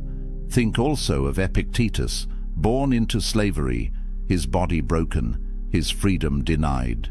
He had nothing, and yet he claimed to be freer than his masters. His secret was not wealth or status, but the practice of imagining loss until it no longer frightened him. He learned that when you accept the worst in thought, you cannot be enslaved by it in reality. This thought experiment, called premeditatio malorum, the premeditation of evils, was their weapon. It stripped misfortune of its surprise.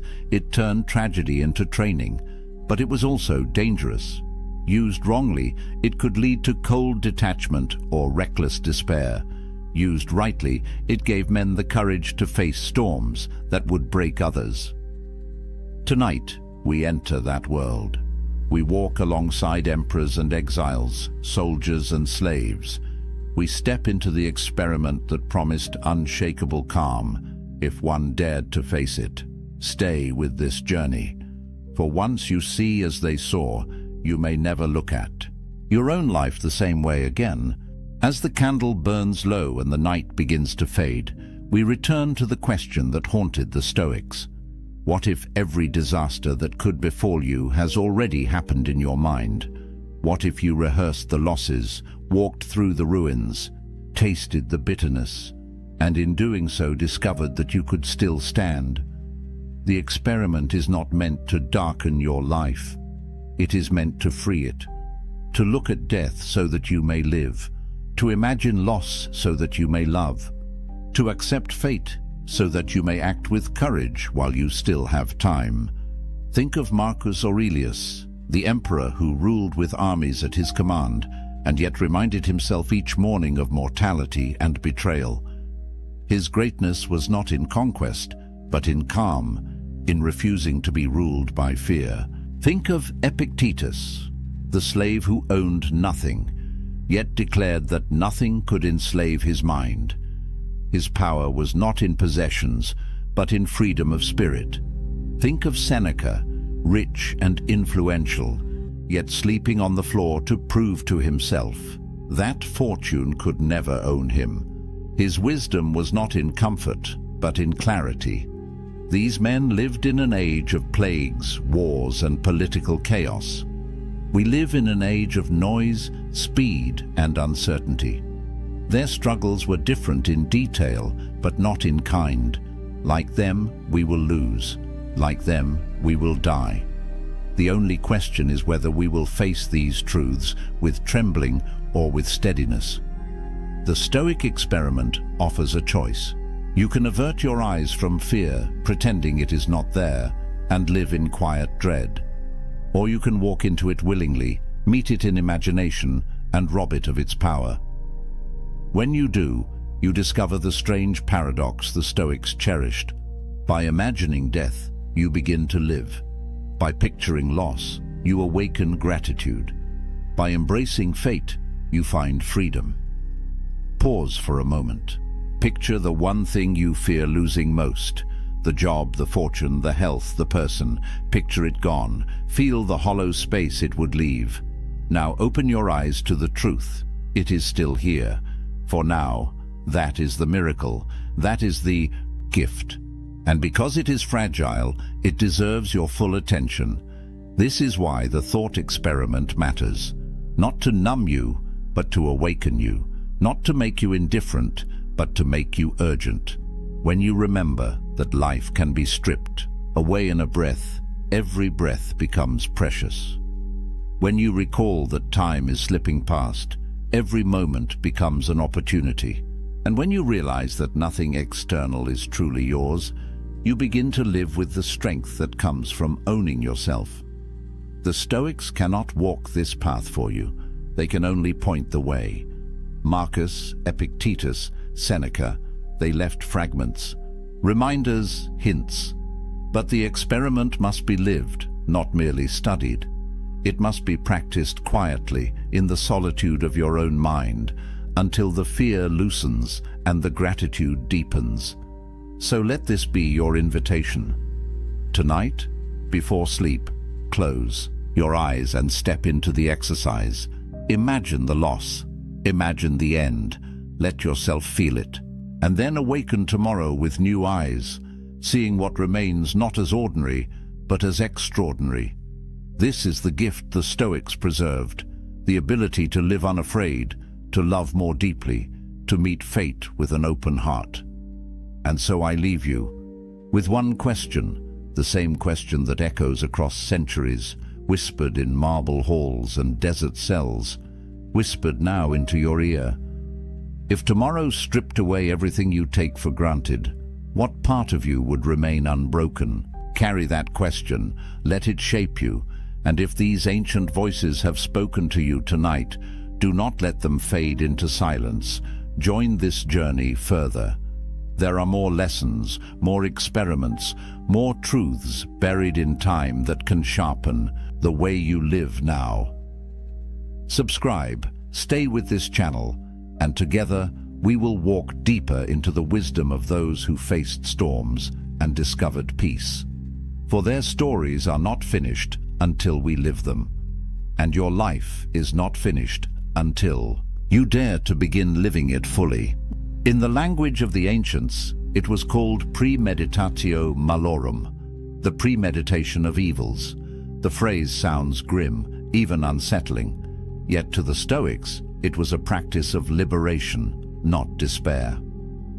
At its heart, the exercise was deceptively simple. Imagine the misfortunes that might strike you tomorrow and face them before they arrive. Not only the small inconveniences, a delay, an insult, a coin lost, but the great disasters as well. The death of a friend, the loss of your wealth, the collapse of your health, the end of your own life. Why would anyone do this? Why deliberately walk through horrors in the safety of your own mind? To the modern ear, it seems backwards. We are told to visualize success, to think positively, to build castles in our imagination. But the Stoics believed the opposite strategy brought greater strength. They argued that if you can stand calmly in the ruins of your own imagined life, then reality can never truly defeat you. Seneca, the Roman statesman and philosopher, put it plainly: he robs present ills of their power who has perceived their coming beforehand. When we rehearse misfortune, its arrival no longer shocks us. Pain may still visit, but its sharpest weapon, surprise, has been blunted. To understand this better, picture an archer at practice. He does not wait for the chaos of battle to test his skill.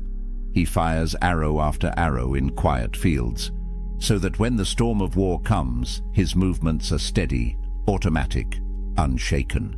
The Stoics believed the mind required the same discipline. Each night, they would draw back the bow of imagination and fire at the darkest targets they could conceive, so that when those shadows appeared in real life, they could still aim true. Marcus Aurelius, alone in his tent, did not write merely to comfort himself. His private notes, the Meditations, are filled with reminders that the world can break us at any time. Yet his tone is not fearful. Instead, it is steady, almost tender. When you kiss your child goodnight, he warns himself, whisper that he may not be here tomorrow. Harsh words to our ears, but to Marcus, this was not cruelty. It was clarity. Only by facing the fragile nature of life could he love more deeply in the present moment. Epictetus, born into slavery, offered the same lesson in different clothing. When you embrace your wife or child, he said, say to yourself, one day they will die. Not to make the heart cold, but to warm it. For when you remember that nothing is guaranteed, every ordinary moment becomes extraordinary. A simple meal, a shared laugh, even the act of waking to another sunrise becomes precious beyond measure. The thought experiment, then, had two purposes. First, it armed the soul against fear. By imagining loss, you stripped it of its terror. Second, it sharpened gratitude. By rehearsing absence, you learned to love presence more fiercely. This was not daydreaming, it was training. The Stoics approached it as soldiers approach drills, as athletes approach discipline. Night after night, they entered the arena of the Eua, mined and faced the worst fates they could imagine. Some whispered these visions aloud, others scratched them into wax tablets or murmured them in prayer. It was not about predicting the future, but about preparing for it. Yet even here the Stoics were cautious. They warned against letting this practice harden into despair. If you fixate only on loss, you can become bitter, withdrawn, fatalistic. The true Stoic path walked a thin line, to imagine ruin without becoming ruined by the imagination itself. The exercise was meant to polish the soul, not poison it. Think of it like walking into a cold river. At first, the shock makes you gasp. But after a moment, you adjust, you breathe, you find your strength within the chill. The water has not grown warmer, you have grown steadier. So too with premeditatio malorum. Life would not grow kinder, but you would grow stronger. This is the experiment, to step willingly into suffering before it comes, to live through loss in the theater of the mind, so that when the curtain rises on reality, you are ready. To many, it sounded bleak. To the Stoics, it was the most hopeful act of all. For when you have rehearsed the worst, you discover a strange secret. Nothing can truly take your freedom, for you have already faced the cost. At first glance, the Stoic experiment seems like madness. Why summon images of death, poverty, betrayal, exile? Why taste bitterness before it is poured? To most people, this sounds like opening the door to misery. Yet to the Stoics, it was the doorway to strength. The logic begins with a simple truth. Fear feeds on surprise. When something strikes us out of nowhere, it multiplies our suffering. The event itself wounds us once, but the shock, the disbelief, the frantic resistance, these wound us many times over. We suffer more often in imagination than in reality, Seneca wrote. It was his warning, but also his solution. If imagination can magnify our pain, then imagination can also train us to endure it. Consider the man who never thinks of loss.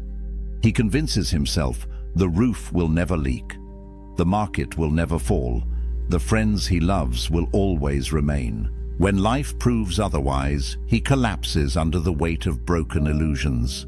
Compare him with the man who each night rehearses these possibilities. He wakes each day already at peace with their chance of arrival. To him, a cracked roof or lost coin is no ambush. It is familiar terrain. The Stoics believed this was the essence of philosophy, not endless speculation, but preparation for the blows of fate. Epictetus, whose leg was shattered by his master, said plainly, "When you are going to undertake anything, remind yourself what kind of thing it is." He meant, if you go to bathe, expect to be splashed, jostled, insulted. If you go to war, expect blood and loss. If you live, expect death. Nothing that arrives will then feel foreign to you. This practice also served a deeper function. By imagining misfortune, the Stoic learned to separate what was truly his from what was only lent. Wealth, health, reputation, even the love of others, all of these could vanish. What remained? Only the ruling center of the soul, judgment, intention, choice. In rehearsing the loss of externals, the Stoic discovered the core that no power could strip away. Modern people might call this pessimism, but to the Stoics, it was the opposite. It was optimism at the deepest level, the faith that even when stripped of everything, a person could still stand upright. To them, practicing disaster was like inoculating the mind, a small taste of poison to prevent the full sickness of despair. Imagine two sailors caught in a sudden storm. One has only sailed on calm waters, imagining endless sunshine. The other has trained in foul weather, has studied the stars in darkness, has prepared for broken masts and torn sails. Which sailor panics? Which one acts? The storm is the same, but the soul inside the storm is different, and there was more. Premeditatio malorum was not only a shield against fear, but also a lens sharpening gratitude. For when you spend a moment imagining your child gone, your fortune stolen, your health declined, and then open your eyes to see them still present, you taste joy more vividly than before. Seneca urged his readers, "He who has anticipated the coming of troubles takes away their power when they arrive, and he who has learned to look upon what he has as if it might be lost has learned to enjoy it truly." This dual power, resilience and gratitude, made the practice irresistible to the Stoics. By rehearsing loss, they not only grew unafraid of tomorrow, but more alive to today. Marcus Aurelius captured it when he reminded himself, "Do not act as if you were going to live 10,000 years. Death hangs over you. While you live, while it is in your power, be good." The awareness of mortality did not paralyze him. It pushed him toward kindness, urgency, presence. So why imagine the worst? Because the worst will come sooner or later in some form. To pretend otherwise is to live in fragile denial. To face it in thought is to live with a steady heart. The Stoics believed that only those who walk through the valley of loss in their minds can walk through life itself without chains. If the Stoics asked their students to imagine misfortune, it was not to dwell in gloom. The exercise was meant to unlock a set of hidden treasures, the kind of treasures that cannot be stolen by thieves or burned by fire. What then were the fruits of this strange discipline? 3 stand above the rest: freedom from fear, gratitude for the present, and resilience in the storms of life. The first and most immediate benefit was liberation. Fear has always been one of humanity's fiercest chains. It bends kings, humbles warriors, and leaves ordinary people trembling at shadows. Yet the Stoics discovered that fear depends on uncertainty. When we do not know what will come, our imagination torments us with endless possibilities. By rehearsing disaster, the Stoics removed the sting of surprise. They learned to say, "Yes, this too may happen, and if it does, I am prepared." Seneca observed that misfortune becomes lighter when anticipated. What is quite unlooked for is more crushing in its effect, and unexpectedness adds to the weight of a disaster. For him, the act of imagining stripped calamity of its mystery. And once the unknown was known, fear lost its teeth. Imagine waking each morning with the knowledge that no loss, no insult, no illness could shake the foundation of your soul. This is not cold indifference, it is strength. It is the quiet courage of someone who has already rehearsed the worst in the theater of the mind, and thus walks calmly through the world. The second treasure hidden in this exercise is gratitude. At first, this seems paradoxical. How could picturing death or poverty make life more joyful? Yet the Stoics believed the shadow of loss makes the light of presence burn brighter. Marcus Aurelius urged himself, "Think of yourself as dead. You have lived your life. Now take what's left and live it properly." By imagining that the day was already his last, he found renewed urgency to savor its moments. Epictetus taught his students to practice detachment, not to strip love away, but to make it purer. When you remind yourself that the friend you embrace or the child you tuck into bed may not be there tomorrow, you do not love them less. You love them more fiercely, knowing the hour is fragile. Seneca carried this practice into action. Once a month, he would strip away comfort deliberately, sleeping on the hard ground, eating coarse bread, wearing the simplest clothing. When asked why, he replied, "Is this the condition that I feared?"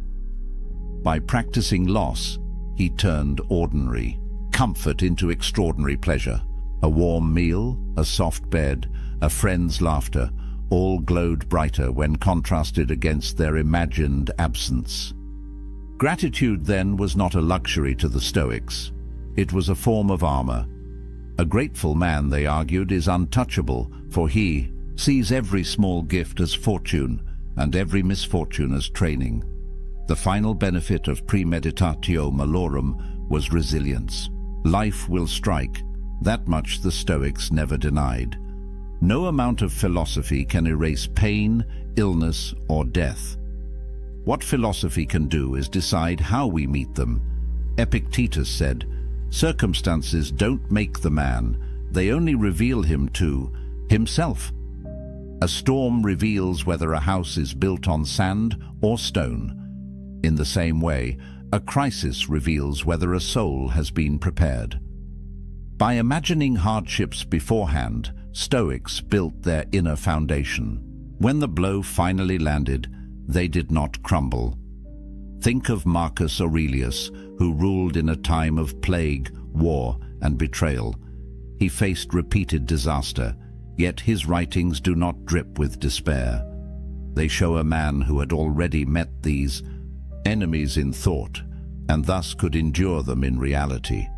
His empire might crack, his health might fade, his friends might betray him, but his mind, trained by philosophy, remained firm. This resilience was not arrogance. The Stoics did not claim invincibility. They claimed preparedness. They taught that a blow is lighter when the soul has braced itself.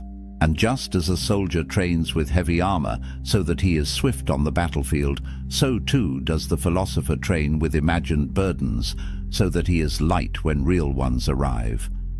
Yet the true brilliance of the practice lay in balance. Was not about endless brooding on death and ruin. That would be morbid and destructive.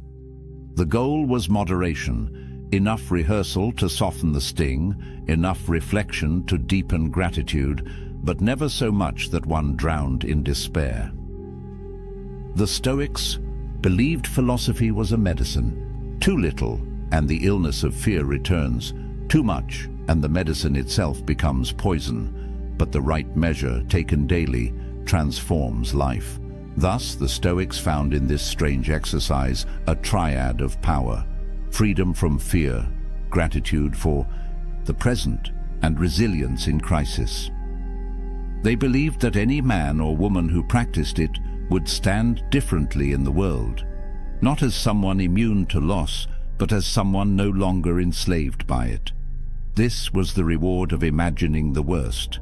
Not darkness, but light, not despair, but a soul sharpened into strength. Every powerful practice carries its shadow. The Stoics knew this well. A thought experiment capable of freeing the soul could also twist into something harmful if misunderstood. The same exercise that sharpened resilience could harden into coldness or slide into despair. This is why the Stoics insisted that premeditatio malorum, the rehearsal of misfortune, must be approached with wisdom and balance. The first danger is mistaking preparation for pessimism. Some people, hearing the Stoics speak of imagining death, ruin, or betrayal, believed the philosophers were advocating endless worry. To live in constant dread of loss is not Stoic strength, but weakness in disguise. Seneca warned against this confusion. He urged his students not to shackle themselves with anxiety masquerading as foresight. He who suffers before it is necessary suffers more than is necessary. If you imagine disasters without purpose, you bleed twice, once in fear and once in reality. Stoic practice is not about drowning in scenarios, but about tasting them briefly to build immunity. The second danger lies at the other extreme: nihilism. A careless student might hear the Stoics say, "All things are fleeting, wealth and health and life itself," and conclude, "Then nothing matters." This is the dark abyss the Stoics fought to avoid. Marcus Aurelius himself confronted this temptation. Surrounded by plague, betrayal, and endless war, he reminded himself daily that all things pass. Yet he added a crucial command: "While you live, while it is in your power, be good." The awareness of mortality was not meant to drain meaning, but to intensify it. The thought of death should not make us reckless or indifferent, but rather kinder, wiser, and more deliberate. Another danger is the loss of warmth. Practicing detachment, some grew rigid, mistaking numbness for strength. Epictetus warned his followers not to become statues. "Remember that you are a man," he said, "and that what befalls a man is natural."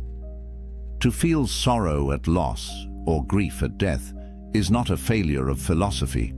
It is the mark of being human. The Stoic exercise was never intended to erase emotion, but to keep emotion from becoming tyranny. Imagine a father who, rehearsing his child's death, convinces himself never to feel attachment. He tells himself, "This is Stoic wisdom." But when the child laughs or reaches for his hand, the father feels nothing. This is not strength, it is a distortion. True Stoicism teaches us to love more fiercely because we know the bond is fragile, not to withhold love in the hope of avoiding pain. Finally, there is the danger of false courage. A soldier might say, "Since death is nothing, I will rush headlong into danger," careless of consequence. But this too betrays the philosophy. Stoic training was meant to produce calm judgment, not reckless abandon. To imagine death is to prepare for it, not to seek it without reason. Courage, in the Stoic sense, is rational endurance of hardship, not blind pursuit of destruction. So, how did the Stoics guard against misuse? They set boundaries, practice premeditatio malorum, but do so with intent. Imagine loss not to wallow in it, but to measure your strength against it. Picture death not to despise life, but to embrace it. Think of misfortune not to withdraw from the world, but to act wisely within it. Seneca gave his students a rhythm, a few days each month spent in poverty, eating coarse food, wearing rough clothes. Not every day, lest life become joyless, but enough to remind the soul of its power. Marcus wrote nightly of death and impermanence, but by day he ruled with justice, fought wars with patience, and tried to act for the common good. Epictetus trained his mind against loss, but also urged compassion, laughter, and friendship. In other words, Stoic foresight was never meant to extinguish humanity. It was meant to free it. Misfortune rehearsed in thought should make us more grateful, not less. It should make us calmer, not colder.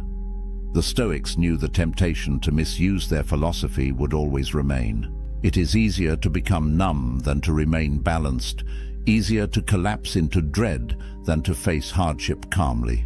But the true Stoic way demands vigilance. The practice is a knife. In skilled hands, it carves strength. In careless hands, it wounds the one who wields it, and so they left us this warning. Do not let the experiment become your prison. Let it be your training ground. Walk through imagined ruin, not to despair of life, but to return to it with greater clarity, gratitude, and resolve. The Stoic exercise of rehearsing misfortune did not appear in isolation. It was part of a much older current of thought, flowing through many cultures, carried in different words but shaped by the same recognition. Life is fragile, uncertain, and brief. And only by facing this truth can we learn to live with strength. Long before the Stoics, the Greek philosopher Heraclitus declared, "All things flow." To him, the universe was not fixed but ever-changing, like a river in constant motion. He reminded his listeners, "You cannot step into the same river twice. The waters have moved on, and so have you." This vision of ceaseless change influenced the Stoics deeply. If all things are in flux, then clinging to stability is an illusion. Loss is not a possibility, it is a certainty. To imagine loss, then, is simply to imagine reality unfolding as it must. In this way, premeditatio malorum was not pessimism, but alignment with the nature of the cosmos. By practicing misfortune, one harmonizes with the river instead of fighting against its current. Across the world in India, Buddhist monks were practicing something strikingly similar. They meditated on impermanence and death, often contemplating their own bodies as subject to decay. Far from being morbid, this awareness produced compassion and detachment.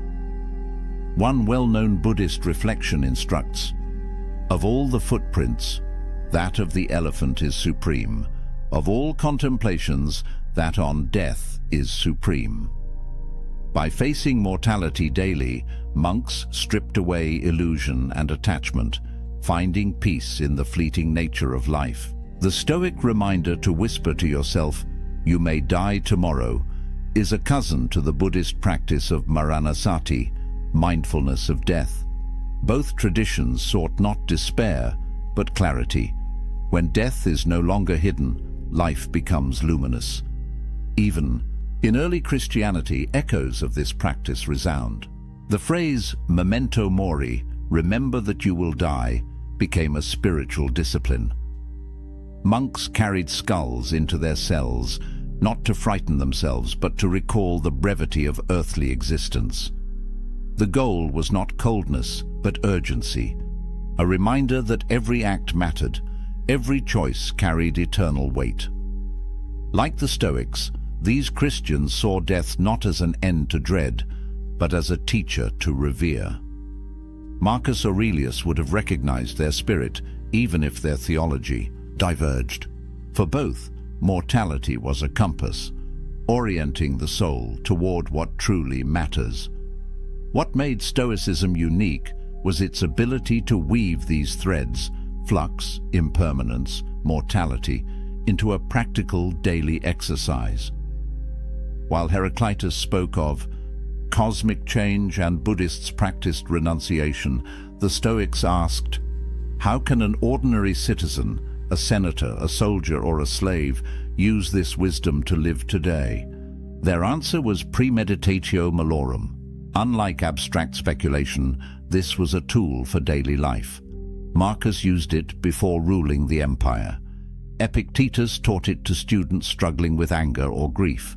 Seneca recommended it to friends navigating wealth, power, and exile. It was not confined to monasteries or ivory towers. It was a philosophy for kitchens, marketplaces, and battlefields. The fact that so many traditions converged on this practice reveals something timeless. Wherever humans have lived, they have wrestled with uncertainty, loss, and the inevitability of death. The Stoics, Buddhists, and monks each reached the same conclusion.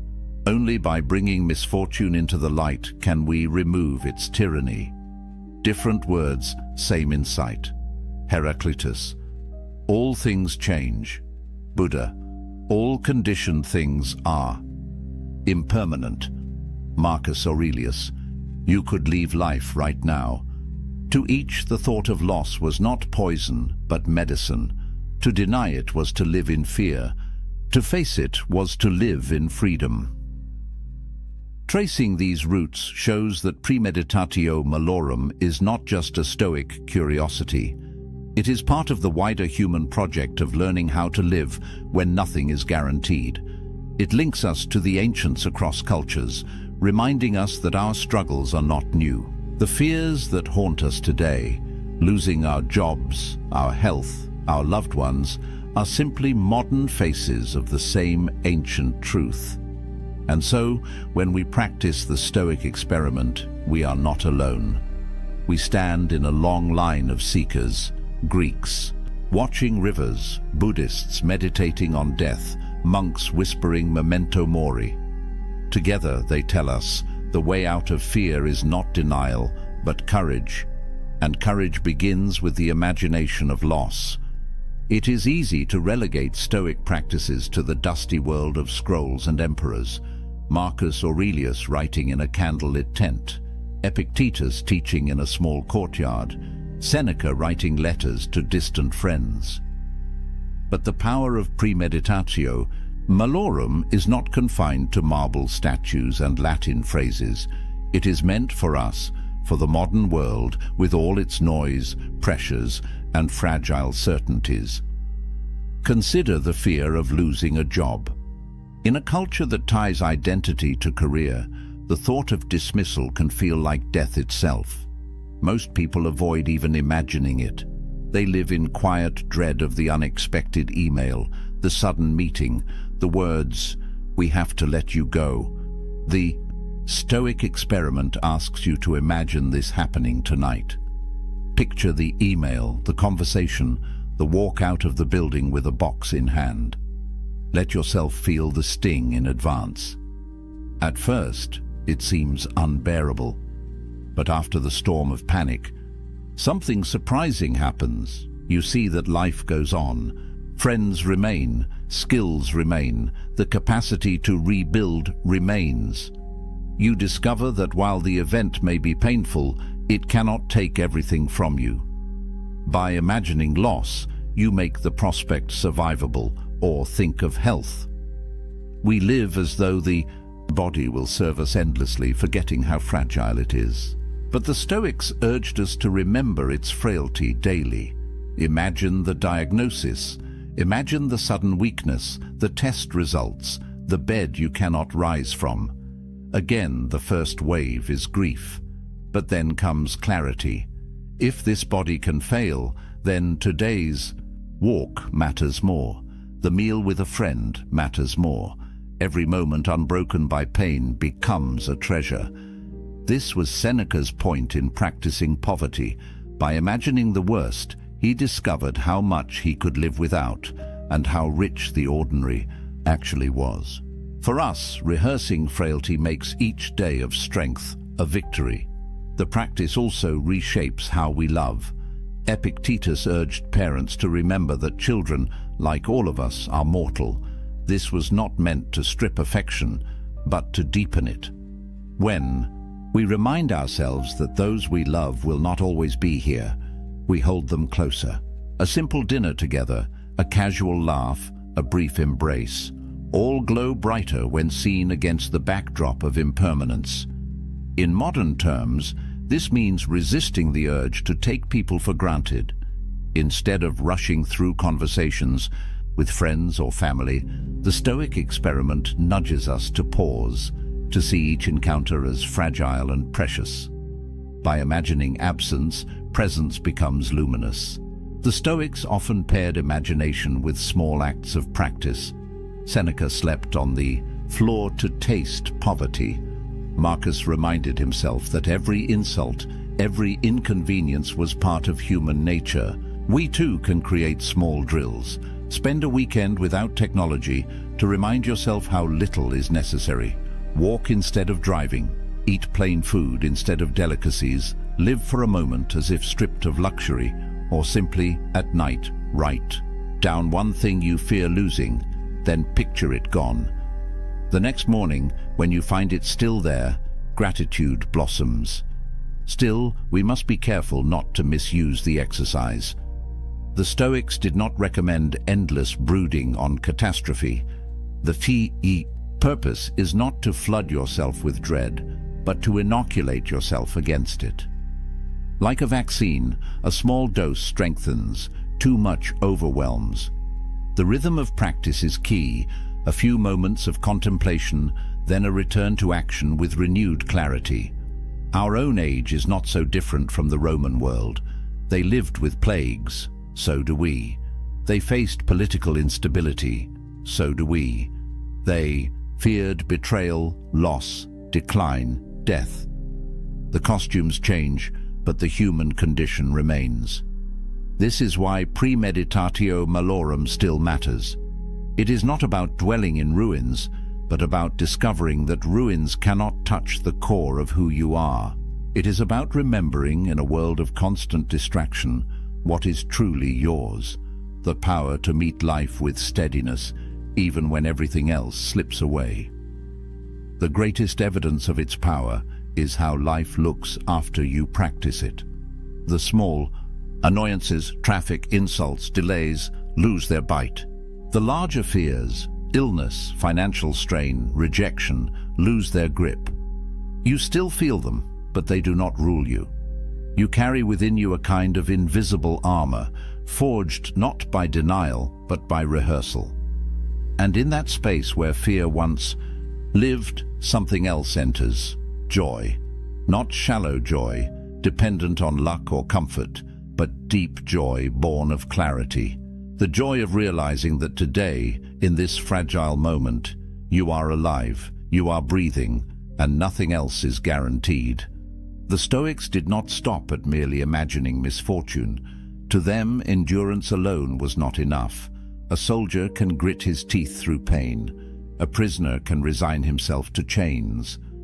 But philosophy sought something higher, not only to accept what fate delivered, but to love it. This deeper transformation was called amor fati, the love of fate. To love fate means more than bearing it without complaint. It means seeing even the hardest blows as threads in a larger tapestry. What others call tragedy, the Stoic calls instruction. What others call accident, the Stoic calls design. Life ceases to be a sequence of random disruptions and becomes a coherent whole, stitched together by necessity. Marcus Aurelius wrote often of this. In his private meditations he urged himself, accept the things to which fate binds you, and love the people with whom fate brings you together, but do so with all your heart. These words are not the tone of resignation. They are the words of a man who believed that the very shape of his hardships was part of a greater order, one he might not see, but one he could honor. Epictetus too pressed this lesson. He had no illusions about life's cruelty. He had known slavery, injury, ridicule. Yet his counsel was not to curse what happened, but to align himself with it. Do not seek for things to happen the way you want them to, he said. Rather, wish that what happens happen the way it happens, and you will be happy. The freedom he taught was not freedom from suffering, but freedom from resistance. This subtle shift marks the difference between Stoic endurance and Stoic joy. To endure is to carry a burden. To love is to transform the burden into meaning. When you love fate, even disaster becomes a teacher. Even pain becomes a sculptor of the soul. The image is of a craftsman's hand. The hammer that strikes the iron may feel like violence, but in truth it is shaping the blade. So too with fate. Each blow that falls is part of the forging of character. To curse the hammer is to misunderstand the art. To accept it is wisdom. To love it is greatness. Yet the Stoics were careful not to fall into sentimentality.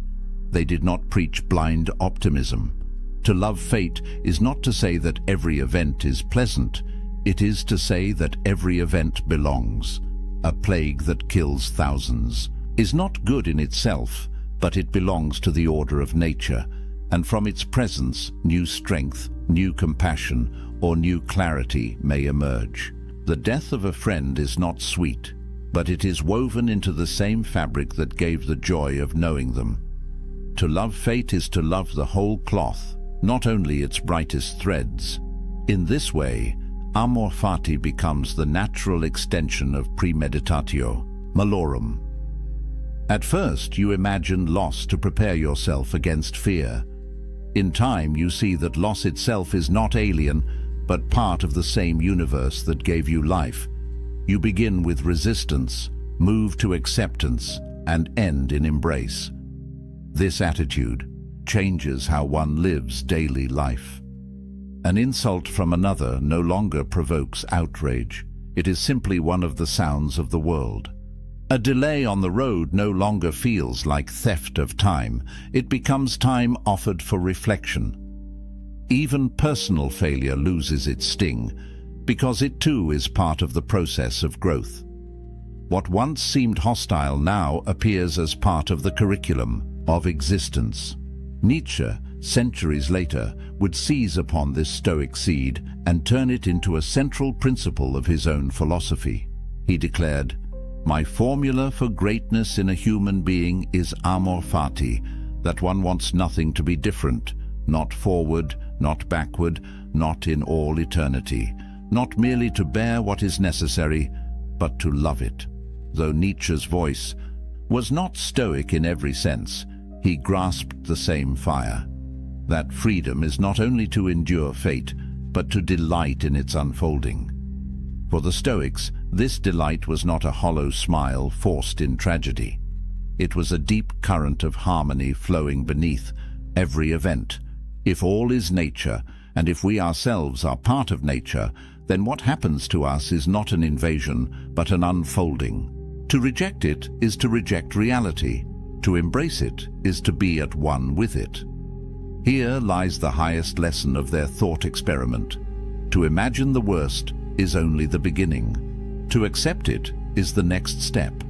But the final step, the hardest and most transformative, is to love it.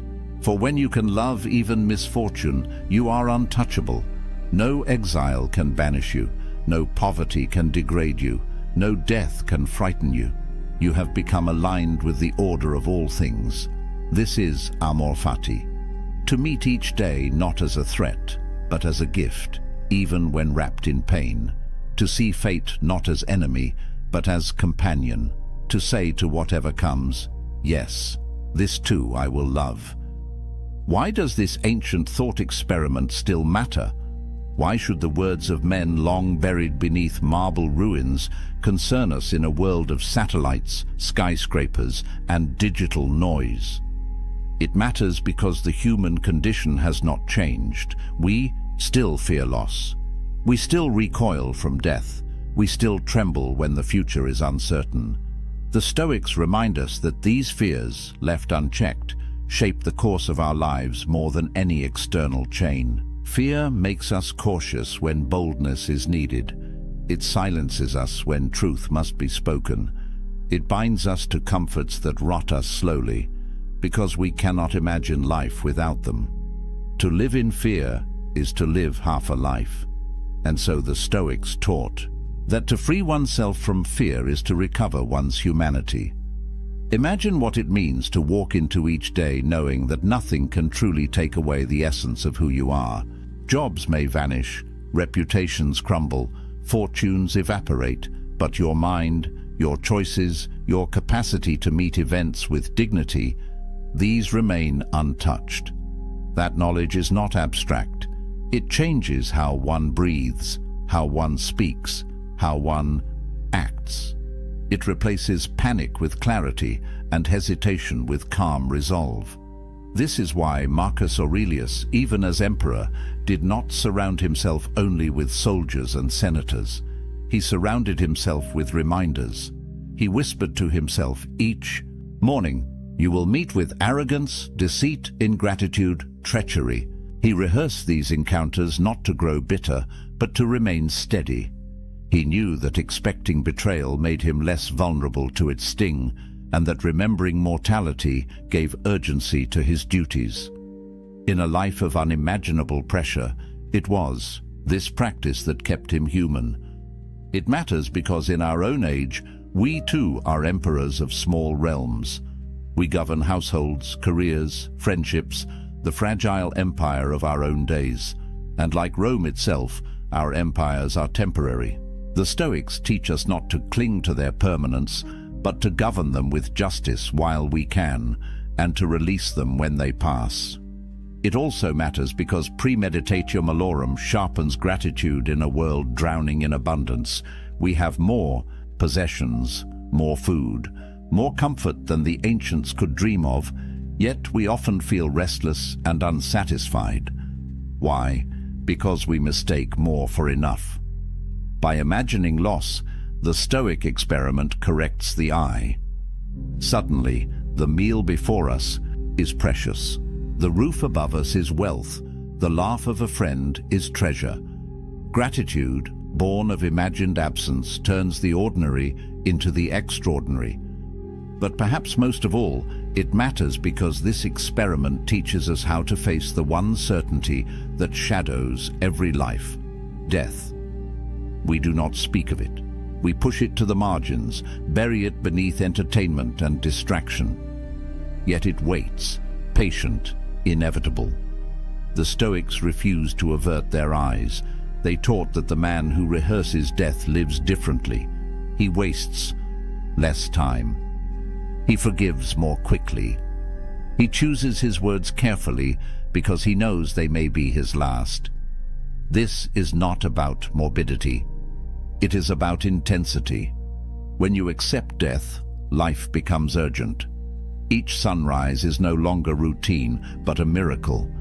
Each breath is no longer unnoticed, but a gift.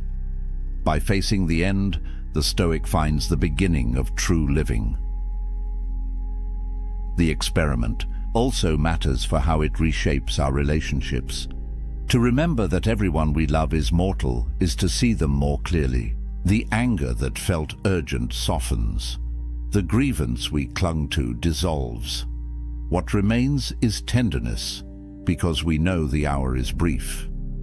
Epictetus urged parents not to avoid this truth, but to embrace it, so that their love would be fiercer, not weaker. We too can let this practice remind us that the people in our lives are temporary companions, and that each moment with them is sacred. And finally, it matters because it returns us to ourselves. In rehearsing the loss of all externals, we discover what cannot be lost. Wealth, health, reputation, family, even life itself, all may fall away. But the ability to judge wisely, to choose with integrity, to act with courage, remains until the final breath. This is the core of the Stoic creed, that no one can steal your soul's freedom unless you surrender it. So why does it matter? Because the world will continue to change, but our hearts will continue to wrestle with fear, attachment, and the fragility of time. The Stoic experiment is not an artifact. It is a compass. It points us back to what is essential: courage in the face of loss, gratitude in the presence of life, clarity in the shadow of death. And once you have walked through that experiment, once you have looked into the darkness and discovered that it does not own you, something fundamental shifts. You no longer cling so tightly. You no longer panic so quickly. You no longer waste so much time. You begin, perhaps for the first time, to live. Studies show that 73% of women admit they've lost respect for a man they were once attracted to, not because he changed, but because he revealed who he was beneath the surface. And here's what most men will never understand. You're probably making these same mistakes right now, watching the respect drain from her eyes, and you have no idea why. Most relationship advice is garbage. It tells you to communicate more, be more vulnerable, show her you care. But the ancient Stoics understood something that modern psychology is only now confirming. Attraction isn't built on what you say. It's destroyed by what you do. And the 7 mistakes I'm about to reveal, they're silent killers. You won't see them coming, but she will. And by the time you notice, it's already too late. Marcus Aurelius commanded armies. Epictetus survived slavery and became one of history's most influential teachers. These men understood human nature at a level that makes modern dating coaches look like children playing dress-up. They knew that respect isn't given. It's commanded through your actions, your frame, and your absolute refusal to abandon yourself for anyone. Over the next 25 minutes, you're going to learn exactly why women lose respect for men. Not theories, not feel-good platitudes. Cold, hard truths backed by ancient philosophy and modern neuroscience. I'll be referencing statistics that will shock you, Stoic principles that have stood for 2 millennia, and the exact behavioral patterns that separate men who keep respect from men who lose it. But here's what you need to know before we go further. The 7th mistake on this list is so devastating, so completely fatal to attraction, that once you commit it, there's almost no coming back. It's the mistake that makes all the others inevitable, and I guarantee you're either doing it right now, or you're one decision away from falling into it. If you've ever felt her pull away and couldn't understand why, if you've watched attraction fade and blamed yourself without knowing what you actually did wrong, if you're tired of being the nice guy who finishes last while pretending you don't care, this video will change everything. Subscribe now, because 99% of men need this information, but most won't have the courage to watch until the end. Let's begin with the first mistake. It seems innocent. You probably think you're being reasonable when you do it, but it's already destroying how she sees you. The first mistake that kills respect is excessive explanation of your choices. And before you dismiss this as minor, understand that this single behavior signals something primal in her brain: uncertainty, weakness, a man seeking approval instead of living by conviction.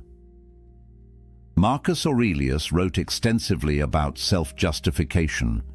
He observed that the moment you feel compelled to explain yourself beyond simple clarity, you've already surrendered your authority. Think about that. The most powerful man in the Roman Empire understood that over-explanation is the language of insecurity. When you justify your decisions to gain approval, you're teaching her that your choices require her permission to be valid. Here's what the research shows.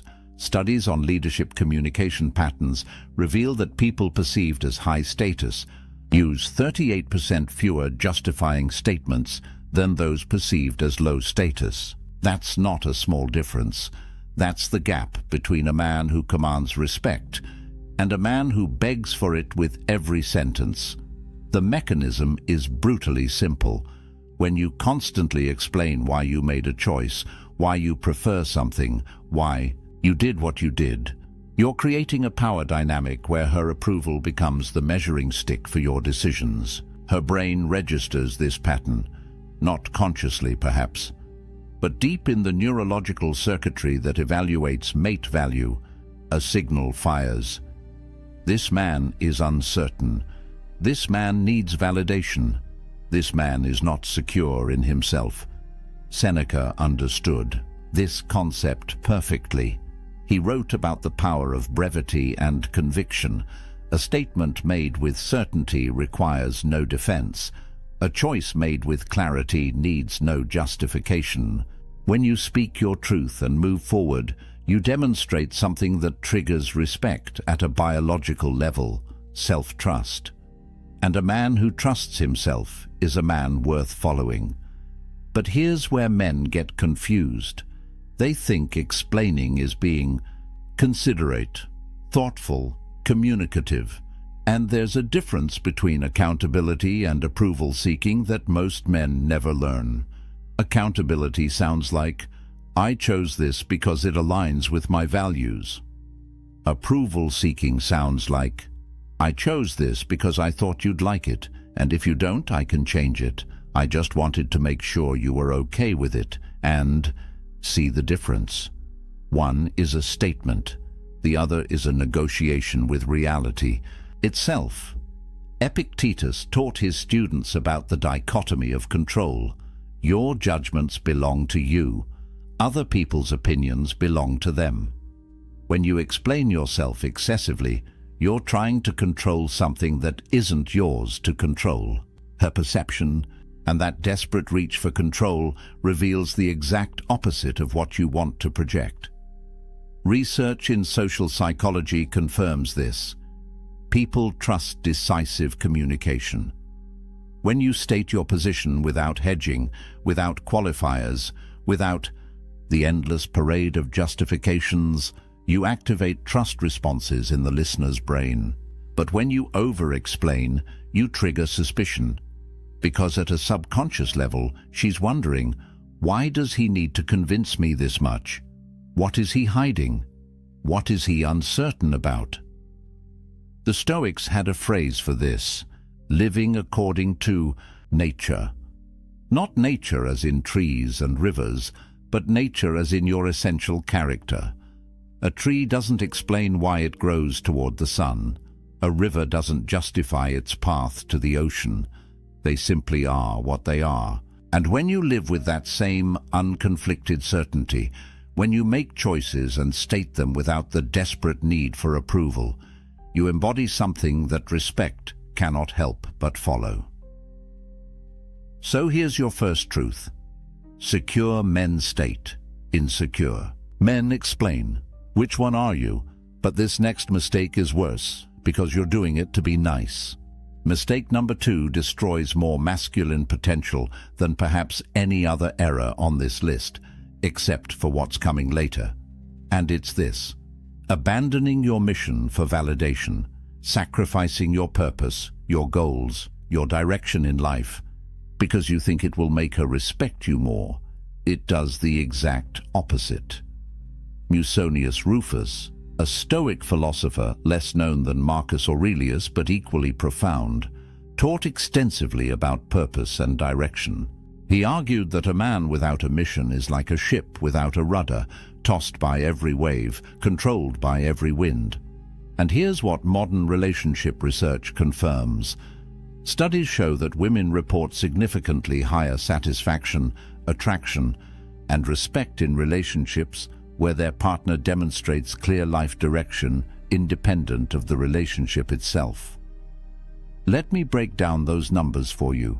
In longitudinal studies tracking relationship satisfaction, couples where the male partner maintained strong personal goals and pursuits showed 42% higher reported respect levels from female partners compared to relationships where men primarily oriented their lives around the relationship. 42%. That's not a rounding error. That's the difference between keeping her or losing her. Marcus Aurelius wrote something that should be carved into every man's mind. You have power over your mind, not outside events. Realize this, and you will find strength. Apply that to relationships. You have power over your purpose, your mission, your direction. You do not have power over whether she approves of it. And the moment you abandon what you know you should be doing to chase her approval, you've lost both your mission and her respect. Here's the paradox that breaks most men. They believe availability equals value. They think, if I'm always there, always accessible, always putting her first, she'll see how much I care and respect me more. But the data reveals something completely different. Research on attraction patterns shows that women consistently report higher attraction to partners who demonstrate what psychologists call high investment in personal goals. Not high investment in chasing her, high investment in building themselves. The Stoic framework explains why. External validation is inherently unstable. Today she approves of your choices. Tomorrow she doesn't. Today she wants your attention. Tomorrow she wants space. If your mission changes based on her shifting moods, you're not a man with direction. You're a weather vane spinning with every breeze, and no woman respects a weather vane. Epictetus taught the dichotomy of control with surgical precision. There are things within your control: your choices, your values, your effort, your discipline. There are things outside your control: her moods, her approval, her attraction, her respect. When you sacrifice what you control, your mission, to chase what you don't control, her validation, you've committed the cardinal sin of Stoic philosophy. You've traded your power for powerlessness. But here's where it gets deeper. Neuroscience. Research on relationship dynamics shows something fascinating. When a man maintains strong personal direction, when he has goals and pursuits that exist independently of his partner, it triggers what researchers call mate value perception stability. In simple terms, she sees you as more valuable because your value doesn't depend on her. Your worth exists whether she's there or not. And that independence, that unwavering commitment to your path, activates attraction at a primal level. Think about what you're communicating when you drop your goals to spend more time with her, when you cancel your training to watch her TV shows, when you abandon your business plans because she needs attention. You're saying, my mission is negotiable. My purpose is flexible. I don't actually have a core that cannot be moved.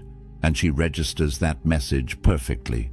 The statistical correlation is brutal and clear. Studies tracking long-term relationship outcomes show that men who maintain consistent personal pursuits, who have what researchers call identity sovereignty, experience respect levels in their relationships that are 61% higher than men who merge their identity entirely into the partnership. Your mission protects your respect. Your purpose guards your attraction. The moment you trade them for her validation, you've guaranteed losing both. Here's the Stoic truth that will save you. Your mission is your domain, not up for debate, not negotiable, not subject to her approval or disapproval. When you live from that unshakable center, when your purpose is as unmovable as a mountain, you become the kind of man that respect follows naturally, because she sees what most men never demonstrate. A man who knows who he is and where he's going, regardless of who's watching. The third mistake is subtle. Most men don't even realize they're committing it daily. This one separates boys from men in her eyes, instantly. And it's this: emotional reactivity to tests. The moment you let her emotions control your emotions, the moment you react instead of respond, you've handed her the keys to your inner world. And once she has those keys, respect walks out the door. Seneca wrote about anger with a clarity that modern psychology is only now catching up to. He called it temporary madness, a state where reason abandons you and impulse takes control. And here's what the research shows. Psychological studies on emotional regulation reveal that individuals perceived as high status demonstrate significantly lower reactivity to emotional provocation. They measured this. People who maintain composure under pressure are automatically assigned higher social value by observers. It's not conscious. It's hardwired into how we evaluate strength. But let's talk about what's actually happening when she tests you, because she will test you. Research on relationship dynamics confirms what the Stoics understood intuitively. Partners engage in what psychologists call relationship testing behaviors to assess emotional stability and frame strength. She's not doing this to be malicious. She's doing it because her neurology demands to know, is this man solid or does he crumble when challenged? Marcus Aurelius faced this principle on a civilizational scale. He wrote, "The impediment to action advances action. What stands in the way becomes the way." Apply that to her tests, that moment when she questions your decision, that time when she pushes back on your choice, that instance when she throws emotion at you to see if you'll catch it and throw it back. That's not an attack, that's an opportunity to demonstrate the one quality that triggers respect more reliably than anything else: emotional mastery. Here's the mechanism. When you react emotionally to her emotional state, when you meet anger with anger, when you match her intensity, you've entered her frame. You're now playing her game by her rules. And in that game, you've already lost. Because the moment you needed to react, you proved you're not the rock she's looking for. You're just another wave. Studies in neuroscience reveal something critical about emotional contagion in relationships. When one partner displays high emotional reactivity, it creates a feedback loop that escalates conflict and erodes perceived stability. But when one partner maintains what researchers call emotional sovereignty, when they can witness the other's emotional state without becoming it, the dynamic stabilizes. And here's the key finding. The partner who maintains composure is consistently rated as more trustworthy, more competent, and more attractive. The Stoic practice of premeditatio malorum, negative visualization, was designed exactly for this. You imagine the worst that could happen. You rehearse your response to chaos. So when it actually arrives, you're not surprised, you're prepared. Epictetus taught his students to expect resistance, to anticipate challenges, to train for difficulty. Because when you're surprised by her test, you react. But when you expected it, you respond. And there's a universe of difference between those two words. Reaction is automatic, emotional, controlled by external circumstances. Response is chosen, deliberate, controlled by internal discipline. When she says something designed to provoke you, and you pause, breathe, and respond from a place of centered calm, you've just demonstrated something her biology is screening for: strength under pressure. Research data on relationship respect levels tied to emotional stability is staggering. Partners who demonstrate consistent emotional regulation receive respect ratings that are 54% higher than partners with high reactivity patterns. That's more than half. Over half the difference between respect and contempt comes down to whether you can control your emotional state when tested. But here's what most men miss. They think emotional mastery means suppression, becoming stone, showing nothing. That's not Stoicism, that's avoidance. Marcus Aurelius felt deeply. Seneca wrote about grief with profound emotion. The difference is they felt their emotions without being controlled by them. They experience the wave without becoming the wave. And that's what she needs to see. Not that you don't feel, but that what you feel doesn't dictate what you do. The statistics on this are clear. Relationship studies show that emotional reactivity is one of the top 3 predictors of long-term respect loss. When you consistently react to her emotional state with your own emotional chaos, you're training her to see you as unstable, unreliable, not the foundation she thought you were. And once that perception sets in, reversing it is almost impossible. So here's your third truth. Your reaction reveals everything about your character. She doesn't remember what you said when you were calm. She remembers what you did when you were tested. And if what you did was lose control of yourself, You've shown her exactly who you are beneath the surface. Mistake number 4 is where good men unknowingly sabotage themselves. Most relationship advice tells you to do this, but the Stoics knew it kills attraction, and it's this: seeking permission instead of leading. Asking, "Is this okay?" when you should be stating, "This is what we're doing." Turning every decision into a negotiation when leadership requires conviction. Heracles, a Stoic philosopher less celebrated than Marcus Aurelius, but deeply insightful, wrote about natural hierarchy and roles within partnerships. He understood something that modern egalitarian thinking tries to erase, but biology refuses to forget. Certain dynamics create attraction, and certain dynamics destroy it. And one of the fastest ways to destroy it is to transform yourself from a leader into a permission seeker. Statistical data on this is remarkably consistent. Relationship satisfaction studies show that partnerships where decision-making follows clear leadership patterns report 29% higher satisfaction ratings than relationships characterized by constant negotiation and approval seeking. 29%. That's the difference between a relationship that flows and one that stagnates in endless discussions about what to have for dinner. But let's be precise about what we mean. This isn't about domination. It's not about ignoring her input or steamrolling her preferences. The Stoics understood the difference between tyranny and leadership, and so should you. Epictetus taught about taking ownership of choices, making decisions from clarity, and then executing them with confidence. That's not the same as asking permission for your every move. Here's what happens in her mind when you constantly seek approval.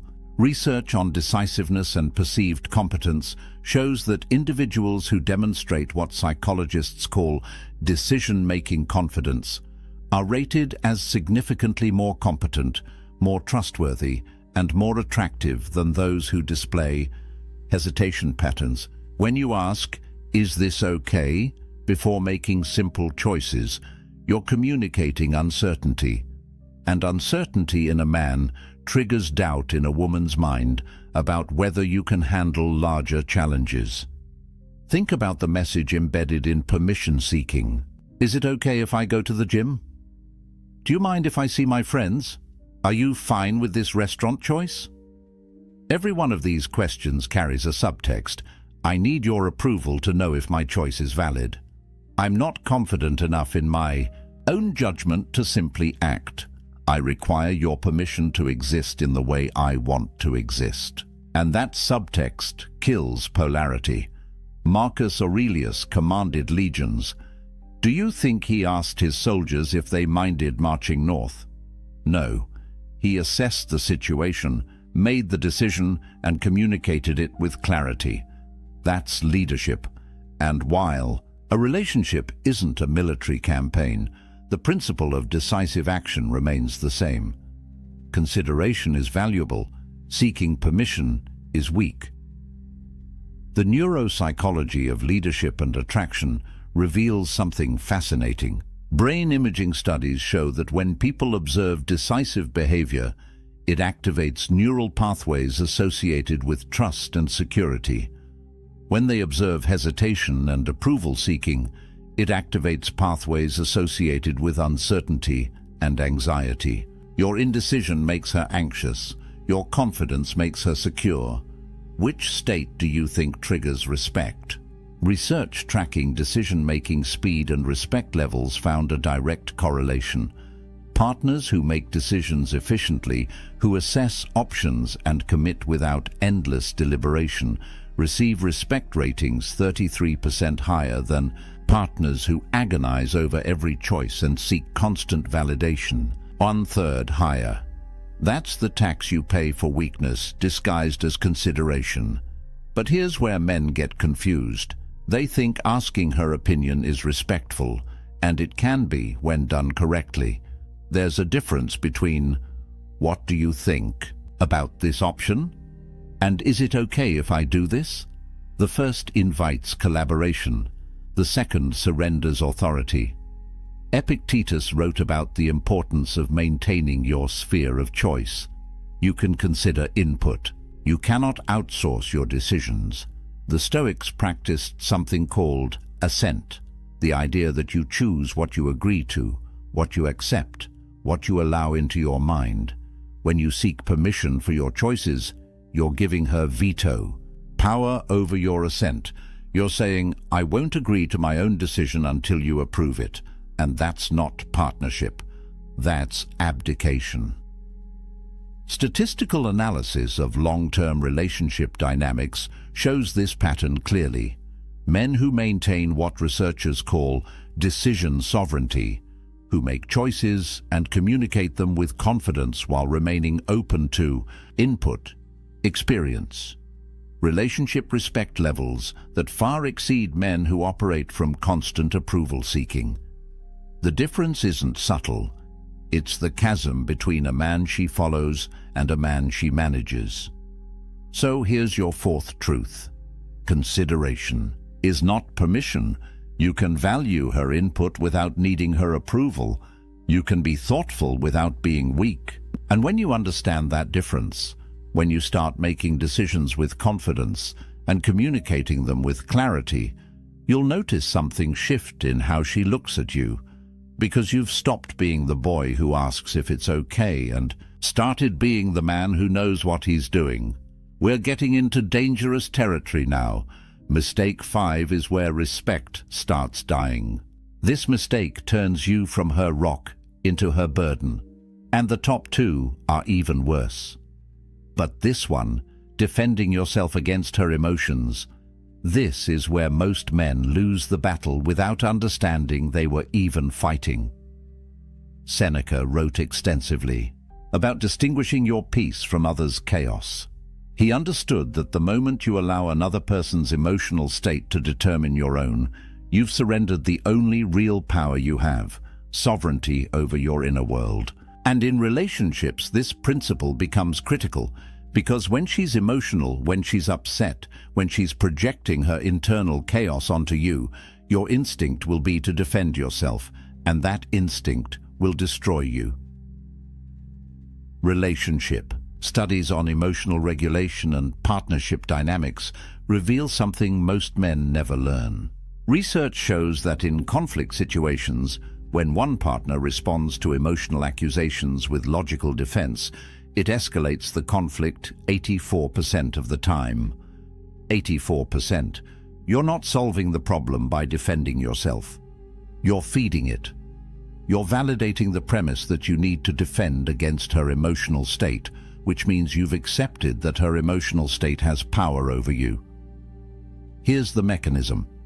She says something emotionally charged. Maybe it's an accusation. Maybe it's blame. Maybe it's just emotional venting that happens to be directed at you. And your immediate response is to defend. That's not what I meant. You're misunderstanding me. I didn't do that. Every single one of those statements is an attempt to logically dismantle her emotional experience, and every single one of them makes it worse. Epictetus taught something revolutionary. Men are disturbed not by things, but by their opinions about things. Apply that here.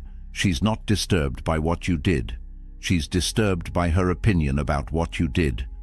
And when you defend against her opinion, when you try to logic your way out of her emotional state, you're attempting to control something that isn't yours to control. You're trying to change her perception by arguing with it. And arguments don't change perceptions, they entrench them.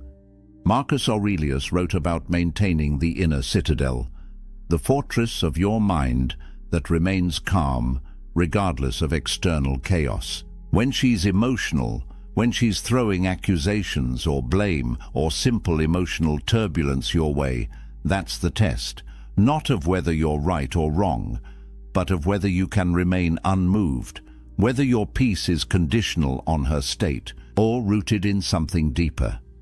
Research on conflict resolution styles and long-term respect is devastating to the defending strategy. Studies tracking couples over 5-year periods found that men who consistently engaged with emotional accusations, who defended themselves against emotional attacks, experienced respect erosion at rates 57% higher than men who maintained emotional non-reactivity.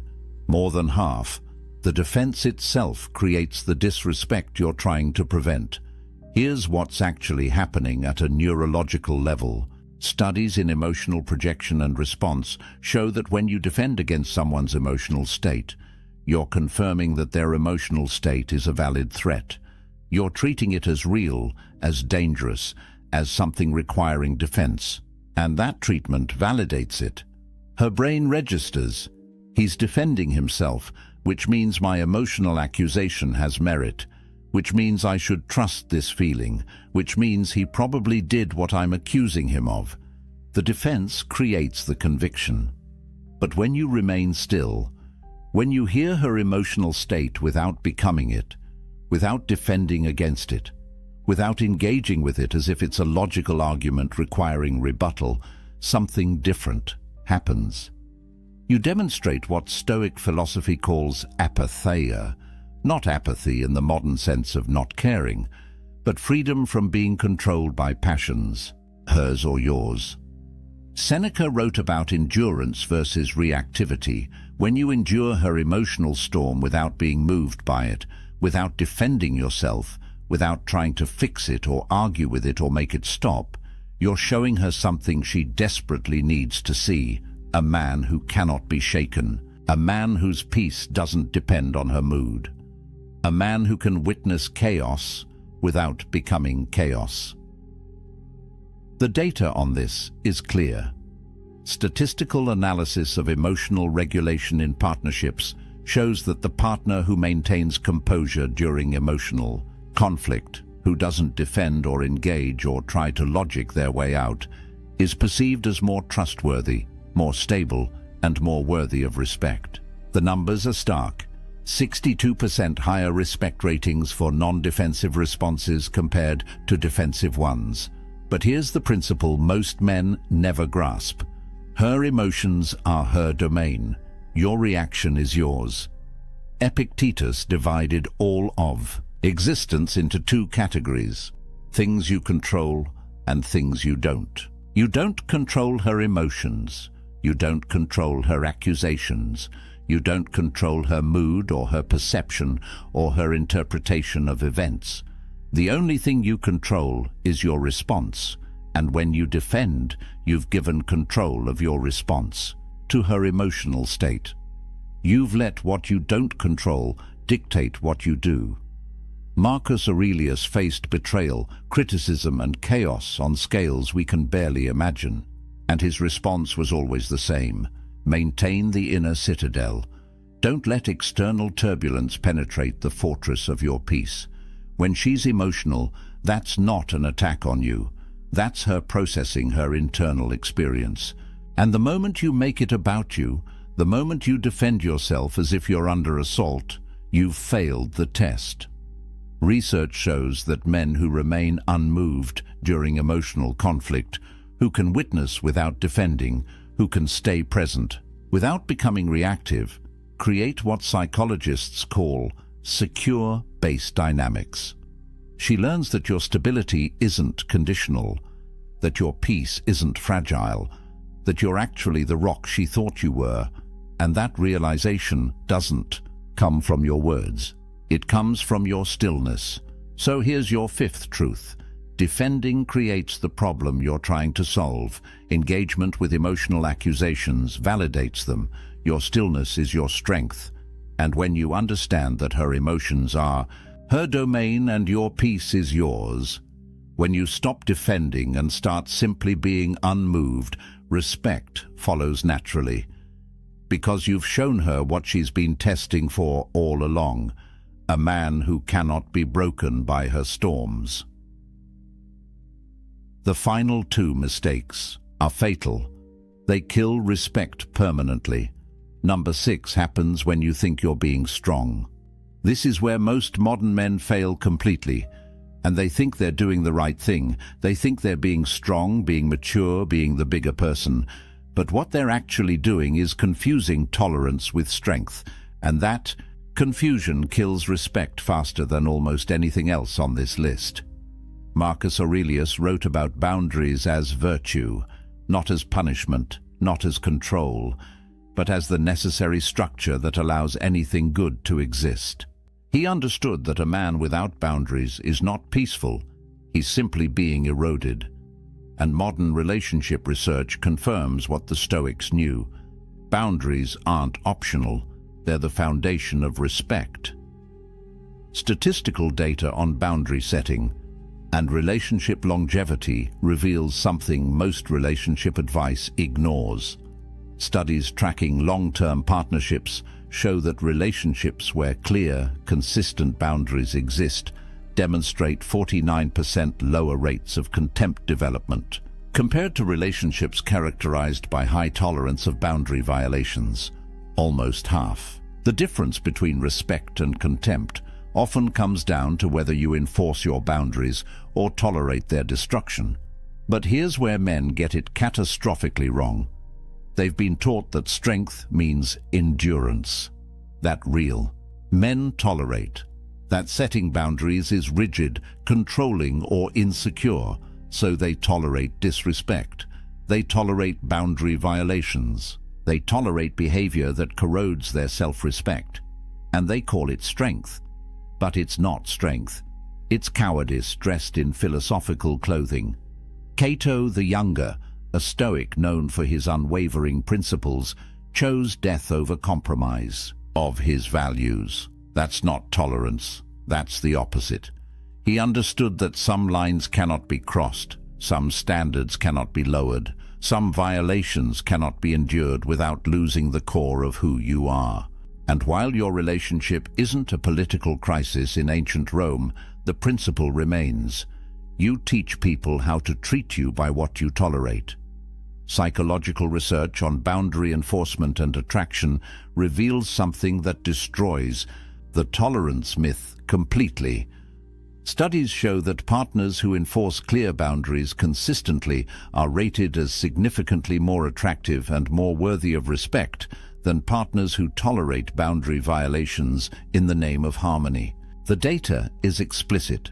Women report higher attraction to men who maintain standards than to men who accommodate disrespect.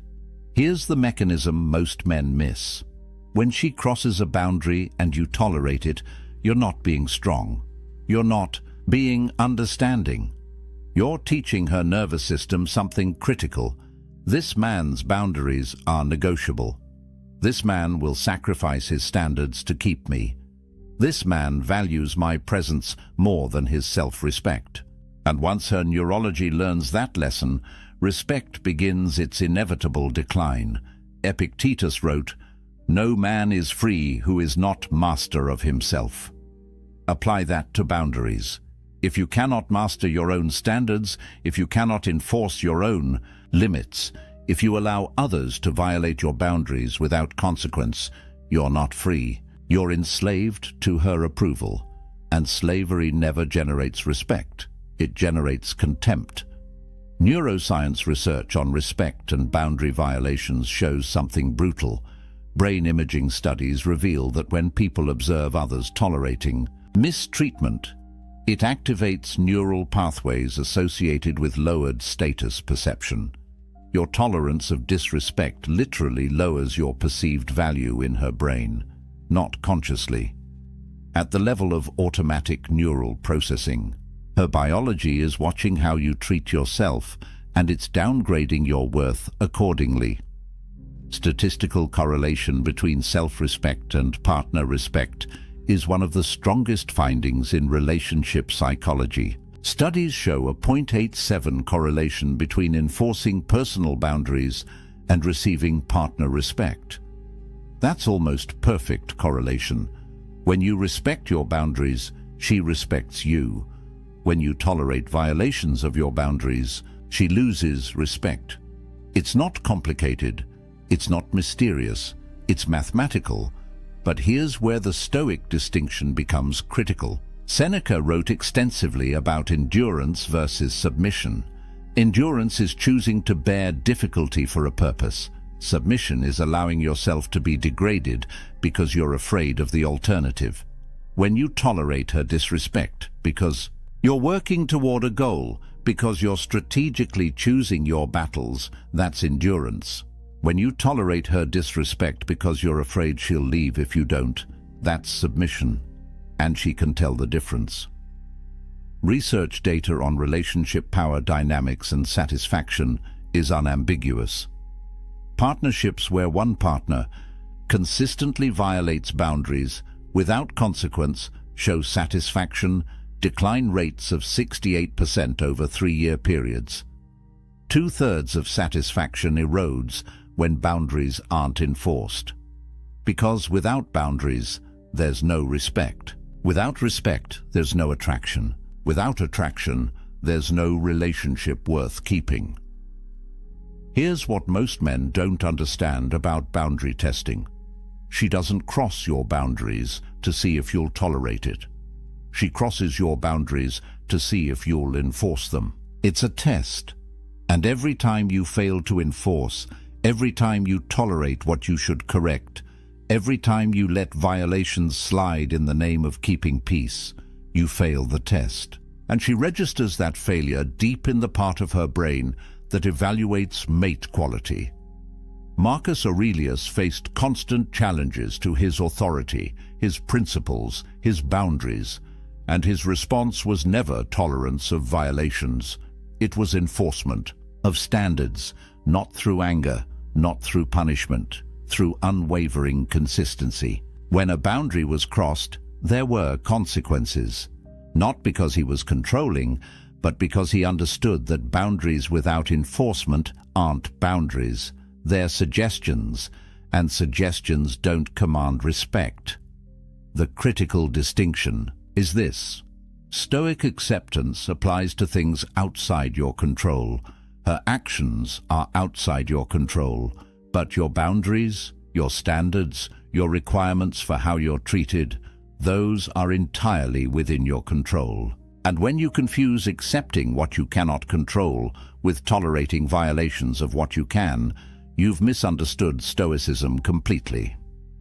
Statistical analysis shows that men who maintain firm boundaries while remaining emotionally calm experience relationship respect levels 71% higher than men who either explode when boundaries are crossed or tolerate violations to keep peace. The key is unwavering enforcement without emotional reactivity.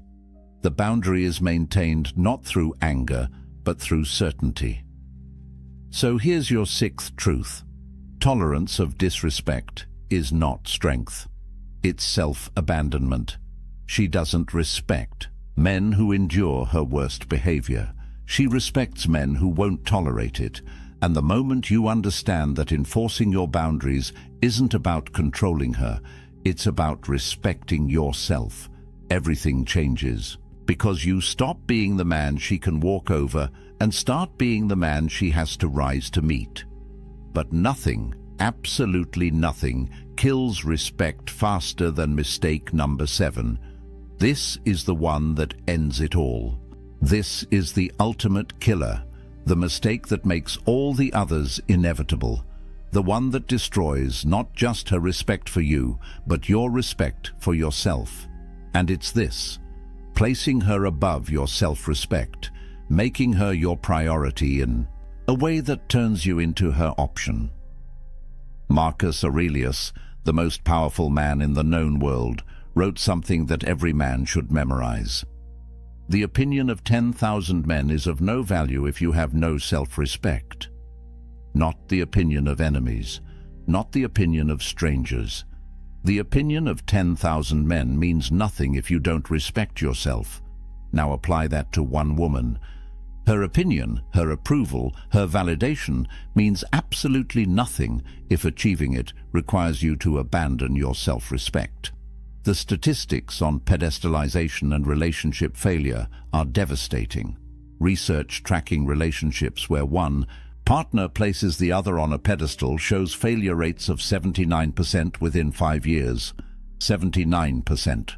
When you make her more important than your own self-respect, when you sacrifice your standards to keep her, when you betray yourself to maintain her approval, you've guaranteed the relationship will fail, because she cannot respect what you don't protect. And what you're not protecting is yourself. Here's the philosophical foundation that most men never understand. Epictetus taught about the hierarchy of values. At the top, above everything else, must be your character, your integrity, your self-respect. Not because you're selfish, but because without that foundation, everything else collapses. When you place her above your self-respect, you've inverted the hierarchy. You've made something outside your control, her approval, more important than something within your control, your character, and that inversion destroys everything. Research data on self-abandonment and attraction death is unambiguous. Studies show that when individuals sacrifice core values or self-respect to maintain a relationship, their partner's attraction decreases by an average of 64% over 18 months. Almost two-thirds of attraction dies when you abandon yourself for her, because at a neurological level, at a biological level, at every level that matters, she's watching how you treat yourself. And if you treat yourself as less important than her brain concludes you must be less valuable. The paradox breaks most men. They think, if I put her first, if I prioritize her needs, if I sacrifice for her, she'll see how much I care and love me more. But the mechanism works exactly opposite. When you make her your priority, you communicate that your value is contingent on her, that you need her more than she needs you, that you're willing to betray yourself to keep her. And that desperation, that willingness to abandon your self-respect, triggers the opposite of attraction. It triggers contempt. Musonius Rufus wrote about self-governance as the highest virtue, not governance of others, governance of yourself, your thoughts, your choices, your standards, your self-respect. When you can govern yourself, when you maintain your standards regardless of external pressure, you demonstrate the only kind of strength that matters. But when you cannot govern yourself, when you let her desires override your self-respect, you've proven you're ungovernable, unreliable, a ship without an anchor.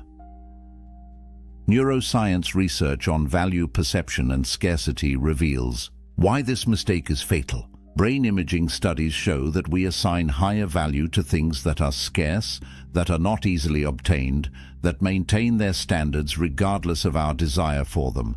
When you abandon your self-respect to keep her, you've made yourself abundant, available, willing to compromise anything to maintain her approval. And abundance kills value. Scarcity creates it. Statistical analysis on self-respect levels and partner respect shows the strongest correlation in relationship psychology. The data is crystal clear. Men who maintain unwavering self-respect, who refuse to compromise their core values regardless of relationship pressure, receive respect ratings 93% higher than men who sacrifice self-respect for relationship maintenance. 93%. This isn't a minor factor. This is the entire game. But here's where it gets deeper. Seneca wrote, "A man who does not respect himself cannot respect others." Think about what that means. When you abandon your self-respect for her, you're not just harming yourself, you're harming your ability to genuinely respect her. Because if you'll betray yourself for approval, what won't you betray? If your self-respect is negotiable, what standards do you actually have? If you can't maintain boundaries with yourself, how can you maintain them with anyone? The mechanism is brutally simple.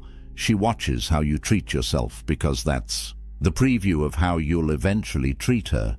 If you don't respect yourself enough to maintain your standards, why would she believe you'll respect her enough to maintain yours with her? If you'll abandon your values to keep her approval, What happens when keeping her approval requires abandoning her? Your self-abandonment doesn't make her feel special, it makes her feel unsafe, because she's with a man who has no core. Research on long-term relationship outcomes reveals something that should terrify any man making this mistake. Studies tracking partnerships over 10-year periods show that the single strongest predictor of relationship failure is asymmetric value placement, where one partner values the relationship more than self-respect. When you place her above yourself, you've created an asymmetry that guarantees collapse. Because healthy relationships require two people who respect themselves enough to maintain standards, not one person chasing another's approval. Marcus Aurelius faced unimaginable pressures: political intrigue, military threats, personal betrayals, and through all of it, he maintained one unwavering standard: self-respect above all else. Not because he was arrogant, but because he understood that the moment you sacrifice your self-respect for any external goal, no matter how valuable that goal seems, you've lost the only thing that makes achieving any goal meaningful. Here's the final truth about this mistake. When you place her above your self-respect, you're not showing her love. You're showing her fear. Fear that you're not enough. Fear that she'll leave. Fear that without her approval you have no value. And fear kills attraction at a cellular level. Research confirms this.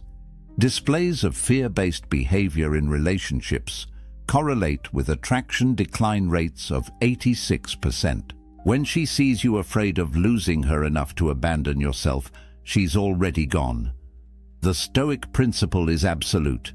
Your self-respect is non-negotiable, not because you're selfish, but because without it, you have nothing of value to offer anyone. When you maintain unwavering self-respect, when you refuse to place anyone above your own character and integrity, when you demonstrate that your standards are unmovable regardless of who's watching, you become the kind of man that respect follows. Naturally, she cannot respect what you don't protect.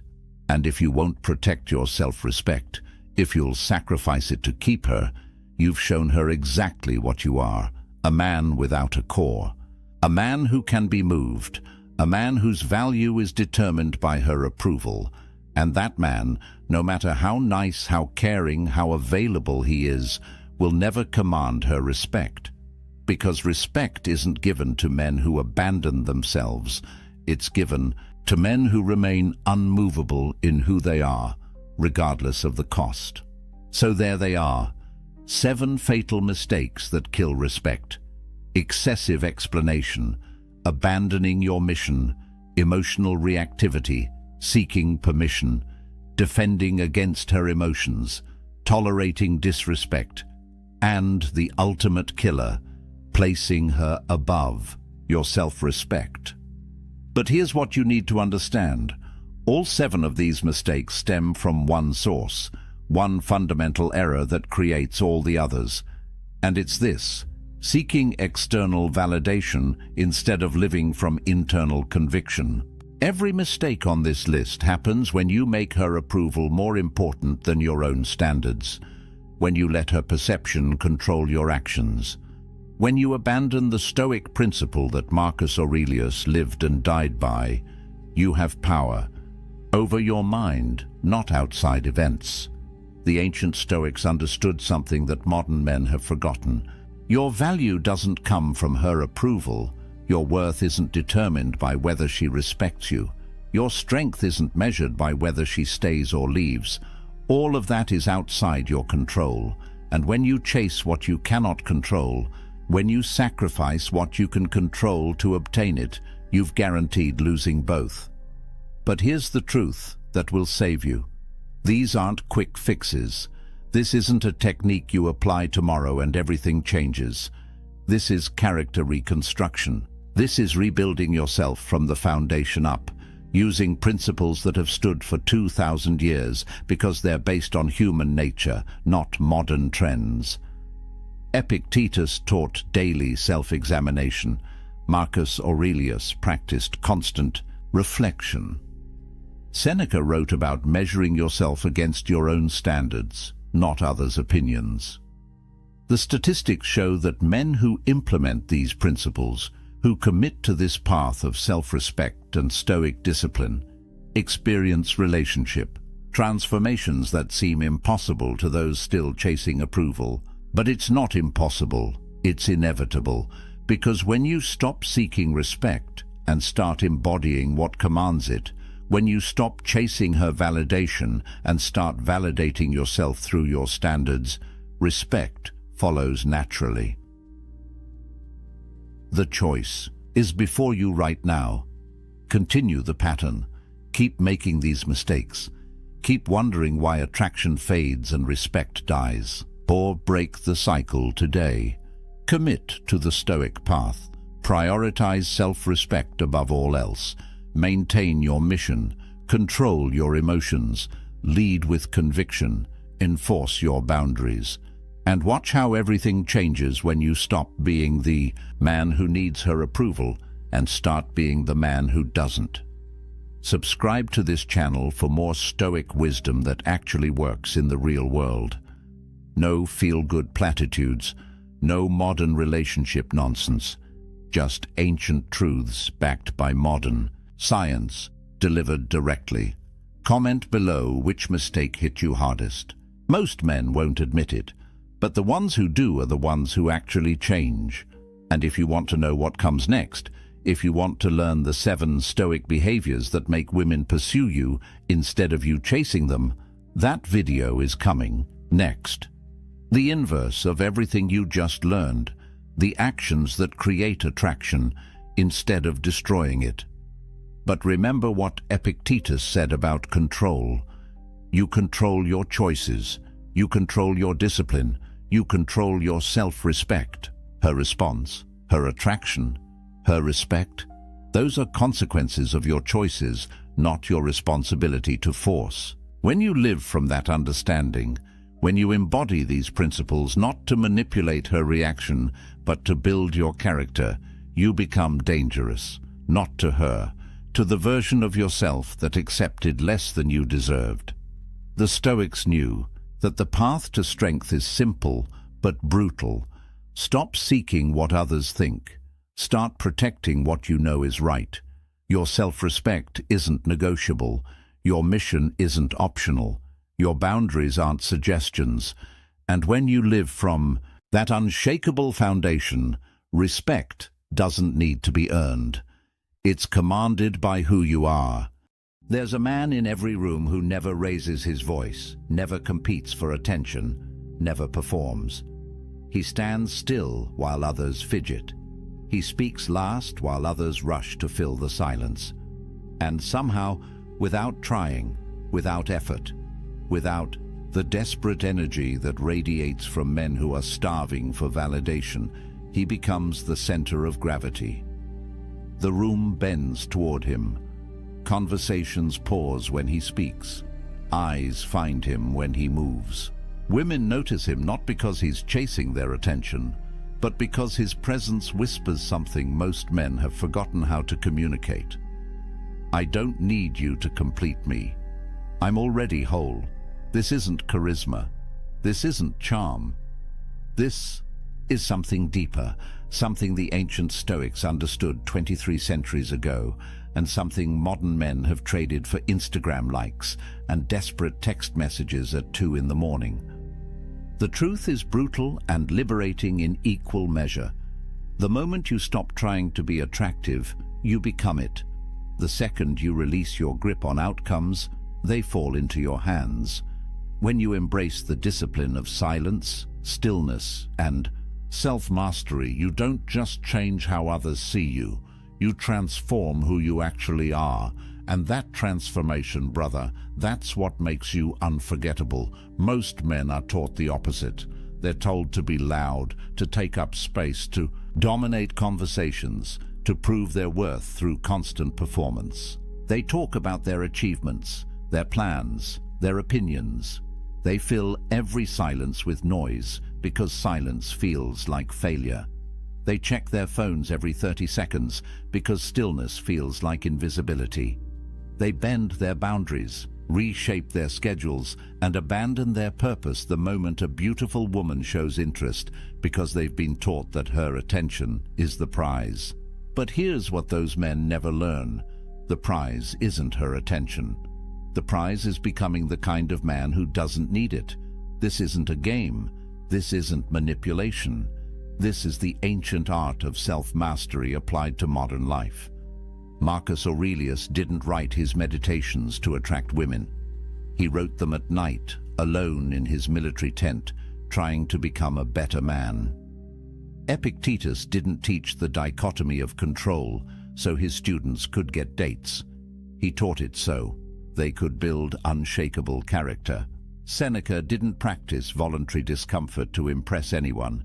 He did it to forge resilience. But here's the fascinating part. These men, these ancient philosophers who focused entirely on internal excellence, they possessed a magnetic quality that transcended their era. Not because they were trying to be attractive, but because they had become something rare. Men who had mastered themselves. Let me show you how this works in practice. Let me walk you through 9 habits, 9 disciplines, 9 ways of being that separate men who chase from men who attract. These aren't tricks you perform, they're transformations you embody. And once you integrate them, once they become part of who you are rather than things you do, everything changes. The first habit might surprise you because it goes against everything modern dating culture preaches. It's the discipline of strategic silence. Not the awkward silence of someone who doesn't know what to say. Not the cold silence of someone playing games. The intentional silence of someone who understands that words lose power when you waste them. Most men are terrified of pauses. They fill every gap in conversation with nervous chatter, with jokes, with stories designed to prove how interesting they are. They think silence is failure, that if they're not talking, they're losing. But silence is a weapon, and most men have no idea how to wield it. When you ask a woman a question and she answers, "What do you do?" most men immediately respond. They're already thinking about what they'll say before she finishes talking. They're performing, not listening. But a man who understands strategic silence does something different. He waits. 2 seconds, 3 seconds. He holds her gaze. He processes what she actually said, and he lets that pause create weight. In those seconds, something profound happens. Her mind begins to work. She wonders what you're thinking. She replays her words.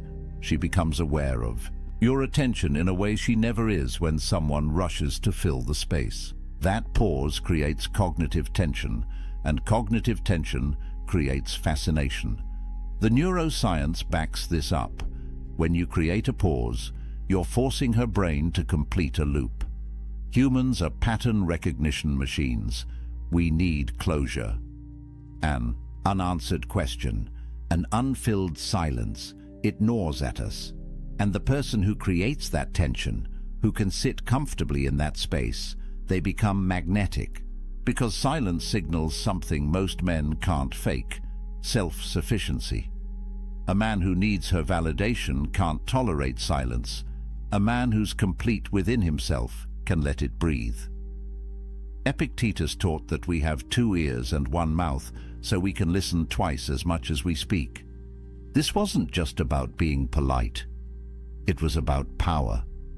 The man who speaks less controls more, not through manipulation, but through presence. When your words are rare, they carry weight. When you're comfortable in silence, you communicate something that transcends language. I don't need to fill this space because I'm not afraid of it. And fear, brother, fear is the scent that kills attraction faster than anything else. But silence alone isn't enough. You can be quiet and still radiate anxiety through every muscle in your body. This brings us to the second discipline, the one that most men violate every single day without realizing it. Physical stillness. Watch men in any social situation. They're constantly moving, shifting their weight, adjusting their clothes, checking their phones, playing with their hair, fidgeting with their drinks. Their bodies are screaming a message their mouths never say. I'm nervous, I'm uncomfortable, I need something to do with this energy because I can't just be here. Now picture the opposite, a man standing with his weight evenly distributed, his hands at his sides or clasped in front of him, but not moving, his head still, his breathing deep and even. He's not rigid, not tense, he's relaxed but contained. When he moves, it's deliberate. When he reaches for his drink, it's a complete action. One movement, no adjustments, no fidgets, no nervous energy leaking through his fingers. That man commands attention without saying a word. The psychology here is profound. We have mirror neurons in our brains. When we observe someone, our nervous system begins to sync with theirs. If you're anxious, she feels anxious. If you're fidgety, she feels unsettled. If you're calm, centered, still, she begins to feel that too. Your physical state becomes her emotional state. This is why women talk about feeling safe around certain men. It's not just about physical protection, it's about nervous system regulation. She can relax because you're relaxed. She can be still because you're still. Marcus Aurelius wrote that you have power over your mind, not outside events. Physical stillness is the practice of that principle. You're not reactive. You're not controlled by impulses. You don't need to move just because there's empty space. You don't need to check your phone just because 5 minutes have passed. You're present, grounded, here. And that presence, that groundedness, it's magnetic in a world where everyone is scattered. This is where most men start to understand that attraction isn't about doing more. It's about being more intentional with everything you do, which leads us directly into the third discipline, one that modern social media has nearly destroyed: the practice of strategic mystery. In an age where people broadcast their entire lives, where every thought becomes a tweet and every meal becomes a photo, where vulnerability has been weaponized into a performance, the man who guards his inner world becomes fascinating by default. Mystery isn't about being secretive for the sake of games. It's about understanding that not everything needs to be shared. Not every thought needs to be vocalized. Not every experience needs to be explained. When you meet someone new and they ask about your life, most men unload their entire story in the first conversation. Where they're from, what they do, their past relationships, their future plans, their insecurities, their dreams. They think vulnerability creates connection. And it can, but only when it's earned. When you share everything immediately, you're not being authentic. You're seeking validation through disclosure. A man who practices strategic mystery answers questions, but he leaves room for imagination. She asks what you do. You tell her, but you don't give her your resume. She asks about your past. You acknowledge it without turning the conversation into therapy. She asks about your plans. You share enough to intrigue without revealing the full map. This isn't deception. This is discretion. It's understanding that the human mind is drawn to what it doesn't fully understand and repelled by what's been completely explained. There's a psychological principle called the Zeigarnik effect. It describes how our brains remember incomplete tasks better than completed ones. An open loop stays active in our minds. We keep thinking about it, turning it over, trying to close it. When you practice strategic mystery, you create open loops. She knows some things about you, but not everything. Her mind keeps working even when you're not there. She wonders, she imagines, she becomes curious. And curiosity, properly cultivated, is a more powerful force than any pickup line ever invented. The Stoics understood this intuitively. Marcus Aurelius kept his meditations private. They were never meant to be published. Epictetus taught his students but didn't seek fame. Seneca was a public figure but guarded his inner life fiercely. They knew that dignity requires discretion, that power is diminished when everything is exposed. Your thoughts, your struggles, your journey, these are sacred. Share them selectively with people who've earned access. Everyone else gets the version of you that's polite, present, but protected. But mystery without boundaries is just smoke. This is where the fourth discipline becomes critical: the practice of maintaining unwavering boundaries. This is where most men fail spectacularly. They meet a woman they're attracted to, and suddenly every boundary they claim to have dissolves. She texts at midnight? They respond immediately, abandoning their sleep schedule. She cancels plans last minute. They immediately offer alternatives, communicating that their time has no value. She disrespects them subtly. They laugh it off, afraid that standing up for themselves will cost them her attention. Here's the truth that will set you free.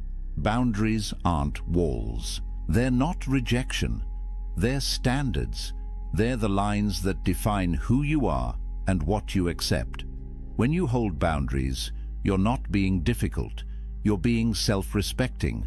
And self-respect, properly embodied, is the foundation of every form of attraction that actually lasts. The ancient Stoics were obsessed with this principle. Epictetus built his entire philosophy around the dichotomy of control, understanding what's yours to protect and what isn't. Your time is yours. Your energy is yours. Your peace is yours. These things are within your control, and protecting them isn't selfish. It's essential. When you maintain boundaries, something shifts in how others perceive you. The scarcity principle kicks in. What's easily obtained is undervalued. What requires effort to access is treasured. When your time isn't available at any moment, it becomes valuable. When your attention isn't given freely to anyone who demands it, it becomes a gift. This isn't manipulation. This is natural human psychology. We respect what respects itself. Practically, this looks like simple but powerful actions. She texts you at midnight. You're asleep. You respond when you wake up naturally, not when your phone buzzes. She cancels plans with short notice. You acknowledge it, but you don't immediately rearrange your life to accommodate her. You had plans. You keep them. She tests your frame with a comment designed to make you defensive. You don't react. You stay centered. Your boundaries aren't negotiable, but they're also not aggressive. They're just there, quietly communicating, I value myself, and I expect you to value me too. This discipline flows directly into the fifth habit, the one that underlies all the others: outcome independence. This is the core Stoic principle applied to modern attraction, and it's the one that most men find impossible to embody because it requires you to genuinely not need the result, not pretend, not fake it, actually release your attachment to whether she likes you, whether she texts back, whether this interaction leads anywhere. You engage fully, you're present completely, but you're not invested in controlling the outcome. The paradox is brutal and beautiful. The less you need it to happen, the more likely it happens. The more you release your grip, the more naturally things flow to you. But you can't fake this. You can't perform outcome independence.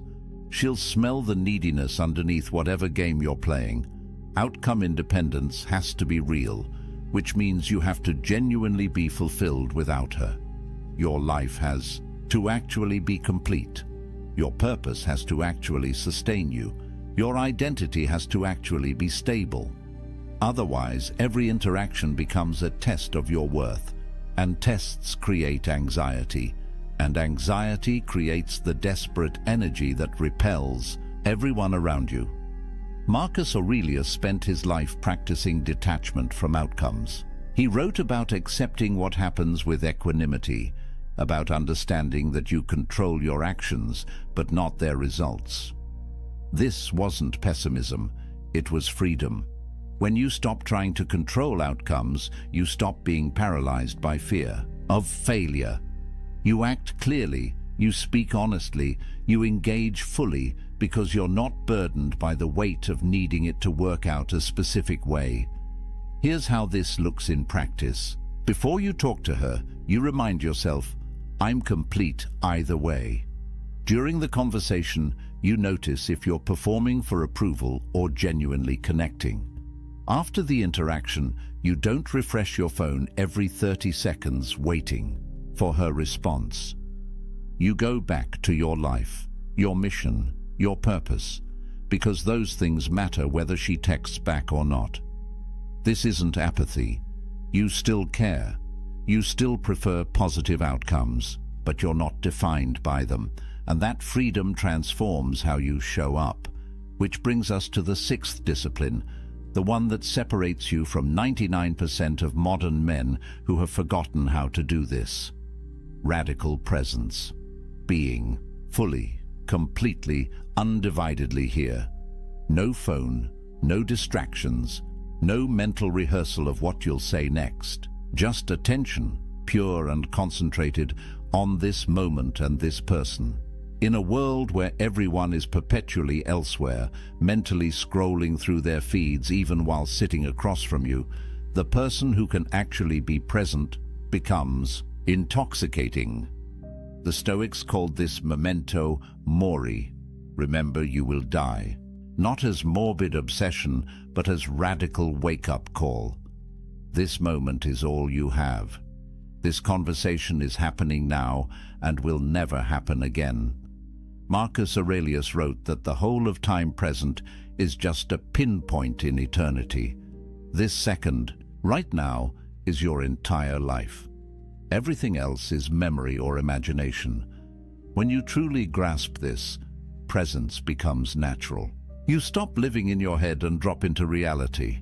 What does this look like practically? Your phone is not just face down on the table, it's away, completely. When she speaks, your body turns toward her. Your eyes hold hers, not darting around. The room. You notice not just her words, but her energy, her emotions, the small shifts in her voice that reveal what she means beneath what she's saying. You respond to her actual communication, not the surface level. This level of attention is so rare that when someone receives it, they feel seen in a way that's almost shocking. The psychological power here is profound. When you're fully present, you create what researchers call interactional synchrony. Your nervous systems begin to harmonize. Time seems to slow down. The conversation flows. She feels safe enough to reveal her real self, not the performed version she shows most people. And when someone feels that level of safety and being seen, they don't forget you. They can't.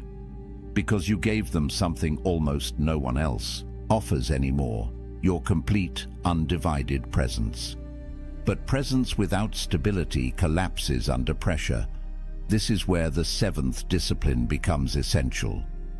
Emotional stability, not emotional suppression, not pretending you don't feel things. The capacity to feel deeply while responding wisely. Most men fail this test spectacularly. She gets upset, they panic. She withdraws, they chase. She creates drama, they match her energy. They're emotionally reactive, which means they're controlled by external circumstances. And being controlled, being reactive, being emotionally volatile, it destroys attraction faster than almost anything else. The Stoic view of emotions is misunderstood. They didn't advocate for becoming unfeeling. They advocated for not being controlled by feelings. There's a space, Viktor Frankl later wrote, between stimulus and response. In that space lies your power. She says something that triggers you. There's a moment before you respond. In that moment, you can choose. React impulsively or respond with intention. Get defensive or stay grounded. Match her energy or maintain your center. Women test emotional stability constantly, not because they're cruel, but because biology programs them to assess whether you'll be stable under pressure. In evolutionary terms, your emotional stability determines whether you can protect and provide when circumstances get difficult. If you collapse when she's upset, she can't trust you when real problems arise. If you panic when she pulls away, you're not a secure base. If you get defensive when she challenges you, you're weak underneath the performance. This is practical, tangible, learnable. She's upset about something at work. You don't try to fix it. You don't make it about you. You hold space. You listen. You stay calm. She tests you with emotional withdrawal. You don't panic. You don't chase. You give her space, remaining centered in yourself. Conflict arises in conversation. You don't escalate. You don't match her intensity. You speak calmly. You acknowledge her perspective. You hold your boundary without aggression. This is emotional mastery, not control over her emotions, but complete authority over your own. But emotional stability without growth becomes stagnation. This is where the eighth discipline comes in, the one that makes everything else sustainable long-term. Relentless self-improvement. Not improving to get her, not changing yourself to match what you think she wants. The commitment to becoming excellent because that's who you've decided to be. Marcus Aurelius wrote, "Be tolerant with others and strict with yourself. This is the standard. High expectations for your own character, compassion for others' imperfections." Women are attracted to trajectory, to momentum, to men who are becoming something, not because they want a project to fix, because growth signals potential, and potential is exciting. A man who's stagnant, who's been the same person doing the same things for years, he's safe but boring. A man who's actively developing, who's reading, training, learning, building, he represents a future worth being part of. But here's the critical distinction. You improve because your standards demand it, not because her approval requires it. This looks like discipline across every domain. Physically, you train not for aesthetics, but for strength, resilience, capability. Mentally, you read widely, think deeply, expand your understanding of the world. Emotionally, you do the work, therapy if needed, meditation, journaling, facing your shadows instead of projecting them onto others. Professionally, you build competence, you contribute value, you become someone who solves problems rather than creates them. Spiritually or philosophically, you clarify your values and live by them, even when it's difficult. This compounds over time. The man who commits to improvement for 1 year is interesting. The man who commits for 5 years is formidable. The man who makes it a lifelong practice becomes rare, valuable, magnetic. Not because he's perfect, but because he's dedicated to excellence. And that dedication, that standard, it's visible in everything he does. She feels it. Everyone feels it.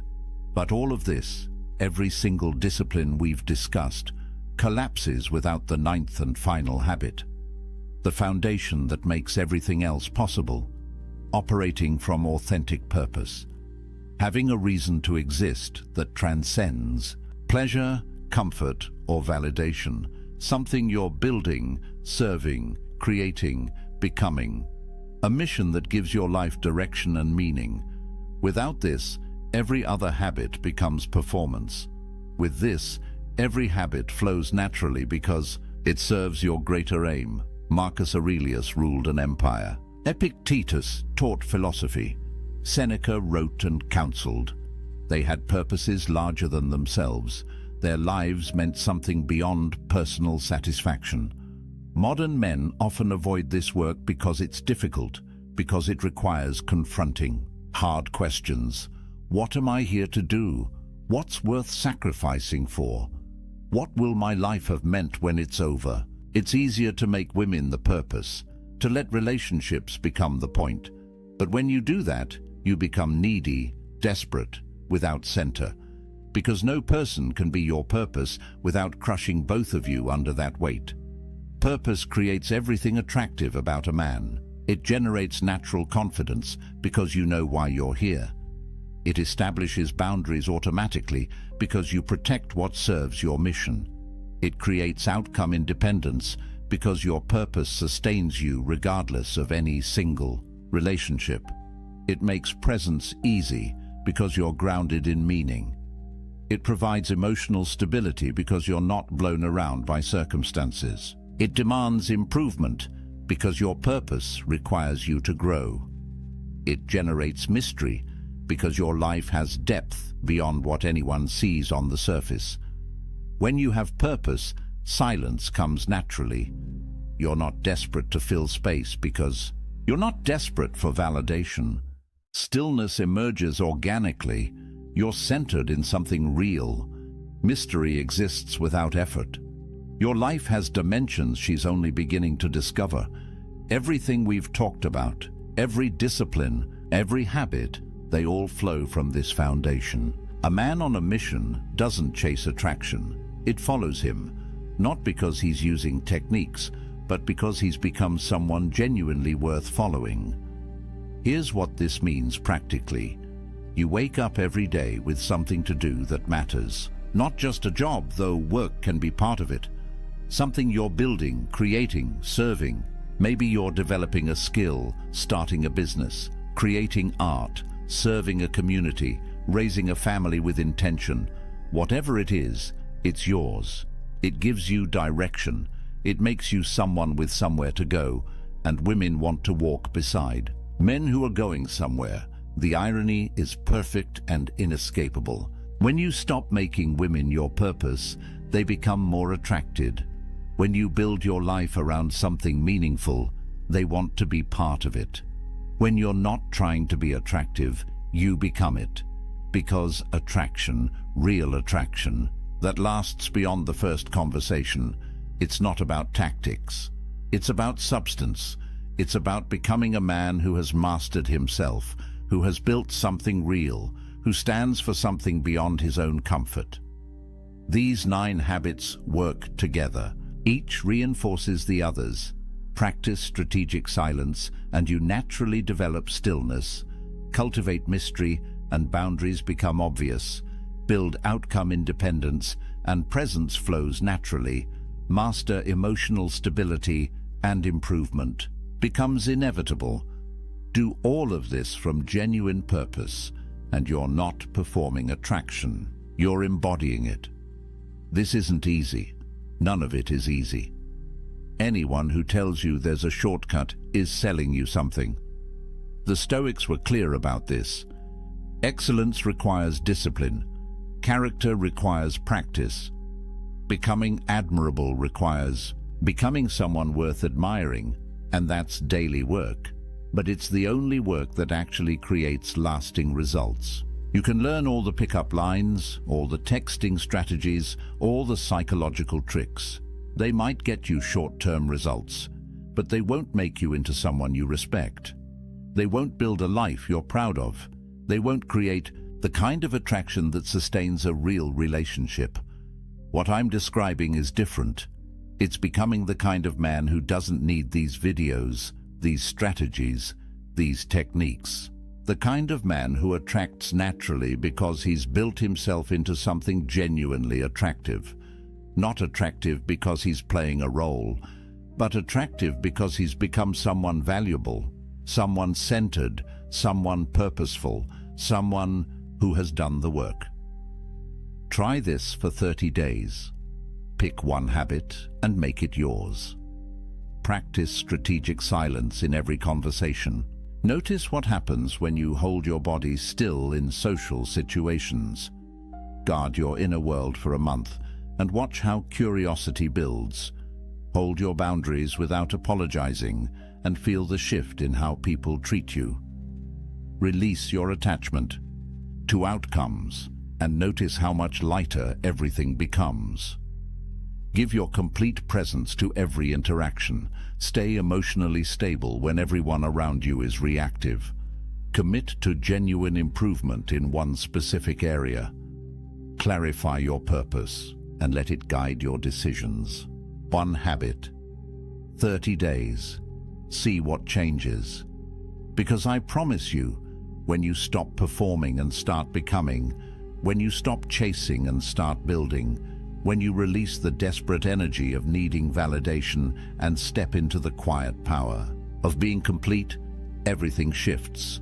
Not just with women, with everyone, with yourself. You become the kind of man you actually respect. And that respect, that self-possession, that groundedness, it's magnetic in a way that no technique ever could be. The most attractive man in any room isn't the one trying to be. He's the one who's forgotten to care because he's too busy being excellent, too focused on his purpose, too grounded in his values to waste energy on performance. Be that man. Do the work. Build the life. Master yourself. The attraction will follow, not because you chased it, but because you became worth chasing. If this resonated with you, if you felt something shift in how you understand attraction and masculinity, hit that like button. Subscribe to this channel because we're building a community of men who are committed to excellence, who understand that the ancient wisdom still works, who are willing to do the difficult work of becoming someone genuinely valuable. Drop a comment below and tell me which of these 9 habits you're starting with today. Which one challenges you most? Which one are you ready to master? Remember, the Stoics have been waiting 23 centuries to teach you this. Marcus Aurelius faced battles, plagues, betrayals, and he never lost his center. Epictetus was born into slavery and died free in every way that matters. Seneca counseled emperors and faced death with equanimity. These weren't men who had easy lives. They were men who built unshakable character. You have the same capacity, the same potential, the same choice every single day to become stronger, wiser, more centered. The most attractive man in the room isn't the one trying to be. Be that man. She's staring at her phone right now, scrolling through old messages, looking at your name in her contacts. Her thumb hovers over the call button, but she doesn't press it. Because you haven't reached out, you haven't texted, you haven't liked her posts, you haven't done any of the things she expected you to do, and that silence is driving her absolutely crazy. Here's what most people don't understand about walking away. They think it's about punishing someone. They think it's about playing games or trying to manipulate a situation. But that's not what this is about at all. What you're about to learn in the next 20 minutes will fundamentally change how you see power dynamics in relationships and, more importantly, how you see yourself. Because the moment someone loses you and you stay silent, something shifts. Not just in them, but in the entire universe around that situation. The ancient Stoics understood this. Marcus Aurelius wrote about the power of restraint. Seneca talked about the strength found in what we don't do. And today, you're going to see exactly why your silence is the most powerful response you could ever give to someone who didn't value you. Most people get this completely wrong. They chase, they explain, they try to make the other person understand what they lost, and in doing so, they give away every ounce of power they had, but not you. By the time we're done here, you'll understand why your absence speaks louder than any words you could ever say. Let's start with something that's going to sound counterintuitive. The weapon they never saw coming isn't your anger. It's not your sadness. It's not even your indifference. It's your complete and total absence from their life. And here's why that's so devastatingly effective. When Marcus Aurelius led the Roman Empire, he dealt with betrayal constantly. Senators who plotted against him, generals who questioned his authority, people he trusted who turned their backs on him. And you know what he did? He didn't rage. He didn't scheme. He withdrew his energy from them entirely. He wrote in his meditations, "The best revenge is to be unlike him who performed the injury." Not to become bitter, not to seek vengeance, but to remove yourself so completely that your absence becomes the statement. Think about what happens in that moment when you stop reaching out. Most people expect you to fight for them. They expect the angry texts at 2 in the morning. They expect you to show up at their door wanting answers. They expect you to post cryptic messages on social media clearly aimed at them. They've written the script in their head for how this is supposed to go. And then you do something they never anticipated. Nothing. That nothing is everything. Because here's what nobody tells you about walking away in silence. Every single day that you don't reach out, you're not just absent from their life, you're absent from their ability to control the narrative. They can't point to your desperate messages and feel justified in their decision. They can't screenshot your emotional outbursts and show their friends. They can't paint you as the crazy one who couldn't let go. You've taken away their ammunition by simply refusing to engage. But there's something even deeper happening here. Something psychological that most people miss entirely. When you remove your energy from someone's life, you create a void. And nature, as they say, abhors a vacuum. That void starts to get filled with something unexpected. Doubt. They start questioning everything. Not because you're making them question it, but because your silence forces them to sit alone with their decision. The Stoics called this the power of negative space. Epictetus taught his students that what we don't say is often more powerful than what we do say. Think about art for a second. A painting isn't just about what's on the canvas. It's about the empty space that makes the painted elements stand out.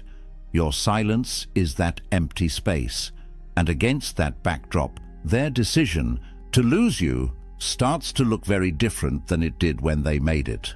Here's what they don't know. Every day of your silence isn't passive. It's active. You're not doing nothing. You're doing the hardest thing a person can do. You're exercising complete self-control. You're choosing restraint when every emotion in your body wants to reach out. You're building something they can't see yet, but will feel the impact of soon enough. You're building yourself. Now let me tell you what's happening in their head right now, and I mean right now as you're listening to this. Because if you've walked away and stayed silent, there's a battle taking place in their mind that you'll never see. But understanding it will change everything. In the first few days after you disappear, they convince themselves they don't care. They tell their friends they're relieved. They might even celebrate their freedom. This is the easy part for them, because they're riding high on the decision they made. They're in control, or so they think. But then something starts to happen. Around days 7 to 10, the silence starts to feel different. They check their phone expecting to see your name. Nothing. They post something on social media, something they know you'd normally comment on. You don't. They go to places you used to go together, half expecting to run into you. You're not there. And slowly, confusion creeps in. They start asking themselves questions they didn't expect to ask. Where are you? What are you doing? Are you thinking about them? Have you already moved on? The questions multiply like cracks in a dam. And here's the thing about questions like these. They don't have satisfying answers, because you're not giving them any information to work with. By week 3, something shifts. Their ego, which was so confident in the beginning, starts to crack. They begin rewriting history in their mind. Suddenly, they're not remembering the fights. They're remembering the good times, the inside jokes, the way you made them laugh, the things about you that made them feel special, and they start to wonder if maybe, just maybe, they made a mistake. But here's where it gets really interesting. They can't reach out yet. Their pride won't let them, so instead, they start doing something subtle. They start watching your life from a distance. They check your social media even though they told themselves they wouldn't. They ask mutual friends about you in ways they think are casual. They're trying to gather intelligence without admitting they care, because admitting they care means admitting they might have been wrong. Seneca wrote about this exact phenomenon 2,000 years ago. He said, "We suffer more in imagination than in reality." What he meant was that the stories we tell ourselves about what we've lost are often more painful than the actual loss itself. And right now, they're telling themselves a story where you're out there living your best life, meeting new people, forgetting they ever existed. And that story is torture. The battle in their head intensifies because they have no closure. You didn't give them the satisfaction of a final conversation. You didn't give them the chance to explain or justify or make themselves feel better about their choice. You just left. And that unfinished business lives in their mind like a song they can't get out of their head. Then comes the moment that changes everything. The moment when karma arrives. Not in some mystical, cosmic sense, but in the very real, very human sense of natural consequences catching up with them. It usually starts with a text message. Maybe it comes at 2 in the morning. Maybe it comes on a random Tuesday afternoon. But it comes, and it's carefully crafted. "Hey, just thinking about you. Hope you're doing well." Or maybe it's more direct. "Can we talk?" The words might be different, but the energy is the same. They're testing the waters. And here's what you need to understand about this moment. This text message isn't really about checking on you. It's not about them being a good person who cares. It's about them needing to know if they still have access to you. It's about them trying to re-establish the connection because your absence has become unbearable. They're not reaching out from a place of strength. They're reaching out from a place of lack. What they say versus what they actually mean are two completely different things. When they say, "I've been thinking about you," what they mean is, "I can't stop thinking about you and I hate that you seem fine without me." When they say, "Can we talk?" what they mean is, "I need to know if I still matter to you." When they say, "I miss our friendship," what they mean is, "I miss the way you made me feel and I can't find that anywhere else." This is the moment most men destroy all their progress. They see that text and everything in them wants to respond. Because finally they're getting the acknowledgement they wanted. The person who walked away is coming back. Victory, right? Wrong. Because here's the truth that the Stoics understood deeply. The satisfaction you're looking for isn't in their return. It's in your indifference to whether they return or not. Marcus Aurelius faced this constantly as emperor. People who had dismissed him would come crawling back when they needed something. And his response wasn't to gloat or seek revenge. His response was to simply not need them anymore. When you respond to that text, you hand them back the power you worked so hard to reclaim. You show them that your silence was just a strategy, not a genuine shift in your life. You prove that they can pull you back in whenever they want. And the cycle starts all over again. But this time, they know exactly how to manipulate you because you showed them your weakness. Karma isn't about them coming back and you getting to reject them. That's still making them the center of your world. Real karma is them coming back, and you genuinely not caring whether they're there or not. That's the natural consequence. They left when you valued them. They returned when you valued yourself. And by then, the math has changed entirely. The Stoic perspective on this is profound. Karma isn't some cosmic force keeping score. It's simply the natural order of things playing out. People who take others for granted eventually face the consequence of being alone. People who chase after those who don't value them eventually face the consequence of losing themselves. The universe doesn't need to punish anyone. Natural law handles it automatically. So when that text comes, and it will come, you'll be faced with a choice. Do you respond and go back to being the person they could take for granted? Or do you honor the work you've done by maintaining the boundary that your silence established?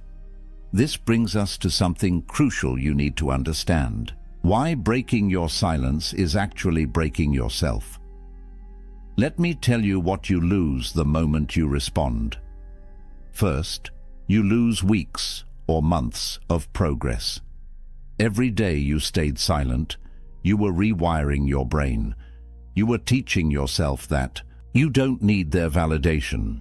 You were building new neural pathways that didn't revolve around them. One text, one response, and you're back to square one. But it's deeper than that. You lose respect, not just theirs, but your own. Think about it. You made a decision to walk away. You committed to silence. You told yourself this person doesn't get access to you anymore, and then the moment they reach out, you fold. What does that teach you about yourself? It teaches you that your boundaries are negotiable, that your word to yourself doesn't mean anything, that you'll abandon your standards when tested. Seneca wrote, "The greatest empire is self-command." Not commanding others, not controlling circumstances, but having mastery over yourself. Every time you break your silence, you prove that you don't have that mastery. You prove that they have more power over you than you have over yourself. Here's a hard truth. Real examples of men who broke their silence and regretted it are everywhere. The guy who spent 3 months healing, building himself back up, feeling strong again. Then she texted. He responded. Within a week, they were back in the same toxic pattern. 6 months later, he had to start the healing process all over again. Except this time it was harder because he knew he had betrayed himself, or the man who successfully moved on, started dating someone new, someone who actually valued him. But then the ex reached out. He thought he could just be friends. He thought he was strong enough to handle it, but engaging with her again created confusion. The new relationship suffered, and he ended up alone again, wondering why he couldn't just let the past stay in the past. The temptation to respond is real. I'm not going to pretend it isn't. You want to respond because part of you still cares. Part of you wants them to know you're okay. Part of you wants to have the last word. Part of you wants to show them how much you've grown.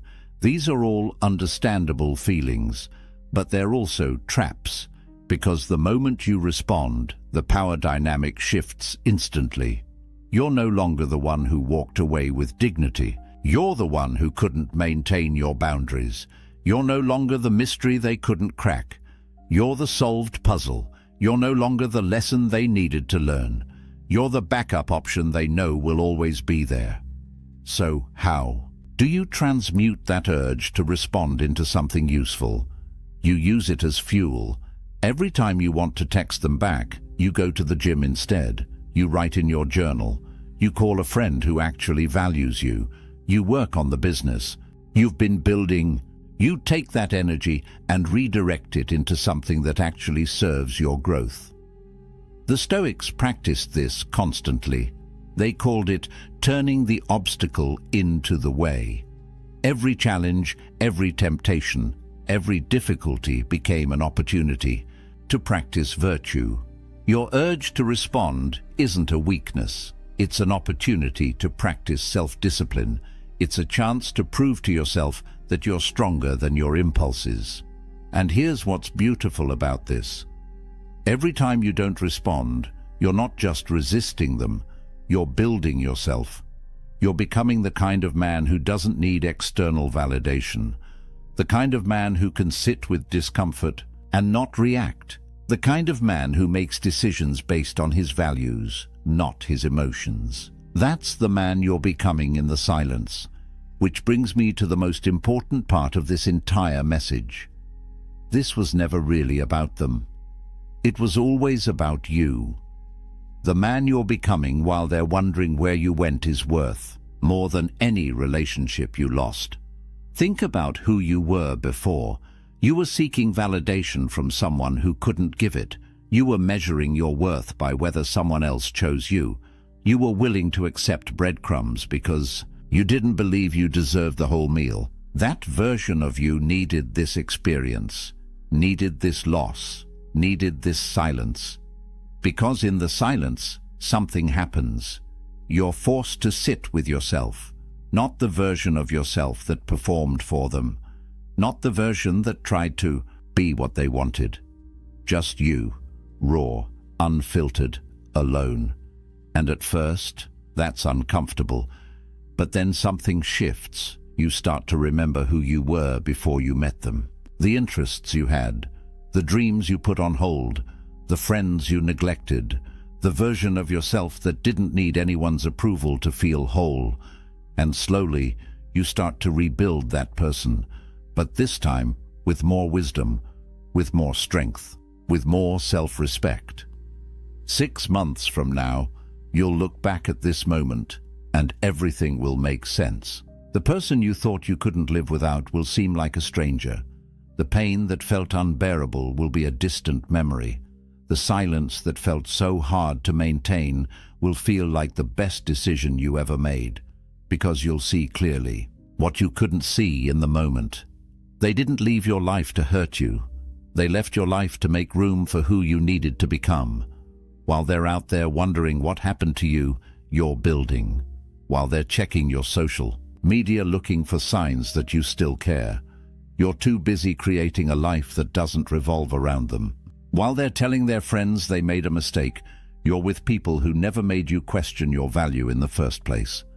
The evidence of your growth is something they'll see from a distance, not because you're trying to show them, but because transformation is impossible to hide. The way you carry yourself changes. The energy you give off shifts. The choices you make reflect a different set of values, and all of it screams one message: I moved on.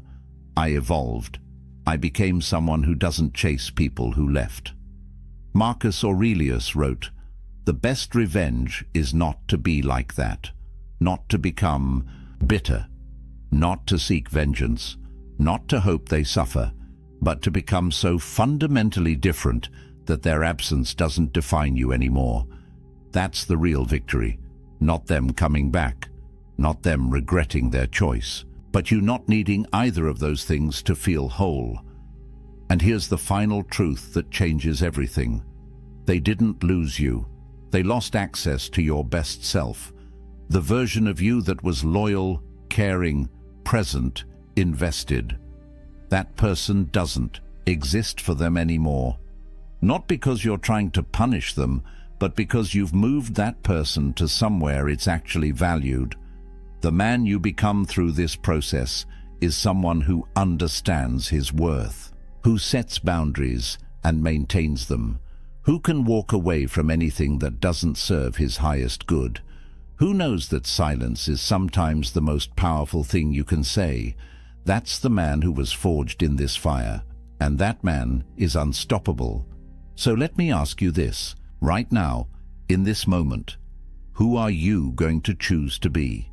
The person who caves at the first sign of attention from someone who didn't value you? Or the person who honors the journey you've been on by staying true to the path you're walking? The ancient Stoics believed that our character is built in moments of decision, not in the easy moments when everything is going our way, but in the hard moments when we're tempted to abandon our principles for temporary comfort. This is your moment. This is where you decide what kind of man you are. You're already ahead of 99% of people just by being here, by listening to this message, by considering these ideas. Most people never get to this level of self-awareness.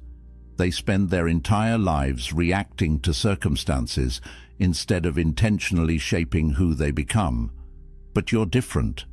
The fact that you've made it this far tells me everything I need to know about your potential. Here's what I want you to remember. Your silence isn't a punishment. It's a boundary. It's a statement that says, I value myself too much to accept less than I deserve. It's a commitment to your own growth that supersedes any temporary desire for connection. It's the space you're creating for something better to enter your life. Marcus Aurelius said, "You have power over your mind, not outside events. Realize this, and you will find strength.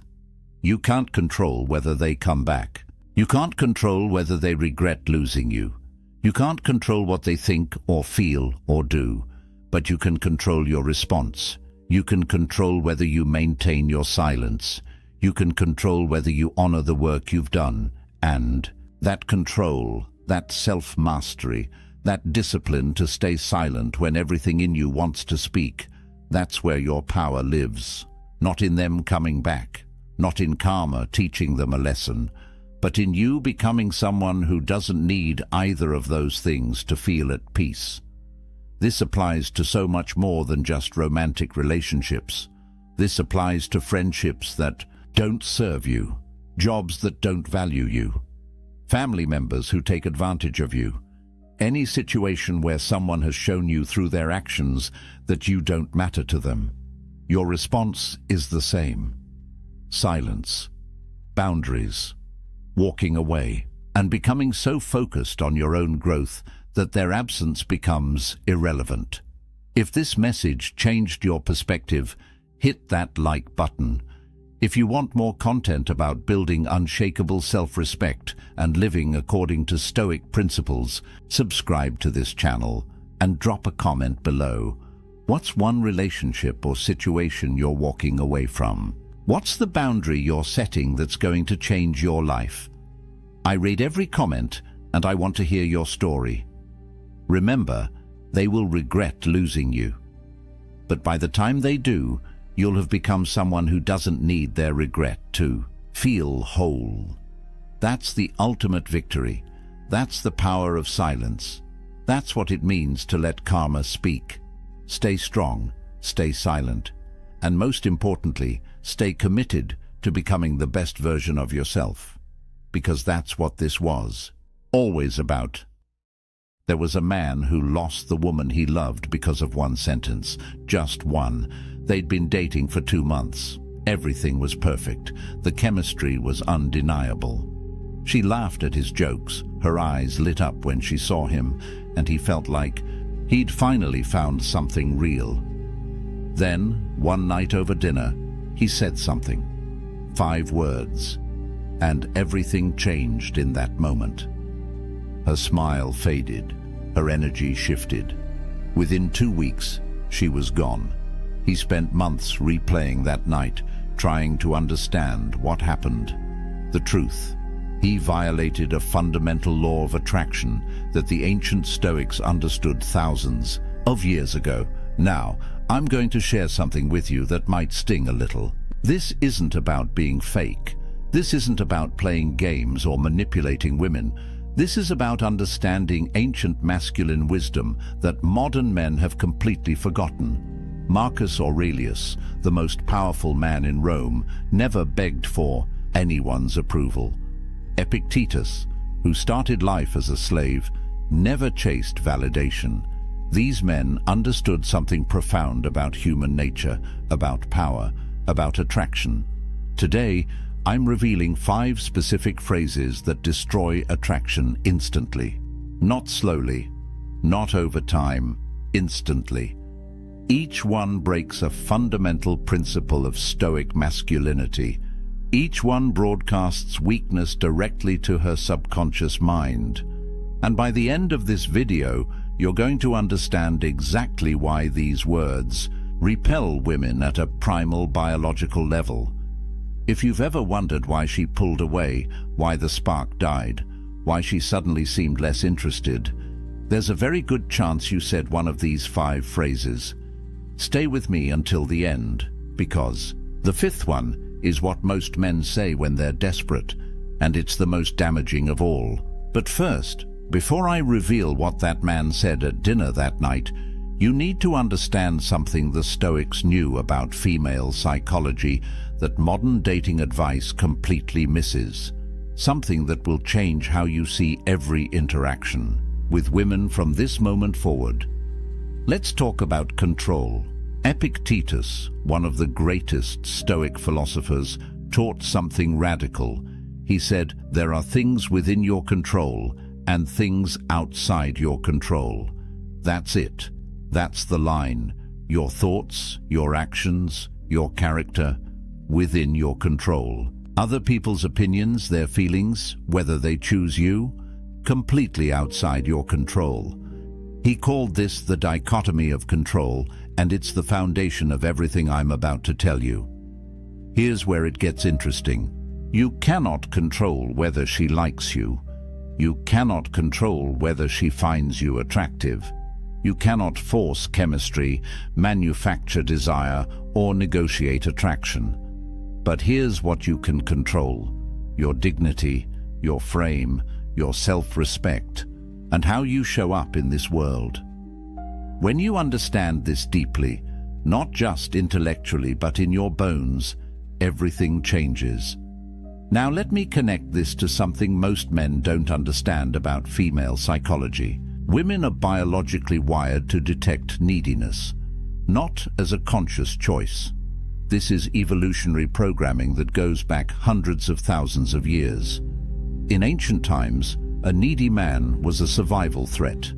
A man who couldn't stand on his own, who depended on others for his emotional stability, who collapsed without approval. That man couldn't protect, couldn't provide, couldn't survive when things got hard.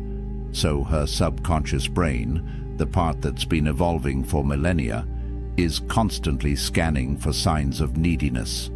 And the moment she detects it, attraction dies. Here's the brutal truth. The moment you try to control her feelings, you lose. Every attempt to make her like you pushes her away. Every strategy to secure her approval broadcasts insecurity. It's a paradox that drives most men insane. The ancient Stoics had a concept called oikeiosis. It's not well known, even among people who study philosophy. It means natural affinity, the way things are drawn together when they're aligned with their true nature. The Stoics taught that genuine connection happens naturally when you're living in accordance with your own nature, when you're authentic, grounded, self-possessed. But the second you try to force that connection, the second you manipulate or chase or need it, you destroy it. Modern application: stop chasing, start embodying. Think about a magnet. A magnet doesn't chase metal. It doesn't beg, it doesn't convince. It simply is magnetic, and metal comes to it naturally. That's the energy of a man who understands Stoic principles, self-possessed, grounded, complete within himself. And here's the paradox that changes everything. The less you need her validation, the more powerfully she's drawn to you. Not because you're playing a game, because you're genuinely whole.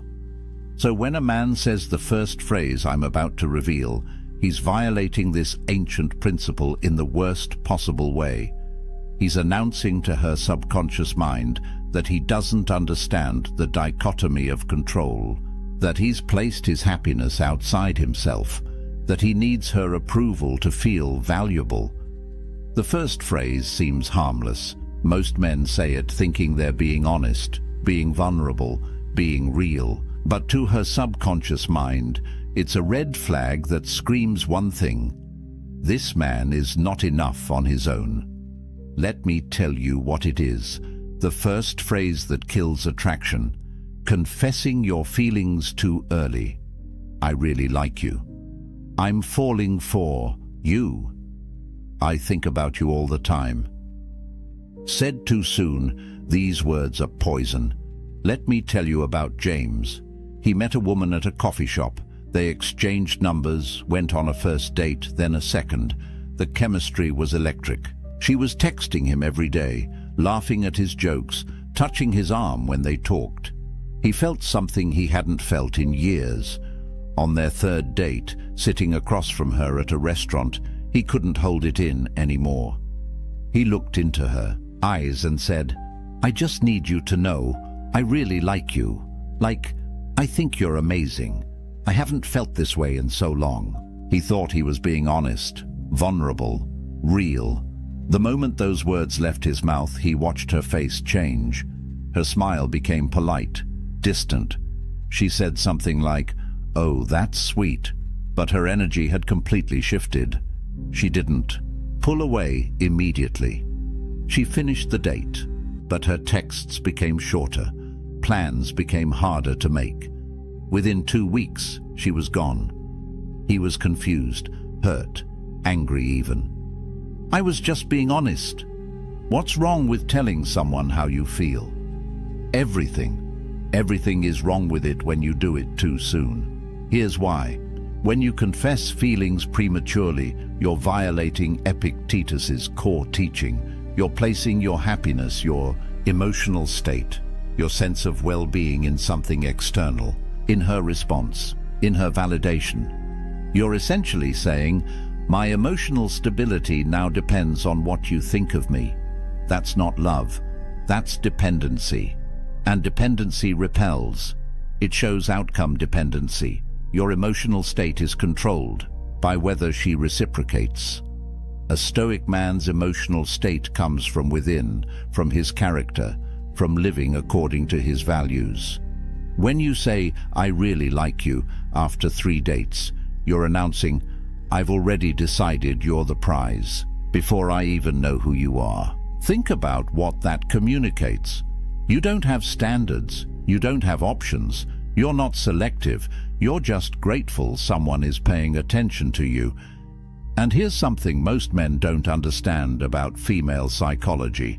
Women are attracted to mystery, to uncertainty, to the thrill of not quite knowing where they stand. That tension, that space between "does he like me" and "I think he might," that's where attraction builds. The moment you remove all doubt, the moment you hand her absolute certainty about your feelings, the game is over.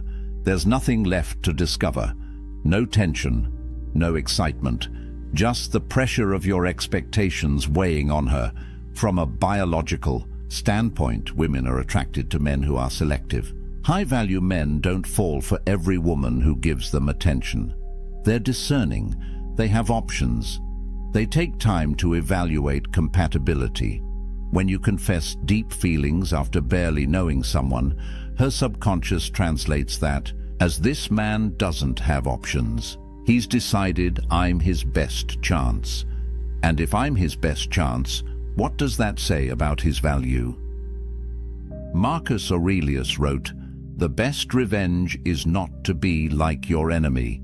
In the context of attraction, the enemy is desperation, neediness, the desperate chase for validation. Don't seek it. Don't announce your feelings, hoping she'll reciprocate and make you feel secure. That's weakness disguised as honesty. Let your actions show interest. Show up consistently. Invest time. Be present when you're together. Plan thoughtful dates. Listen. But don't hand over your power by verbally declaring your emotional investment before she's earned it, before enough time has passed, before genuine depth has developed between you. The Stoics had a practice called amor fati, love of fate. Love the process itself, not just the outcome. Enjoy getting to know her. Appreciate the uncertainty. Embrace the journey of discovering whether she's actually compatible with you, not just whether she'll validate your feelings. When you're outcome-focused, you're needy. When you're process-focused, you're grounded. One repels, one attracts. So if you're dating someone right now and you feel that urge to confess, to tell her how much you like her, to seek reassurance that she feels the same way, pause, breathe. Remember the dichotomy of control. You cannot control her feelings, but you can control your dignity. Keep it. But here's what's even worse than confessing too early. The second phrase actually makes you the problem in her eyes. It makes you a burden she has to carry. And that weight? It crushes whatever attraction existed. The second phrase that destroys attraction. You make me so happy. You complete me. I need you. Any variation of making her responsible for your emotional state. David had been with his girlfriend for 6 months. Things were good, really. Good. He was head over heels. Every morning he'd text her, "You make me so happy." During dates, he'd look into her eyes and say, "I don't know what I'd do without you. You're everything to me." He thought he was being romantic, thought he was showing her how much she meant to him. He'd seen it in movies, heard it in love songs. This is what you're supposed to say when you love someone, right? Wrong.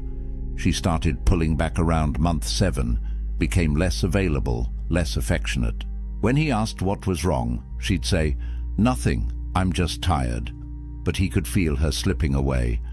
Finally, she sat him down and said something that gutted him. "You're too much. I feel like I can't breathe. It's like your entire happiness depends on me, and that's not fair. I can't be responsible for that. I feel suffocated." He was devastated, confused. How could loving her too much be the problem? Here's what David didn't understand. Seneca, the Roman Stoic philosopher, wrote something profound. The person who depends on another for happiness is a slave. Read that again. When you tell a woman, "You make me happy," you're not declaring love. You're announcing slavery. You're saying, "I'm incomplete without you. My emotional well-being is in your hands. If you leave, I collapse." That's not masculine energy. That's not strength. That's dependency. And dependency is the opposite of what creates attraction. Think about it from her perspective. Women are biologically attracted to the oak tree, not the ivy. The oak tree stands tall and strong on its own. Storms come, seasons change, but the oak remains. The ivy, on the other hand, needs something to cling to. It can't stand alone. It wraps around the tree, dependent on it for structure, for support, for survival. When you make a woman responsible for your happiness, you become the ivy. And no woman wants to be the oak tree in the relationship. She wants to rest against your strength, not carry the weight of yours. Here's the psychology that most men miss. Being someone's everything is exhausting. It's not flattering. It's not romantic. It's a burden. When your happiness depends on her, every interaction becomes high stakes. If she's tired and wants space, she's not just taking care of herself anymore. She's now responsible for your emotional collapse. If she's having a bad day and isn't warm and affectionate, she's not just dealing with her own stuff. She's also managing your need for reassurance. That pressure kills desire faster than almost anything else. She doesn't want to be your life. She wants to add to your life. She wants to enhance an already fulfilling existence, not be the only source of your joy. When you're complete within yourself, when your happiness comes from your purpose, your growth, your values, your friendships, your passions, then her presence becomes a beautiful addition, not a desperate necessity. The Stoics called this apatheia. It doesn't mean being emotionless or cold. It means freedom from destructive passions. It means emotional self-sufficiency. You create your own happiness through living virtuously, through contributing to the world, through pursuing excellence in what matters to you. She doesn't create your happiness. She shares in it. Epictetus taught, "Don't seek to have events happen as you want them to, but instead want them to happen as they do happen, and your life will go well." Apply that to relationships. Don't need her to be a certain way for you to be happy. Don't need her to stay for you to be whole. Your happiness is your responsibility, always. When you're emotionally self-sufficient, something interesting happens. She feels free. Free to be herself. Free to have bad days without managing your emotions. free to be imperfect without you falling apart. And in that freedom, attraction thrives. She's drawn to your strength, to your groundedness, to the fact that you'd be fine without her, but you choose her anyway. That's love from a position of power, not neediness. Now, the third phrase is sneaky.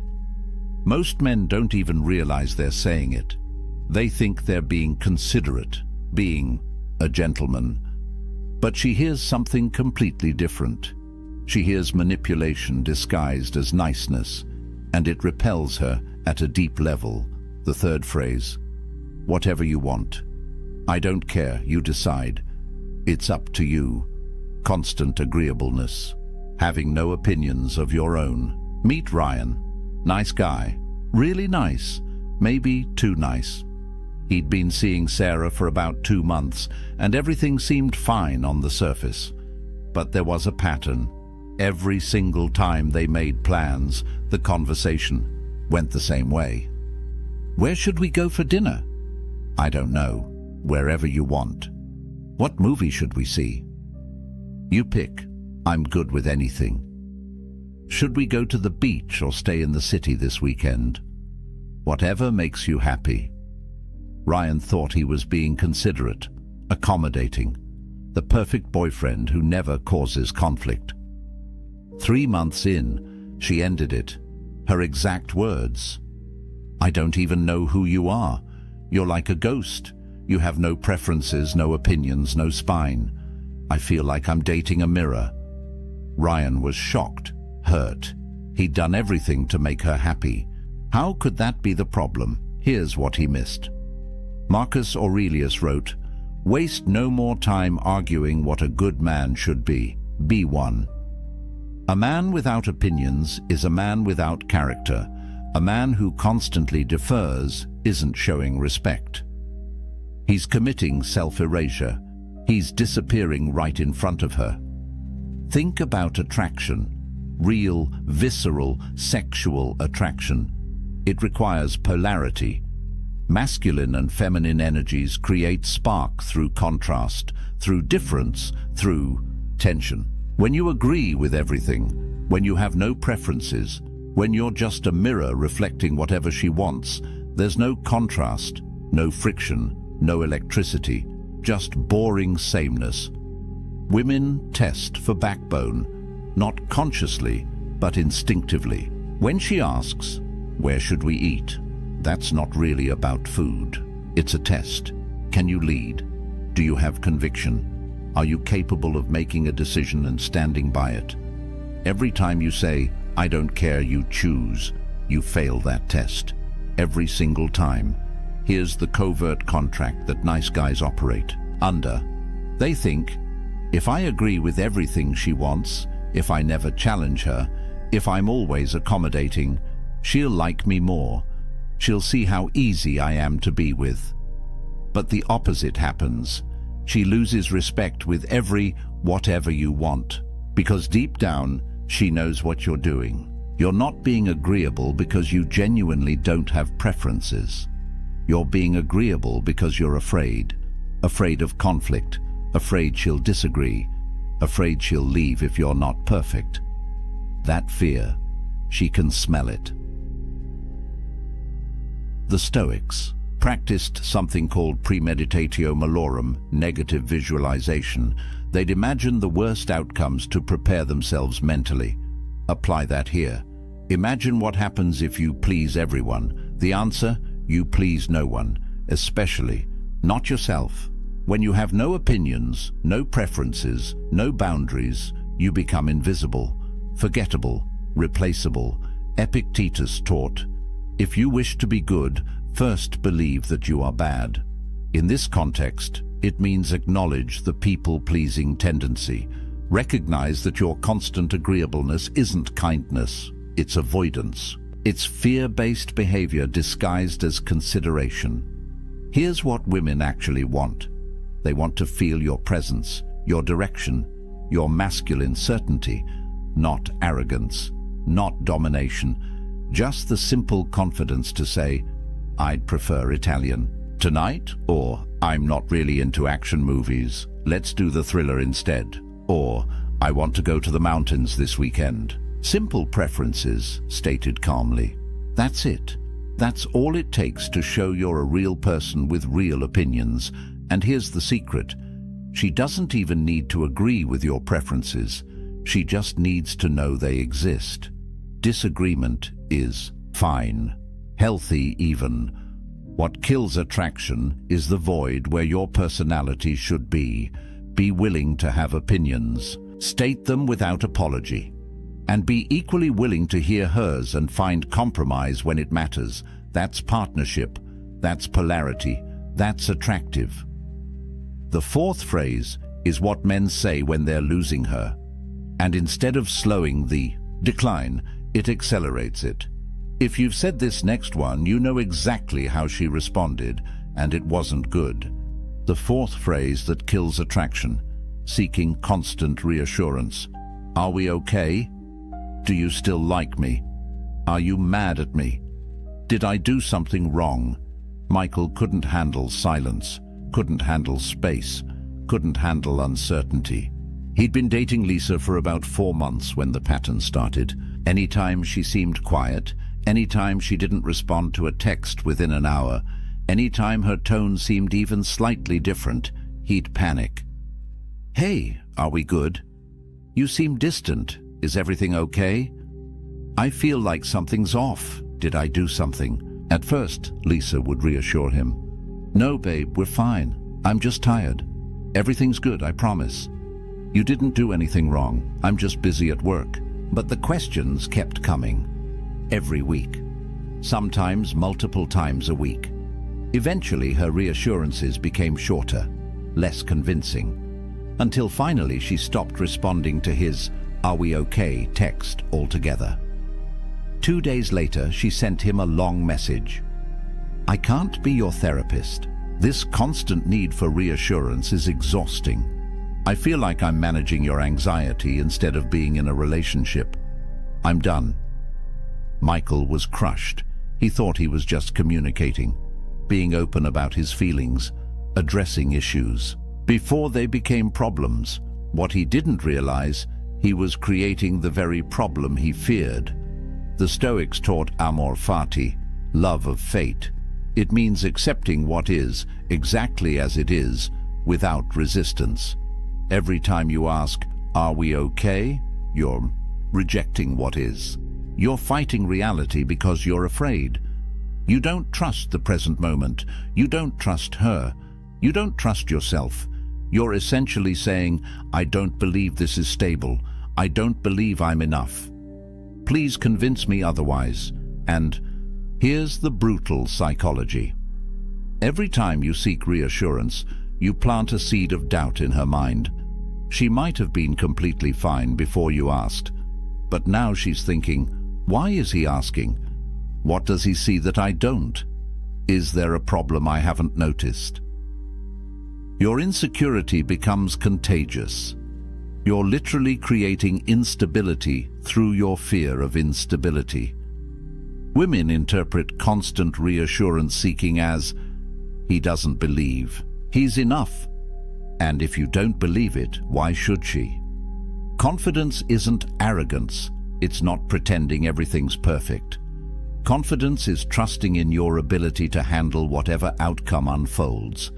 A confident man doesn't need constant validation because he knows something fundamental. If she leaves, he'll survive. He'll be okay. He'll rebuild. That certainty makes him unshakable, and that's deeply attractive. Marcus Aurelius wrote, "Today I escaped anxiety, or no, I discarded it because it was within me, in my own perceptions, not outside." Your need for reassurance isn't about her behavior. It's about your internal state, your anxiety, your fear of abandonment, your belief that you're not enough. That's your work to do, not hers to constantly soothe. Here's what happens when you keep seeking reassurance. You create a death spiral.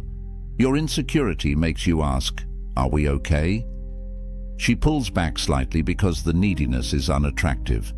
You notice her pulling back, which increases your insecurity, which makes you ask again. She pulls back more. You ask more, round and round until the relationship is dead. You kill it with the very behavior meant to save it. The Stoics practiced negative visualization. Imagine the worst outcome. She leaves. You're alone. Now really sit with that. Would you actually die? No. Would you be devastated? Probably. For a while. But would you survive? Yes. Would you eventually heal? Yes. Would you find someone else? Very likely. When you deeply internalize that you'd be okay, even in the worst-case scenario, you stop operating from fear. You stop needing constant reassurance. And that shift in energy changes everything. Stop asking if you're okay. Just be okay. With uncertainty, with silence, with not knowing exactly where you stand every single moment. That's confidence. That's strength. That's attractive. But nothing, and I mean nothing, kills attraction faster than the fifth phrase. This is the phrase of total desperation, the nuclear option that obliterates any remaining respect she had for you. If you're watching this because you're going through a breakup or she's pulling away, you've probably said this, or you're thinking about it. Don't. The fifth phrase. The one that destroys not just attraction, but your self-respect. Any form of begging. Please don't leave. Give me another chance. I'll change, I promise. I can't live without you. Just tell me what to do and I'll do it. This is the story of Tom. He'd been with Rachel for 8 months. Things had been rocky for a while. She'd been pulling away, becoming distant, less affectionate. He could feel her slipping through his fingers. One night, she sat him down and said the words he'd been dreading. I don't think this is working anymore. I think we should break up. Tom's world collapsed in that moment. Panic flooded his system. He couldn't let this happen. He couldn't lose her. So he begged. He grabbed her hands and pleaded, "Please, don't do this. I love you. I'll change. Whatever you need me to do, I'll do it. Just give me one more chance. Please."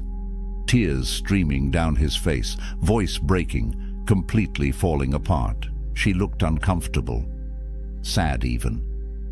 But her mind was made up. She left that night. Tom spent the next 3 days blowing up her phone. Long text messages about how much he loved her.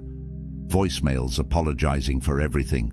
He showed up at her apartment with flowers, wrote her a letter promising he'd be different. He thought if he just showed her how much he cared, she'd come back. Instead, she blocked him on everything. Phone, social media, email, everything. And here's the truly painful part. He didn't just lose her, he lost himself. Every time he replayed those moments in his mind, begging, pleading, falling apart, he felt a deep sense of shame. He'd betrayed himself in the worst possible way. Epictetus taught, "No person is free who is not master of himself." When you beg, you become a slave to the outcome, a slave to her decision, a slave to your fear of being alone. You hand over every ounce of power you have, your dignity, your self-respect, your very identity, and you give it all to someone who's already decided they don't want it. Here's the brutal truth about begging. It confirms every single doubt she had about you. She left because she saw weakness. Maybe you were too needy. Maybe you lacked purpose. Maybe you'd become too comfortable, too dependent. Whatever the reason, something about you made her lose attraction. And when you beg, you prove she was right. You validate every concern she had. You show her in the most dramatic way possible that you are exactly the person she thought you were. Weak, desperate, unable to handle adversity with grace. Attraction requires respect. You cannot respect someone who doesn't respect themselves. the moment you fall to pieces, the moment you plead for her to stay, the moment you promise to change everything about yourself just to keep her, she cannot respect you. And without respect, there is no attraction. There never will be again. Here's what men don't understand about second chances. If you have to beg for her to stay, she's already gone. Mentally, emotionally, she's checked out. Her body might still be there, but her heart left weeks ago. Begging doesn't change her mind. It doesn't make her suddenly see your value. It cements her decision. It makes her even more certain she needs to leave. Marcus Aurelius wrote about loss. Loss is nothing else but change, and change is nature's delight. Everything in life is temporary. Relationships end. People leave. That's not a tragedy, that's nature. When you beg someone to stay, you're fighting against the natural flow of life. You're clinging to something that's already gone, and that clinging destroys you. Here's the most counterintuitive truth about breakups. The only possibility, and I mean the only possibility, that she might ever come back is if you walk away with dignity. Not as a strategy, not as reverse psychology, but as genuine self-respect. When you accept her decision with grace, when you say something like, "I'm sad, but I understand.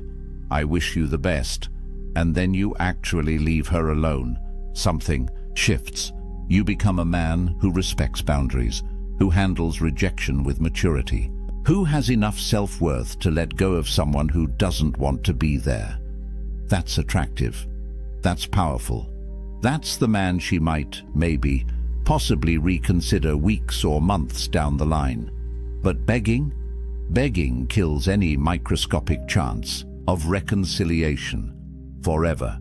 The Stoics had a practice called Pre-Socratic, mindfulness, attention to your values in every moment, especially difficult ones. When you're facing loss, when she's walking away, when everything in you wants to collapse and beg, that's when your character is tested.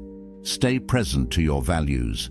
Your dignity matters more than any relationship. Your self-respect is not negotiable, not for her, not for anyone.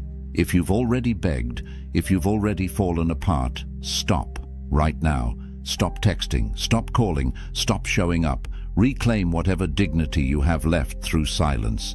Begin the hard work of rebuilding yourself, not for her, for you.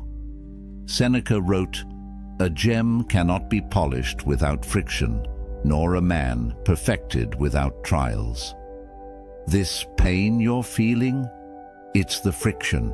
It's polishing you into someone stronger, someone who will never beg again, someone who understands that his value doesn't come from her staying, it comes from within.